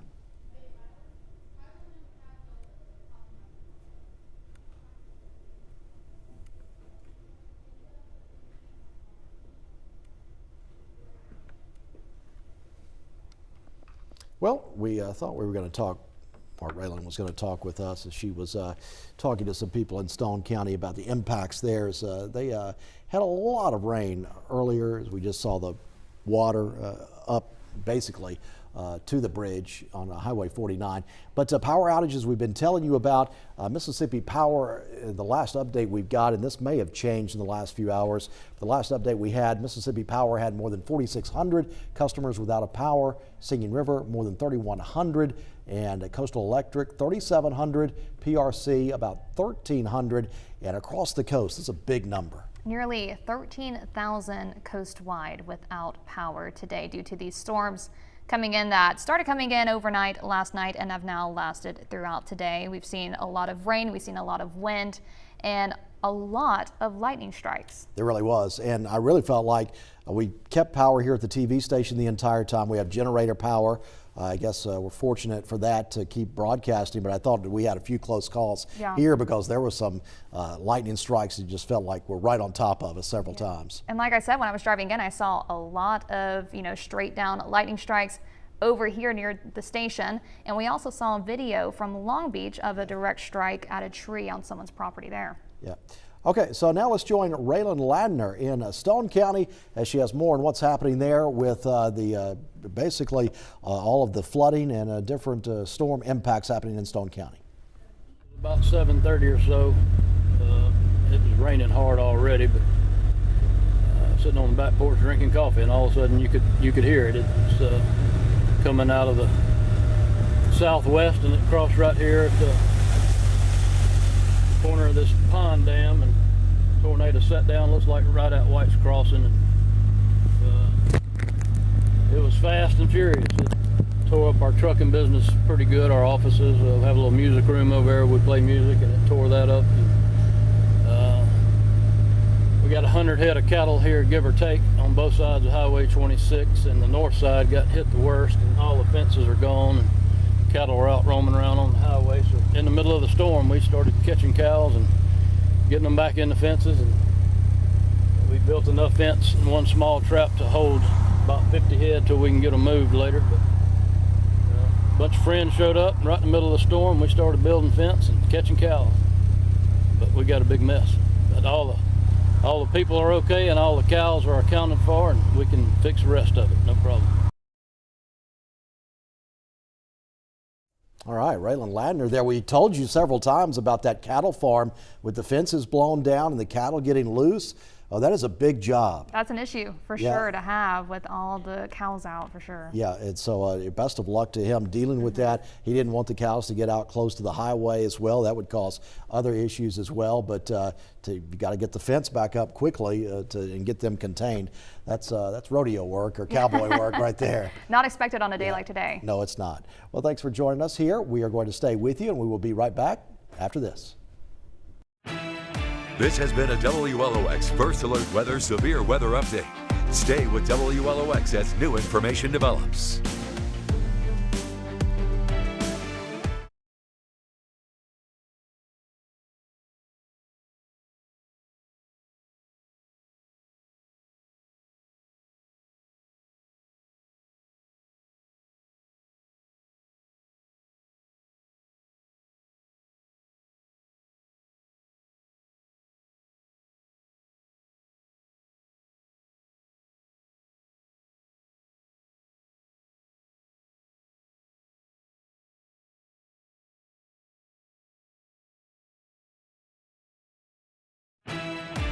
This is a WLOX First Alert Weather Severe Weather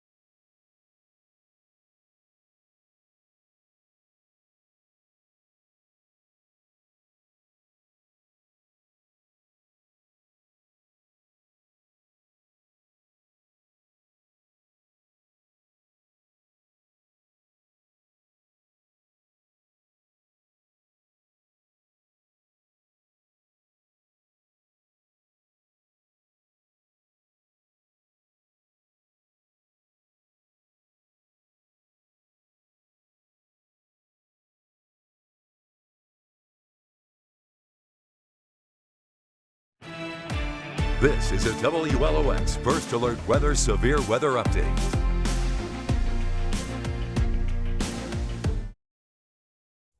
All right, we continue to track these storms moving through Jackson County. So it seems like everyone has seen these storms except southeastern Jackson County up until now. So we're seeing the most intense storms now beginning to work their way along I-10 and Highway 90 from Ocean Springs to Gulf Park Estates to Moss Point, Pascagoula, and Goche. So all these locations starting to see the heavy rain, the strong gusty winds, and the frequent lightning, not to mention the risk for flash flooding.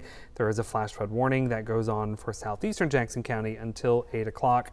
What we're watching is how these storms that are kind of back building back over the sound, how are these going to play out over the next hour or so? Hopefully we can start to push these a little bit further off towards the east and get them out of South Mississippi. But I do know our First Alert C Spire Storm Tracker is out in the field, and I do believe we have it out in, I believe, in Biloxi, if we can pull that up.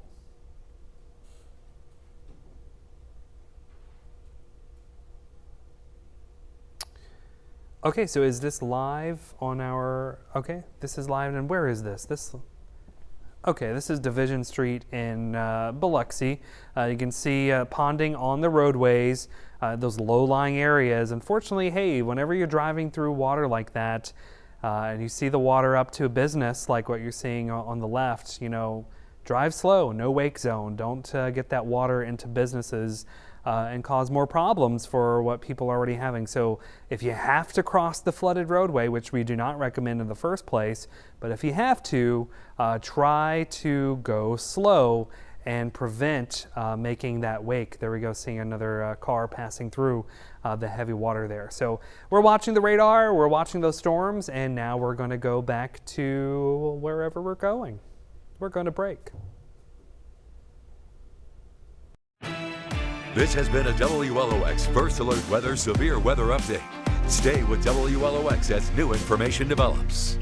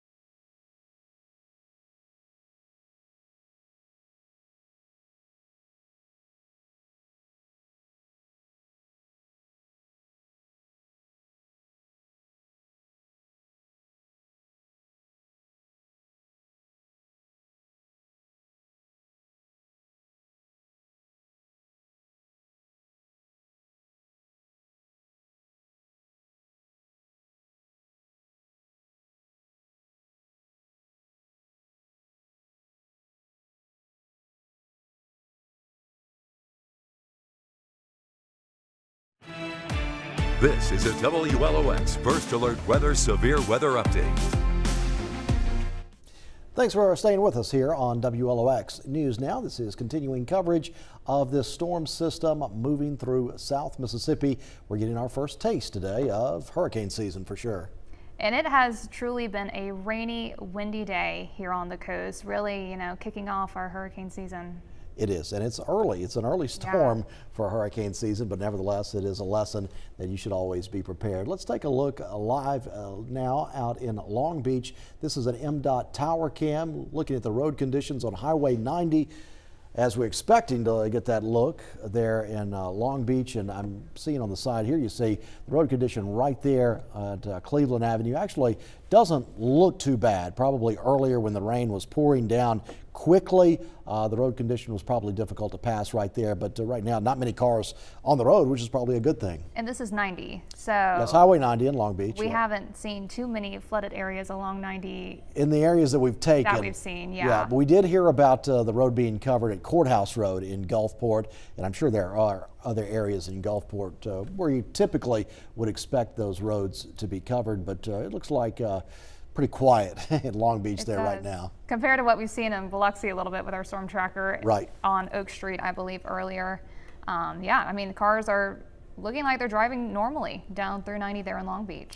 And I think that a lot of businesses were either not expecting much business today or closed early or didn't open at all. But maybe some of those restaurants and type of things, they'll be opening later tonight or expecting a crowd. And I bet people, after all of the rain moves out, I bet people will be wanting to get out later tonight. Yeah, they've been cooped up inside all day. Yeah. They want to go out and get some fresh air. I don't blame them. Yeah, sure. But we're going to be with you here. Our actual regularly scheduled news starts at 4 o'clock, and we'll be with you regular schedule 4, 5, 6, and 6:30 on WLOX CBS. And as we followed this, now let's go back to our storm tracker. The storm tracker has been driving around all across South Mississippi today. Earlier, the storm tracker was in Stone County and saw up close and personal those impacts from the flooding Red River. And now this is the storm tracker in Biloxi. Looks to be going smoothly there. Not too many puddles or flooded roads like how we saw earlier. Of course, this is in a different direction than we previously saw. And not too many cars as well, which is a good sign on a day like today. It is, and I feel a sigh of relief right now in these areas that we're seeing here where it's not raining, but you see those dark clouds in the distance. The heavy rain is continuing in Jackson County, and it took a while for the system to get to Jackson County and those residents there in Pascagoula and in the eastern parts of Jackson County to really have to deal with it. But they know, if you're watching in that area in Pascagoula, you know you're getting dumped on right now. So hopefully the flooding will not be too bad in Jackson County as that heavy rain continues to move through. But you're right, here in the Biloxi Gulfport area, we're kind of getting a little break, a chance to breathe from the rain that we've seen today, which is a good sign. It is, and we've had crews in Pearl River County where we got reports of the potential for a dam break in Pearl River County, and Tyler Bell is actually there, and hopefully on our 4 o'clock news coming up in a few minutes, we'll be getting an update from him on that situation there happening in Pearl River County. Of course, Picayune has had a lot to deal with over the last several years. Picayune, Carrier, all of those communities there in Pearl River County that got flooded earlier this week, and then the rain so much continued today. And we saw earlier the video and pictures from Red Creek by Highway 49, which has now been flooded. So, if you're in that area, be aware. And a timeline really has not been given because we don't know how long it's going to take for the water to recede in that area or in any of those areas next to rivers and things like that across the area. Basically, if there's a river or creek around, you're going to probably want to avoid that area, and hopefully if you live near those waters or rivers or creeks that you took the precautions and you're prepared to ride this thing out because you could be there for a while. We're going to get more information as the evening continues as far as the emergency response and what's being done to get the roads back open and basically to get people, if they are in danger, to safety as quickly as possible here as this storm system continues. We've been following it for you throughout the day as we're taking a little tour of Biloxi with the storm tracker. Yeah, and it's not terrible conditions out there right now, which I'm sure whoever is driving the storm tracker right now is really enjoying. I don't blame them. Just out there on the roads. And we heard earlier that CTA had stopped running buses across the coast. That's normal service. And if I'm not mistaken, this is actually, and I just remembered this, it was Ride free ride of CTA day today. Yeah. It was, because today is Thursday. Yeah. So that was unfortunate timing. Maybe they'll be able to reschedule that. Reschedule it, yep. You could have ridden the CTA service for free just to try it out. And it's a service that a lot of people might not even know exists on the coast, but that's something they do every year just to encourage people to try out the public transit. That's true. A good reminder of that. And the last that we heard as far as power outages go across the coast, more than maybe around 13,000 people now without power due to those major lightning strikes, the rain, the wind that we've seen throughout today. Okay, so we thank you for joining us here throughout the day. I'm sure some of you have been watching throughout the day. Others have probably come in and out, but we've been with you the entire time. How many hours has it been now? It has been more. It's been almost, I think it's 11 and a half hours. Wow. WLOX went on the air this morning at 4:30. So that, by my math, is about 11 and a half hours straight of coverage here of this storm system moving through. But hey, that's why we're here. Yeah. We are here during these times of emergencies in South Mississippi, and we hope that it's been informative for you. And thank you so much for joining us. And we are going to take a quick break and then continue on with regular programming coming up soon. We'll see you back here at 4 o'clock. This has been a WLOX First Alert Weather Severe Weather Update. Stay with WLOX as new information develops.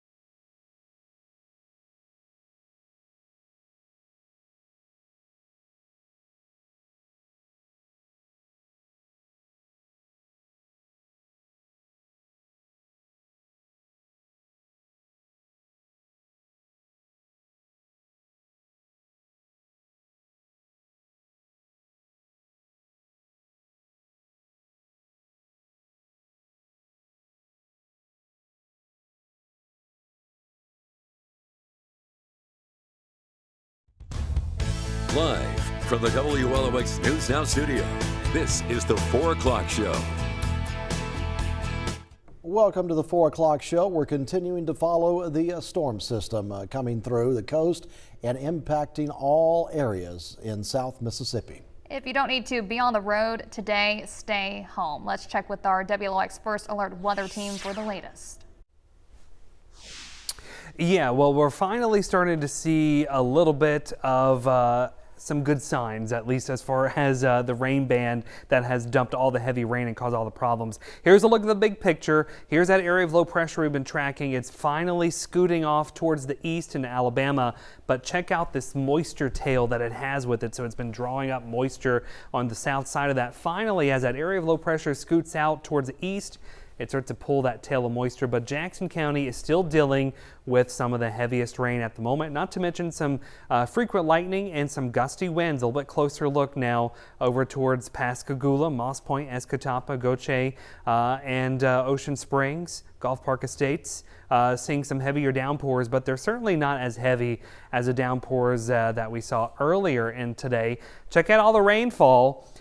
This is just today, and notice these bright areas of yellow that stretch from Hancock County into Stone County.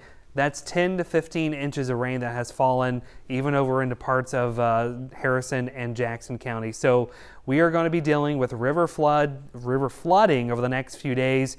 We do have the opportunity for more scattered showers and thunderstorms tomorrow. They shouldn't be as widespread as today, but we certainly don't need any more rain. So beside the wind and rain, the storm band's also bringing significant lightning. This is video in Biloxi at the Coliseum Pier as one of the bands rolled in. You can see the waves crashing there. In Pearl River County, we're monitoring the impacts of the severe weather. We did hear reports of more flash flooding in the area just an hour ago. Tyler Bell is in Pearl River County, and let's turn to him for the latest. Tyler, what's happening? Well, guys, yes, we are still up here, and we got an alert that the Anchor Lake Dam was at risk right now. I'm going to let cameraman Patrick right now just kind of show you what's going on right here. This is a significant amount of water flowing right now. I'm sure you can get a feeling of what it's like right now, but this is significant. And the dam is at risk right now. That's why the volunteer fire department up here, as well as the sheriff's department, have gone down east of where we are right now and gone door to door, making sure people know that, hey, if this thing goes, you're going to be at risk. So they've been going door to door trying to evacuate everybody they can.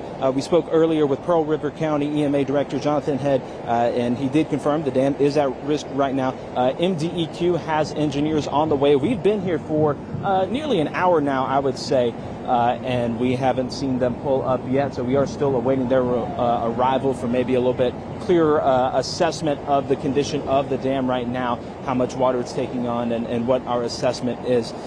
This is just another one of the places up here in Pearl River County feeling these major effects of the flooding right now. We were earlier on North Beach Street over in Picayune showing you the effects of the creeks flooding over there coming over the road. So be careful, be alert. There's plenty of your local provinces or even us giving these weather updates. So we will have these for you. Make sure you're keeping up to date, keeping safe. And if you do live east of this Anchor Lake Dam right now, it's probably a good idea to evacuate just to find a good place to stay dry for a little bit. But we're going to be here for at least a little while longer. Hopefully we'll get to talk to some of the DEQ engineers and get a real clear picture of what's happening right here and what the risk level is. But for now, we're up here in Pearl River County. Tyler Bell, WLOX News Now. Yeah, that looks like it could be a dangerous situation there with that dam and the water rushing over through there. This is a live look on Interstate 10, the Welcome Center in Jackson County. It looks like the traffic is moving along pretty good there right now on the interstate despite the wet road conditions. Yep, and our reporter Raylan Ladner is tracking the latest impacts in Wiggins. We'll check in with her in a couple minutes.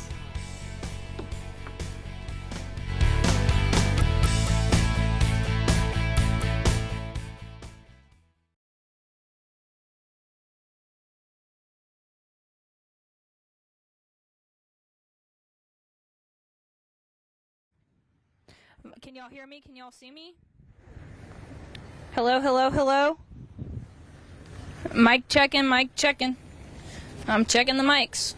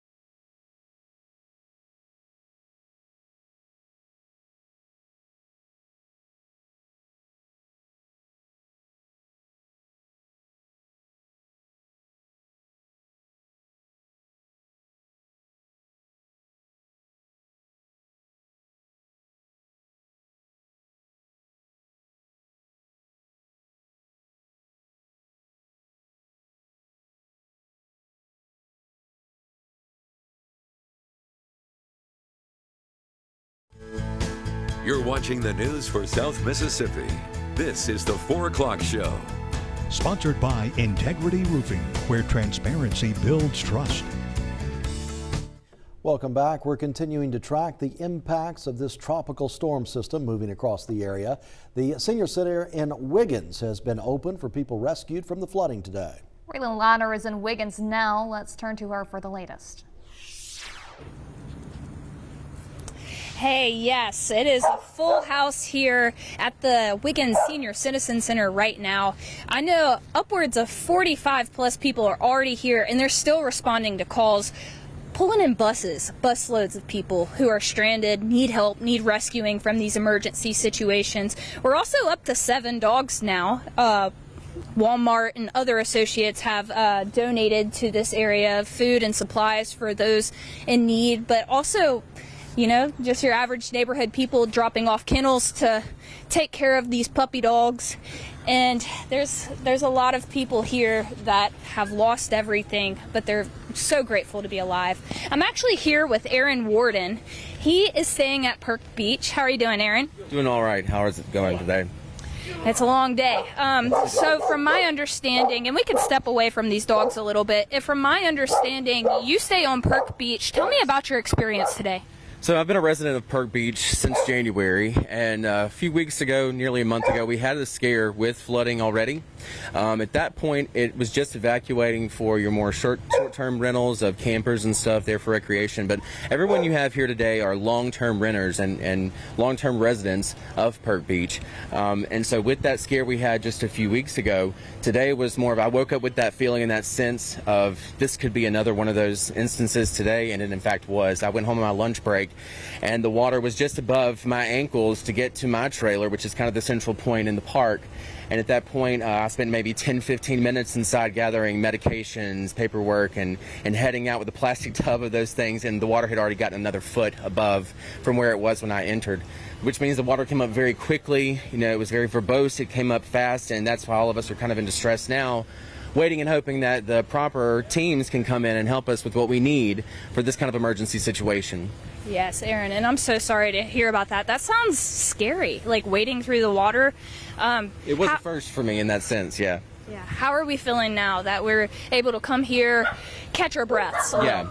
So just the community in itself. Stone County is a very close-knit community of people, whether you live in the Outer Banks or you live in the inner city parts of it. It really is a close community. So the fact that we're all here together right now, it provides that comfort, that sense of community that we're used to, that is common here. And, you know, my job, Walmart, has already allowed me to make a plan for the help I need that they would help me with. And I know that we have plenty of support here from local facets of what they have for donations and stuff like that right now. And I know that with that alone, with us being together and safe and not underwater, and with the resources that we need coming together very quickly, and with more on the way, hopefully for living and our cars underwater, that this will be a quick recovery, as it should be with such a community as this being that small. Absolutely. With this much support in the broader spectrum of it all. Well, we really appreciate you, Aaron, and we hope that your days get better and there's a quick resolution. And I have to say, it has to be just another rainy day, and maybe this is preparation for hurricane season to come, so we'll take it. Absolutely. With a grain of salt for now. Well, reporting from Wiggins, I'm Raylan Ladner, WLOX News Now. All right, we got to watch our rivers now. So we got all the heavy rain. It's got to go somewheres, and it's going into our rivers, and we're going to have significant flooding along all the rivers. If you live along the rivers, if you haven't taken precautions now, do so. We are already seeing the rivers rising. We could be near record territory. In fact, a record crest is expected for the East Hobelichita, cresting at 22.5 feet. Currently, right now, it's at 19.08 feet. We're cresting tomorrow morning at 7 o'clock at 22.5 feet. That's major flood stage. That would be a new record. The old record was in 2012 from Hurricane Isaac. Let's go back to the West Hobelichita. We're cresting at 24 feet. And that is major flood stage. We're currently at 20.4 feet right now. So the West Hobelichita is rising. Of course, we're watching the Anchor Lake Dam that has been potentially compromised. We're not sure yet. Their emergency management is watching that very closely to make sure that it can handle all the water. All right, the Wolf River currently at 10.35 feet. Cresting at 14 feet, which is moderate flood stage. That is going to be tomorrow evening. At 7 o'clock. The Biloxi River near Lyman cresting at currently at 13.23 feet. We're cresting at 17.5 feet. The Biloxi River major flood stage is 18 feet, so we're getting close to major flood stage in Biloxi. So right now we're forecasting moderate flood, but it's close to major. Chudacabuff River currently 6.61 feet. We're cresting at 15.5. Moderate flood stage is at 15.5. So again, we're watching that very closely. The Jordan River is now expecting to crest at 9 feet, and I'm pretty sure at 9 feet we're just 1 foot below a major flood for the Jordan River. So the Jordan River, we had the flooding on Memorial Day weekend. This could be worse than that because we crested right around 8 feet with that, so this is going to be a little bit higher for the Jordan River. We do have the opportunity for more showers and thunderstorms tomorrow. Hopefully they won't be as widespread, but as we go into the weekend, things looking drier.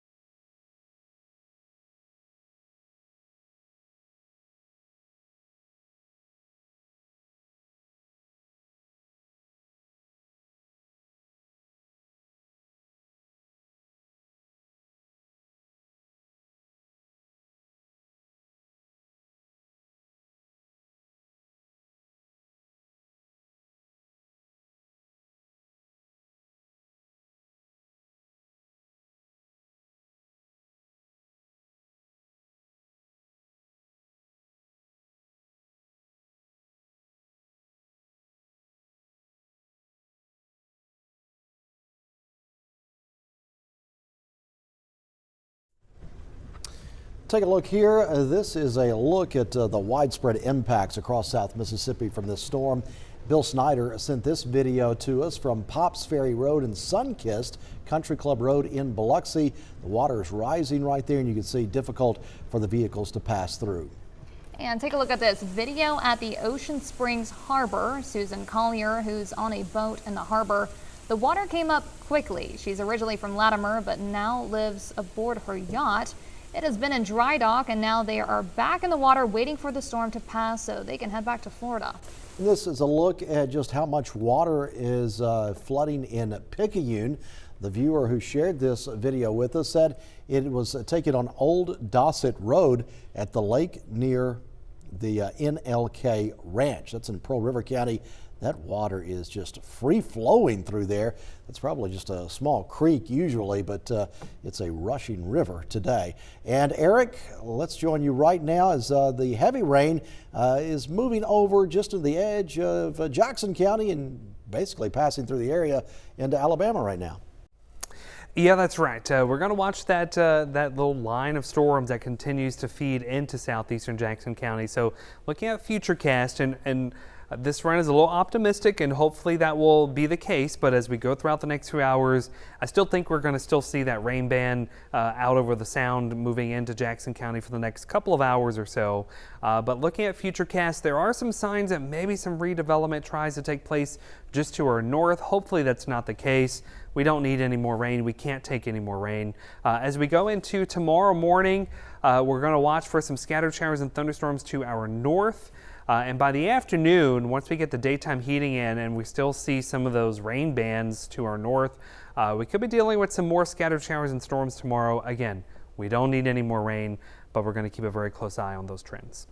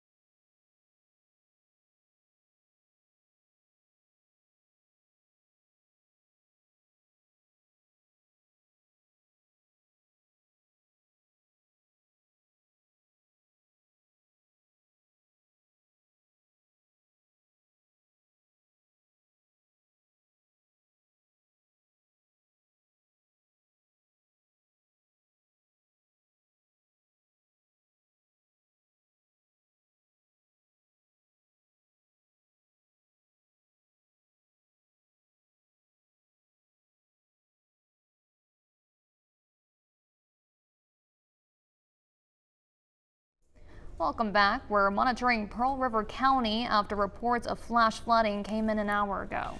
Tyler Bell is in Picayune now, and Tyler, how's it looking out there? You were showing us some extreme flooding from a potential dam break there. How's it looking right now?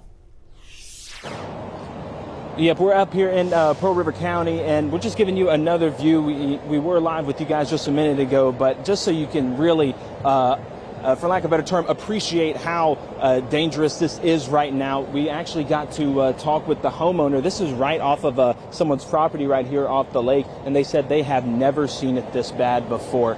They have seen water go over the road before, but nothing like this. I mean, a conservative estimate for that center of the road right there, that is at least 1.5 feet deep right there. and they've never seen anything like this. So you can imagine all that rain and water that's being pushed in here, obviously into the lake first. If we can pan around out here, this is Greater Anchor Lake, and you see this is the family right here. They told us that where that water line is right now, it's normally 12 feet farther away from the house. So think about all that water that's been really driving up the amount of water in this lake right now and sending it over the dam. Like we said earlier, they have had people going out with the volunteer fire department as well as with the sheriff's department to warn the people east of here that if this dam does break, they are going to be in danger. And so they're trying to evacuate them right now. In fact, if you're in that area and you have fears about your house, if this were to break, it's probably a great idea to go find somewhere that would not be in its path right now. At least, go to a store, go out to eat, find something to do, because this is still flowing very heavily, very, very heavily. We're going to keep our eyes on it as well as the rest of Pearl River County. A lot of stuff is happening around the county. We're going to try and find everyone we can. So for now, live in Pearl River County, Tyler Bell, WLOX News Now. Looking to I-10 at MS 63, there looks to be no traffic on the road there and very little flooding as what I can see with the cars traveling down. Yeah, we will continue following this storm system and its impacts. We'll have hang on, this is a breaking update right here that we're getting. Hang with us. The Mississippi Highway Patrol is saying Highway 49 in Perkinston is now reopened. Remember, Highway 49 there at the Red Creek Bridge has been closed for the last several hours, but now it's reopened, but not fully. The southbound lanes are passable. The Highway Patrol is using the southbound lanes for alternating traffic flow, allowing about 50 to 100 vehicles to go south, then stopping the traffic and allowing 50 to 100 vehicles to go north. So basically, they're alternating the traffic there in that area of the Red Creek Bridge on Highway 49. So that is good news after Highway 49 had been totally shut down for the last several hours right there near the Mississippi Gulf Coast Community College. And we'll have more of your forecast after the break.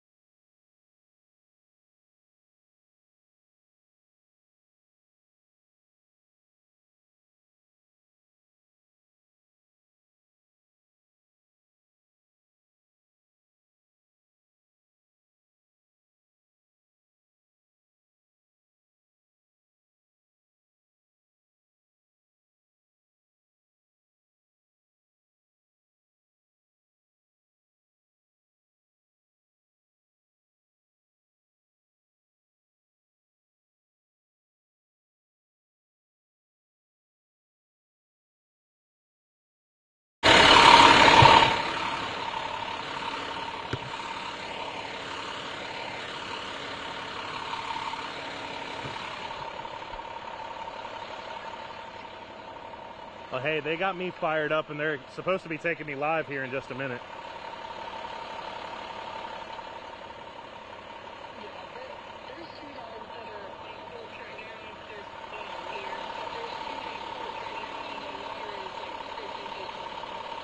Dang.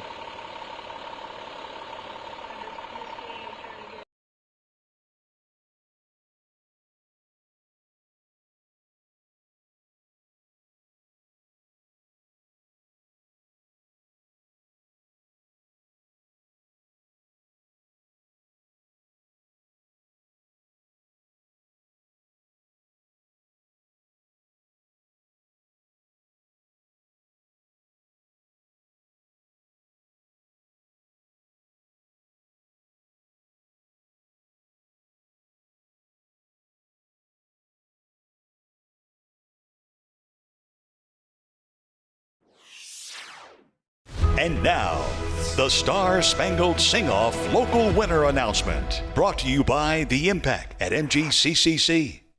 Welcome to the WLOX Star Spangled Sing-Off local winner announcement. Now, for the past few weeks, we have been searching for a standout performance right here in South Mississippi, with local singers stepping up to deliver their best take on the Star Spangled Banner. You watched and you voted, helping us narrow it down to one local winner. Today, that wait is over. We have your local champion, and this winner is going to win $5,000, and then they will move on to the next round, representing WLOX and South Mississippi as the Star Spangled Sing-Off continues. All right, drum roll, please. Your Star Spangled Sing-Off winner is Shelby Dito from Wiggins, Mississippi. Congratulations, Shelby. Now, watch her performance that won your votes. Hey, my name is Shelby Dito. I'm from Wiggins, Mississippi. Oh, say, can you see by the dawn's early light what so proudly we hailed at the twilight's last gleaming, whose broad stripes and bright stars through the perilous fight o'er the ramparts we watched were so gallantly streaming, and the rocket's red glare, the bombs bursting in air, gave proof through the night that our flag was still there. Oh, say does that star-spangled banner yet wave o'er the land of the free and the home of the brave? Congratulations once again to our local winner, Shelby Dito from Wiggins, Mississippi. WLOX is awarding Shelby a check for $5,000. Wow, what an awesome prize. Way to go, Shelby. Now she's moving on to the next round, representing South Mississippi as the Star Spangled Sing-Off continues. Regional voting starts tonight at 7 p.m. and will run through June 28th at midnight. So make sure you vote tonight and every day at GulfCoastWeekend.com. Thank you once again, and congratulations, Shelby. Congratulations to our local winner. They'll be moving on to the next round, representing South Mississippi as the Star Spangled Sing-Off continues. Regional voting opens June 18th at 7 p.m. Central Time and runs through June 28th at midnight. Vote now at GulfCoastWeekend.com. The Star Spangled Sing-Off, brought to you by The Impact at MGCCC. All right, as we take a look outside on the Hancock Whitney Bank Tower Cam in Gulfport, things are looking a lot calmer out there, thankfully. 80 degrees with a southwest wind at 11 miles per hour, dew point sitting at 74 degrees. So here's a look at Futurecast as we go throughout the next couple of hours. Hopefully we get most of this getting out of here. Futurecast wants to bring in a few little scattered showers and storms overnight tonight just to our north. Definitely do not need any more rain. Now, as we go into tomorrow, we could be dealing with some scattered showers and thunderstorms tomorrow afternoon. A few of those could be on the heavy side. Can't rule out a few strong to severe storms. Storm Prediction Center has us in a more marginal risk for severe weather. Looking at the water vapor, here is our culprit, that upper level disturbance associated with the remnants of Arthur. It is still spiraling off into Alabama. Looking at our rain chances, they go down as we head into the weekend, which is exactly what we want to see.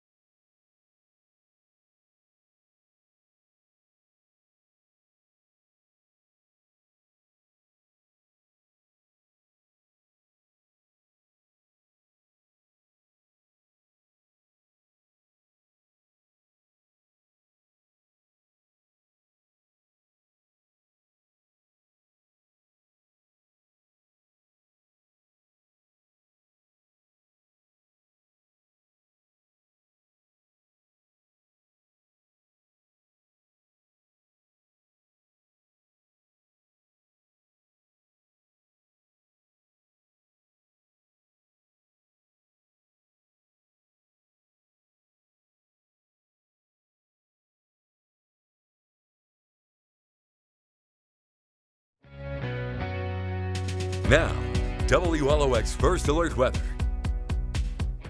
All right, looking at the 7-day forecast as we go into tomorrow, we do have the opportunity for some scattered showers and thunderstorms. The grounds are already saturated. Any additional rainfall could lead to flooding. Hopefully, or at least we're not looking at rain as widespread as what we saw today, but we still need to be on guard for any additional downpours. As we work our way into the weekend, rain chances gradually start to go down, and early next week, things are looking generally drier with temperatures generally in the 90s.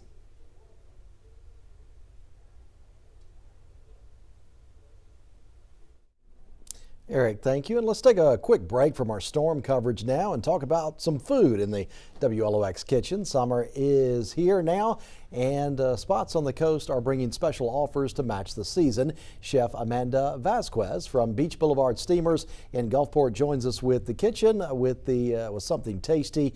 Thanks for being here, and you've got some great summer food. We love our seafood during the summer, especially with all the visitors coming to the coast. Yeah, we like to highlight our oysters. They're definitely all from the Gulf, and we have several different varieties that we like to serve up, and it's pretty popular. We also do a lot of steamed, I brought here some steamed shrimp, but we also do all the different crabs, the snow crab legs and the Dungeness crab, and it's pretty good. Yeah, it all looks very good. And so you brought a wide variety, different types of oysters here. Of course, you've got the raw oysters for the people who just like the basics, but then the char grilled are really good too. What flavors do you have? Well, we have char grilled oysters, which is our house garlic butter with some Parmesan cheese. The Rockefeller oysters, which is like a cream spinach, and then Bienville oysters, which is a shrimp and mushroom cream sauce on the oysters, and it's pretty popular. Yeah, and how about your boiled shrimp there? Those look good. What's your special seasoning there, if you could say? We actually make that seasoning in-house. We mix a whole bunch of things together just to give it a little different flavor and make it a little different. Yeah. What's some of the most popular things that people look for whenever they're coming in the steamer? One of our most popular is definitely our crab cakes. We make those. It's it's got a little bit of breading, but it's mostly just crab. It's all, and we make it good. And we also use the same stuffing in some of our shrimp to do a crab stuffed shrimp. Yeah, that is interesting. And is that an appetizer, or would that be an entree? This is the entree. The stuffed shrimp is an entree. I see. All right. And you've got down here, what are these? That's fried alligator bites. If you're ever in to try something a little different. I know it's in a couple different places around town, but it's one of our newer items that we put on there. When people come in, would they go for the fried alligator bites much? Yeah, some do. It's pretty good. It's got that little seafood flavor. It's kind of it's a little different than your average like popcorn shrimp or chicken bites or anything like that.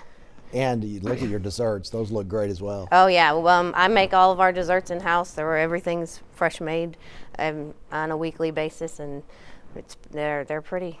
One of our most popular is the key lime pie. Okay. And your red velvet, is that red velvet and cheesecake mix? Yes, it is. It's a red velvet cheesecake. It's 2 layers of the red velvet cake, and it has a cheesecake in the middle stacked, and it's iced with the cream cheese icing. Very nice. And so this time of year, a lot of visitors coming to the coast. How popular is your restaurant for out-of-towners this time of year? We're part of the casino, but we're kind of outside the casino, so we get more people walking, just driving down 90 that stop in. It's pretty, if you like seafood, it's definitely a good stop. Yeah, it definitely is, right? And it was a tradition.